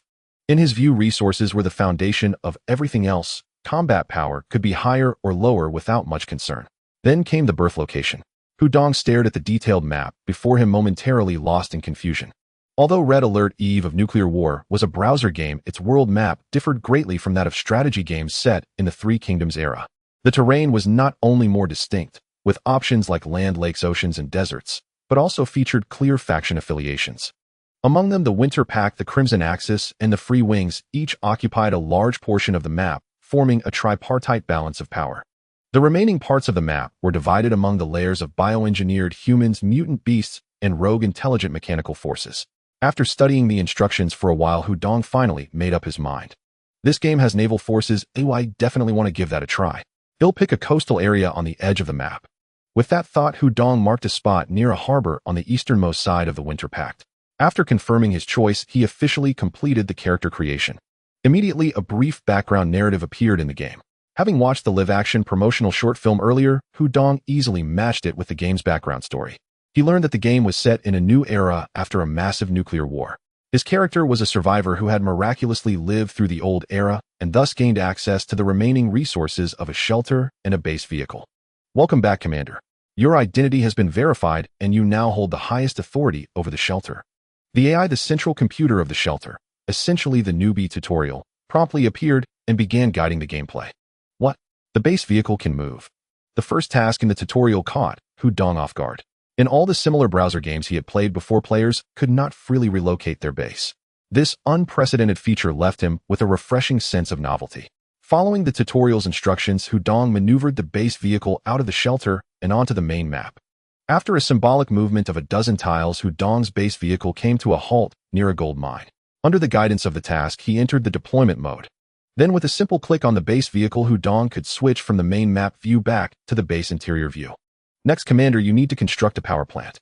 Electricity is the foundation of all construction and production. Without sufficient power, all building and unit training will slow down or even come to a complete halt. Under the subsequent tutorial guidance, Hudong proceeded to build a power plant, a mining center, a barracks, and a vehicle factory. His level steadily rose to 5. At that moment, the system-triggered first monster attack event occurred. A group of migrating mutant beasts launched an assault on the base. Since this was a mandatory challenge for newcomers, the difficulty of the beast attack was naturally low. Even the forces created solely through the tutorial guidance could withstand the assault. However, Hudong, being cautious, had not only trained soldiers, but also produced a basic light howitzer in the vehicle factory, making the defense against the attacking beasts a trivial matter. Nevertheless, the game's unique combat system once again impressed him. Although he hadn't yet built an air command center to experience the thrill of preemptive airstrikes and air superiority, the tutorial's explanations alone were enough for Hudong to grasp the rich tactical combinations within Red Alert Eve of Nuclear War's combat system. This game has a high degree of playability. Although it is just a simple trial, Hudong is increasingly convinced of his judgment. After successfully passing the first monster attack and completing the defense mission, Hudong leveled up once again. Following the gameplay guidance, he constructed the Air Command and unlocked the Air Force units. At the same time, the base vehicle welcomed its first upgrade opportunity. Although this upgrade requires a considerable amount of resources, using half of the initial resources obtained from the shelter and mission rewards, Hudong decisively chose to upgrade after understanding the upgrade benefits. The reason is simple: the upgraded level 2 base vehicle not only unlocks new units, tanks, and buildings, but also allows for the production of more mining vehicles in the factory, exponentially increasing gold mining efficiency. Moreover, the combat laboratory unlocked by the level 2 base vehicle is also a crucial building. After this round of new expansion, Hudong's base has begun to take shape, and both the mining troops and units have significantly increased, resembling a military base. At this moment, the gameplay guidance popped up again, instructing Hudong to dispatch a search team to explore the nearby terrain and resource points. During this period, the outgoing troops successfully discovered a ruined oil well left over from before the war, which could be restored to operation with the training of one engineer. In addition, Hudong's exploring troops also found a checkpoint of out-of-control robotic forces. After a quick comparison of the combat power coefficients, Hudong unhesitatingly mobilized all his troops to launch an attack, successfully capturing the checkpoint and obtaining a large amount of resources and incomplete technology blueprints. The resources that were originally heavily consumed for upgrading the level 2 base vehicle were instantly replenished. Although Hudong's own troops also suffered considerable losses, the gains far outweighed the costs, greatly boosting his enthusiasm. While retraining his troops, he intensified the search for nearby terrain. During this time, traces of other players' bases began to appear on the map. According to the discussions between Su Fei and the development team, the map size of Red Alert Nuclear War Eve is significantly larger than that of Strategy 3 Kingdoms, while the number of players it can accommodate remains unchanged or even slightly smaller to provide players with ample room for development and migration. However, even so, it is unavoidable that some player bases appear on the same screen. In comparison, the spawning point chosen by Hudong is relatively secluded. If it were in the center of the map, the player density would be even higher. If it weren't for the presence of newbie protection, some players might have already been unable to resist fighting. Nonetheless, the appearance of other players still significantly stimulated Hu Dong, making him feel a sense of threat. While continuing to explore the external environment, Hu Dong also began to allocate some resources to build defensive facilities outside the base. Since his base vehicle is only at level 2, the types of defensive setups he can choose from are limited to wall sentry guns and anti-aircraft guns, which can only be upgraded to level 2 at most. Only after the base vehicle reaches level 3 will he unlock machine gun bunkers, flamethrower bunkers, and basic 1-type anti-air missiles. After another round of construction, the troops dispatched by Hu Dong discovered a mutated monster nest caused by radiation. After a series of battles, the experience gained allowed Hu Dong to inadvertently level up to level 10. This game is quite interesting. Having decided to continue playing, Hu Dong casually clicked confirm on the prompt for adding the game to his favorites, adding this web game to his browser's favorites page. But just as he thought he had a preliminary understanding of the gameplay of Red Alert Nuclear War, even new gameplay guidance task brought Hu Dong a big surprise. Commander, our exploration team has discovered a lost relic in the wild, which likely contains data left over from the old era. Through the information there, we can activate the historical battlefield. The base's AI reported a new message to Hu Dong. A lost relic. A historical battlefield. Having played some games, Hu Dong instinctively guessed the correct answer. It should be some kind of instance, right? With a hint of curiosity, he switched the interface to the big map and found the coordinates of the lost relic indicated by the system. Upon clicking it, the system popped up a concise explanation clarifying what the so-called lost relic and historical battlefield actually are. Then a prompt appeared asking whether to immediately activate the historical battlefield. Each historical battlefield can only be played 3 times per week. After the initial clearance, can it be swept with 1 click? However, the resources obtained from sweeping are slightly lower by 5 compared to manual play. A series of explanations made Hu Dong nod slightly. He holds a positive view of the sweeping function as it can effectively liberate players. As for the 5 reduction in resource acquisition, this slight loss is nothing compared to the time saved. Thus, Hu Dong decisively chose to activate it immediately. The page in front of him suddenly turned black, and after a brief loading screen, a brand new operational interface appeared before him. Commander, this is the historical battlefield node, Lonely Guard. Detected historical legacy information as follows: as the Soviet forces have launched a full-scale attack on the Allies, the Allied command has begun to plan the Radis protocol, and you will play the role of the last surviving commander. According to the intelligence, almost all major cities have been attacked, and our army is currently in chaos. At this time, General Cavalry from the Pentagon has temporarily appointed you as the frontline commander and has obtained the assistance of the hero unit Tanya.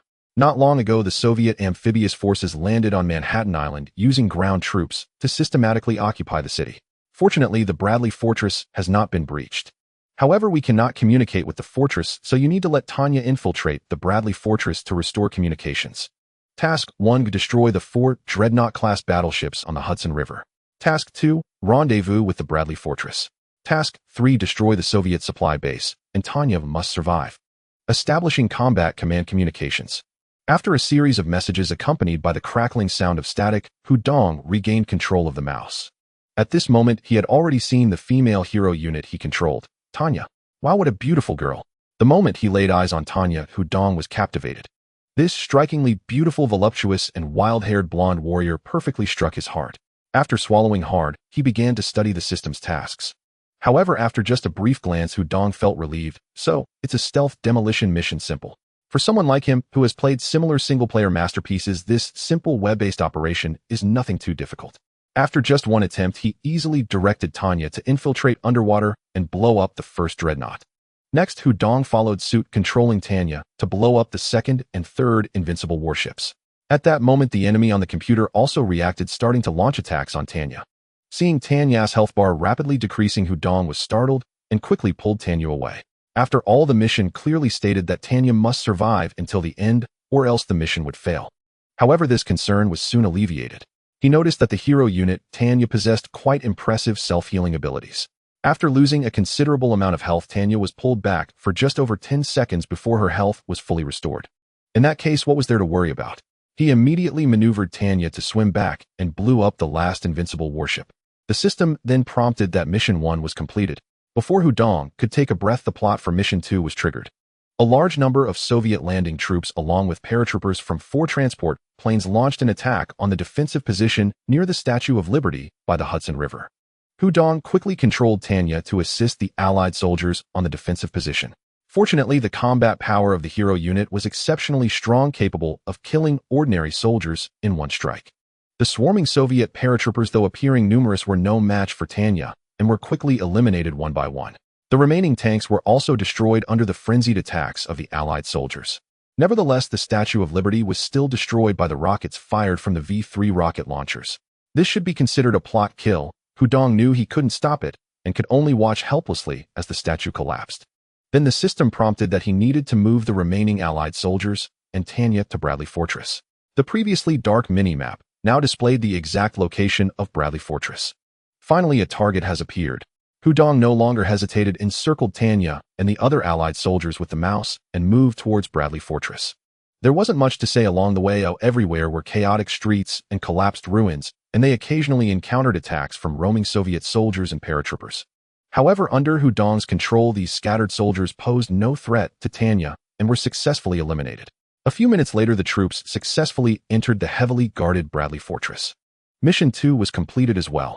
Seeing that he was just one step away from clearing the historical battlefield, Hu Dong perked up and took control of the fortress according to the system's instructions. While producing more tanks, he also trained battlefield engineers to repair the destroyed bridge by the Soviet supply base, preparing to send troops to eliminate the final target. During this time, the developers of this historical battlefield, who had meticulously crafted it, would naturally not let the players pass through easily. First, a small group of Soviet troops attacked Bradley Fortress, followed by transport planes suddenly appearing, airdropping a paratrooper unit at a weak point in Hu Dong's defenses that he hadn't noticed. Just as the Patriot missiles at the base were launching aerial attacks, a Soviet spy quietly infiltrated the base, sabotaging the power plant and causing the Patriot missiles to temporarily lose power and cease operations. Not good. Hu Dong, who had neglected spy prevention, saw the paratroopers land smoothly and begin to destroy the base's structures, causing him to become somewhat flustered. However, this was merely the first historical battlefield. The developers certainly wouldn't make things too difficult for the players. Therefore, the strength of the airdropped unit was actually carefully calculated. As long as the player could respond in time, gathering the previously trained soldiers and tanks for a counterattack, they would soon be able to eliminate the airdropped unit with only the extent of losses being a concern. Compared to that, Hu Dong's reaction was already quite swift. Under his response, the airdropped paratroopers only managed to destroy a single power plant before being completely wiped out by the gathered troops. Of course, the development of Bradley Fortress and the counterattack plan inevitably faced some delays. But at that moment, the mining truck he sent out made an unexpected discovery. While passing a mining site, it unexpectedly contacted a small group of combat vehicles that had been scattered in a previous battle, instantly granting Hu Dong for multifunctional infantry fighting vehicles. This unexpected surprise allowed Hu Dong's forces to become more plentiful. By now, he had long forgotten that this was merely a browser game and was fully immersed, treating it as a single-player strategy game. After another surge of troops, Hu Dong commanded a legion composed of over a dozen tanks and dozens of soldiers, charging across the repaired bridge towards the heavily fortified Soviet supply base. An intense battle erupted. After 5 full minutes, with almost all his forces lost, Hu Dong finally managed to eliminate all the troops at the Soviet supply base. The remaining soldiers, along with the newly trained tanks, surrounded the base vehicle of the Soviet base, completely destroying it. Mission 3 completed. The screen froze for a moment, and a wave of cheers erupted. Commander, you successfully completed the mission in just 18 minutes and 40 seconds, smoothly passing the reenactment of the historical battlefield, and your rank has been upgraded to Corporal. After searching, you obtained the following rewards in the historical battlefield: Gold 1000, Steel 200, Experience Level 500, Unique, First-Time Clearance Reward, Diamonds 100, Special Unit Spy 1, Multifunctional Infantry, Fighting Vehicle Blueprint 1, Random Weapon Box 2. A series of rewards appeared in succession, causing Hu Dong to beam with joy. At this point, he noticed his time, 18 minutes and 40 seconds. That should be considered relatively fast, right? Feeling somewhat confident, Hu Dong clicked on the battle time leaderboard beside him. However, after just one glance, Hu Dong was dumbfounded. First place, 8 minutes and 25 seconds. Second place, 12 minutes and 9 seconds. Third place, 12 minutes and 41 seconds. Fourth place, 8 minutes. How could that be? My times fraction alone is more than that. Hu Dong's first reaction was that someone was cheating, as aside from this exaggerated first place, the other second place was at least 12 minutes. Although this speed still far surpassed Hu Dong, it no longer felt unattainable. After all, Hu Dong admitted that there were many flaws and areas for improvement in his previous operations.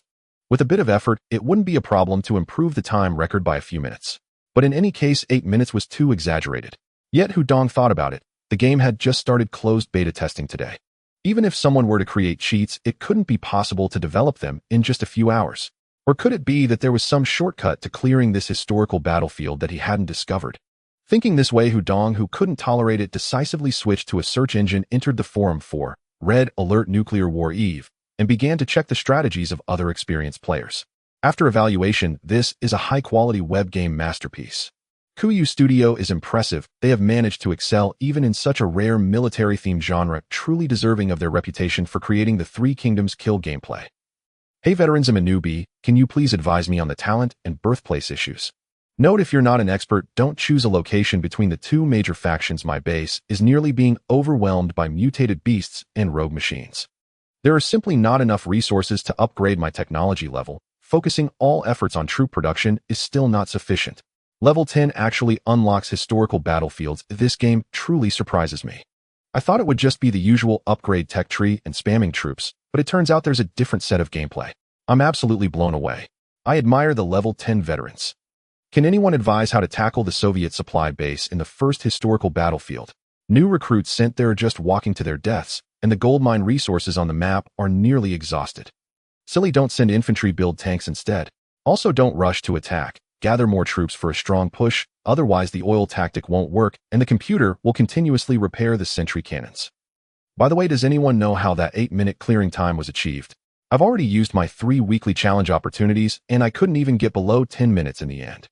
Perhaps due to a large number of players still immersed in the game despite the new server having reached the 6th group, the activity of players speaking in the forum is still not too high. Fortunately, Hudong browsed for a moment and found what he was looking for. Quick guide to clearing the first historical battlefield. This clearly new post contains very detailed explanations. Not only does it have textual descriptions, but it also includes several images. First, tasks 1 and 2 have no shortcuts. At most, better operation can save a little time, but it's still quite limited. The key lies in task 3. Here the player who made the guide provided 2 images. One of the images shows the sentry cannons near the Soviet supply base. Hudong was deeply impressed by these 2 sentry cannons because they were clearly upgraded and had powerful attack capabilities. As long as they are not quickly destroyed, the computer will automatically repair them, making them quite troublesome.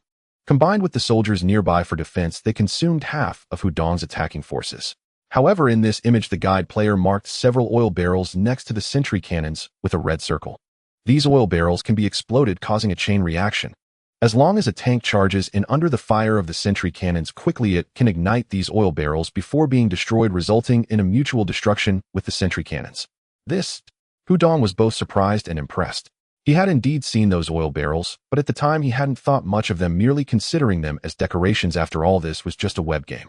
But at this moment he realized that the design and thoughtfulness of the development team exceeded his imagination. These oil barrels were clearly Easter eggs and shortcuts provided for players.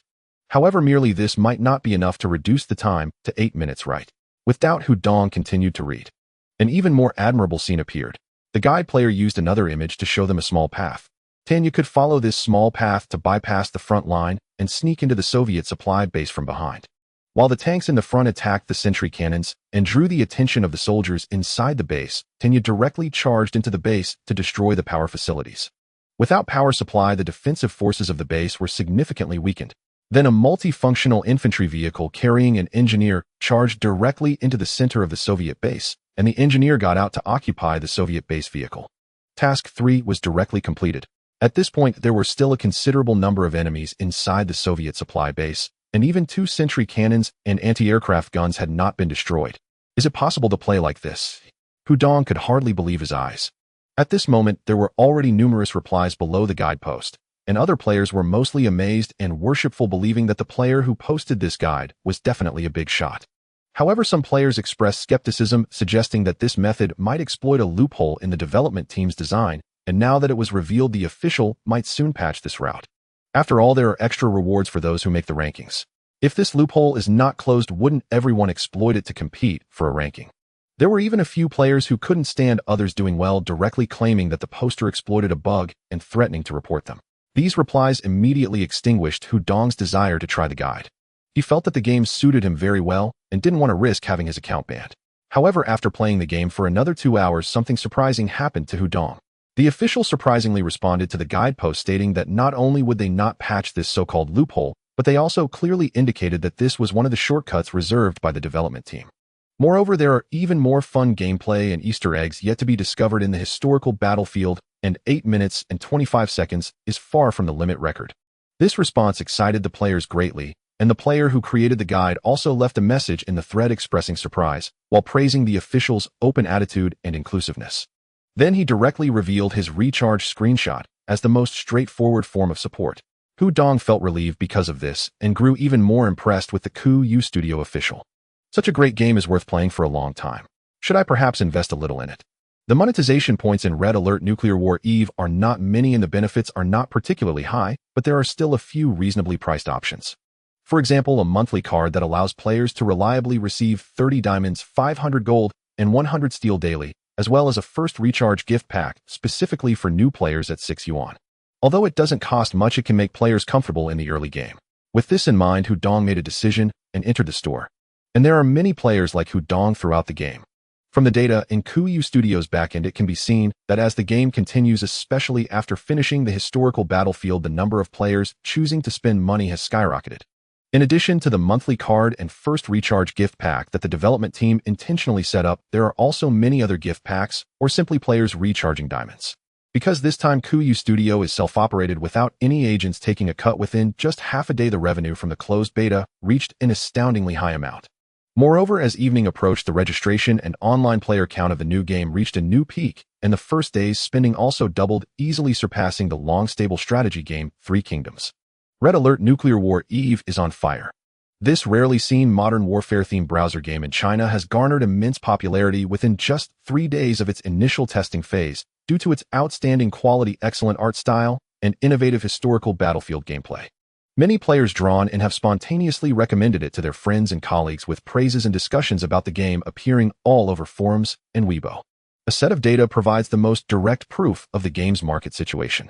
In the first 3 days of the initial test, the total amount of recharge across all servers exceeded 1 million. Although new games are typically the most profitable when they first launch, this figure is still astonishingly high.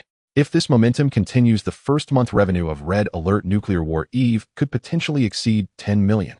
Even more alarming is its paid penetration rate, which has reached 23%. What does this mean? Almost 1 in every 4 to 5 players has spent money on the game. Clearly, the pricing strategy and payment tactics employed by the development team and Su Fei have yielded excellent results. Through a highly cost-effective initial recharge package priced at 6 yuan and a monthly card, players who initially had no intention of spending have eagerly invested money.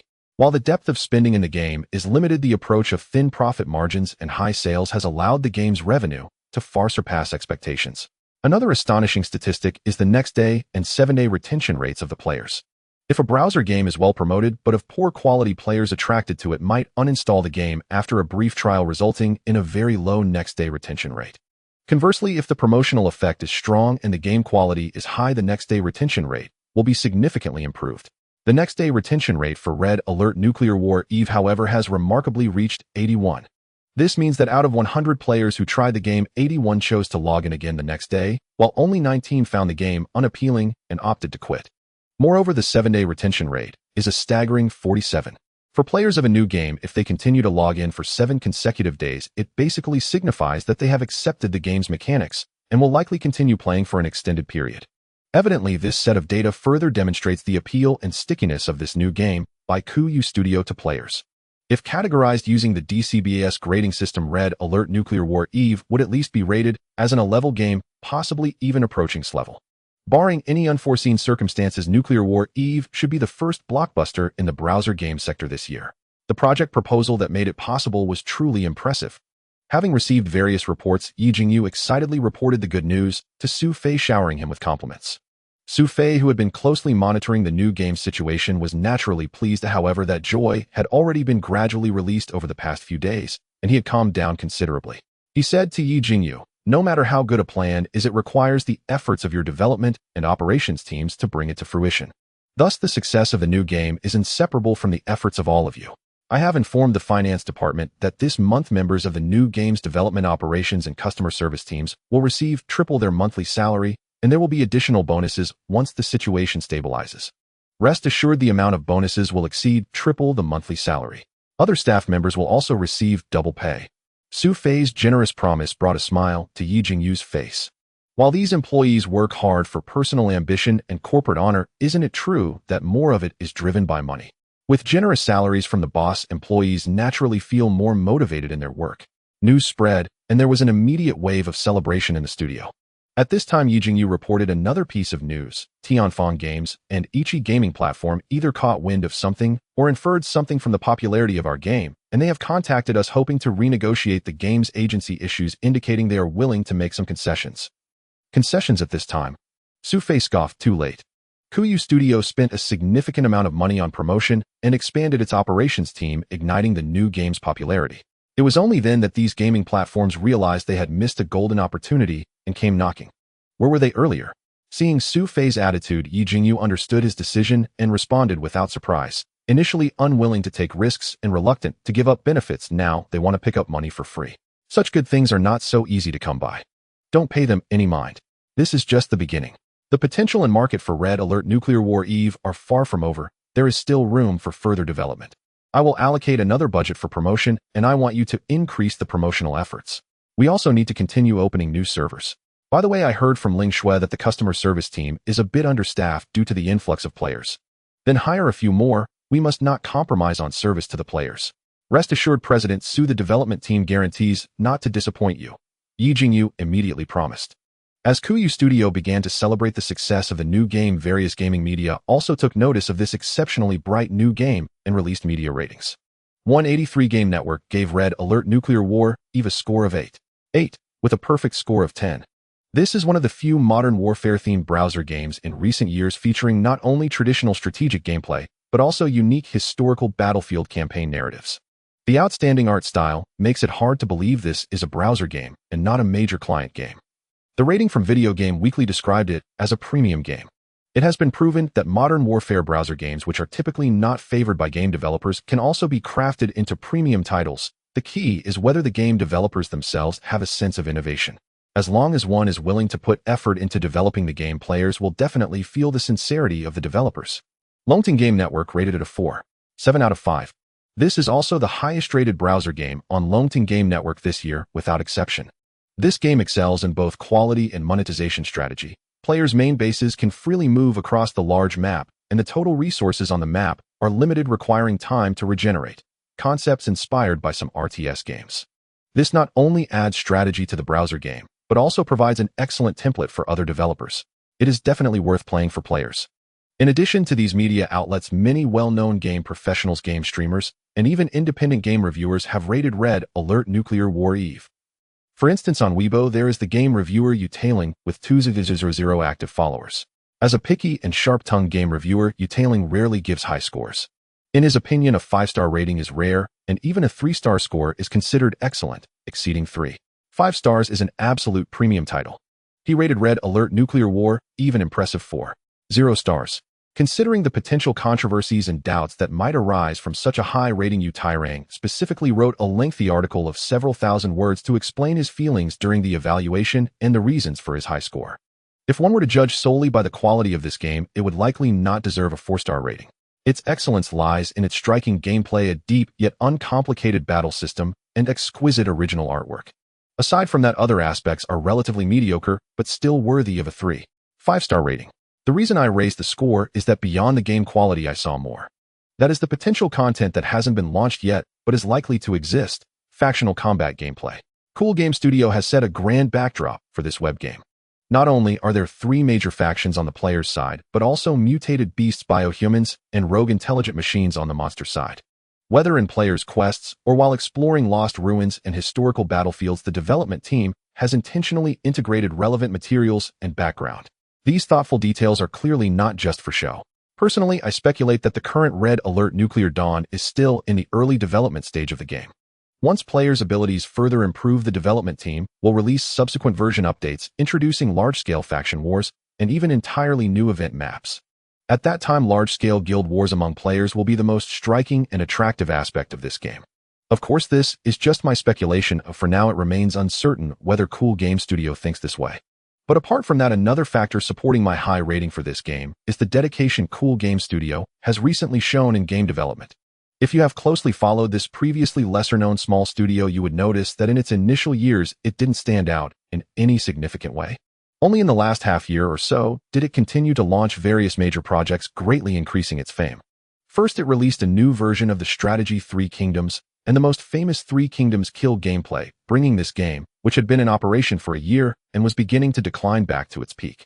Next, its owner acquired Eason Games and launched a large number of pay-to-win packages, timely rescuing Sword and Sword Jianghu from a reputation crisis. Then came the release of Red Alert Nuclear Dawn. I only noticed after thorough investigation that all these changes happened after Cool Game Studio changed its owner. This relatively low-key and mysterious new owner clearly has great ambitions and love for games, not merely treating them as a means to make money, but genuinely wanting to create quality games. With such an owner, the future of Cool Game Studio is surely a smooth path. I have no doubt it could become a major domestic player in the future. Thus, I raised the evaluation for this focused on quality game. I hope the development team and the new owner of Cool Game can continue to maintain their current momentum and not forget their original intentions in future operations. Uterang's lengthy article has sparked considerable attention and discussion among players.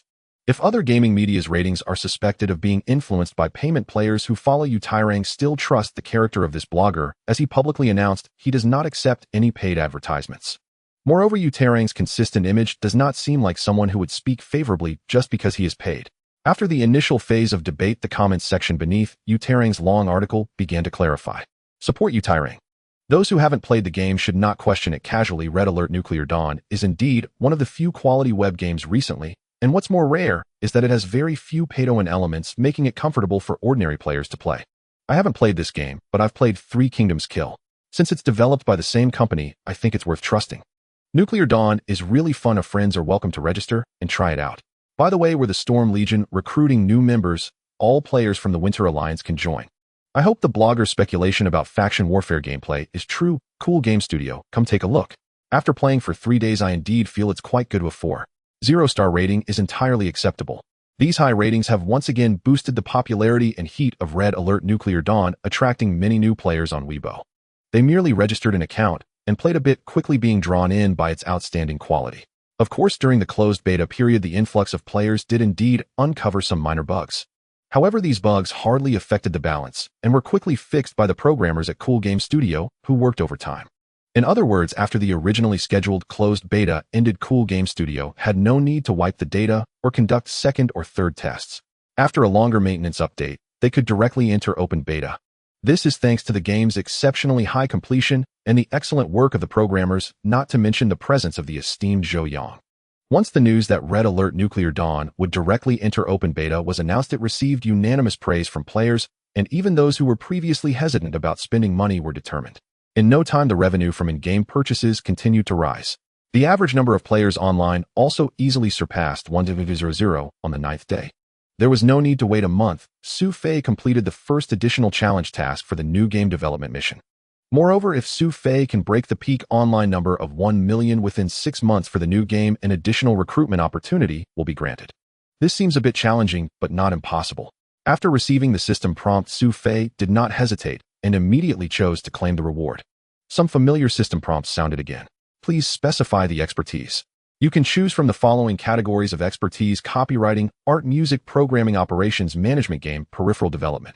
In the previous 2 rewards, Su Fei first specified art expertise, which laid the foundation for the success of Nuclear Dawn. So the question arises what to choose for this reward. Facing the imminent choice, Su Fei fell into contemplation. The new talent expertise undoubtedly needs to align with the studio's future plans and developments.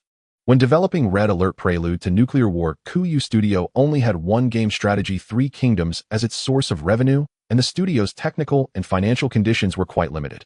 Under such circumstances, Su Fei had little choice but to continue developing a browser game.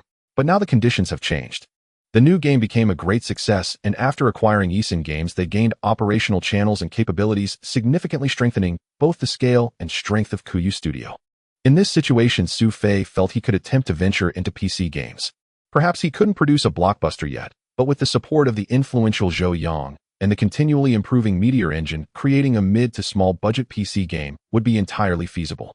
Therefore, Su Fei began to consider talents and expertise from the perspective of PC games. Previously, all the games developed by Kuyu Studio were browser games, and even Su Fei himself had worked as a browser game planner at Eason Games. It could be said that the entire studio lacked sufficient understanding of PC game development. The only technical expert, Zhou Yang, was merely involved in programming. However, an excellent PC game clearly cannot be completed solely by relying on programming and technical prowess. It requires a development team leader who possesses a comprehensive understanding of all aspects of PC game development and who can even directly participate. This is exactly what Su Fei needs most next.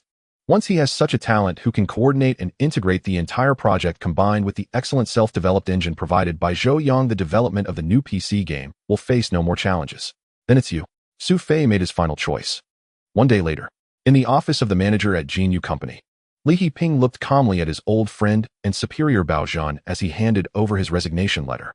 Bao Zhan received the resignation letter without looking at it, placing it directly on the desk, and gazing at Li Yiping with a helpless sigh. Have you really made up your mind?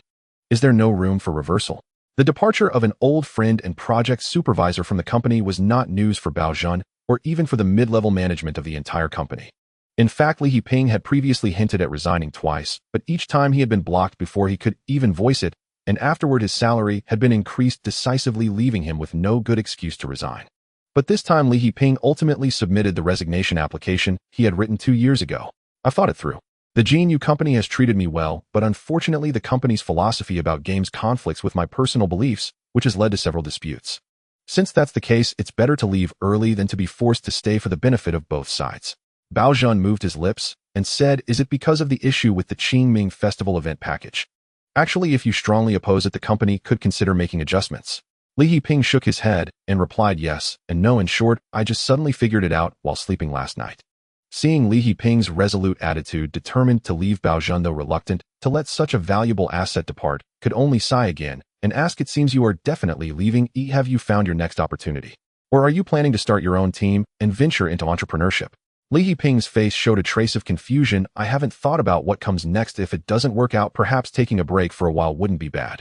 In recent years, I've sacrificed too much personal time for work and I feel a bit exhausted. A break would be good. You can also think about your future path.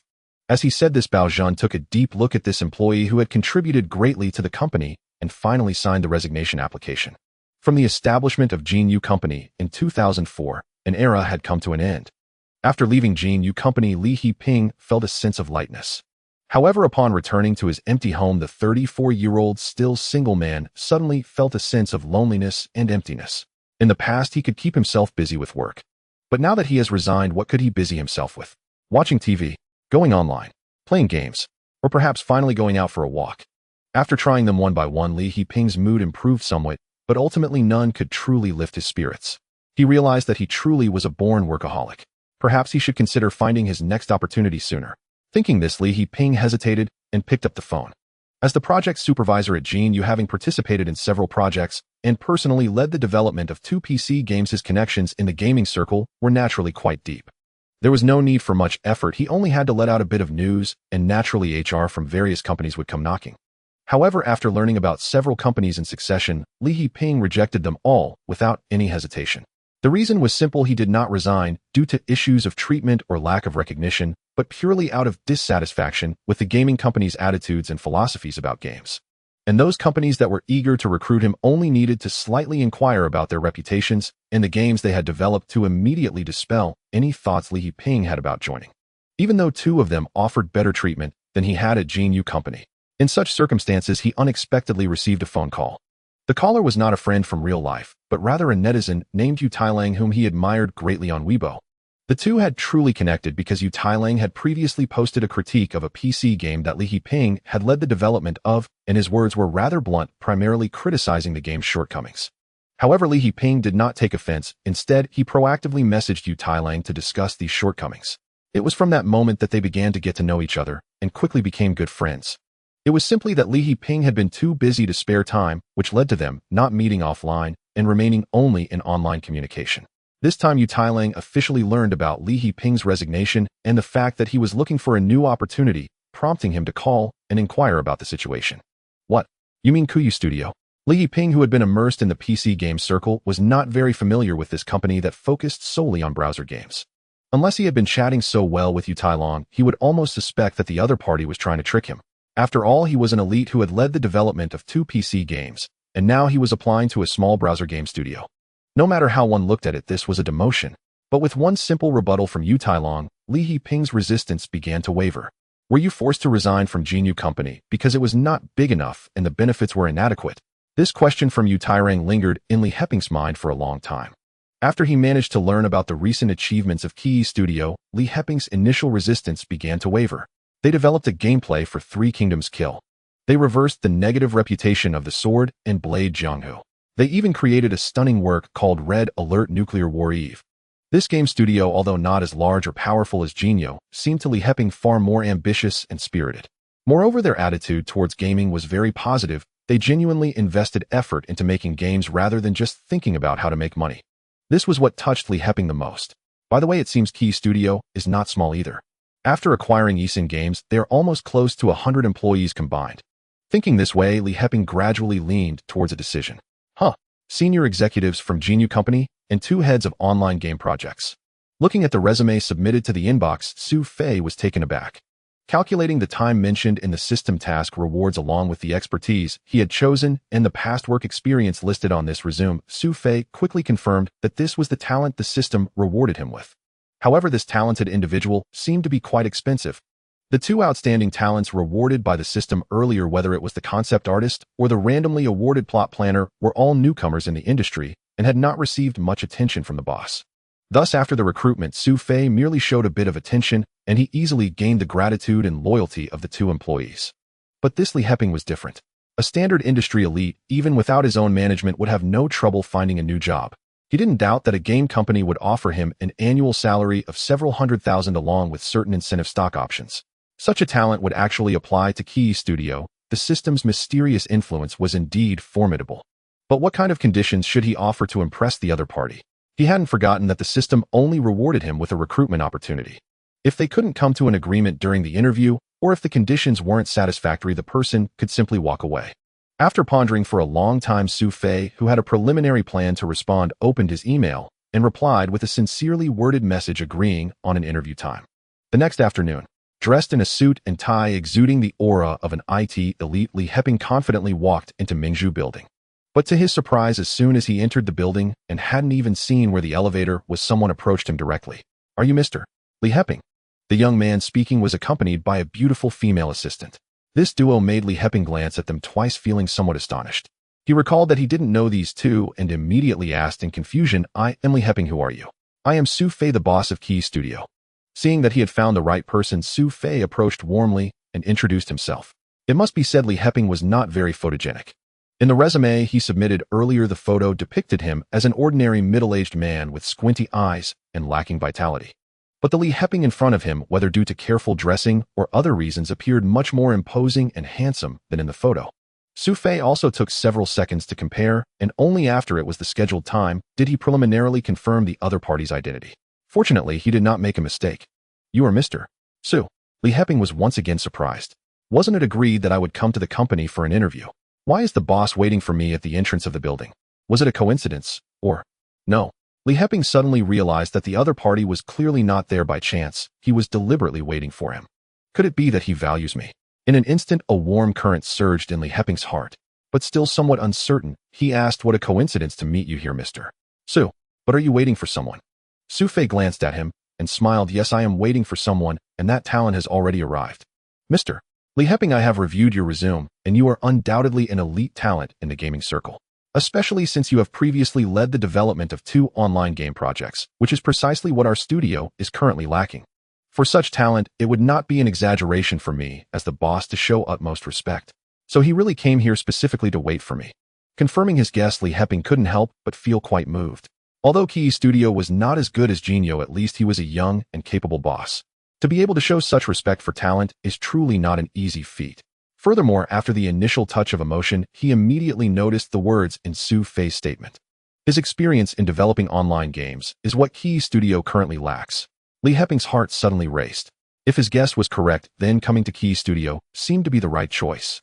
His tone softened further, and he responded in a businesslike manner, "Thank you for valuing me, Mr. Su. Although I have some achievements, I wouldn't consider myself an industry elite yet. But you, Mr. Su, are so young and have already led the development of Red Alert Nuclear War Eve. That's impressive." I have inquired about it, and this game, which has just started testing for less than half a month, might generate over 10 million in revenue in the first month. After such polite exchanges, noticing the surprised glances from passers-by, Su Fei finally stopped talking, and together with Li Heping went upstairs to the workspace of Key Studio.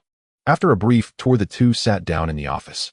Su Fei picked up the printed resume that was deliberately placed on the desk, symbolically opened a page to look at, and said to Li Heping, "Mr.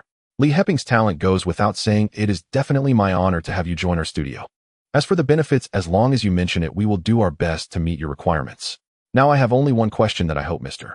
Li Heping can answer. Please feel free to ask Mr. Su. As long as it does not involve personal privacy or commercial secrets of my previous company, I will certainly not withhold any information." Su Fei nodded and said, "Mr. Li Heping can rest assured on this, it definitely will not involve those subjects. What I want to ask is why Mr. Li Heping left Jinyu Company and added Key Studio to his employment options. From what I know, your treatment at Jinyu Company was quite high. So that's the question." Li Heping felt relieved and explained, "Let me first talk about why I left Jinyu. As General Su said, the treatment I received from Jinyu was quite generous, so my resignation was not due to financial reasons."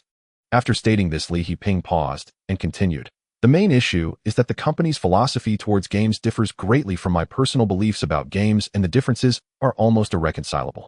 At Jinyu, although they also pursue game quality, the good games they develop are essentially aimed at making more money. Once a game is operational, all goals and activities are directed towards revenue generation.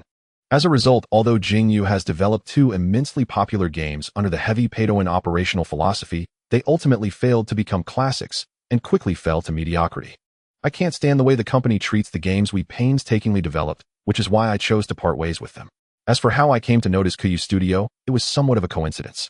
I hadn't considered your studio at all, but a friend happened to call me and mentioned the recent happenings at Kuyu Studio, which led me to learn more about it, and subsequently, I submitted my resume. So it was a friend who helped." Su Fei's face revealed a hint of realization, and it seems there indeed was a bit of coincidence behind this. At this moment, Li Heping spoke again, and this time he took the initiative. "In my view, an interview is actually a two-way selection. The company chooses its employees, and employees will also select the jobs that suit them. So may I ask General Su a question? At my previous company, Jinyu, I was always responsible for client project management and am not familiar with web game development. If you were to hire me at the studio, what role do you intend for me?" To think he could even turn the tables and interview the examiner.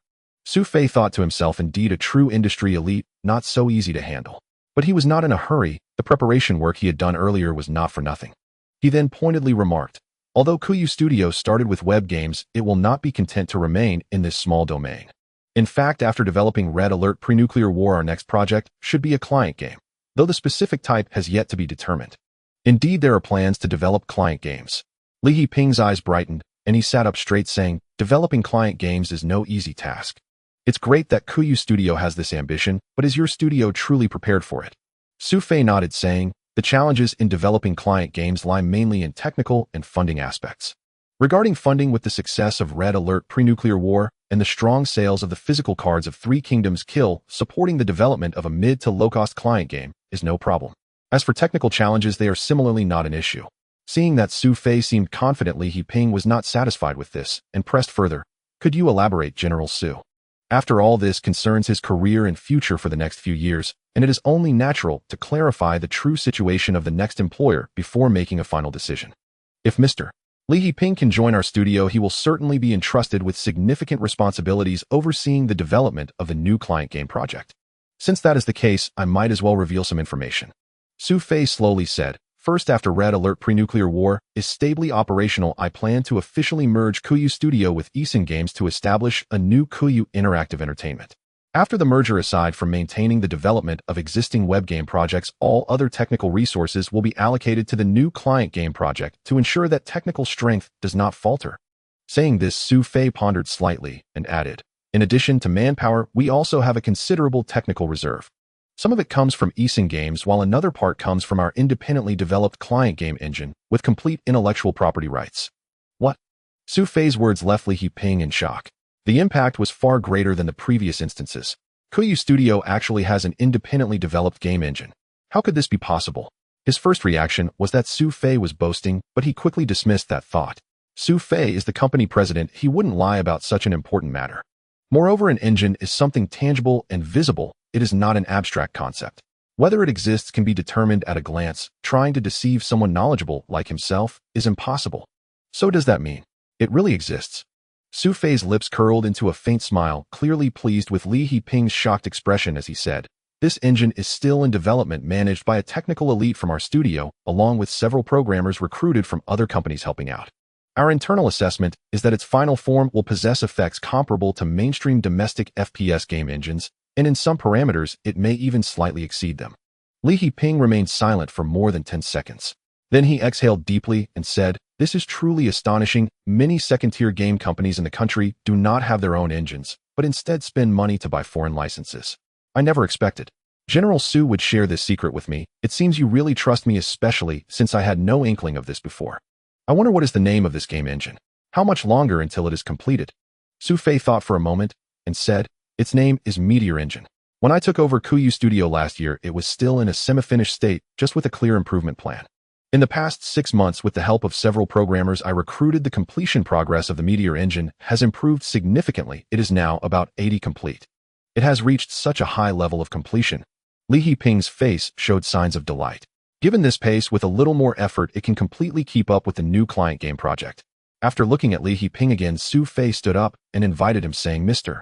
Li Yiping, would you like to come with me to see the live demonstration animation of the Meteor engine?" Just last month, Zhou Yang informed Su Fei of this good news, stating that the Meteor engine was ready for a live demonstration. After seeing it in person, Su Fei was also very pleased with the engine's effects. At this moment, in order to win over Li Yiping and make him wholeheartedly join Kuyu, Su Fei had to reveal some real assets ahead of time. Can it be demonstrated live? Wonderful.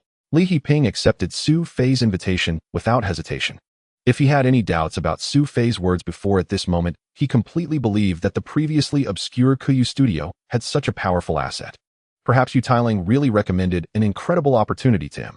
Moments later, within the dedicated workspace of the engine development team, Li Yiping saw Zhou Yang, the technical guru revered by Su Fei, with a slightly plump figure, a Mediterranean hairline, a thermos filled with goji berries, and an indescribable zen-like aura around him. Reliable. Though it was only their first meeting, the words inexplicably surfaced in Li Yiping's mind. After a brief introduction of their respective roles and intentions, Zhou Yang straightforwardly put down his work. Soon a few short animations began playing on a nearby notebook. The simple engine effects displayed were completely different from the actual game visuals players would see, and could easily be described as dull and rudimentary. For instance, a humanoid cylindrical object was running, occasionally jumping before crashing into a wall and stopping. Or a brick shattered into numerous pieces with smaller fragments splattering further away, while a few larger chunks rolled to the ground, quickly coming to a halt. Or a beautiful burst of particles exploded like fireworks, rapidly dissipating. Yet despite the simplicity of these animations, they instilled a genuine sense of hope in Li Yiping. The effects of this engine were no less impressive than a previous engine used by Jinyu. If it could continue to improve, perhaps it could reach even greater heights. He was already convinced that this engine could give Kuyu Interactive the wings to soar faster and higher. Yet at the same time, a question arose in Li Yiping's mind. To be capable of developing an engine of this caliber, the technical talent, named Zhou Yang before him, was undoubtedly extraordinary. But why would such a talent willingly work at Kuyu Studio? Was it due to high compensation, or did this young boss possess enough charisma to make Zhou Yang feel secure in staying? Inexplicably, Li Yiping felt it might be the latter, even though he had no basis for it. What do you think? Any comments? Su Fei asked with a smile, noticing Li Yiping's expression had changed from earlier. This engine is impressive. Li Yiping was not a technical expert. He couldn't articulate specific technical details about the engine. Thus, he could only express his feelings with this one phrase. But the brief phrase impressive already conveyed a great deal. After confirming the strength of Kuyu Studio, Li Yiping felt no further resistance to joining. In the following discussions, this former key player from Jinyu smoothly reached an agreement with Su Fei regarding salary, officially becoming a member of Kuyu. Jinyu Company is considered quite seasoned within the gaming industry. Besides a few top domestic firms, it can generally be ranked in the second tier. Thus, Li Yiping's sudden resignation, along with the subsequent news of him seeking a new position, garnered significant attention in the industry. Many industry professionals speculated and discussed which company Li Yiping would choose to join during their idle moments after meals. However, no one expected that just after a brief stir, Li Yiping would swiftly join a studio specializing in browser games. As the news spread, it prompted mixed reactions of surprise and incredulity from many industry insiders, truly catching many off guard. Yet regardless, Kuyu Studio became famous. The previous success of the Three Kingdoms Kill gameplay, the acquisition of Easin Games, and the explosive operation of Red Alert Nuclear War Eve had already laid a foundation for Kuyu Studio. Combined with the reputation of Lee Heping as a fierce general, it finally transformed quantitative growth into qualitative change, elevating the industry's evaluation of Kuyu Studio. A few discerning industry insiders even began to view Kuyu Studio as a potential second-tier company. They only awaited Kuyu Studio to launch a substantial PC game to officially complete this transformation. However, whether they could overcome this crucial step transitioning from a small workshop specializing in browser games to a major game developer would depend on Kuyu's own capabilities. As time gradually entered early May, the domestic Labor Day Golden Week holiday caused major tourist attractions to be congested with long lines. Yet many students and office workers on vacation chose to stay home and play games. Naturally, the 3 browser games under Kuyu experienced a peak in daily active users. Especially the latest Red Alert Nuclear War Eve, which saw online users easily exceeding 2.0 on May 1st, and was continuously growing with a daily influx of new players in the thousands. Additionally, the revenue from the first month post-launch of this browser game had already been tallied, and unsurprisingly, it easily surpassed the 10 million mark. Considering the profits from eSIN Games, the strategy game 3 Kingdoms, and the popularity of the physical cards for 3 Kingdoms, Kuyu Studio's net profit last month reached an unprecedented figure. The exceptionally ample finances gave Su Fei enough confidence. The day after the Labor Day holiday, Su Fei officially announced the merger of Kuyu Studio and eSIN Games.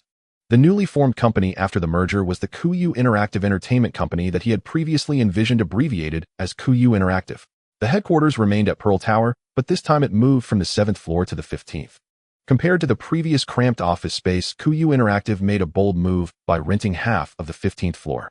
It's worth noting that even if the total number of employees post-merger hasn't exceeded 100, there would still be ample room for 1 or 2 times that number in the new office area. Unlike the previous cramped setting, the new office space allowed for each workstation to accommodate a sofa, ensuring that employees had sufficient personal space. Of course, with the change in work areas, the corresponding decor had to match the new standards. Essential items like desks, chairs, computers, and keyboards go without mentioning. Other amenities such as plants, fitness equipment, sofas, water bars, and lounges were all provided, matching the top gaming companies in the country. In this way, Su Fei fulfilled the promise he made on his first day taking over Kuyu Studio. It's easy to imagine the amazement felt by employees when they officially moved into the new workspace after the holiday, gazing at the bright and spacious area, exquisite decor, and unlimited drinks and snacks. For Kuyu Studio's employees, it was fine since they had long received Su Fei's assurances and had faith in this extraordinary young boss. In contrast, the employees from eSIN Games who had relocated were even more visibly shocked and delighted. Hearing that this boss was originally one of them at eSIN Games, perhaps that's why he understood the needs of the lower-level employees so well. In an instant, the morale and cohesion of all employees belonging to Kuyu Interactive surged to max. If they didn't work hard under such a considerate boss, they would surely face divine retribution. The merger of a company is not simply about moving employees together and changing to a new venue. There are various procedures to be handled behind the scenes. More importantly, it involves the integration of human resources, finance, and various channels within the company. After the establishment of Kuyu Interactive Entertainment, Su Fei conducted a large-scale personnel reshuffle. There is not much to say about personnel and finance. The main focus is on the game development and operations teams. After the integration, Kuyu Interactive Entertainment established a separate technical development department. In the future, all programmers will be merged into this development department. Currently, there is only one engine team under the development department with no game development projects. Similarly, an operations department was established, divided into 3 small groups corresponding to the 3 game strategy, 3 Kingdoms Blade, and Sword Jianghu, and Red Alert Nuclear War Eve. In addition, the customer service teams, promotional teams, and ground promotion personnel of the 2 games were also integrated. Such integration is certainly not something that can be completed with a single command. It requires a long period of adjustment during which minor frictions and issues are unavoidable. However, once completed, Su Fei's grasp of the new company will reach an unprecedented level, and the efficiency of utilizing the company's resources will also be elevated. More importantly, once the internal integration of Kuyu Interactive Entertainment is completed, the company will truly possess the capability to venture into PC game development and operations. About a week later, as the new company gradually stabilized and initially passed through the chaos after the integration, Su Fei gathered the heads of the RD department to discuss the development of the first PC game. The attendees included technical representatives like Zhou Yang, coordinators like Li Heping, and main planners, and heads like Yi Jing, Yu Tang Peng, and Wang Tao, who had directly led web game projects. Those who could participate in this meeting were basically heavyweight employees of Kuyu Interactive Entertainment, and they understood Su Fei's intentions to some extent. Thus, sitting upright in the brand-new multifunctional conference room, the backbone of the company appeared quite spirited, looking forward to a meeting that could change Kuyu Interactive Entertainment. Let's start the meeting. Su Fei maintained his usual concise style and directly stated the meeting's theme. I believe everyone can guess the purpose of this meeting. That's right after the establishment of Kuyu Interactive Entertainment, the company's focus will gradually shift from web games to PC games. This does not mean the company will stop developing new web games. It just means the priority will be lowered. Now let's get to the point. What type and theme will our next project, our first PC game, choose? Everyone present must express their opinions. After saying this, Su Fei glanced at the order of the seated employees and directly called on the nearest employee from the right, Zhou Yang. Although he was just a technical talent, Zhou Yang indeed had some opinions regarding the new PC game. Seeing that Su Fei called on him first, he immediately spoke. Regarding the specific gameplay and content of the new PC game, I may not have much to say. But when it comes to the type of the new PC game, I do have a say. My personal suggestion is that the new PC game project should preferably be of the FPS type. His words did not surprise Su Fei and Yi Jingyu. However, Li Heping, who had just joined Kuyu Interactive Entertainment, was somewhat puzzled by this. He raised his hand and asked, "Why do you say that?" Zhou Yang replied, "It's like this during the era of Kuyu Interactive Entertainment, or rather Kuyu Studio. The former CEO, Huang Qingping, once attempted to launch an FPS-type PC game project called Gun Battle Century. The early optimization and development of the Meteor engine were also aimed at FPS games. Although I have made significant progress in generalizing the engine through continuous improvements later on. Some particle and collision effects, including projectile and explosion performance, are still more outstanding for shooting games." After pausing for a moment, he added, "Moreover, aside from the engine, Kuyu Studio also had a batch of early preparatory materials. Although some copyrights were sold, there are still some that can be used and have been stored. If the new game is of the FPS type, these stored technical materials can be directly utilized, greatly saving costs and development time." "I see." After listening to Zhou Yang's explanation, Li Heping's face showed a look of realization. He hadn't anticipated this internal situation. But since that's the case, it seems there is no dispute about the type of the new game. He immediately said, "In that case, I also think the new PC game project should choose the FPS type. After all, it's better to be steady for our studio's first PC game." Yi Jingyu, Wang Tao, and Tang Peng expressed similar opinions upon seeing this. In fact, Su Fei also thought so. Seeing that everyone's opinions were unanimous, he immediately said, "Then let's decide on this for now. The new game will tentatively be of the FPS type, which means it's a first-person shooter game. Now what about the specific gameplay? Currently, there are quite a few FPS games in the PC game market. Games like Biohazard, Battlefield, Peacekeeping Elite, Ghost Recon, etc. If we don't have any unique gameplay, it will be difficult for us to compete with these pioneers." One of the key reasons why Gun Battle Century, led by Huang Qingping, was forced to shut down was that it collided with the foreign agent game Peacekeeping Elite. Su Fei's question left the employees present in a brief silence. After a moment, Yi Jingyu was the first to speak. "Mr. Su, the gameplay you introduced in Red Alert Nuclear War Eve gave me some inspiration. Most current FPS games focus almost entirely on battles, with very few having single-player storylines. Even if they are mainly guided by gameplay with very limited content. Could we consider adding a single-player storyline mode to our game? This way we can differentiate ourselves from other games in competition." "Single-player storyline, huh?" Su Fei pondered for a moment and said, "That's a good idea, but it will inevitably increase the workload of the development team." Li Heping, as a newcomer, naturally felt a surge of energy, wanting to showcase his abilities. He questioned, "The idea of adding a single-player storyline is great, but the problem is, can our technical level match that of foreign AAA titles? With masterpieces like Call of Duty leading the way, players may not even look at our single-player storyline, which could lead to an effort that yields no reward. Moreover, adding this part will certainly increase costs, ultimately affecting the game's pricing model. Have you all considered this?" Yi Jingyu hesitated for a moment and had to admit that Li Heping's considerations were more thorough. However, he had his own views and quickly started a debate with him. Regarding doubts about single-player narratives, our technical strength is certainly not on par with top companies abroad, and there is nothing to be ashamed of in admitting that. However, I believe that what truly moves players does not entirely depend on technology. It's simple. Foreign AAA titles create narratives, backgrounds, and even voice acting, all rooted in Western themes.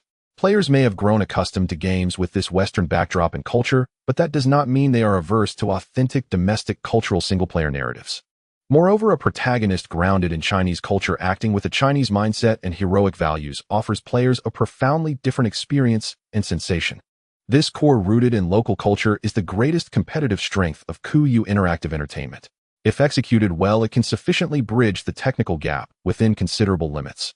As for cost issues, Yi Jingyu frowned slightly and said, "Given Zhus' pursuit of excellence in games, I think necessary cost investments are acceptable. As for subsequent additional narratives, if they are short plots with small capacities, they can be offered as free giveaways during events. If they are longer, high-capacity narratives, they can be made available for purchase in the store, much like DLCs for single-player masterpieces. In this way, players who are not particularly keen on single-player narratives can ignore it, while those who appreciate them can choose to support them financially, thereby offsetting development costs. If the single-player narrative is well done and receives strong player support, it could potentially earn us additional revenue, becoming a new monetization point for FP-style games. Can a new single-player campaign be sold as DLC in a PC game?" Li Heping's first thought was that Yi Jingyu was somewhat fanciful. However, as he pondered carefully, the conservative ideas that had been constrained in the environment of Jinyu Company began to broaden, and he thought it might not be impossible. This sudden thought caused Li Heping to startle slightly. The presence of Zhou Yang in Kuyu Interactive Entertainment, a technical was capable of leading game engine development, was already quite astonishing to him. Now even an obscure lead planner could propose such an innovative idea. Kuyu Interactive Entertainment truly was brimming with talent. Seeing that Li Heping seemed somewhat swayed by Yi Jingyu, Su Fei nodded, saying, "The model of developing paid single-player narratives is not entirely unscientific. The development team can explore and study it further in the subsequent development. If successful, it would undoubtedly be a tremendous boost for our game." Seeing his suggestion received approval from the boss, Yi Jingyu displayed a somewhat modest smile and returned to his seat. Subsequently, Tang Peng II to speak also presented a valuable perspective. In traditional FPS games, players simply combat using firearms, grenades, and knives, which can become rather monotonous. Why not introduce a tower defense mode, incorporating some flashy high-tech weapons into the battlefield, such as laser turrets, frost turrets, and electromagnetic traps? This could allow players to use these weapons to fend off monster attacks, as well as to compete against each other. Tower defense mode. A look of interest appeared on the faces of those present. This idea is quite novel, but balancing it might be challenging. If the tower defense elements are too dominant and powerful, it could lead to a situation where players have nothing to do. If these flashy weapons are not powerful enough, they might simply become a gimmick, ultimately devolving into a useless feature. However, in any case, this creative gameplay is definitely worth a try. Let me suggest something as well. Seeing the employees of Kuyu Interactive Entertainment perform so excellently, Li Heping found it hard to sit still. As a proud elite, he could not allow himself to be outdone and immediately said, "My gameplay concept is a minor innovation primarily inspired by Goose Factory's Biohazard Battlefield Biohazard mode. However, the traditional Biohazard mode simply pits firearms against bioghosts. Initially, it may be somewhat fresh, but after playing it multiple times, it becomes quite dull. Moreover, many high-tier firearms within it are overly powerful, leading to a one-sided slaughter against bioghosts, resulting in very few players continuing to engage with this mode. After all, aside from newcomers, no seasoned player wants to be a target or always be on the losing side." It was precisely this flaw that led Li Heping to propose an innovation. "My idea is to add a heroic role, savior, to the human mercenaries. The savior is randomly selected by the system, and if a player is not chosen in that match, they will accumulate a lucky value. Once this reaches a certain threshold, they are guaranteed to be selected as the savior in the next match. Savior players possess specialized firearms that significantly increase their lethality against bioghosts, allowing ordinary players to enjoy the experience of wielding top-tier weapons. Additionally, when a savior player is present, all other human mercenaries will benefit from a morale system boost. For every bioghost they defeat, their team morale increases, manifesting as an increase in damage output." Savior gameplay. I must say this gameplay offers considerable improvements compared to existing biohazard modes on the market, and it is more equitable. However, Su Fei quickly noticed a problem. The balance in biohazard modes was already somewhat problematic. With the introduction of the savior and morale system, doesn't that make the human mercenaries even stronger? Li Heping nodded and said, "I have considered this, so in my biohazard mode the bioghosts will have a resurrection mechanism. As long as they are not killed with a headshot, they will respawn after 5 seconds. This raises the requirements for the shooting skills of the human mercenaries. If they rely solely on firearm power and the morale system to spray bullets recklessly, they will face an endless onslaught of bioghosts until their ammunition is completely exhausted. If that is the case, then it should be fine." Su Fei affirmed Li Heping's minor innovative biohazard gameplay. However, as a former key player at Jinyu, Li Heping had much more in store. After receiving Su Fei's approval, he smiled slightly and then proposed another minor innovative gameplay. "Regarding the biohazard mode, I actually have another idea. The current biohazard mode has somewhat monotonous configurations for the biog hosts, which are simply zombies. Aside from being tough and slightly faster, they have almost no distinguishing characteristics. In my second biohazard mode, the bioghosts will feature multiple types, such as electric zombies, poison zombies, tank zombies, and the strongest, the corpse king. After a certain period, a wave of computer-controlled zombies will randomly spawn on the battlefield. These zombies can serve as cannon fodder, assisting the bioghost players in attacking the human mercenaries. Each round will have a time limit, and if the human players survive until the end, they will be victorious. At this point, Li Ping added, of course, the zombie side in this mode is a bit too powerful, so I plan to introduce an airdrop support system for the human mercenaries. The airdrop support can provide powerful protective suits, virus serums, medical kits, and high-powered anti-infantry mines, allowing players to enjoy the game even more. This mode seems quite promising. After listening to Li Ping's explanation, Su Fei and Yi Jingyu discussed briefly and agreed with this gameplay. In this way, just a few employees' ideas provided 4 different gameplay options for their new project. If they also include traditional PvP stronghold battles, demolition matches, and so on, a brand new FPS game is already taking shape. If we incorporate the above gameplay along with a single-player storyline mode, it would indeed suffice to create a mid to low-budget FPS online game. Wang Tao summarized, with our unique gameplay, as long as we promote it well, we will definitely capture a portion of players from the existing FPS market. However, competing with already proven popular games like Biohazard Battlefield and Peacekeeping Elite might still be a bit challenging. Yi Jingyu glanced at Su Fei and said, given the scale of our Kuyu Interactive Entertainment, achieving this level for a launch online game is indeed commendable. I'm sure the industry will only praise it. However, our Su General has always pursued perfection, and this level might not satisfy his requirements. I also feel like something is still missing. Before Su Fei could speak, Li Ping suddenly said, although our Kuyu Interactive Entertainment is not large, the innovation we displayed in Red Alert Nuclear War Eve impressed me and was the reason I decided to join. I believe a game company with ambition should aim for greater pursuits. Tang Peng looked at Li Ping with a grim expression and said, so are we supposed to come up with more creative gameplay? Creativity is not something that can be conjured up casually. Moreover, Li Ping's requirements are clearly very high and mere ordinary micro-innovations won't meet them. How about I gather other employees from the development department for a brainstorming session? Yi Jingyu suggested. 3 cobblers can match 1 zhuge liang. Pooling their efforts might just yield an even more interesting gameplay idea. Just then, Su Fei, who had been listening attentively, finally shared his concept. Actually, I still have a gameplay idea. His words made Tang Peng, Yi Jingyu, Wang Tao, and the others' eyes light up as they looked at him expectantly. Having personally witnessed Su Fei's prowess in game planning, they were eager to learn what new ideas he would present with this latest gameplay concept. 4 words: survival exploration. After throwing out this name, Su Fei slowly elaborated. This gameplay requires an unprecedented large map. There will also be a greater number of players, potentially dozens, on the same field. They will board a plane and parachute down to choose their landing spots on the vast map. In this mode, players can only carry a small number of basic items and equipment into the game. They will need to search for various weapons and equipment on the large map, arming themselves while teaming up to fight against other player teams and randomly spawn monsters. The team that survives until the end will achieve ultimate victory. In this mode, we can also incorporate a weather system, stamina system, hunger level, and vehicle system. The weather system could include day and night cycles, heavy rain, snow, etc. In severe weather, players' stamina and hunger levels will decrease rapidly. The vehicle system could include motorcycles, cars, speedboats, etc. The map can feature various terrains, deserts, islands, frozen poles, sky cities, toxic swamps. Here it comes, just as expected. Listening to Su Fei's explanation, Yi Jingyu wore an unsurprised expression. This brand new survival exploration mode has an unimaginably grand scale and complexity. Compared to previous gameplay, it feels like an entirely separate world that could stand alone as another game. This made him think of the gameplay of 3 Kingdoms Kill from the strategy game 3 Kingdoms. Su General's ideas and creativity are consistently formidable.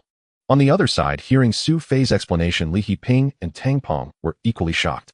One gameplay option's freedom and complexity reached such a level.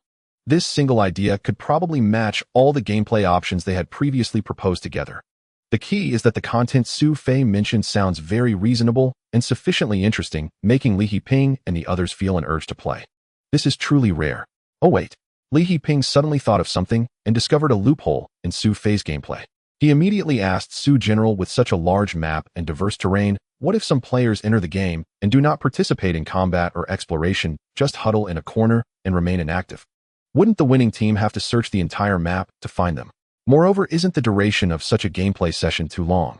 Could it lead to a sense of monotony for the players? That's a good question. Su Fei cast an appreciative glance at Li Yiping and said after coming up with this gameplay 2 days ago, I also identified this issue. So I added a mechanism to encourage players to gather at a specific location, forcing them to interact and engage in combat. Oh, Li Yiping didn't expect Su Fei to already have a countermeasure and speculated, is it that as the number of players decreases below a certain threshold their coordinates are displayed on the map?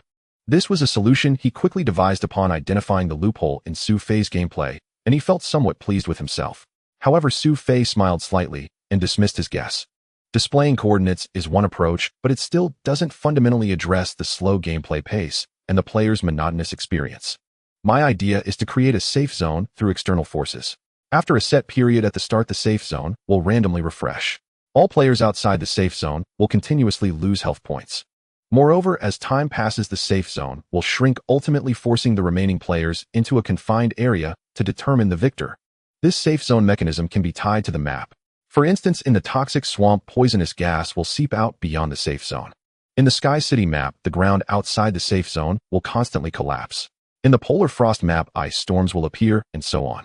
Through this method, we can more naturally resolve the issue of slow gameplay pace and ensure that each match concludes within a specified time limit. Through the various changes in terrain and environment, players are naturally driven to concentrate in a specific area. This method is indeed more effective than the crude approach of revealing the coordinates of the remaining players. Whether it is Yi Jingyu, who has long been accustomed to Su Fei's creative ideas, or Li Yiping, who has only recently joined, they all admire and praise this gameplay patch after careful consideration. No wonder you're able to lead the development of the Three Kingdoms kill gameplay and Red Alert Nuclear War Eve. After a moment, Li Yiping could not help but say. Yi Jingyu also said the survival exploration mode proposed by General Su is far more complex and interesting than other gameplay modes, and could easily serve as the main gameplay for our new game. Furthermore, combined with the other gameplay modes we previously proposed along with a single-player storyline mode, it could fully support our new game. Indeed, it could be described as a richly contented major production. Indeed, Tang Peng agreed, saying it's just that our investment isn't enough, otherwise based on the gameplay, creativity, and content, it would definitely be a blockbuster-level game. It seems everyone thinks my gameplay is quite good. Looking around at the crowd, Su Fei said, now let me present my other idea. General Su has more ideas. A slight disbelief appeared in Li Yiping's eyes. Su Fei smiled and said, don't be so surprised that this idea isn't a gameplay concept, but rather a game system. To be precise, it's a character growth system for players. In other FPS games, the parameters of player characters are generally preset, with only various firearms and bulletproof vests available for change. Or at most, players can purchase some more powerful new characters in the shop, but the attributes of these pay-to-win characters are also predetermined by the planning team, leaving no room for growth. In this situation, I have an idea. That is to integrate the attribute upgrade system from RPG games into our FPS game. After upgrading their account, players can earn free attribute points, allowing them to create their own unique characters. They can have thicker health, run faster, jump higher, and switch weapons more quickly, etc. A skill system can also be added with similar effects. Of course, whether it's attribute points or various passive skills, the attributes shouldn't be too strong. We must maintain balance, allowing players to just feel the enhancement of their strength without destroying the equilibrium, bringing the RPG growth system into the FPS game. This brilliant idea left Li Yiping, Yi Jingyu, and the others in awe once again. What's more, compared to the previously required development of a vast map for the survival exploration mode, the difficulty of developing this growth system is much lower, yet it provides feedback and stickiness to players that is by no means inferior. Li Yiping could even imagine that many ordinary players who were not particularly addicted to FPS games would continue to match under the temptation of character enhancement, aiming to build a top-tier account with full attributes and skills. So do you have any other suggestions? After sharing his two major ideas, Su Fei finally asked. In the following time, everyone discussed various details of the new game for quite a while. At this moment, Li Yiping raised a question. Generally speaking, FPS games basically have no main storyline. They are simply about shooting. But our game has a single-player storyline, and there will also be more paid storyline DLCs in the future. In this case, shouldn't we set a unified main storyline for the game? As he spoke, Li Yiping seemed to think of something and continued to add, in this way we can intentionally or unintentionally incorporate some lore into various gameplay maps, allowing players to piece together our world background little by little during the game. At the same time, it will also facilitate fan creations, providing a unified worldview. This suggestion is good, we can consider incorporating it. Su Fei nodded, acknowledging Li Yiping's proposal. After spending some time discussing the game's background and main storyline, the planning proposal for the new game was almost ready to be unveiled. In this situation, the only thing still lacking is the name of this FPS game. I think it should be called Gunfight Century. Zhou Yang seemed somewhat attached to this name and voiced his suggestion. Li Yiping proposed I think it could be called Gun God Chronicle the Descending Hero. After all, in the main survival exploration mode, players drop into the map. Tang Peng pondered for a moment and expressed his view, since it's survival exploration and players in the game are retired special forces, why not call it Special Forces The Road to Survival? Following this, Yi Jingyu and others also suggested their own names. However, while several names sounded good, none of them particularly satisfied everyone. At this moment, Su Fei said since our game is primarily focused on survival exploration, the name must include the word survival. How about this, let's call it PUBG. Adding the prefix absolute before the word survival easily conveys the brutal atmosphere to players. This is great. Yi Jingyu almost immediately agreed with this name.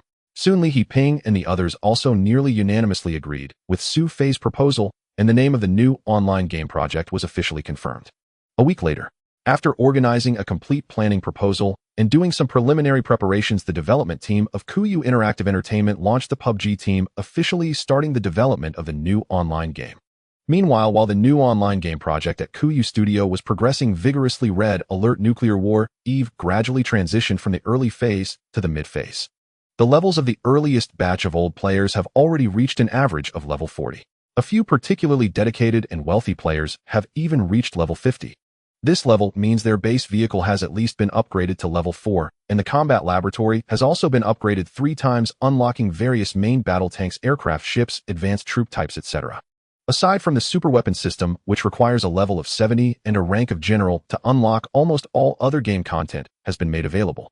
Naturally, the ordinary game content can no longer satisfy these powerful players, and their attention has gradually shifted towards faction conflicts. According to the data from the game operation team, since the average level of old players exceeded level 40, the number of player conflicts among the 3 factions has sharply increased, reaching over 300 of the same period last month. The tension and grudges among the players are also continuously accumulating. In this context, all it takes is a spark to ignite the first full-scale war among the 3 factions. The server.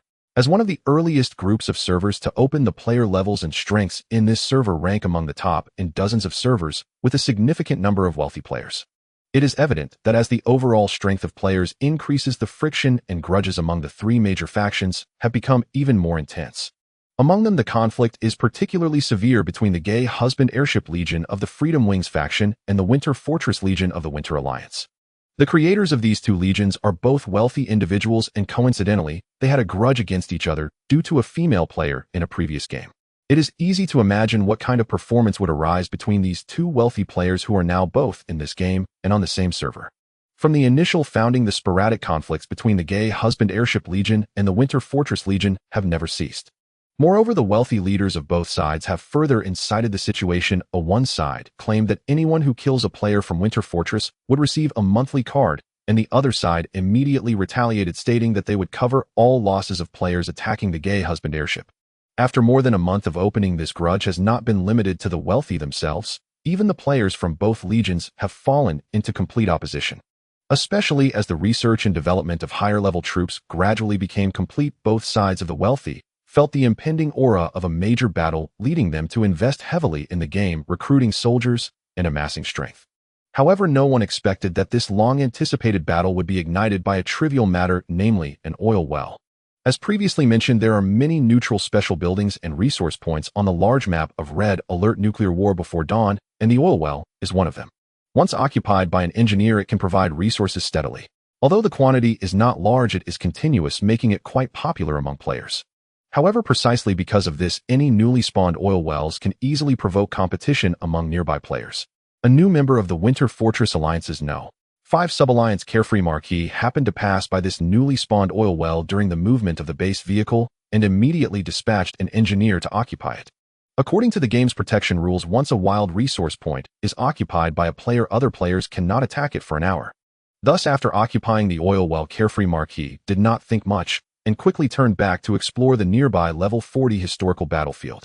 However, he did not expect that after returning an hour later, the oil well had changed hands. The one who took the oil well back was a member of the Gay Husband Airship Legion Phantom Tanker. Carefree Marquis checked the opponent's level and rank and found them to be quite similar to his own, which eased his mind. He immediately dispatched a new engineer to reclaim the oil well. Not only that, but this time he also built a wall around the oil well, enclosing it without any blind spots. This way, until enemy troops are sent to destroy the wall, the enemy's engineers cannot enter the oil well. However, when Carefree Marquis returned after dinner, he was astonished to find that the oil well had once again been taken by the Phantom tanker.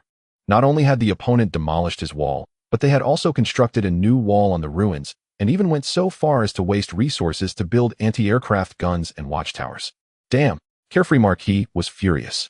The income from a single oil well is not very high, and when considering the resources spent on building the wall, watchtowers, and anti-aircraft guns, it would not only fail to profit, but would actually incur losses. Clearly, the enemy was not after the oil well's profits, but rather aimed to annoy him. In his anger, Carefree Marquis decisively dispatched a tank legion to reclaim the oil well for the third time. Moreover, this time the army would not leave and would remain stationed near the oil well. Carefree Marquis even moved the entire base vehicle to a nearby location for closer stationing. Once the radar detects an enemy approaching, it would be easy for him to mobilize all his forces for reinforcement. However, the actions of the Phantom tanker once again exceeded Carefree Marquis' expectations. Seeing that Carefree Marquis was serious and realizing that it was not easy to occupy the oil well, the Phantom tanker simply dispatched a suicidal flying unit to forcefully destroy the oil well under Carefree Marquis' anti-air fire. If I can't have it, neither can you. This action completely enraged Carefree Marquis. However, he did not lose his composure. Although there are some restrictions on the movement of the base vehicle in Red Alert Nuclear War Before Dawn, with a certain cooldown time in between, he was not sure if the Phantom tanker had moved their base recently. If he recklessly sent troops to attack, the enemy could easily relocate their base, causing his army to miss the target. Thus, the best strategy was to wait until late at night to launch an assault while the enemy was offline. After all, players' base vehicles can only remain in motion when they are online, giving Carefree Marquis the opportunity for a surprise attack. After setting an alarm in advance, Carefree Marquis quietly logged in at 1 a.m. and mobilized all his troops to launch a fierce attack on the Phantom tanker. However, he did not expect that just after he dispatched his army, the radar detected an attacking force. Surprisingly, it came from the Phantom tanker, who had recently gone online from an offline state. The opponent had the same intention as him, and coincidentally, the timing chosen by both sides was the same. Unintentionally, neither side chose to evade. A fierce battle broke out. With similar levels and ranks, the strength of both sides was also comparable, and the outcome was naturally predictable. The result was mutual destruction. Unwilling to accept defeat, Carefree Marquis and the Phantom tanker both hurriedly reinforced their troops while calling upon nearby allied legions. In the beginning, only a few players from each side participated in the battle.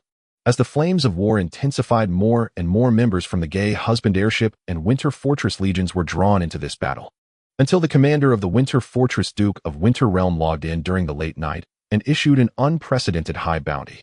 For each base of the Gay Husband Airship Legion destroyed, a monthly card would be awarded. If the target was a cadre of the Legion, 3 monthly cards would be given. If the base of the commander of the Gay Husband Airship was destroyed, a year's worth of monthly cards would be awarded. This generous bounty stirred up excitement among the members of the Winter Fortress Legion. Starting from the next morning, over 100 players from the Winter Fortress Legion launched reckless attacks on their opponents. Caught off guard, the Gay Husband Airship Legion suffered heavy losses in a short time. However, as noon approached, the commander of the Gay Husband Airship logged in, and the morale of the Legion was boosted, leading them to launch a counterattack at any cost. Hundreds of players, blinded by rage, erupted into an unprecedented chaotic battle along the border between the two major factions, which lasted for 3 days before they had to temporarily cease fire due to exhaustion. This war, which drew countless players to watch, would later be humorously referred to by subsequent players as the bloody battle ignited by an oil well. Fight, fight, fight. In the game, players from the Gay Husband Airship Corps and the Winter Fortress Corps were locked in a bloody battle with chaos erupting everywhere. Meanwhile, in the office of Cool Game Interactive, the operations team members were munching on sunflower seeds, cheering and boosting morale. This isn't to say the operations staff enjoyed the spectacle or took pleasure in others' misfortunes. Rather, the direct confrontation between the two wealthy factions had caused the prices across the entire server to soar. Ordinary resources which were previously not cost-effective were now being sold in bulk under the massive influx of cash. Just a little over a day into the battle, the revenue had nearly matched the total from the past week. By the 4th day of fighting, the revenue from a single server was comparable to what had been earned in the past half-month. How could this not make the staff at Cool Game Interactive happy? Moreover, it wasn't just the Lonely Guardian server. Players from other servers were also affected, leading to numerous conflicts and the onset of major battles. If the operations team at Cool Game Interactive were to stoke the flames and encourage the conflict at this moment, they might have a chance to double the monthly revenue for the upcoming month compared to last month. However, Wang Tao and the others knew that General Su would never allow such a situation to occur. Inciting hatred and war among players for profit would inevitably deplete players' enthusiasm and shorten the game's lifespan, which would not be conducive to fostering a positive atmosphere within the game. Thus, the operations team observed for about 3 to 4 days, watching as both sides exhausted themselves in the initial wave of war, each starting to lick their wounds and prepare for a second round of battle. They knew it was time to intervene. Half a day later, Red Alert Nuclear War Eve announced a scheduled maintenance notice. This web game would welcome its first official version update since testing, not only adding 3 advanced units, new historical battlefields, and optimizing numerous values, but also launching the first server-wide event, Island of Despair. The Island of Despair is a separate event map independent of the current main map. This event map is approximately 1/8 the size of the main map, surrounded by sea with a central large island. Around the large island, dozens of smaller islands are scattered, each of minimal size. The large island is rich in resources and lost technologies for players from various factions to explore and compete over. Among them, the most advanced lost technologies on the large island have a small chance of yielding blueprints and core components for super weapons. This will also allow players to experience the power of super weapons for the first time in the game. Of course, to avoid affecting game balance, and also for testing purposes, these blueprints are one-time use only and can only be utilized within the event map, serving as a preview for the major version of super weapons after level 70. As for the many small islands near the large island, they will serve as the initial deployment points for each faction upon entering the event map. Each faction's players can only bring a limited number of combat units and ships into the map, and can then use the resources found on the large island to continue deploying troops. This way, even if players engage in fierce battles on the event map, it won't affect the development of their main base. On the contrary, the resources and various blueprints obtained from the event map can be brought back to the main base for enhancement. However, once a deployment point is completely destroyed by another faction, that faction will lose its qualification to participate in the Island of Despair event. Thus, how to allocate the resource distribution on the event map will test the player's choices. The announcement of the new version and the Island of Despair event created a sensation among all players of Red Alert Nuclear War Eve. The emergence of the event map clearly provided a venue for various factions to confront and resolve conflicts. The flashy super weapons, whether nuclear missile silos or lightning storms, deeply attracted many players. In no time, nearly all top-tier players across servers were rolling up their sleeves preparing for the grand event 3 days later. Even the Gay Husband Airship Corps and Winter Fortress Corps had completely cooled down, conserving their strength to engage in a decisive battle once more after entering the event map. However, at this moment, Su Fei, the owner of Cool Game Interactive, had no free time to focus on the issues regarding the first new version and event map of Red Alert Nuclear War Eve. With the full-scale development of the Battle Royale project, his energy was almost entirely tied up with this PC game. This was unavoidable. After all, the capacity of PC games is much larger than that of web games, and the development difficulty is on completely different levels. Even though Cool Game Interactive had significantly improved since he took over, and had also recruited several talents with experience in PC game development, they still encountered numerous challenges after the development began. Among these challenges were technical issues, development strategy problems, as well as modifications and trade-offs on the design front, along with team coordination and collaboration. Fortunately, Su Fei had systematic assistance and received help from more than one outstanding talent. On the technical side, there was the expert Zhou Yang overseeing the improvements to the engine, while also having the capacity to assist with solving some technical issues. Meanwhile, the high-salary recruit Li Heping, a former top developer from a leading gaming company, was responsible for coordinating the entire development team, organizing various tasks and schedules meticulously. Even though the development team at Cool Game Interactive was new, with most lacking experience in PC game development under his coordination, they pushed forward with development, albeit with some bumps along the way. Not only did they not fall behind schedule, but as time progressed, their collaboration became increasingly effective, and the game's development sped up beyond expectations. As a former planner, and with a significant portion of the plan being based on his suggestions, Su Fei was also quite involved in the development process. Especially as the project progressed, gradually entering specific gameplay and map design, Su Fei contributed significantly to the development of the survival exploration mode and character growth system. Unbeknownst to them, the development team stepped into the long summer. Meanwhile, the development of the Battle Royale PC game was gradually taking shape through the efforts of dozens of employees. Under normal circumstances, the development time for such PC games would typically be measured in years, ranging from 1 to 2 years at best and 3 to 4 years at worst. However, although Cool Game Interactive had only been developing for a few months, the progress had already exceeded 40, a truly astonishing efficiency. The reasons for such speed are naturally the result of a well-structured plan, a self-developed game engine that can be modified as needed, excellent coordination, ample manpower and budget, as well as a significant amount of outsourced work. Among these factors, a comprehensive plan is particularly crucial. For most games, the final product often differs significantly from the initial planning document, with some even transforming into entirely different games. Throughout the development process, it is necessary to continuously revise and refine the original design concepts.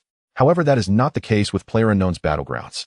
The initial planning document was already quite comprehensive, to the extent that subsequent adjustments only required modifications and discussions on gameplay details, with the main content remaining virtually unchanged, thereby maximizing time efficiency. If this pace continues, they might even complete the game's combat portion before winter. Then, after spending some time perfecting the game content and developing the single-player storyline, PlayerUnknown's Battlegrounds would meet the minimum requirements for internal testing. This mid-development progress report greatly encouraged Su Fei. However, just as he was preparing to accelerate development, an unexpected invitation interrupted his focus. An invitation to exhibit from the ChinaJoy organizers. Looking at the invitation delivered by Lu Jia, Su Fei rubbed his slightly dark-circled eyes, realizing that it was already the end of July. In just a few days, it would be the time for the 2011 ChinaJoy exhibition. Why did they send the invitation so late? We hardly have any time to prepare now. After calculating the time, Su Fei couldn't help but complain. Perhaps the organizers initially had no intention of inviting us, but later changed their minds, or they had extra booth space, which is why we received a late invitation. Lu Jia speculated this way. After all, Kuyu Studio had not been very well known previously. It was only during the past 6 months, especially after merging into Kuyu Interactive Entertainment, that they gained some reputation. Perhaps. Su Fei nodded, feeling that Lu Jia's speculation was indeed quite plausible. Nevertheless, as the largest gaming exhibition in the country, the invitation from ChinaJoy was a rare opportunity for Kuyu Interactive Entertainment that absolutely could not be missed.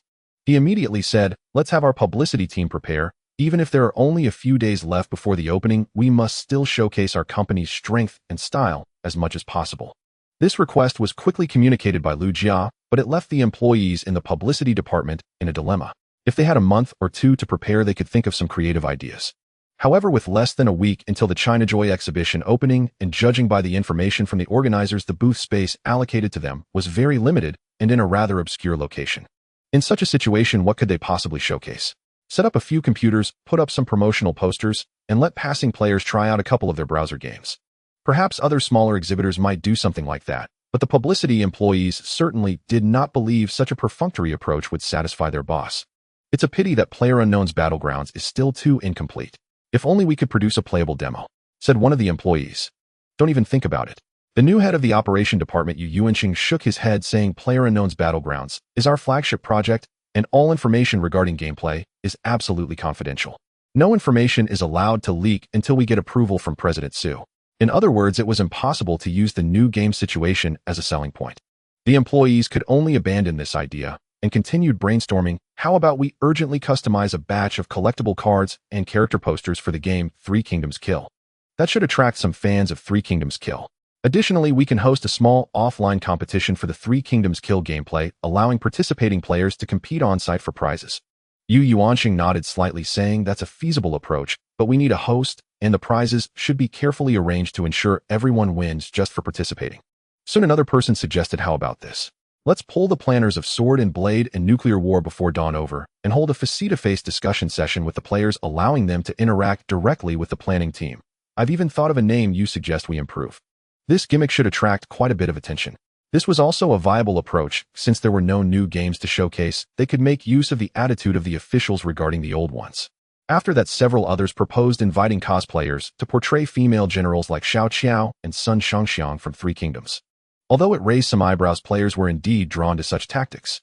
If they didn't do it, others would, and ultimately players' attention would be attracted by the girls at other booths. At this moment, an employee named Ji Hong cautiously said, "Actually, we don't need to focus all our attention on the games. It's also important to showcase our technological capabilities. Could we consider showcasing our self-developed Meteor Engine?" Meteor Engine. Yu Yuanqing's body trembled slightly. This was indeed a point he had overlooked, and it was certainly the most dazzling card that Kuyu Interactive Entertainment had at the moment. However, he was unsure whether President Su would allow the engine to be showcased. After hesitating for a moment, he decided to ask for permission personally. Su Fei's words put him completely at ease, letting the Meteor engine exhibit. That's a good thing, of course I approve. The engine is not a game, others can't just copy it if they want to. I have always intended to license the Meteor engine, and now the China Joy exhibition is undoubtedly a great opportunity. Perhaps this exhibition will not only bring fame to Kuyu Interactive Entertainment, but also help promote the engine and recoup substantial development funds. Having received Su Fei's approval, Yu Yuanqing no longer had any doubts. Combining the ideas discussed by other employees earlier, he began to prepare busily. Days passed swiftly as the employees of the publicity department worked hard. Soon the date reached August 3rd. The China Joy exhibition officially commenced. Considering this was Kuyu Interactive Entertainment's first exhibition, which held some commemorative significance, Su Fei, who had initially not planned to go to Shanghai, ultimately decided to make the trip in person after some hesitation.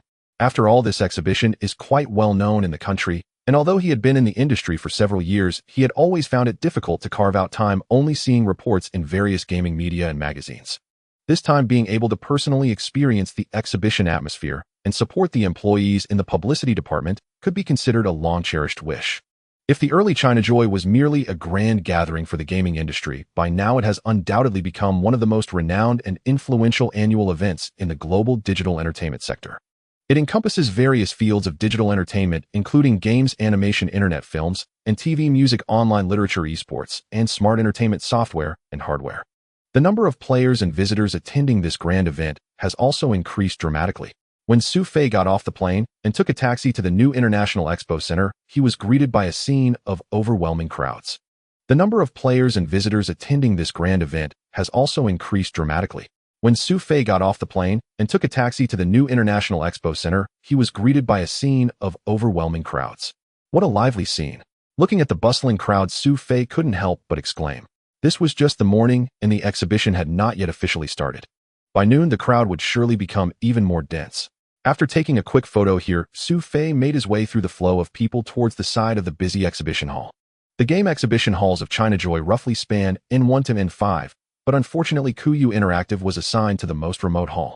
Su Fei was not surprised by this. He continued walking further and casually admiring the booths and games of various competitors along the way. Of course, there were plenty of eye-catching models hired by the various gaming companies. As in previous years, although the organizers requested that these showgirls dress conservatively, no one really listened. They still wore revealing outfits, showcasing their figures and attracting countless eyes. Latest version information for Wulin, The World Changes revealed. Goose Factory's Dragon War Chronicles new class debut players are welcome to try it out. Next-gen RPG online game Terralorian starts testing with 50 activation codes to be given on site. Kart racing new track released. Plus a mysterious gameplay feature is about to launch. Various games were competing to promote themselves, attracting visitors, media, and players. After finally squeezing past these booths, it took Su Fei over half an hour to find his company's booth in the remote hall. Mr. Su. Seeing Su Fei approach, several busy employees of Kuyu Interactive greeted him. Su Fei nodded while making his way to the backstage, quickly spotting the commanding Yu Yuanqing. Although the booth space allocated to Kuyu Interactive was quite limited, and the preparation time was less than a week under his planning, it was still decorated very exquisitely. Not only did they creatively build a model of the Allied base vehicle from Red Alert before the nuclear war, but they also hung a large number of exquisite posters on the plastic outer wall. Among these, 2/3 of the poster space on the front was reserved for the most popular web game, while the remaining third was shared by Strategy 3 Kingdoms and Sword and Blade Jianghu.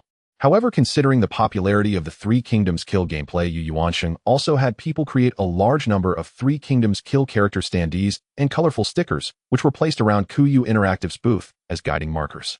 The 6 part-time models hired by Kuyu Interactive also completed their cosplay outfits in advance and took their positions. Among them, one model dressed as Jiao Chan stood out the most, her temperament and appearance perfectly matching the new card art of the female general in Strategy 3 Kingdoms. Not just the nearby staff and occasional passing visitors and players, even Su Fei couldn't help but glance a few more times, taking photos for keepsakes. Finally, as the booths of various companies were set up, the number of players and visitors flowing in from the front exhibition hall began to increase, and gradually a crowd started to gather around Kuyu Interactive's booth. Wow, it's the Three Kingdoms kill booth. The Jiao Chan sister is stunning. Where did they find such a divine cosplayer? It's a perfect restoration. Amazing. The cosplays of the other female generals are also very beautiful. Okay. Strange, I feel like I've seen the Three Kingdoms kill booth before. How did another one pop up here? Silly, the previous one was from Shunwang Game Platform. They are one of the operators. This one is the developer. Hey, isn't this the poster for Sword and Blade Jianghu? I didn't expect to see such an old game at China Joy. My youth is over. Is that really Red Alert before the nuclear war? I didn't expect you guys to exhibit as well. Taking a commemorative photo. Is this pavilion the Allied base vehicle? It looks quite similar to the one in the game. Not bad, not bad. Wow, it's the poster for Phantom Tank. This magnetic blast infantry looks cool too. By the way, are these posters for sale? Is it from Kuyu Interactive? Here. Finally found it. The companies allocated to this booth, aside from a few near the center, had little fame, and their importance attached to China Joy varied. Therefore, compared to the surrounding competitors, Kuyu Interactive's booth was quite well arranged, attracting a fair number of players. This gathering effect inadvertently drew more players to Kuyu Interactive. Most of them were just there to watch the excitement, and some were surprised to see familiar games, but there were also a few who came specifically for Kuyu Interactive. While it might only be one out of dozens of such players, it was enough to bring comfort to Su Fei and the company's employees. After all, these were loyal fans of Kuyu Interactive. Every one of them was a treasure. As for that diehard fan who wanted to buy posters, Yu Yuansheng and the others hadn't thought of selling them, but they still had some surplus prints from earlier.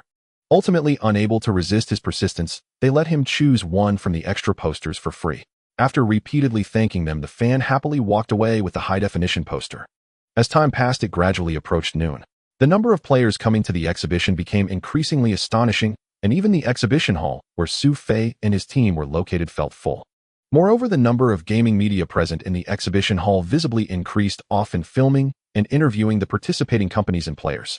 It's almost time. Su Fei gave a knowing glance to Yu Yuansheng beside him. The latter understood and waved to their backstage, releasing the big surprise that Kuyu Interactive had been keeping hidden. You propose I modify. Players and planners face-to-face communication. While it's called You Propose I Modify, it certainly isn't just one-sided feedback. In fact, the three planning representatives not only answered questions, but also interspersed some fun anecdotes about the development process and their design philosophy for various gameplay. Similar player and planner communication events had also been organized by other game companies before. Although not particularly novel, the effect was quite good, immediately attracting many players to engage with the attending representatives from the three web games. Along with this event, the fully proprietary Meteor engine was also showcased. For this, the engine development team even filmed a short video to visually introduce the engine's performance. On the computer desk, playing the video, a colored chart was used to list detailed sub-performance coefficients.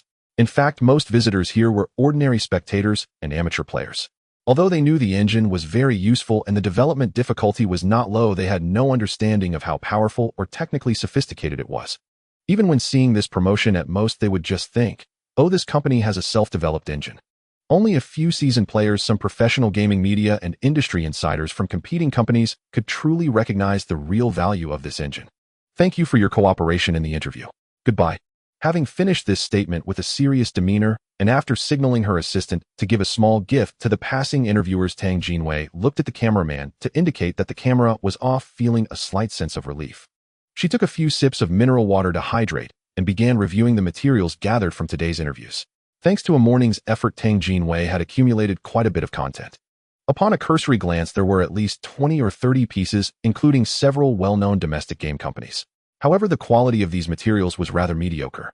To be precise, there were no standout points that would satisfy Tang Jinwei. The reason was simple: these routine interviews could be obtained by other media just as easily. Since she couldn't secure any exclusives, and there were no eye-catching headlines, it naturally held little value. Was today's busy schedule destined to yield no good results, forcing her to piece together a conventional report? This left Tang Jinwei feeling somewhat unwilling.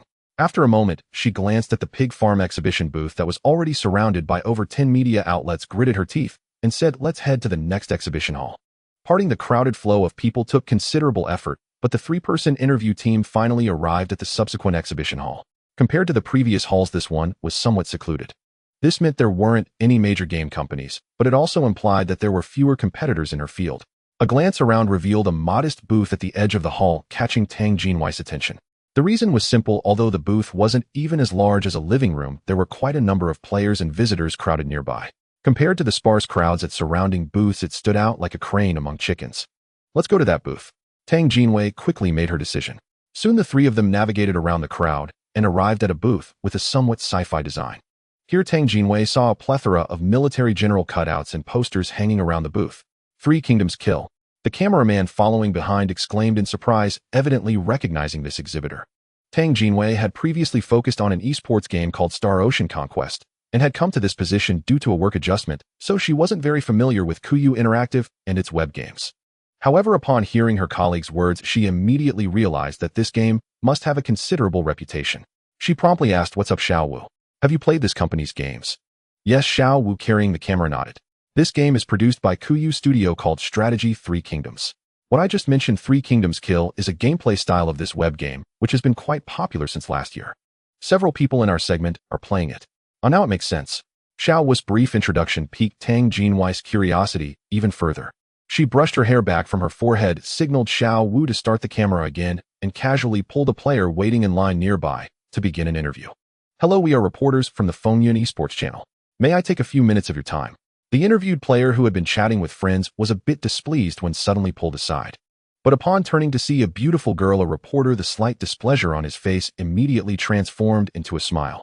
"No problem." This answer made Tang Jinwei smile with satisfaction. An inadvertent charm made the interviewed player's eyes widen in surprise. "For the first question, are you waiting in line at this game company's booth because you like their games, or are you simply curious?" "Yes, I'm here for Kuyu's Red Alert Nuclear War Eve. This game is very interesting." For the second question, after interviewing several people in succession, Tang Jinwei accumulated more clips of material while gaining a deeper understanding of this company that had recently transitioned from a studio to a game company. Unexpectedly, the few interviewed players had quite high praises for this game company. Some praised the game for its fun, others for its innovative gameplay, and some for its conscientious operation. Such unanimous acclaim would make Tang Jinwei skeptical if it were a larger company's booth, suspecting that they hired online trolls. However, this company's location was rather obscure, and there were hardly any media outlets conducting interviews. The interviewees were also randomly selected from the crowd. In this situation, she did not believe these praises were mere fabricated endorsements. In other words, Kuyu Interactive was indeed quite remarkable. Intrigued, Tang Jinwei decided to focus on Kuyu Interactive for this interview and delve deeper into their situation. At this moment, Tang Jinwei noticed several rows of neatly arranged tables and chairs in the open space beside the booth. On one side of the tables sat a few players, while on the other side sat 3 employees from Kuyu Interactive, and both sides were discussing something.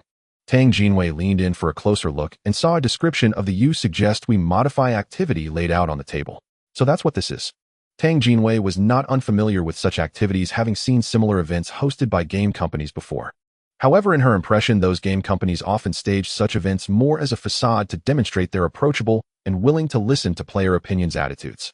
As for whether the player feedback and opinions received would genuinely be addressed and discussed, that was another story. Yet regardless, the willingness to engage in such activities demonstrated that, at least on the surface, this company valued its players. Compared to many companies that couldn't even be bothered to pretend outright, declaring they wanted to be the player's daddy, this was already a significant improvement. So was this company a conscientious operator dedicated to developing quality games, valuing player feedback, and although not yet well known, it had great potential as a dark horse. At this moment, Tang Jinwei had already conceived the theme for her next report. Although still lacking a standout highlight, at least compared to those well-known companies, Kuyu Interactive was a newly emerging company that could provide viewers with a sense of mysterious novelty. That was enough. But just as Tang Jinwei thought her interview was coming to a close, her gaze suddenly caught sight of an isolated computer desk on one side of the booth. Several players holding DSLRs were pointing and discussing heatedly, occasionally mentioning terms like engine and impossible. What was that? Tang Jinwei's heart stirred as she led the cameraman and assistant over. Then she was stunned. A self-developed game engine with complete intellectual property rights. It couldn't be true. A day later, the homepage of the Fengyun Esports channel featured a striking commentary titled, "Is it a gimmick or a dark horse?" A domestic web game company surprisingly has its own independently developed client game engine. The article introduced the author's day trip experience at China Joy from the dual perspectives of an ordinary player and a game media reporter. However, the introductions of other companies only occupied a small portion of the article, with most mentioned in passing. Only the final report on Kuyu Interactive Entertainment took up the vast majority of the content. The article's editor appeared to be quite seasoned and cautious. Although the title carried a hint of skepticism, the main body of the article was written in a balanced manner. It first provided a multifaceted introduction to the conditions at the exhibition booth, and then included performance charts and screenshots of the demo videos presented by Kuyu Interactive Entertainment. Only at the end did it jokingly say, "I didn't expect a web game company could actually develop an engine. I wonder what players think about this." However, while the official stance of the Fengyun esports channel could still be considered impartial, the comments from players below were quite extreme. A client game engine. How is that possible? A long-established company like Datang Games doesn't have its own developed engine, yet an obscure small company claims to have a fully independent engine. It's obviously a gimmick. I have a friend who is a programmer at a domestic online game company. When I asked him about it, he laughed after glancing at the parameters on the chart. According to him, if the engine's performance is not fabricated, it would definitely meet the standards of mainstream client games in the country. But a mere web game company simply cannot possess such technological prowess. It's probably a trash, semi-finished engine they bought, or maybe it's sheer video fraud. Today's web game companies really don't learn anything good, they just engage in such crooked promotions. Is it that hard to just make a good game? Laughable domestic web game companies are all a bunch of garbage, don't you all know that? If it were true, that would be great. But my reason tells me it's impossible. However, as the influence gradually spread after the initial intense skepticism and ridicule, a few rational players began to voice support for Kuyu Interactive Entertainment. Those saying it's a scam upstairs probably have never played a web game right. Kuyu Interactive Entertainment's recent web games are quite popular. They must have made quite a bit of money. If they have ambitions to step into client games and developed a client game engine for that purpose, I think it's not impossible. Of course, just take the performance parameters with a grain of salt. Exaggeration is not ruled out. But isn't this kind of thing not common in the domestic gaming industry? It's a different matter from the fraud you all are talking about. No, I think you all are being a bit too pessimistic. I checked, and Kuyu Interactive Entertainment is a legitimate game company with proper development capabilities, not some fly-by-night operation. If no game company does development, you all say domestic game companies are garbage, just wanting to make quick money. Now that a company is making a self-developed engine, you say they are scammers. How ridiculous. As someone in the industry, I must say Kuyu Interactive Entertainment has indeed garnered quite a bit of attention lately, even attracting a key player from Genu. If they don't plan to develop client games, I personally don't believe it. As time passed, and the influence grew, this article from the Fengyun esports channel sparked significant debate within the player community. Kuyu Interactive Entertainment's popularity also rose considerably, frequently appearing in player discussions over the past few days. In this regard, Su Fei had somewhat anticipated this and did not take the criticisms to heart. He was well aware that the players' greatest doubt was that Kuyu Studio was still just a web game company with not even a single client game to its name. As long as the upcoming release of PUBG went smoothly, most of these doubts would be dispelled in an instant. However, what frustrated him was that while it was fine for ordinary players to doubt, the real audience he wanted to attract with this news was undoubtedly other competitors. Yet not to mention successfully promoting the gradually perfected Meteor engine, even among competitors who came to inquire about the engine, there were hardly any. Clearly, domestic game developers didn't take Kuyu Interactive Entertainment's announcement of the Meteor engine seriously, thinking it was merely self-promotion. After all, similar incidents had occurred more than once in the domestic market in previous years, but almost all ended in failure, and nobody would take it seriously anymore. What a pity. Realizing this, Su Fei could only shake his head, helplessly abandoning the idea of quickly licensing the game engine for profit. However, despite this, Kuyu Interactive Entertainment still gained significantly from participating in China Joy. Although the engine couldn't open up sales, the promotional effect was certainly not lacking. During the few days of continuous showcasing, it truly increased the exposure of several web games under Kuyu Interactive Entertainment, and the number of new players saw a notable rise. For instance, the currently promoted game by Kuyu Interactive Entertainment, Red Alert Nuclear War Eve, has seen its active player count exceed 300,000. The continuously increasing profits have led to an unprecedented improvement in the company's financial status. Not only has this made them more proactive in promoting existing games, but it has also provided a greater push for the development progress of PUBG. To pursue progress and quality, many game assets, music materials, and character models were outsourced by the development team, and all the outsourced companies were top-notch. Although this significantly increased the development costs, it rapidly enhanced the completion of PUBG. By the time the National Day Golden Week arrived, the completion rate of Kuyu Interactive Entertainment's first client game project was already close to 70. This was over 2 months ahead of the development team's scheduled timeline. At this point, the game's promotion was officially on the agenda. Compared to web games, the promotion of client games is a more systematic and large-scale project. Some large companies that like to create hype and tease players often start painting a rosy picture even when the project is just beginning or even before the planning is finalized. In contrast, Kuyu Interactive Entertainment only began considering promotion after the game's main content reached 70 completion, which is extremely cautious and prudent. Of course, this also relates to the fact that the development team had previously focused all their energy on rapid development and paid insufficient attention to other matters. Under Su Fei's personal push a week later, the developers unveiled the official website for PUBG. As there was currently not much content, the website appeared somewhat rudimentary, but the backdrop of the vast desert map was incredibly realistic. In addition, a few fully armed soldiers could be faintly seen battling against grotesque biomonsters. In the evening, Han Wei returned home from outside. He tossed the delivery package aside and quickly approached the computer, locating the game page in his favorites to log in with a single click. But just as the loading screen finished, a sudden update announcement popped up, leaving Han Wei stunned. The game updated. No way. There was no prior notice. He examined the announcement page closely and realized that things were not as he had thought. The game had not updated suddenly. Instead, the development team had sent a celebratory letter to all players. The content of the celebratory letter was quite simple, only a few sentences. The gist was that to celebrate the launch of the official website for PUBG, customer support would distribute a reward of 288 diamonds to all players at 9 p.m. Free diamonds. Han Wei's eyes lit up instantly. He had no idea what kind of game PUBG was and had never heard of it before. However, the generous resources, gold coins, and the reward of 288 diamonds were all clearly visible to him. In an instant, he found himself praising the game planners and customer support in his heart. Well, since I have taken their stuff, should I at least check it out? This thought crossed his mind, and although he had almost closed the update announcement, he hesitated for a moment and clicked it open again. In the earlier celebratory letter, besides those few sentences, there was also a link at the bottom which should lead to the official website of PUBG. With a quick click of the mouse, the page transitioned to a brand new URL in a second. It was a page not very rich in content, but quite simple, with a vast desert sea as the background. In the distance, a sandstorm could be faintly seen, while the foreground depicted armed personnel battling biochemical monsters. Above this sea of sand were 4 bold dark green characters. It was the name of the game, PUBG, a PC game, a shooting game. After browsing for a moment, Han Wei quickly understood the situation of this website, feeling a slight surprise in his heart. It appeared that this was the official website for a PC game. To his surprise, Kuyu Interactive truly intended to venture into the PC gaming field.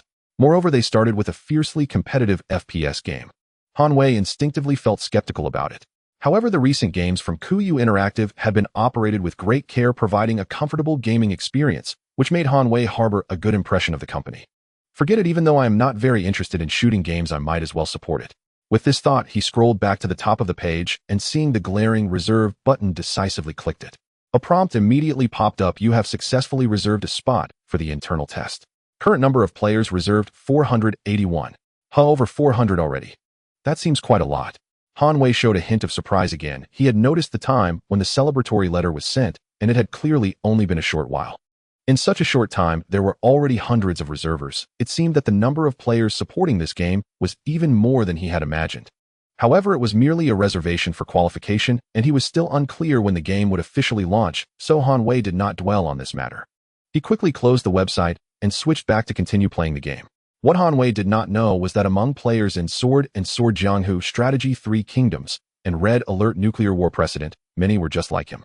Thanks to the celebratory emails sent out simultaneously by 3 web games on the very first day of its launch, the official website of PUBG successfully attracted thousands of player reservations. For a PC game with almost no information disclosed and still in development, this was already quite a commendable figure. However, as the initial influx subsided, the rate of increase in reservations for PUBG noticeably slowed down, from thousands on the first day to only dozens each day thereafter. This result did not surprise Su Fei. Although there was some overlap between the player base of PC games and web games, most players still had their own preferences. Relying solely on these small tactics to attract enough players was inherently impossible. Even the thousands of reservations gained on the first day, it was uncertain how many were genuinely interested in the game itself.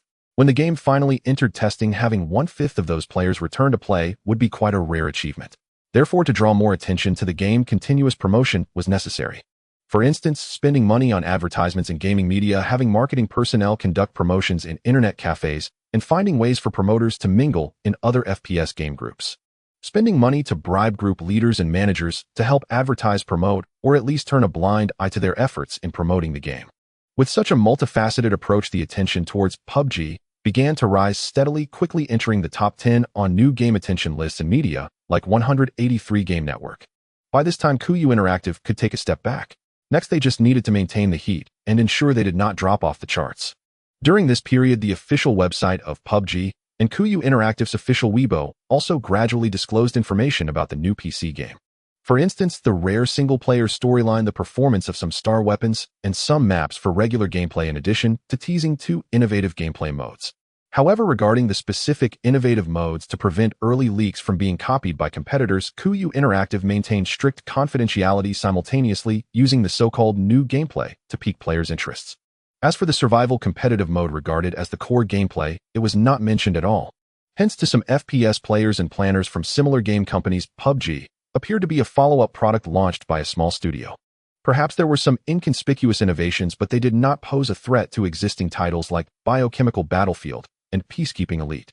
The single-player storyline mode, which was still unknown to many, was underestimated by companies like Goose Factory and Shirtion Company, as domestic game companies generally did not value it and did not believe anyone could execute it well.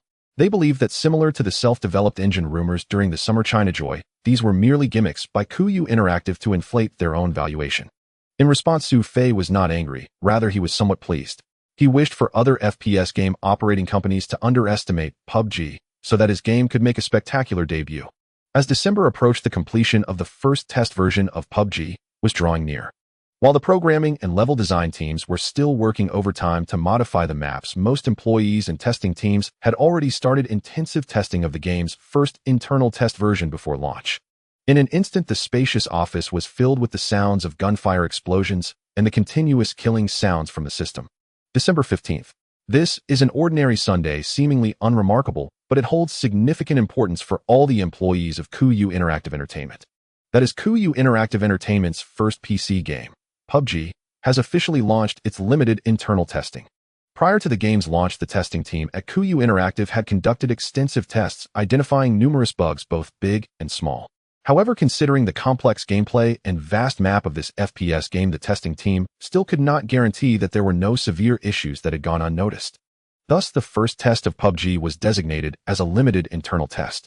The first batch of 10,000 activation codes has already been distributed through various channels to players who had made reservations, as well as reviewers from major gaming media. The internal testing period is tentatively set for 2 weeks. During this time, a stress test will also be conducted to check the maximum load capacity of a single server. If no major issues are discovered along the way, PUBG will enter open beta after a period of modifications and improvements. However, if any critical bugs are unfortunately found, or if players strongly react to certain issues, the timing for the open beta would be uncertain. At 1230 p.m., the operational team on high alert activated the testing server in the backend. A large number of players who had already downloaded the game client and were eagerly waiting in front of their computers immediately logged into the server. Gun God Swayfoam was no exception. This account belongs to the leader of a player group in the game Biohazard Battlefield, whose real name is Chung Dong. His group had around 400 to 500 active players of FPS games, and he had gained a bit of fame himself, which led to him being recruited early by the operational staff of Kuyu Interactive to assist with promotions in the group. As a token of gratitude, Kuyu Interactive not only provided a sponsorship fee, but also specially sent him an activation code for PUBG. In fact, Chung Dong initially had little hope for PUBG, considering that the developer was a relatively unknown small game company that previously specialized in web games, which made him doubt their technical capabilities. However, this free activation code changed his mind. Why not download the game and give it a try? With the mindset of deleting the game if it didn't work out, Chung Dong ultimately prepared in advance and logged into the game. His first reaction was that it looked not bad. Both the login screen and the main game interface had much better graphics than he had expected. Moreover, there was a short introductory CG. This CG lasted only half a minute and briefly introduced the background of PUBG, the origin of the biomonsters, and the roles players would assume. It allowed players to quickly gain a general understanding of the game without dragging on too long and making them impatient. Not bad. Chung Dong looked at the character model in front of him and the background that resembled some military base, nodding silently. At that moment, the game's tutorial task began to flash. Chung Dong, who considered himself a veteran FPS player, directly chose to skip the tutorial and began to browse through the game on his own. The UI layout was relatively conventional, yet it was distributed just right, giving a sense of aesthetic simplicity. There were options for combat, character backpack, warehouse, shop system settings, and so on. Since he was currently at level 1, most buttons were gray at this stage. Chung Dong was not surprised by this and decisively chose combat. Let me see: demolition mode, stronghold battle, biohazard mode, zombie frenzy, biohazard mode, savior tower defense mode. Single player story mode. There is actually a story mode. After browsing through the previous gameplay options and noting that some were quite innovative, Chung Dong felt a surprise on his face, but he wasn't overly shocked. After all, a considerable amount of funding had been invested and the graphics were guaranteed. Under such circumstances, it was not surprising to see some innovations in existing gameplay. However, this single-player story mode truly astonished Chung Dong. After all, creating a storyline in an FPS game is a rather thankless task. There's no need to mention the Goose Factory's Biohazard Battlefield. Even the foreign title Peacekeeper Elite, which was brought in by Shirtion Company, did not develop a single-player story. Only the top-tier game developers in the West would invest effort into single-player storylines. However, such high-caliber productions often involve astronomical investments completely different from ordinary FPS games. Even the two existing FPS games with the most players and highest market share in the country dared not venture into single-player story modes. What gave Kuyu Interactive's PUBG the courage to attempt such a feat? While Chung Dong was filled with doubts, he also felt a strong curiosity arise within him. He abandoned the idea of trying the previously interesting Biohazard mode savior and decided to first explore this single-player story. At the same time, he mentally prepared for the possibility that the single-player mode could be quite dull and merely a gimmick. Entering single-player story mode. After a brief black screen, the sound of rumbling electric train tracks echoed from the speakers on the computer desk. "Hey, wake up. The tram is about to arrive at the station." A somewhat deep voice sounded, followed by two arcs appearing on the screen along with a blurred view between them. Then the character controlled by Chung Dong opened his eyes. The screen brightened instantly, allowing him to clearly see the surroundings. He was on a speeding tram. The tram looked a bit shabby, with only two short carriages currently traversing through a pitch-black tunnel obscuring any view outside. In front of him stood a bearded man fully armed. He had a heavy package on his back which seemed to contain something resembling a car battery based on its shape. It appeared that this person was the one who had woken up his character. In the front of this carriage there were three other people, some seated and some standing. Two of them were also armed to the teeth, their combat uniforms printed with the letters S.T.A.R.S. on the back. The only one without a weapon was a woman with an alluring appearance holding a laptop and some seemingly high-tech electronic modules. "Is this my NPC teammate?" Noticing the green names and health bars above the four individuals, Chung Dong quickly realized something. It seemed that this story mode was more complex than he had anticipated. It was a team cooperative type, rather than a simple solo mission of just blowing things up. "You're finally awake. We're about to enter the hive entrance. It's unbelievable that you could sleep under such circumstances. What a lazy attitude." Seeing the player character stand up, the bearded man who had awakened him expressed his mild dissatisfaction. With a slight northeastern accent, it gave Chung Dong, who was used to foreign languages, an inexplicable sense of familiarity, allowing him to easily immerse himself in the narrative. This was a feeling he had never experienced while playing other foreign AAA titles. At this moment, a selection box popped up on the screen. Option 1, "I'm sorry, Captain Wong." Option 2, "What is the hive?" Option 3, "Remain silent." There were 3 options in total. With the content being brief, Chung Dong quickly made a decision. Option 1 was the most reasonable response. Option 3 was mostly meaningless conversation. Option 2 would surely attract scolding, but it could yield some useful information. Of course, since this was a single-player storyline, there would naturally be a save function. No matter which option to choose, saving the game first was always the wisest decision. Chung Dong skillfully clicked to save before selecting option 2. As expected, Captain Wong's expression turned furious as he exclaimed, "As a member of the S.T.A.R.S. Special Operations Team, how can you not understand your mission right before the operation begins? Damn it, how did you even pass the review to join this mission?" However, despite his anger, Captain Wong still provided a detailed explanation after the reprimand. The one responsible for assistance was the alluring female NPC Nia Bifeng, holding a laptop. She opened her laptop, typed a few keys, and soon pulled up the operation plan, explaining the hive is a secret pharmaceutical research base of our employer, the Umbrella Corporation, located 60 meters underground in an unknown town in the desert. One day ago, the hive suddenly experienced an unknown event. The central main computer of the base, the artificial AI Red Queen, unexpectedly lost control, releasing nerve gas that killed all the personnel in the research base and sealed all entrances. Our mission is to infiltrate the base, investigate the situation inside, and use the disruptor to forcefully shut down the Red Queen, rebooting it to restore factory settings. Then there are the members of the S.T.A.R.S. Special Operations Team. Team Leader Wang Yin, Firepower Assault Specialist Qin Jiming, Biochemical Defense Expert Yu Zhuang, and Genius Hacker Nia Baifeng. Finally, there is the player-controlled character who, according to the operation report, was a reinforcement temporarily assigned from another S.T.A.R.S. team to enhance the squad's strength. I see. Chung Dong realized he had a rough understanding of the situation regarding this single-player storyline. It was basically about breaking into an underground base, but this time he had a few teammates. Just then a braking sound came from the front car of the railcar, and the speed began to slow rapidly. The originally dark tunnel gradually brightened, revealing a spacious underground platform. Everyone get ready, we're about to enter the backup access point of the hive. Captain Wang shouted loudly, and then turned to Chung Dong's character, hurry, move out. As he spoke, Chung Dong found that he had fully regained control of the character. He also gained the ability to move the camera and act freely. He tried to operate a bit, and quickly discovered that the key settings were very friendly for veteran FPS players. The minimap was in the upper right corner. The space bar was for jumping. The AWSD keys allowed movement in all directions, and pressing or quickly switched weapons. These were all basic controls for FPS games, and there were prompts to guide even beginners, let alone seasoned players like Chung Dong, who quickly mastered the various operations. Moreover, he soon noticed another point: the character's movements were incredibly smooth, completely unlike a product from a small game company. In fact, during the previous brief interactions, he felt that the character modeling and various animations in this game were slightly better than those of Goose Factory's Biohazard Battlefield. It can't be. This discovery made Chung Dong feel an incredible thought arise within him. Although Biohazard Battlefield had been out for almost 4 years, and its technology wasn't particularly impressive, it still remained the mainstream of domestic FPS games even after all this time. How could a trial product from a small company compare with such a level of work? Yet the evidence was right before Chung Dong's eyes, leaving no room for disbelief. Operation start. Hurry. Just then the railcar shook and came to a stop. Captain Wang shouted, and without waiting for the car to come to a complete halt, he opened the door and jumped onto the empty platform. Then several team members filed out and immediately formed a combat formation. The storyline system issued a task requiring Chung Dong to closely follow the S team's actions, or he would fail the mission if he strayed too far.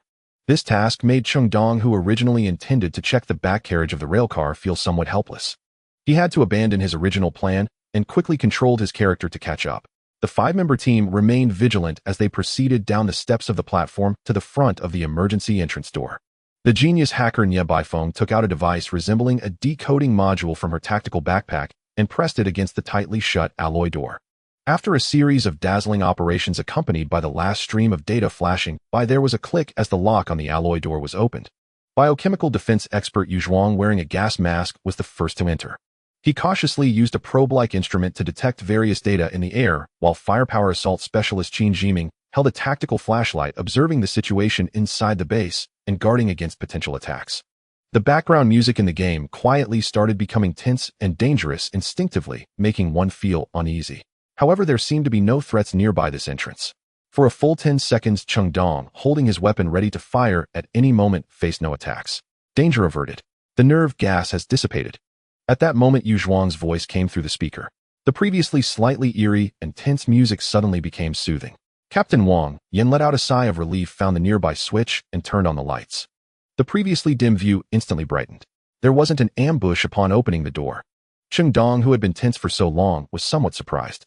He had thought that if he were the game designer, he would definitely give players a little surprise here. Alright, it seems everything is normal inside the hive. Wang Yen observed carefully for a moment and found no issues, feeling somewhat puzzled. However, for them who were tasked with executing the mission, having no anomalies was actually the best news. He immediately pulled out a tactical terminal, brought up the map of the hive, and confirmed the route once again, saying, "Alright, everyone move out. Proceed directly to the hive's underground core and reboot the Red Queen." As soon as he finished speaking, footsteps suddenly echoed from a nearby passage. Is someone there? Several teammates immediately turned their guns, cautiously approaching. Uncertain whether the newcomer was friend or foe, they appeared quite alert. However, with firearms in hand, they were not panicked. Yu Zhuang even tentatively asked, "Who is there? Is it an Umbrella employee?" Compared to the calm confidence of his NPC teammates, Chung Dong's reaction was far more intense. In a mission narrative centered on exploring an underground secret facility, the sudden sound of footsteps, no matter how one looked at it, was deeply suspicious. Especially since the mission briefing explicitly stated that all staff members of the hive base had been killed by neurotoxic gas deployed by the artificial intelligence Red Queen. If any survivor truly remained, how could they have evaded the neurotoxin? There was only one plausible answer: what approached was not human at all, but a monster. A zombie, perhaps. After all, the game PlayerUnknown's Battlegrounds featured a biohazard mode. Encountering zombies within its single-player campaign was hardly extraordinary. Moreover, the Umbrella Corporation, ostensibly a pharmaceutical conglomerate, conducting ancillary research into biotechnology, was perfectly logical. The more Chung Dong contemplated this, the more convinced he became. instinctively raising his weapon ready to fire at a moment's notice. Just then the unknown entity down the corridor appeared to be provoked by Yu Zhuang's voice accelerating its pace toward them. The S.T.A.R.S. Special Tactics and Rescue Service team members were no fools. They immediately sensed danger in the air. Halt! If you don't respond, we'll open fire. Yu Zhuang barked sharply. His words had barely faded when a wandering figure darted from the corridor and charged headlong toward the five of them. HSSSH. By the cold glow of LED lights overhead, Cheng Dong caught sight of its face and recoiled with a sharp, involuntary gasp. It wore the standard uniform of a hive base employee, yet its flesh had rotted away, revealing a grotesque, unmistakable visage, the archetypal zombie. NPC teammate Qin Jiming could no longer hold back. He opened fire. A rapid barrage of bullets struck the creature, punching ragged holes through its body, each impact sending violent tremors shuddering through its frame. Yet even so, the zombie did not fall. Not yet. It staggered forward, still clawing ahead. "Monster!" cried several NPCs in unison, stunned by the spectacle. At that very moment, Cheng Dong fired. The ballistics and gunplay mechanics in PlayerUnknown's Battlegrounds were remarkably refined. Though Cheng Dong struggled to articulate the intangible sensation, the fluidity of each shot undeniably evoked the immersive precision of SWAT 4. After several initial shots grazed harmlessly past its head, Cheng Dong landed a perfect headshot, obliterating the zombie's skull and ending its menace for good. "Well done." The NPC squad leader commended him. A brief scripted line, yet one that left Cheng Dong increasingly astonished. Was this prescripted dialogue, or had the developers implemented a dynamic behavior and event detection system? If the latter were true, the sophistication of this single-player campaign surpassed even his highest expectations. What is this abomination? Was the hive base secretly developing such creatures? Calming herself, hacker specialist Nia Baifeng surveyed the riddled corpse sprawled across the floor and asked. Biodefense expert Yu Zhuang stepped forward with clinical composure, conducting a swift forensic examination of the corpse, and then recited a series of seemingly technical, yet ultimately inconsequential data points. Still, those figures left Cheng Dong with an inexplicable sense of awe. The developer Q Games truly possessed remarkable craftsmanship. Regardless, after the abrupt shock of the encounter, the narrative pressed onward. Team leader Wang Yin was a resolute, mission-obsessed commander. After a brief consultation with his comrades, he ordered the squad to advance. What followed were relatively conventional levels. The five-man team pushed forward rapidly, intermittently ambushed by shambling zombies. Some attacks came from blind corners, others erupted in narrow corridors as hordes of undead surged forth all at once. On their own, these encounters posed little threat. After all, the NPC teammates were exceptionally capable, dispatching most zombies with ease. Cheng Dong needed only to suppress enemy movement and eliminate the occasional straggler. Yet Q Games' development team would never design a single-player campaign so effortlessly linear or so easily mastered. Subtle constraints were inevitable, such as ammunition scarcity, while the S.T.A.R.S. team's combat prowess was formidable. It relied entirely upon sufficient bullets and grenades. Once supplies ran dry, their effectiveness would plummet. Should close-quarters combat become unavoidable, they risked being bitten and infected by the swarming horde. At the 35-minute mark, the NPCs faced their first mortal crisis. Qin Jiming, conserving ammo, found himself overwhelmed by fire superiority and was bitten at close range, triggering immediate infection. The system instantly activated a side quest warning that an antidote serum for the mysterious zombie virus must be located within 60 minutes, or Qin Jiming would permanently transform into a zombie. Yet the location of this serum remained utterly unknown, leaving Cheng Dong momentarily flustered. He considered reloading a save, but with time still remaining before full transformation, he opted instead to push forward. Naturally, where ammunition was limited, supply caches existed. As an international pharmaceutical titan researching perilous biotechnology, the Umbrella Corporation maintained armed security forces within its subterranean facilities. Though those forces had fallen victim to the same neurotoxic gas, their discarded firearms, spare magazines, and armory vaults scattered across basement security checkpoints remained intact. This forced Cheng Dong and his NPC squad to deviate from their optimal route, detouring deliberately toward those checkpoints. En route, further puzzle-based and action-oriented challenges emerged. Certain zones of the base were protected by high-tier security protocols, resistant to brute force module decryption. Access required either verified credentials or specialized identity cards, items subtly introduced earlier within optional side content. Players who overlooked them or rushed past without attention would inevitably stall, compelled by NPC analysis and hints to backtrack and retrace their steps for clues. Yet every delay cost precious seconds. As Qin Jiming's condition deteriorated, his infection countdown dwindling to under 2 minutes, his vision blurring, his mind slipping, he suddenly seized Cheng Dong's character and pleaded for mercy, a swift end before the transformation completed. The interface flashed open with 2 options. Option 1. Grant Qin Jiming's final wish, eliminating him before he turned, then proceed. Option 2. I cannot bring myself to do it. Over the preceding hour, Cheng Dong had grown intimately familiar with his NPC companions. Wang Yin, though a steely, uncompromising Special Forces commander, carried beneath his iron discipline a quiet, unspoken tenderness and deep concern for his team. The biochemical defense expert Yu Zhuangping was usually taciturn, but once it came to his field of expertise, he was quite erudite, habitually spouting various technical terms that left others both impressed and perplexed. The genius hacker Nie Baifeng needs no introduction, though she was the only beauty in the team, both stunning and charming with impressive skills. Occasionally, she would subtly tempt the character controlled by Cheng Dong, making him daydream. Qin Jiming always charged to the front line during battles, offering a very reliable presence, and would often crack awkward cold jokes while moving, leaving a strong impression on Cheng Dong. One must say the narrative team of the game development group was quite successful in shaping the character images. Now they actually allowed players to kill their own teammates. In reality, Cheng Dong felt he would have no choice but to act rationally, but this was just a game, and it was their first time clearing it. After hesitating, he gallantly chose option 2. If nothing unexpected happened, the next plot twist would likely be Qin Jiming turning into a zombie and biting himself. Just as Cheng Dong was thinking this, the team leader Wang Yin suddenly rushed over and kicked him aside. Then, before Qin Jiming's body trembled and twisted into a full transformation into a zombie, Wang Yin swiftly drew his tactical dagger and cleanly severed his head. The movement was sharp and decisive without any hesitation. When he turned around, he shot Cheng Dong a cold glare. This guy is ruthless. Cheng Dong couldn't help but click his tongue in awe. Being able to act so decisively against his own people, he truly deserved to be the commander of a special forces unit valued by the Umbrella Corporation for such dirty work. However, this way the dead end was avoided. Although the team lost 1 member, they could still continue. Cheng Dong hesitated, thinking that since 1 person was dead, he might as well continue exploring. He was curious about how long this single-player narrative mode actually was, and whether they could still clear it with 1 teammate lost. Thus, the shrunken team of 4 continued their advance. As they descended deeper along the elevator shaft, Cheng Dong suddenly noticed that a camera in the upper left corner of the screen moved unexpectedly. Then the screen briefly switched to what appeared to be surveillance footage, along with a massive flow of ghostly green data. Cheng Dong initially didn't grasp what was happening, but team leader Wang Yin immediately reacted, shouting, "Red Queen, it's you, come out. I know you're there." Red Queen. Cheng Dong was taken aback, finally recalling that she was the AI that had killed all the employees of the Hive and sealed off the underground base. She was monitoring the actions of the team and the players. This discovery sent a chill down Cheng Dong's spine. He had thought that in this single-player narrative, the greatest enemies were the biochemical zombies.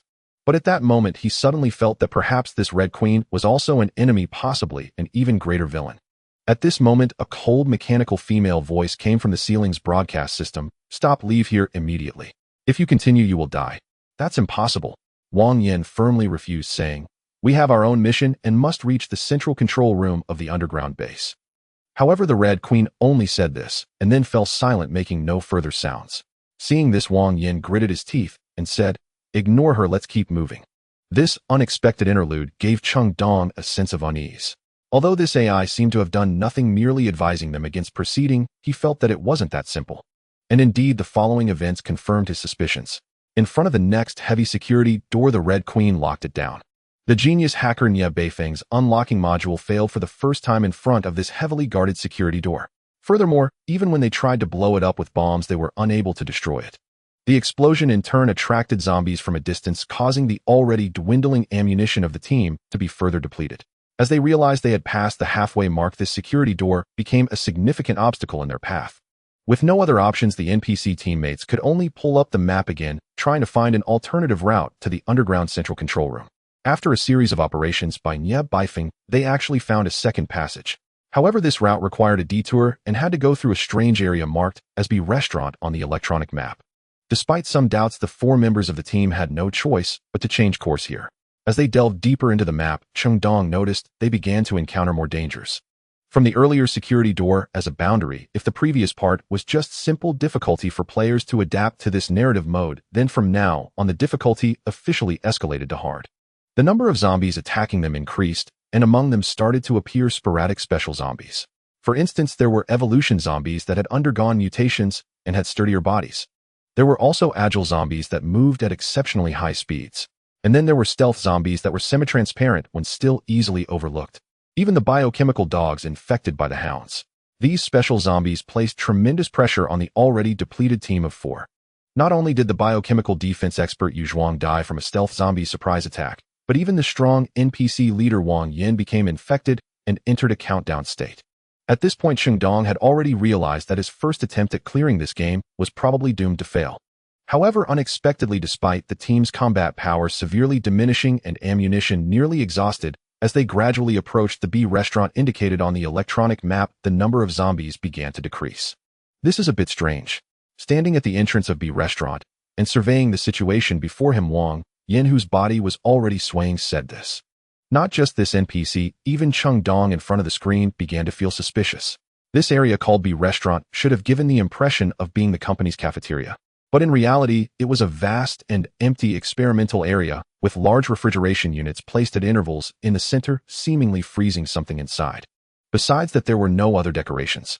Even the zombies that had previously been everywhere seemed to avoid this place for some reason. However, the pressure facing the team was too great. Although they didn't understand why having no zombies was still a good thing, Cheng Dong temporarily set aside his doubts and unease and quickly left with his remaining 2 teammates. After passing through the large B restaurant, the passage ahead became narrow once more. The good news was that the number of zombies remained low. This led Cheng Dong to believe they were nearing the game's final boss.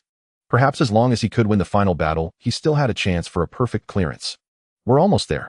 Captain Wang Yin, looking disheveled, spoke again as he gazed upon the narrow corridor before him and the electronically locked door at its entrance. Hacker Nya Baifeng surveyed the scene, then hesitated. Instead of immediately deploying her decryption module, she frowned and murmured, "This corridor feels off. There may be defensive mechanisms in place." As she spoke, she opened her portable laptop and began typing rapidly. A cascade of data streams flooded the system. "Confirmed," she announced. "The corridor employs an enemy identification security protocol, but I've forcibly disabled it." Only then did she gesture to Cheng Dong to install the decryption module and unlock the heavy door. According to the digital map, this corridor was the final stretch before the mission's endpoint. Beyond it lay the underground central server room of the Hive base. "Something feels far too smooth," Cheng Dong muttered uneasily as he watched his 2 NPC teammates step into the corridor. Before them on screen, a quiet dread swelled within him. Logically, in a solo narrative scenario, difficulty should escalate steadily toward the climax. Yet something had clearly shifted. The first half adhered precisely to that principle, but ever since arriving at the B cafeteria, everything had changed abruptly. Something was deeply amiss. Yet he couldn't pinpoint exactly what. With no choice, he followed his 2 teammates into the long, dimly lit corridor. The moment the last 3 surviving members of the S.T.R.S. team entered the corridor, Cheng Dong heard a muffled thud echo from his speakers. Instantly, the electronic door behind them slammed shut, and at the far end of the corridor, a massive steel gate descended with a thunderous clang, sealing them in completely. The sudden trap made Cheng Dong's heart lurch violently. As he scanned the surroundings in rising tension, another change unfolded. With a soft click, the bulletproof glass walls flanking the corridor blazed to life, flooding the narrow passage in blinding white light, transforming the gloom into searing daylight. "Watch out! What's happening?" Both NPCs cried out simultaneously, their voices edged with alarm and uncertainty. Captain Wang Yin, a seasoned Special Forces commander, instantly grasped the peril. This elongated confined space left them utterly exposed and vulnerable. There would be nowhere to flee if attacked. Without hesitation, he barked, "Fall back, now." But the reinforced electronic door, once relocked, was impervious to brute force. Before Wang Yin could even attempt a second assault, a searing crimson laser beam ignited at the corridor's far end. Then, with chilling precision, the dark red beam surged forward, level with an adult's shoulder, slicing through anything in its path. "Damn it, it's a trap." Wang Yin cursed aloud, then roared, "Get down." At that very moment, Cheng Dong noticed a system prompt flash across his screen, QT mode activated. Like rhythm-based games, a sequence of directional icons appeared before him. To succeed, he had to press each key in exact order within a razor-thin window, no deviation allowed. Perhaps due to the first laser's relatively low intensity, this round featured only 5 icons, a seemingly manageable challenge.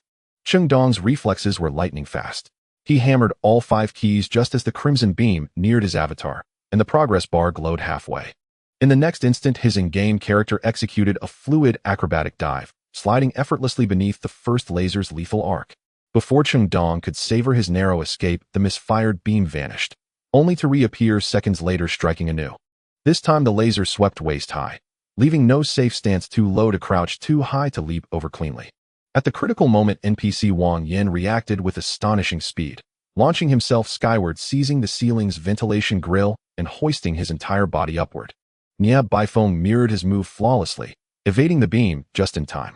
Chung Dong meanwhile faced round 2 of the QT gauntlet. This round escalated sharply. 7 icons replaced 5, and now unpredictably a letter key, K, was interwoven into the sequence. The unexpected K threw Chung Dong momentarily off balance, but he recovered, pressing every key correctly in the final fraction of a second. His avatar replicated Wang Yan's maneuver, climbing up to cling to the ventilation grill overhead. At that moment, the camera tightened on Wang Yan. A spare sidearm strapped to his hip, its barrel too long to clear the beam, was bisected cleanly by the crimson light. It shattered like brittle glass, clattering onto the floor with a hollow crack. Holy hell! Chung Dong gasped, the beam's terrifying power slicing metal as effortlessly as tofu. Before he could catch his breath, the third wave struck, this time 2 parallel beams converging from above and below. Worse still, as Wang Yan prepared to evade, the crimson lasers suddenly accelerated, blurring forward with terrifying velocity. We're doomed. Watching the onslaught unfold, Chung Dong felt a cold certainty settle in his gut. As expected, the third QTE round intensified further. 9 icons, interspersed with randomized K and J keys, proved overwhelming. A single mistimed press doomed him. His avatar was cleaved into 3 pieces by the crimson beam. Though obscured by heavy pixelation, a fleeting flash of crimson still unsettled him. You have died. The forward message faded as the screen dimmed to black. Phew. Chung Dong exhaled sharply, pushed aside his keyboard, and leaned back into his chair. He lit a cigarette, drawing deeply as he replayed the sequence in his mind. The laser corridor. So the true climax of the latter half lay here. After a brief mental recap, he reset his resolve, not reloading from a nearby checkpoint, but restarting the mission from the moment he disembarked the railcar and entered the hive base. This time armed with hard-won experience, Chung Dong performed far more effectively, conserving ammunition judiciously and shielding his NPC allies with greater vigilance. When the squad reached the laser corridor again, only 1 member had been infected, and their remaining ammo far exceeded their initial run. This time we'll make it through, he thought, stepping confidently into the corridor alongside his NPCs, promptly triggering the crimson laser assault once more. Eyes locked on the screen, Chung Dong poised his left and right hands over directional keys and the JK modifiers, mind razor focused. Drawing on prior mastery, he evaded all 3 initial waves flawlessly. Then came the 4th wave, 2 lasers no longer advancing in parallel, but intersecting in a lethal cross formation. Dodge evasion had just become exponentially more demanding. How is this possible? Half a minute later, seeing the death notification reappear on the screen, Chung Dong was dumbfounded. He believed he had prepared thoroughly this time, but he never expected that after barely surviving the 4th round of laser attacks, the system would no longer continue playing with him. The 5th round of lasers immediately transformed into a dense and impenetrable laser grid. There was no way to evade. Unless one could transform into an insect, perhaps there was a chance to escape from the countless laser grids. This is a certain kill. Without even a QTE appearing, the character on the screen was instantly sliced into countless pieces. Although the system still pixelated this scene and shifted the camera away after a brief shake, this moment made Chung Dong feel increasingly distressed. He could not figure out how to overcome this insurmountable scene. Was there a bug in the design of the single-player storyline? But it shouldn't be. The quality of PlayerUnknown's Battlegrounds was clearly not that of a shoddy game. Such single-player storyline content must have been tested multiple times. While it was possible there was a hidden bug, a malignant bug that made it impossible to clear was in theory non-existent. He must have overlooked some critical detail. With this thought, Chung Dong fell into deep contemplation. Before entering the laser corridor, the NPC, Nia Baifeng, had already discovered something and had disabled the enemy identification defense system through hacking. But now it seemed clear that her skills were lacking, or perhaps the AI Red Queen. Was it the one causing trouble? It was quite possible. So the question arose how to stop it. After thinking for a while, Chung Dong realized there was only one way. That was to prevent Nia Baifeng from entering the laser corridor with them. This way, once the trap was triggered, Nia Baifeng, who remained outside, could use her hacking skills to suppress the AI Red Queen and shut down the restarted enemy identification system again. The first 4 rounds of laser attacks and the QT system provided the players with the time they needed. As long as they could survive those 4 rounds, Nia Baifeng outside could resolve the trap. The design of the development team should be like this. It can't be wrong. The more Chung Dong thought about it, the more he felt it was indeed the case, and his doubts were instantly resolved. However, a new problem quickly emerged. How could he make Nie Baifeng stay outside the laser corridor? In reality, it would be easy. A few words with teammates would suffice, but this was a game and NPCs could not understand his words. Moreover, it seemed the system had not provided any options here. Could it be that I haven't met some condition? At this moment, Chung Dong could have exited the game and checked online for strategies. He believed that some quick-reacting players should have reached this point by now, but the fun of a single-player storyline lay in figuring it out when stuck. If he just searched for strategies, all the way the joy of solving puzzles would be lost. With this thought, Chung Dong restrained his impatience and began to think again. After a moment, he speculated 3 possible solutions. First, after reaching the laser trap, he could stay at the entrance and resist going in, perhaps triggering an option. Second, maybe there was some special item along the way that he had not found. Third, it could be due to an NPC teammate being infected or sacrificed. If the 5-member squad arrived at the laser trap intact, perhaps there would be a different branching storyline. Among these 3 ideas, Chung Dong could not be certain which was more likely, so he decisively chose to start over. This time, with the experience of the previous 2 attempts, the progress was much smoother. Not only did he manage to protect all NPC teammates through extreme maneuvers, but he also explored several side paths he hadn't investigated before, confirming there were no overlooked key items. Having spent more time than before, he stood in front of the laser corridor for the 3rd time. This time, Chung Dong intentionally lagged behind, ready to try what would happen if he resisted going in. But before he could do so, the NPC Captain Wang Yin, who had shown no unusual reactions in the previous 2 attempts, suddenly had new dialogue before entering the laser corridor. He glanced at the narrow and deep corridor and said, "This corridor is too narrow. If all 5 of us enter, we won't be able to maneuver if something goes wrong. How about this, Baifeng? And Yuzhuang, you 2 stay outside to hold the line for us. If you confirm there are no abnormalities, it won't be too late to come in. Success." Hearing Wang Yan's words coming from the speaker, Chung Dong excitedly slapped his thigh. It turned out to be the 3rd idea.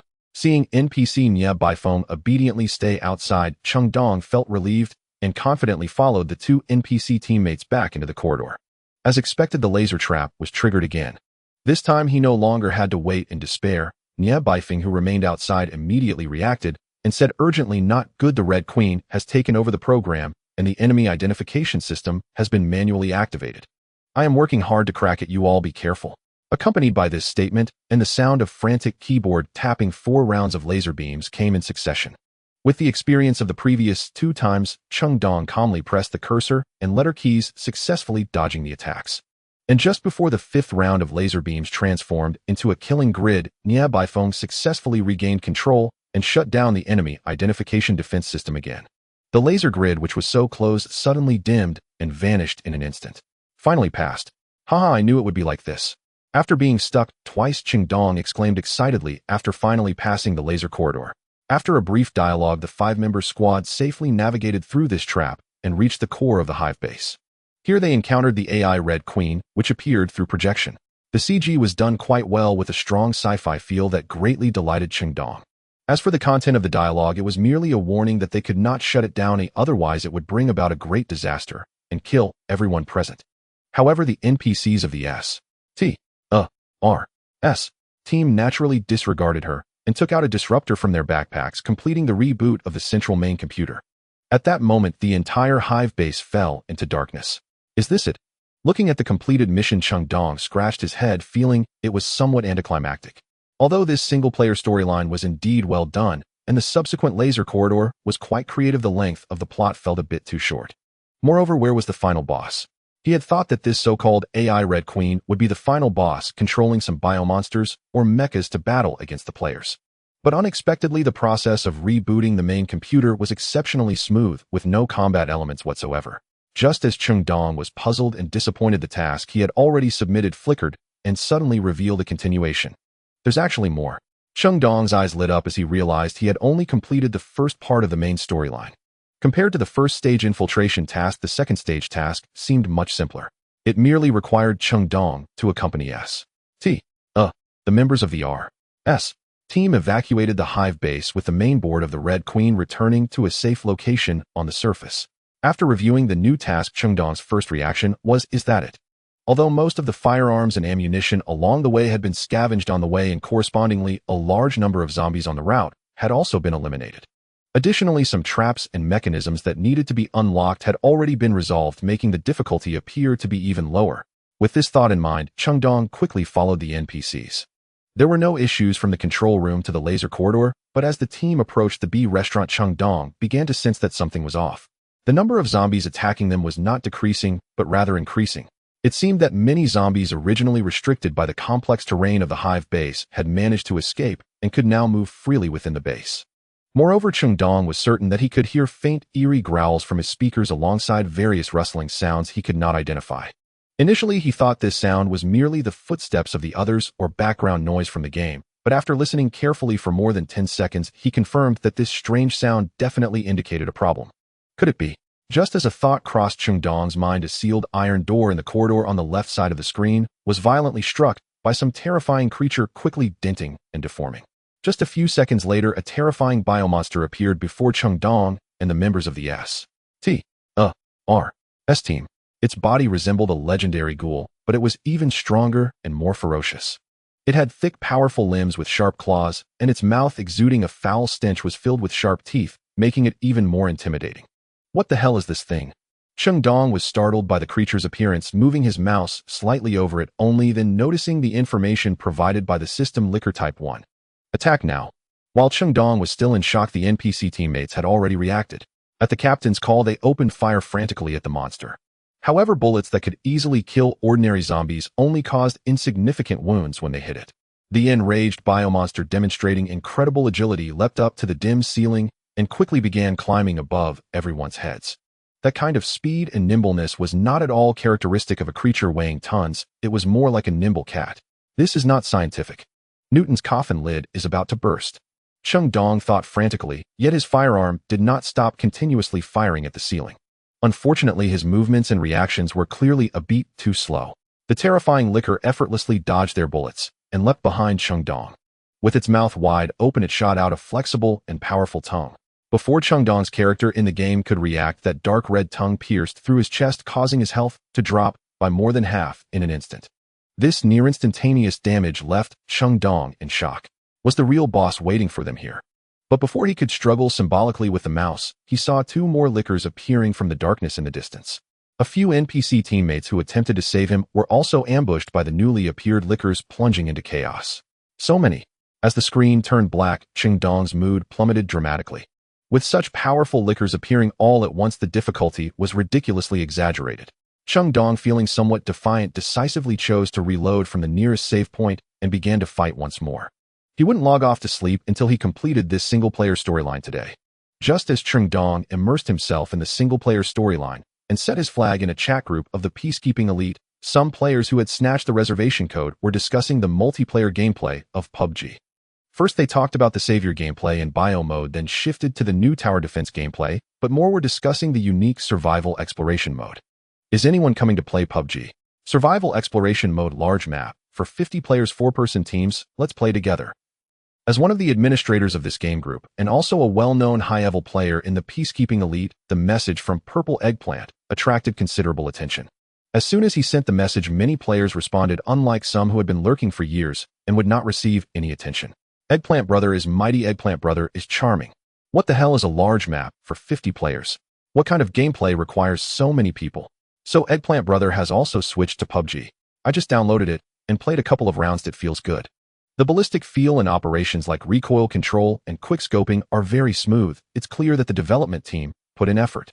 I've heard this game uses a self-developed engine. I wonder if that's true. If it's true, that would be impressive. Self-developed engine? No way. Some immediately expressed skepticism. Why wouldn't it be possible? The game's quality is right there, and they specifically put effort into creating a single-player storyline mode. The store isn't exploitative, and there are no paid firearms. I'm willing to believe that a conscientious game company would choose to develop their own game engine. Are there really domestic game companies with such ambition? Wouldn't that be like beating the Goose Factory? Hearing you guys praise it so much, I'd like to give it a try too. Sorry, do you have a reservation code? The game just started testing today. You can't play without a code. What? You need a code. Is it still possible to apply now? Accompanied by Purple Eggplant's words, the original topic in the group was quickly shifted to the dreaded reservation codes for PUBG. Although various discussions dispersed, Purple Eggplant's aim to recruit the group had a high number of active members, and all were enthusiasts of FPS games, so the proportion of players interested in and reserving PUBG was also very high. After 2 consecutive messages, Purple Eggplant quickly gathered enough players. Map, Vast Desert. Current number of players, 450. Team members, Purple Eggplant 0 Degree, Chocolate Bamboo, Raft, Clear Moon Breeze. Mode, Survival Exploration Mode. As the matchmaking progressed, one by one players appeared in the waiting plaza. Some players who had just logged off the game curiously looked around, while others who had already played a few rounds were jumping up and down, punching each other. Newbies mistook the plaza for the game map and began running around wildly, trying to destroy everything they saw in the modeling. For a moment, the originally quiet plaza was in chaos. Finally, as the number of players reached capacity, the game entered the loading screen. At the bottom of the loading screen's progress bar, tips appeared reminding new players of some details to pay attention to, switching every few seconds. In the lower left corner of the loading background, there was also a text introduction to the vast desert map. Unfortunately, before Purple Eggplant could finish reading with interest, the progress bar had reached the end. After a brief moment of darkness, the Purple Eggplant found itself appearing inside a transport plane. At that moment, the plane was roaring as it sped across the desert map below. On one side of the plane, there was a clear altitude gauge and wind direction speed indicator, allowing players to judge the timing of their parachute jump.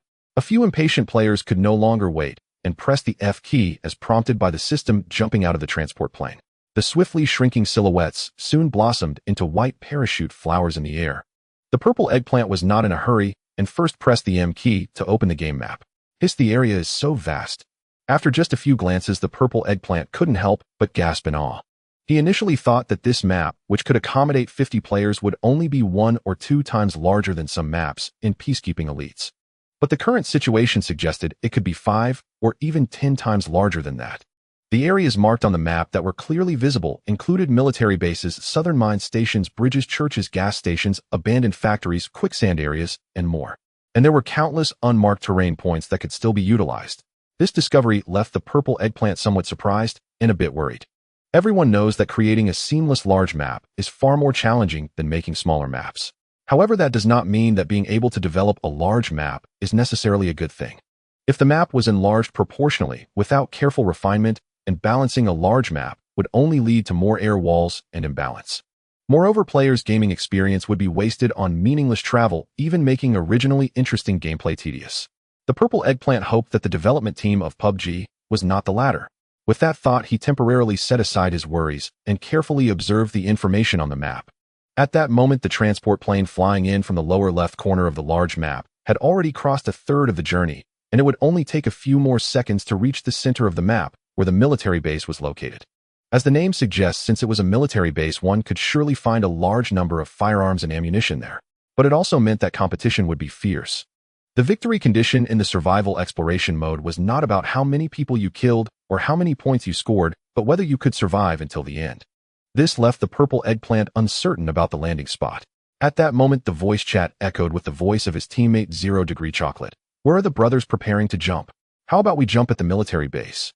Landing right away to grab guns means it's time to fight. Isn't that a bad idea? I think it's better to hide at the edge of the map, Bamboo Raft quietly disagreed. He was the type of player who never led the charge in Peacekeeping Elites.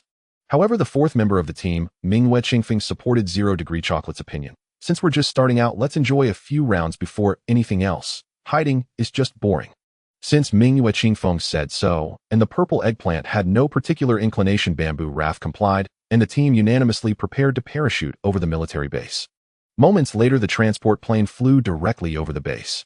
0 Degree Chocolate let out a strange cry and was the first to press the F key. Brothers, I will lead the charge. The Purple Eggplant and the others quickly followed suit and jumped out of the plane.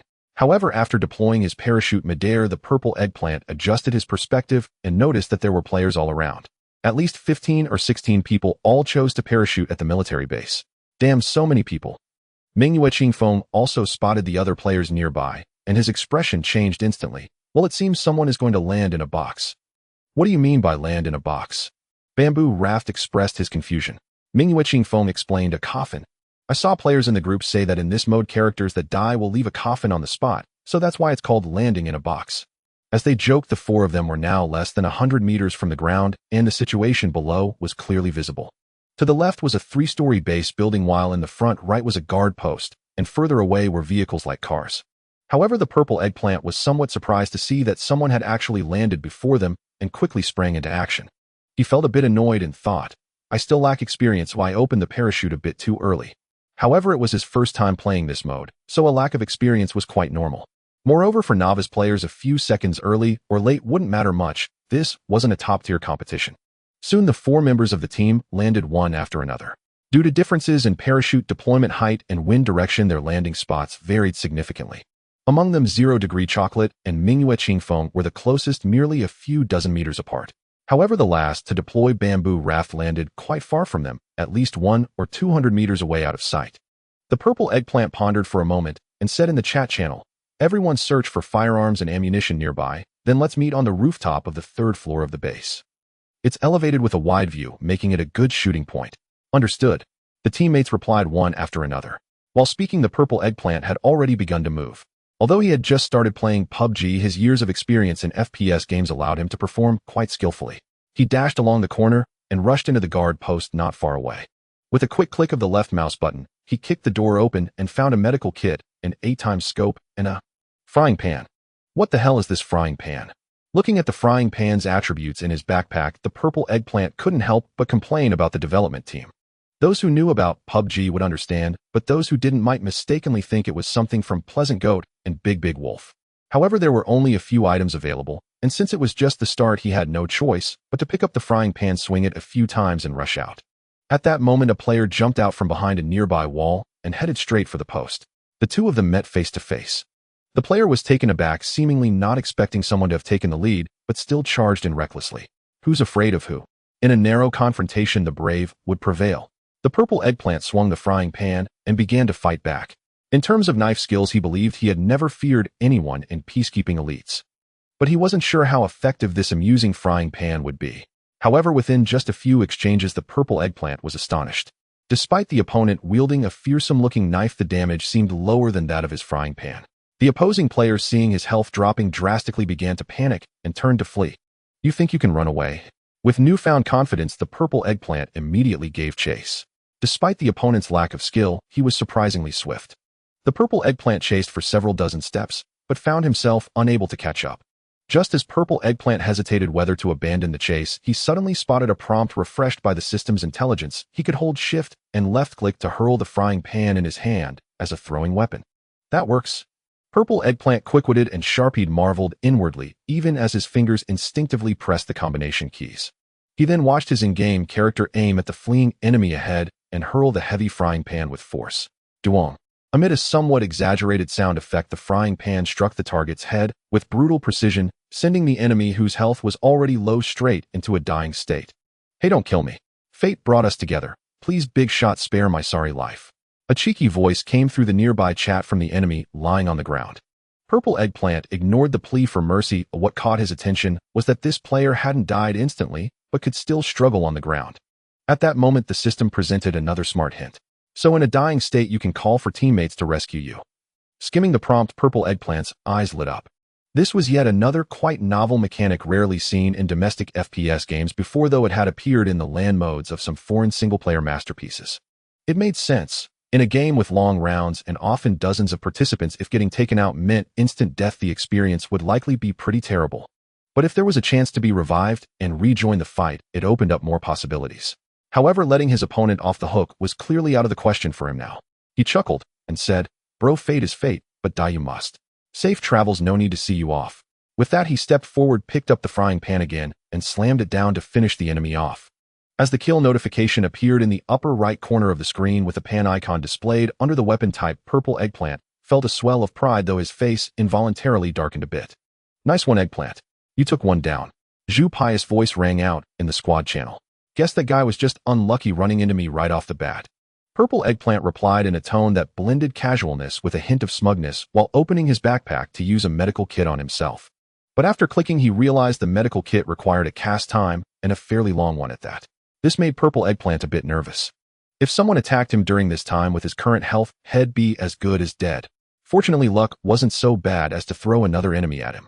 After about 4 or 5 seconds, the medical kit finished its use without incident, and his critically low health rapidly recovered to a fairly healthy state.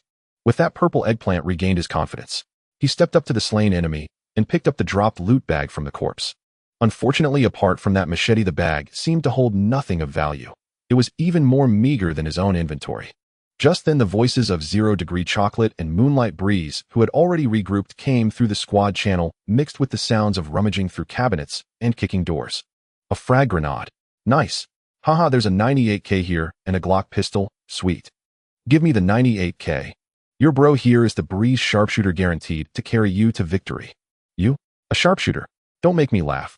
Remember that 1v1 in Peace Elite where I beat you 7-1? What do you know? The sharpshooter wasn't in top form that day. Today's different, rest assured. I trust you about as far as I can throw you. No 98k, but I can give you the pistol. Want it? Yeah, hurry up and drop it. What's with that tone? Call me bro. Bro. You're my one and only bro. Since they were all from the same group and had played together in Peace Elite before, Purple Eggplant found the familiar banter amusing. He chimed into the conversation while maneuvering his character to keep moving and continue searching nearby buildings. Maybe luck was on his side, or perhaps the base area was simply well stocked with firearms. Soon after, he found his first submachine gun in another room, the UMP-45. With a weapon in hand, Purple Eggplant felt a surge of boldness, as if he could take on 10 foes alone. Although the game had just begun, he had already gained a certain understanding of the new survival exploration mode. Exploration meant constantly searching the map for resources to arm himself. As for survival, it was presumably about eliminating other opponents and being the last one standing. But with such a large map, what if some player hid in a corner and refused to come out? Just as Purple Eggplant idly pondered this, urgent gunfire suddenly erupted in the chat channel. Enemy sighted. A note of seriousness instantly crossed Purple Eggplant's face. Zhu Pai's somewhat panicked voice followed. Not good, I've been ambushed. Don't panic, 0 Degree Chocolate said with confidence. I see your position on the map. You're close to Moonlight Breeze and me. We'll be there in no time. Be careful, I'm on my way. Purple Eggplant immediately added his support. Zhu Pai, no pushover himself, took cover nearby and began returning fire, bolstered by the promise of reinforcements. For a moment, gunfire crackled incessantly. However, perhaps both sides were cautious, or maybe their aim was off.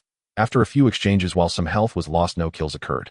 Elsewhere on the map, kill notifications began popping up one after another.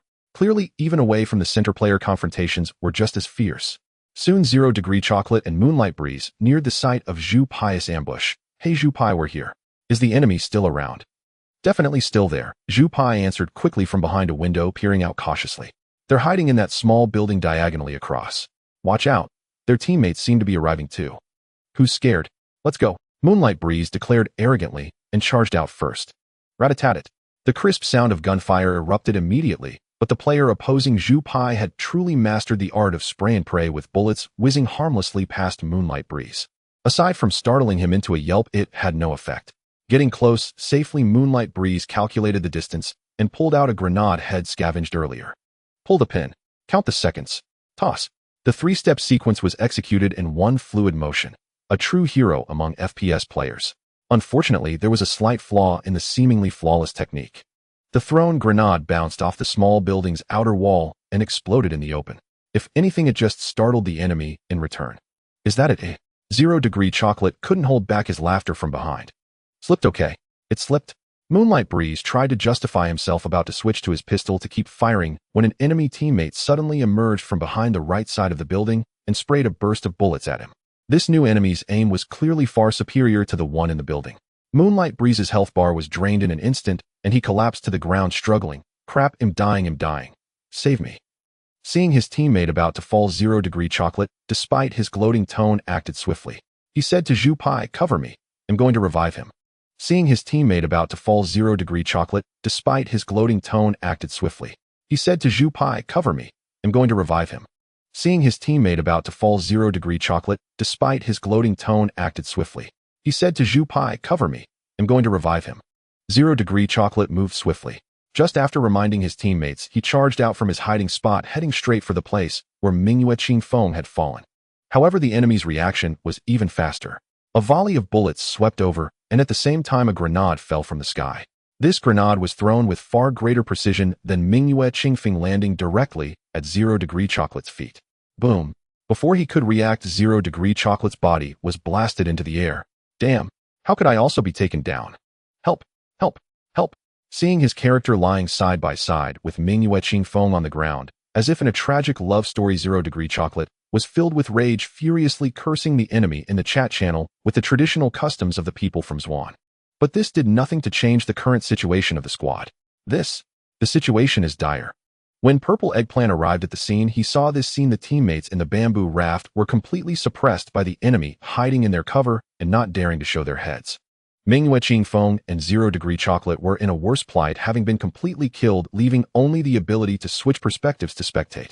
The enemy team, believing they had absolute advantage, seemed unable to contain their impulse, firing suppressively, while splitting up to encircle this way, preparing to eliminate the bamboo raft in one fell swoop. With the slightest misstep, the outcome could be complete annihilation for the three teammates. "You two useless fools, how dare you boast about being sharpshooters?" Purple Eggplant grumbled about his teammates having to expose himself to join the battle. His timing for entering was quite good, instantly injuring an enemy. Unfortunately, the opponent seemed to be equipped with something like a bulletproof vest, and he couldn't kill them in one shot, allowing the enemy to escape behind cover with low health. The other members of the enemy team became alert again due to the newly appeared Purple Eggplant, temporarily slowing their attack. Just as Purple Eggplant thought it was a pity, the game time coincidentally reached 7 minutes. Suddenly, a change occurred. At this moment, the originally clear sky rapidly darkened, and a fierce sandstorm appeared on the distant horizon, quickly moving towards them. At the same time, the system provided the first notification of the safety zone being randomly refreshed. Sandstorm. Safety zone. Purple Eggplant quickly opened the large map, and indeed saw a green circle on the map encompassing almost half of it. In addition to this green circle representing the safe zone, there was also a red circle on the outside that was continuously shrinking until it overlapped with the safe zone. Clearly, this red circle represented the moving sandstorm. So that's how it is. The developer's concept is indeed comprehensive. With this mechanism, players are forced to actively shrink their activity range, making the confrontation even more intense. Interesting. Purple Eggplant silently praised. Furthermore, since the system mentioned this is the first safety zone, there is likely to be a second and even a third. If a player is lucky enough to be within the core safety zone, it would be quite comfortable. As long as I find a hidden place to hide, I can wait for other players to come over and fight. On the contrary, if I keep falling into the sandstorm area, that would be unfortunate. It seems that luck is also a factor in this game, and it is quite important. However, sometimes having bad luck isn't entirely a bad thing. Purple Eggplant glanced at the rapidly approaching sandstorm in the distance and smiled slightly. The few enemies surrounding him and the bamboo raft, unless they were willing to be caught in the sandstorm, would have to temporarily abandon their attack and retreat to the safety zone. Although he and the bamboo raft were not having a good time either, this process of relocation ultimately provided the two with a chance to maneuver. From this perspective, the purpose of the game developers setting the safety zone mechanism should also be to add more variables to the confrontation between players, allowing the disadvantaged side to have the possibility of turning the tide by taking advantage of the weather. This survival exploration mode is truly wonderful. Unknowingly, the weight of PUBG in Purple Eggplant's heart reached a level comparable to that of Peacekeeping Elite and even seemed to slightly surpass the latter. Although in terms of technical development strength, Peacekeeping Elite is superior to the former, don't forget that Peacekeeping Elite has been around for 2 or 3 years and many gameplay features have long become stale for him, while PUBG was just released today. This freshness guarantees that for a while the main game that Purple Eggplant plays will be this new game. Intelligent Cool Game Interactive Player 1. 20 minutes later, the lone Purple Eggplant was regrettably eliminated by other players, finishing in 7th place. Although he didn't achieve victory, he was quite satisfied with this rank under unfavorable circumstances in the first round. What was more satisfying was the quality of this game. Nothing more to say, it must be recommended to everyone. As the second match began matching, when his character just entered the lobby, he opened his group chat, and everyone sending the download link to the official website of PUBG. Is there anyone who hasn't played PUBG? Hurry up and come try it. Although some players had already discussed PUBG in the group earlier, this moment of formally promoting it with everyone carried a different significance. Many players who had previously muted group messages were summoned back by him, and suddenly it erupted into a chaotic discussion. What's going on? I was busy working during the day and didn't pay attention to the group. Which one is PUBG? It's not which one, it's a new FPS game released today, and it's said to be of good quality with a unique survival exploration mode. I want a reservation code. Is there a kind-hearted person with an extra reservation code? If not, I'll buy one for $5. You want to buy one for $5? Who do you look down on? I shouted for $10 several times, and no one paid attention. Damn, the admin is leading the charge for money. Is this position still hiring? I want an introduction, or I can barely afford to eat these days. Eggplant bro, is this game really that fun? I didn't expect the Eggplant boss to have a day of promoting for money. Seeing many people's comments in the group, Purple Eggplant's face suddenly stiffened. Am I a person lacking money? This is obviously a spontaneous promotion. He quickly typed, I would like to promote for money, but unfortunately the people at Cool Game Interactive don't look up to me. Don't make a fuss that's purely because the game is fun that I'm helping to promote it. Alright, I won't say any more. My second match is about to start. Having said that, he hurriedly switched back to the game. At this moment, his character was already on the plane ready to parachute at any time. This time the map was no longer the vast desert, but the Sky City. This time I won't land in the central area, let me think carefully. However, although Purple Eggplant was no longer there, the impact he left continued to ferment in the group. Even a few players with reservation codes found the game very interesting after trying it out and began discussing and promoting it in the group, just like Purple Eggplant. In the morning, this was still a standard peacekeeping elite game group. By evening, half of the people were already discussing this new game that had appeared out of nowhere. What's even funnier is that at least 6,070 of those players in this half were cloud players without reservation codes. So much so that a few players who had not paid attention to the group chat during the day after getting off work and entering the group almost thought they had entered the wrong group at first glance. Looking for the PlayerUnknown's Battlegrounds reservation code. Still playing Biohazard Battlefield and Peace Elite. So outdated. Come try the new FPS PC game PlayerUnknown's Battlegrounds. Momotaro's survival exploration mode has pioneered a new frontier for FPS games. Resident Evil, is it a natural disaster or a man-made calamity? An analysis of the single-player storyline in PlayerUnknown's Battlegrounds. The unknown side of cool game entertainment. From a browser game studio to the pride of domestic game developers with proprietary PC game engine rights. A new PC game emerges, adding another powerhouse to the FPS game market. Strongly urge Cool Game Entertainment to release the second batch of reservation codes or launch an early public beta.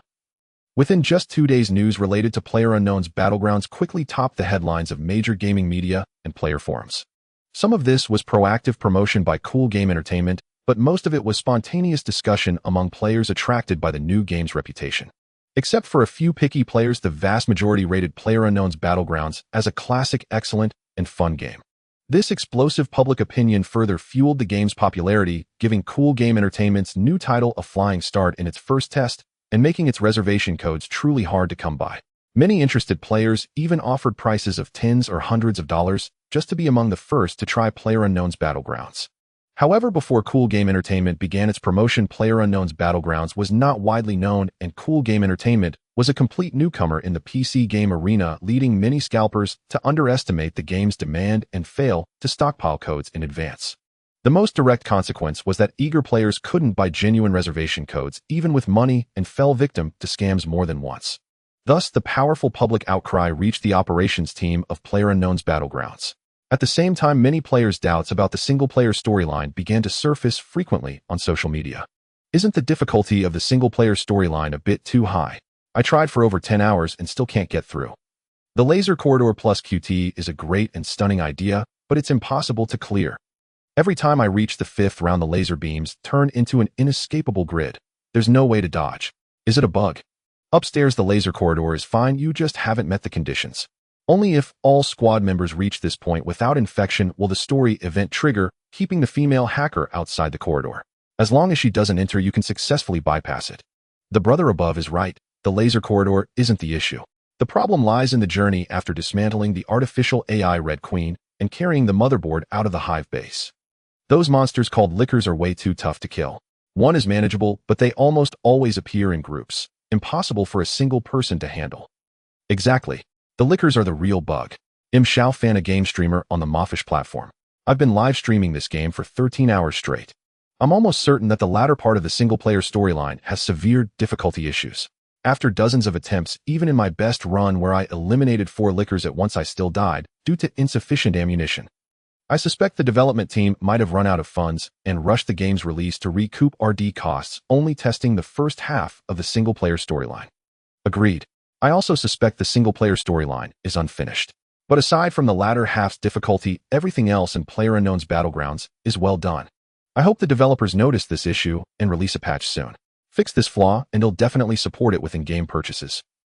The overwhelming praise and response for the new game naturally delighted Li Heping and his team.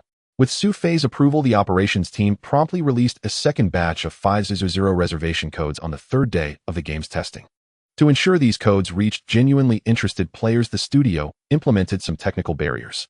For example, instead of receiving a code simply by clicking reserve, players now had to enter a lottery. Accounts belonging to Cool Game Entertainment's veteran players had a higher chance of winning. Additionally, the lottery required real name ID verification, with each ID allowed only one winning code. Moreover, if a device or IP address frequently changed IDs for logins, it would be flagged as a scalper or bot and banned.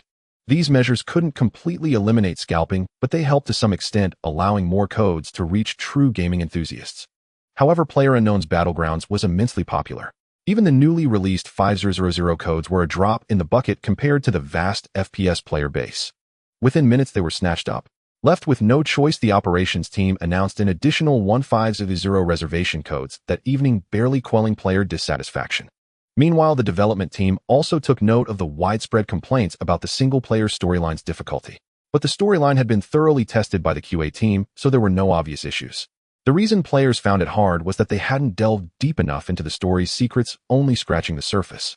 Once they uncovered the true nature of the Hive base and the Umbrella Corporation and understood where the liquors came from, the latter half's difficulty would no longer trouble them. Of course, aware that this clue was somewhat deeply buried, the PlayerUnknown's Battlegrounds operations team also prepared a backup plan. If after another day or two no player discovered the truth, they would stop letting players fumble on their own and instead create alt accounts posing as players to release the real walkthrough. However, this backup trick ultimately proved unnecessary. A player with the online alias Gun God Swayphone posted a clear video of the completion on their Weibo along with a commentary. Like many players, I initially thought the difficulty of the single-player storyline in PlayerUnknown's Battlegrounds was off. But after 3 days of careful study, I finally discovered the key to solving the puzzle: the origin of the liquors. Many players may have noticed that in the first half of the game, during the phase from the railcar to the Hive base's server room, there are no liquors on the map. Only after restarting Red Queen and carrying the motherboard out do you encounter liquor attacks. This made me wonder, where were these monsters hiding before? Some might think I'm overthinking. After all, random monster spawns are common in games, right? I thought so too, but the developers of PlayerUnknown's Battlegrounds put great care into every other aspect of the game, striving for realism. Apart from the liquors, all other monsters in the single-player storyline exist realistically and don't just appear out of nowhere. This gradually convinced me that the liquors must have been hidden in the map all along, just in areas not unlocked earlier or overlooked by players. So where exactly is this mysterious place? This strange area is the only path for players to reach the control room. However, it is suspicious that this place has nothing to do with the employee cafeteria. Instead, there are only some cold storage boxes of unknown purpose, and there are very few zombies nearby. Seeing this, some clever friends must have realized something. Indeed, after my final verification, I confirmed that those terrifying liquors are sealed inside these cold storage boxes and are continuously injected with large amounts of anesthetic. Once the Red Queen is rebooted, the previous commands will be lost due to a brief power outage. Without the low temperature and continuous restriction of anesthetics, these horrifying liquors will soon break free from the cold storage boxes and hunt down every living thing. Thus, this strange bee restaurant is merely a cruelly humorous name given by the game development team. It is not a cafeteria for the employees of the Hive base, but rather a dining area for these terrifying liquors. And the food is the players who pass through here. As long as this is understood, dealing with the liquors becomes much easier. Players just need to eliminate these anesthetized liquors one by one during their infiltration, and they will no longer pose any threat. Of course, in the second half of the game, there are even more powerful enemies: tyrants. Hey Race, a little spoiler: as the perfect host for the unknown virus, the tyrant is the final boss of this single-player story. But even after defeating the tyrant, the game story does not truly end. Instead, it shifts back from the underground Hive base to a small town on the surface. However, this virus, which originally only existed in the Hive base, has inexplicably spread to the surface. Thus, a greater crisis has just arrived in front of the S team and the players. Unfortunately, the single-player storyline only reaches this point, and beyond that it remains unfinished. How will the officials handle the later content? This virus won't spread throughout the entire game world, will it? If it does, then the world building of this single-player story would be excessively vast, and the players have a lot to look forward to. The commentary of Gunslinger Swayphone ends here. However, the impact of the walkthrough video he released goes far beyond this. What? The liquors are actually hiding in the bee restaurant. Damn, I've passed by it 7 or 8 times, and I never thought those monsters were inside. This is way too deep. Who would have thought of such a thing? Damn it. I got killed by the liquors so many times for nothing. I was wrong. I repent. It turns out it wasn't the development team's fault, it was my own failure to study the plot carefully. Wait, I suddenly discovered a suspicious point. According to the game's storyline, the artificial intelligence Red Queen should be on the side of the villains, releasing nerve gas to kill all the employees. But after the Red Queen is rebooted, the previously sealed liquors lose their suppression and are all released, and the surface town is inexplicably infected with the virus. Could it be that the development team has pulled a reversal here, making us righteous players the foolish ones who meant well but caused harm? It turns out the single-player storyline is not finished yet. If it weren't for the fact that PlayerUnknown's Battlegrounds is a PC game and the survival exploration mode is also very interesting, I would have almost thought this was some single-player masterpiece. Is Cool Game Entertainment planning to release DLC? Selling single-player storyline DLC in an online game sounds quite ambitious. But to be honest, I would really consider buying it. Cool Game Entertainment, sorry, you know too much. As doubts about the difficulty of the single-player storyline were reversed, the reputation and feedback for PlayerUnknown's Battlegrounds surged once again. Players who have already received the reservation code are having a blast, with average online time and payment rates steadily increasing. For the vast player base that failed to grab 3 rounds of reservation codes, the call for a quick public test is growing louder. In fact, many FPS game manufacturers and industry insiders have also been attracted. No matter how well Strategy 3 Kingdoms and Red Alert Nuclear War Night performed, they were ultimately just browser games. PlayerUnknown's Battlegrounds is a serious PC game boasting a sophisticated self-developed engine and single-player storyline directly taking aim at foreign masterpieces, thus its influence and prestige are naturally different. Recently, a chat group for online game strategies in the industry has been discussing this dark horse. With some unknown rumors circulating, a large number of lurkers suddenly emerged. PlayerUnknown's Battlegrounds started testing with nearly $1 million in revenue in the first week. Is this fake? $1 million isn't much, but Cool Game Entertainment is currently in a closed beta. Combined, the 3 rounds of reservation codes only amounted to 30,000 players, and it's already $1 million in the first week. The average payment amount is a bit terrifying. Where did this news come from? Personally, I have my doubts, but I do think it's possible that survival exploration mode is very interesting, and the various outfits and weapon skins in the store are also very flashy. I was asked by my boss to go in and experience the game, and I ended up spending over $200 without realizing it. $1 million in the first week of closed beta. With the popularity of PlayerUnknown's Battlegrounds, if it goes public, won't it explode in a minute? Actually, it's not that great. I've heard that Cool Game Entertainment's Red Alert Nuclear War Night had $1 million in the first week during testing and over $10 million in the first month. How can that be compared? Let's not even talk about the issue of influence. The lifespan of browser games is much shorter than that of PC games. Red Alert Nuclear War Night is relatively novel, but at most it will only be popular for 2 years. PlayerUnknown's Battlegrounds is different. If well managed, it can easily last 5 to 6 years. Moreover, I've heard that its store doesn't include any weapons that enhance attributes or items that disrupt balance. This kind of steady growth means that the game's lifespan might be longer than expected. Ahem, the news about $1 million in revenue is something I heard from a colleague in the industry. I can't say it's absolutely accurate, but it definitely won't be off by several digits. Scary. Cool Game Entertainment has indeed been doing great in the past couple of years, releasing one hit after another. How enviable. However, amidst the admiration and envy, some individuals in the group quickly jumped out to refute. The quality of PlayerUnknown's Battlegrounds is good, and it can certainly be popular for a while. However, I think it's too much to say that it will become a massive hit after the public test, even comparing it to Biohazard Battlefields and Peacekeepers Elite. The user named Eagle Brother made this statement. Eagle Brother has been exposed. So it's a big shot from Goose Factory. Nice to meet you. What did Eagle Brother say earlier? Can you analyze it in detail? Seeing that his peers in the group had gained some insight, Brother glanced at the project proposal just discussed on his computer desktop, revealing a hint of a smile. Continuing to type in the group, he said, for example, our biochemical battlefield, the planning team held a meeting around noon to discuss plans to add similar gameplay. If all goes well, it should be online in 1 to 2 months at most. He was still considering the difficulty of producing the large map. If not factoring in balance and fun, the progress could be expedited with overtime. This is the technical strength of a top-tier domestic company. There are many planners similar to Biochemical Battlefield and industry insiders like Brother Ing in the domestic FPS game circle. Some company bosses even disregard basic ethics, demanding their employees to copy PUBG's survival exploration mode verbatim just to attract players as quickly as possible. While major FPS game developers were diligently analyzing and researching various gameplay of PUBG, the first online game launched by Kuyu Interactive Entertainment successfully completed its initial testing. From the responses received, the game's reputation, paid penetration rate, and 7-day retention rate are all outstanding. Although there are some minor issues, they do not affect the fundamentals. As long as some time and effort are spent on fixing these issues, it can be put into public testing. However, Su Fei was not in a hurry to launch the game for public testing. After communicating with the planning team and employees from the development department, he decided to set the public testing date a month later.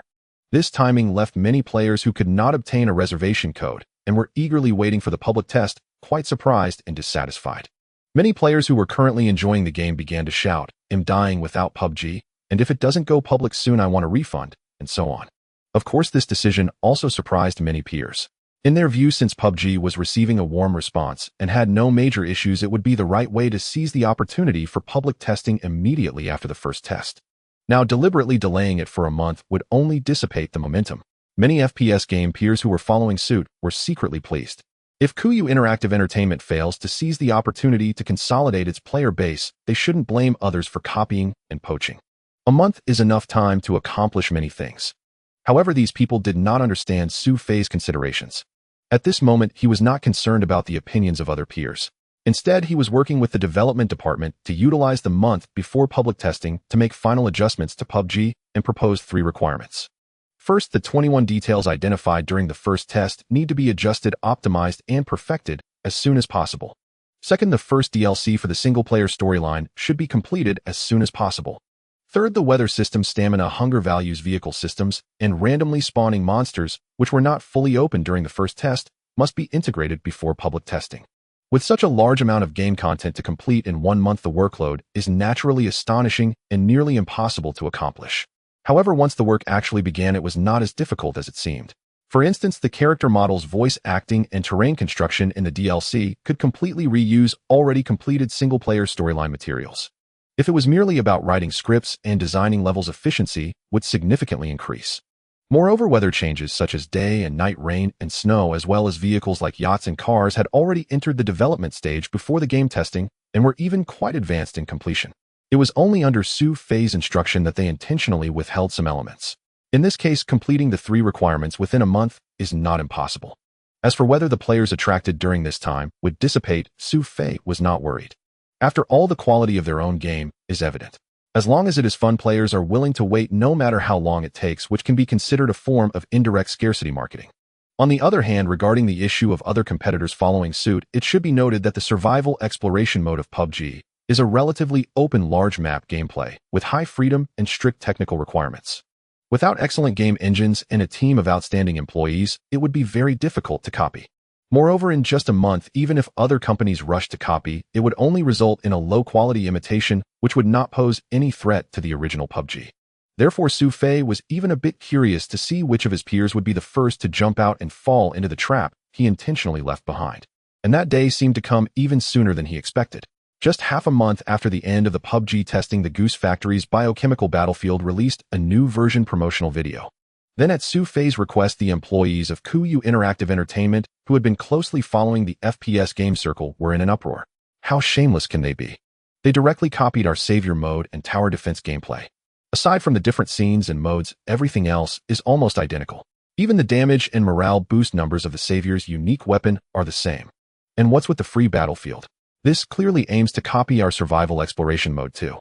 They must have released this preview early because they couldn't finish it in half a month to secure their spot. However, this operation made me even more disgusted. Calm down, calm down.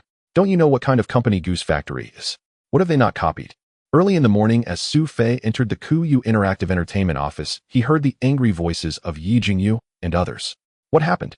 Although he only heard part of it, Su Fei had an inkling of what was going on and casually asked Mr. Su. Seeing Su Fei walk in, Yi Jingyu greeted him and then said, "The matter you instructed us to monitor, we have been keeping an eye on it. Just now, Goose Factory released a new version of the promotional video. They want to copy our survival exploration mode, but the time is too short, and they are afraid that other companies will imitate it first, so they pulled this stunt." Goose Factory. Su Fei shook his head helplessly. Nothing they did would surprise him anymore. The only thing he didn't expect was how quickly they would jump out. They really had no sense of restraint. However, this is also good. If his carefully prepared trick only ensnared a few unknown small companies, it wouldn't be very worthwhile. If he could make a big player like Goose Factory suffer a loss and learn a lesson, then it would be worth it. He smiled and said, "This is expected. Don't worry, if they want to copy, let them copy. Isn't our public testing version prepared for this?" Upon hearing Su Fei mention this, Yi Jingyu and the others also calmed down from their anger and smiled maliciously. Not long after the promotional PV was released, Biohazard Battlefield quickly launched the official new version patch. Biohazard Battlefield updated with a hero mode. Want to give it a try together? It adds a super powerful hero character to the original Biohazard mode. Those selected as heroes can acquire exclusive firearms, and the team also benefits from a morale system boost, making it particularly exhilarating to battle biohazard monsters. Sounds interesting, right? The planning team at the Goose Factory has really improved. But wait, this hero mode is not even an original idea. It's actually based on the Savior gameplay from PUBG. Aside from the character models, almost everything else is a direct copy, just with a different name. Moreover, aside from the Savior gameplay, the Goose Factory even aims to copy the survival exploration mode. They've already released a preview. Really, I shouldn't have held any expectations. Stupid Goose Factory, no explanations. What game is this PUBG you mentioned? You don't know PUBG. It just started testing last month and has been quite popular, especially the survival exploration mode. With a big map for 50 players, it's very engaging and supports duo to 4-player matchmaking. It's said that you start with a backpack and all gear is scavenged. Oh, hearing you say that makes me want to play it. Where can I download this game?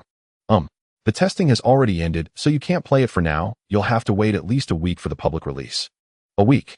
That's acceptable. There aren't many good games these days, so I can wait.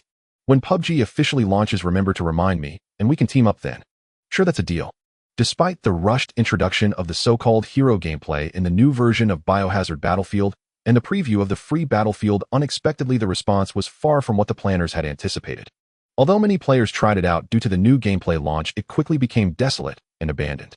Many players who had been following PUBG immediately recognized the high similarity between the hero gameplay and the Savior mode, resulting in furious complaints and even actively spreading the truth about this gameplay to other players in the game and forums. In no time, the reputation of the new version didn't rise, but instead began to decline slightly, while the fame of PUBG spread further among the player base of Biohazard Battlefield. This outcome left the planners of Biohazard Battlefield puzzled. Clearly, the hero gameplay had attempted to replicate the Savior mode as faithfully as possible. Why then did it lead to such polarized reviews? Could it be due to differences in modeling and maps? Or is it that the stigma of plagiarism is indeed so detrimental? What he didn't realize was that while gameplay can be copied, the fundamentally different cores of the two games dictate that if one simply seeks to replicate without any modifications, it could result in chasing shadows or simply missing the target. The more you mimic, the faster you perish. The reason is simple. The PUBG developed by Coup Game Interactive is a game that is almost completely fair, with no pay-to-win firearms in the shop. However, the long-operating Biohazard Battlefield is different. It's a game typical of Goose Factory's operational strategies, where money talks. Wealthy players in it possess various premium firearms whose attributes far exceed those of ordinary weapons. In this scenario, the player's strengths are already superior to those of the Biohazard Ghosts, and now, with the introduction of a hero mode further empowering the human players, the balance of power between the two factions is thoroughly disrupted. Even though the Biohazard Ghosts have the feature of respawning infinitely, when not headshot, they are still crushed under the overwhelming firepower of the human faction. Players are not fools. They realize that the Biohazard Ghosts in the hero mode are almost guaranteed to lose, and they are consistently defeated, making them reluctant to play seriously. They either intentionally throw matches, go idle, or frequently disconnect. Under such circumstances, it's no surprise that the hero gameplay quickly became an afterthought. If only the planners at Goose Factory had taken their time during the copying process, analyzing and imitating the gameplay, it might have been modified into something more suitable for their own game. Unfortunately, their higher-ups' impatience and desire for quick results ultimately led to this outcome. In fact, not just Biohazard Battlefield, but in the following week, 2 more FPS games released similar gameplay, yet the results were remarkably similar. Either they briefly sparked some excitement before quickly fading into obscurity, or they failed to attract any attention from the start. Conversely, PUBG took this opportunity to continually enhance its recognition among the FPS player community. As for Coup Game Interactive's official website and Weibo, more and more players began to demand a speedy public release. Clearly, Su Fei's intentional or unintentional hunger marketing had achieved unprecedented success. Just as many players eagerly anticipated, after a full month of polishing, PUBG, which had progressed further towards its complete state, officially launched its public release at 10 a.m. on Saturday. Thanks to the excellent reputation during the initial testing phase, Coup Game Interactive and Su Fei himself were filled with confidence about this game, investing substantially in promotional funds. Moreover, the players' waiting and spontaneous promotion over the past month had deeply ingrained the game's reputation. The combination of these factors led to astonishing data upon its public release. As soon as the backend servers opened, the influx of players surged rapidly from hundreds to 5,000, then to 10,000. In just a few minutes, the number of registered players exceeded 30,000. and this number continued to grow at a tremendous rate. An hour after the server launched, the number of concurrent players exceeded 70,000. By around 1 p.m., the online player count for PUBG briefly peaked at over 130,000. The servers originally prepared by Coup Game Interactive were clearly insufficient, with almost the entire server being full. In desperation, they had to urgently open 2 sets of backup servers and urgently contact the broadband service provider. Being a weekend, even as the afternoon approached, the number of online players showed no signs of decline, but rather maintained a slow increase. The public beta of PlayerUnknown's Battlegrounds is expected to be a hit, which does not come as a surprise to many industry insiders, as this can be inferred from the first test data a month ago. However, the extent to which this FPS game has gained popularity has genuinely taken them by surprise. On the second day after launch, the number of concurrent online players exceeded 200. If this data were associated with major domestic game companies like Tencent, NetEase, or Zishanju, they could understand it, but Kuya Interactive was previously just a small workshop focused on browser games. Moreover, this is their first client game. Even ignoring this fact, the gameplay of PlayerUnknown's Battlegrounds has been imitated by more than one FPS game manufacturer. According to many speculations, while these imitation games may not threaten the pioneering status of PlayerUnknown's Battlegrounds, they should be able to siphon off a significant number of players. For example, the planner Yingo from Biohazard Battlefield was a staunch supporter of this viewpoint. Yet reality dealt them another blow. Other imitation games seem to have completely failed to impact the popularity of PlayerUnknown's Battlegrounds. There must be something wrong. After realizing his viewpoint has been contradicted, Yingo found it a bit difficult to accept and decided to conduct another investigation. Then he discovered, this is the public beta version of PlayerUnknown's Battlegrounds. Why is the difference so great?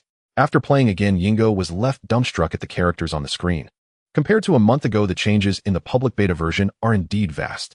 Especially the survival exploration mode, which is the main gameplay, has not only added a weather system, but also features day and night cycles and various weather conditions, including rain and snow, and has officially activated the vehicle system. Players can freely drive various vehicles, such as motorcycles, bikes, and yachts across the vast map, even using the bulletproof effects of bikes to ram through enemies. Just this vehicle system has brought about a tremendous change in gameplay. Not to mention, the survival exploration mode has also introduced a hunger system, which causes a character's hunger level to deplete rapidly as the game progresses. Unfortunately, the game does not directly provide food. Only certain fixed areas yield food sources, such as gathering wild fruits and hunting beasts for meat. This not only enhances the survival elements, but also compels players to engage in combat for food, further intensifying the fierce nature of battles. In addition to the above, Yingo also noticed that some monsters began to randomly spawn on the large map. These neutral monsters wander within certain regions and will attack any player they see. Although not very powerful, they add an extra layer of unpredictability to the game. Moreover, hunting these monsters has a chance to drop items from entertainment boxes, which can also increase the odds of winning if used cleverly. Faced with so many changes, Yingo was at a loss for words to describe his feelings. Generally speaking, for a game with high completion and positive testing feedback, all that's needed is to fix a few bugs and refine the experience that can go straight to public beta without significant adjustments. However, compared to the initial test version from a month ago, the public beta version of PlayerUnknown's Battlegrounds feels like it has undergone 2 major updates. As the investigation continued, he quickly noticed that aside from the core gameplay changes, there were many more alterations to the game. First, a brand new large map was introduced, Iron Blood Base. Then the highly praised single-player mode also released its first DLC. Although it requires payment to play and must be purchased in the store, Kuya Interactive offered an unprecedented discount for the public beta. Originally priced at 9.8 yuan, it's now only 0.98 yuan. It's practically a giveaway. Even the most critical players would find it hard to complain about this price. After all, there are few domestic FPS games that offer single-player storylines, and now a new game company is willing to try it with such a reasonable price. Players genuinely feel embarrassed to say anything and generously spend money. By the way, there's also the operational aspect. Aside from the changes in the game itself, as a planner, Yingo also noted the operational strategies of PlayerUnknown's Battlegrounds. The usual game sign-in and special benefits for the public beta 7-day period are not even worth mentioning. They even created a team play buff that triples growth experience and gold earnings. This buff allowed players to gain a significant amount of growth experience during the first week. As levels increased rapidly, the character growth system began to take effect, making players notice this seemingly trivial, yet actually very useful system. Each upgrade of a passive skill offers a slight enhancement to characters, which deeply attracts players who enjoy long-term character development. On the other hand, to enjoy this buff, many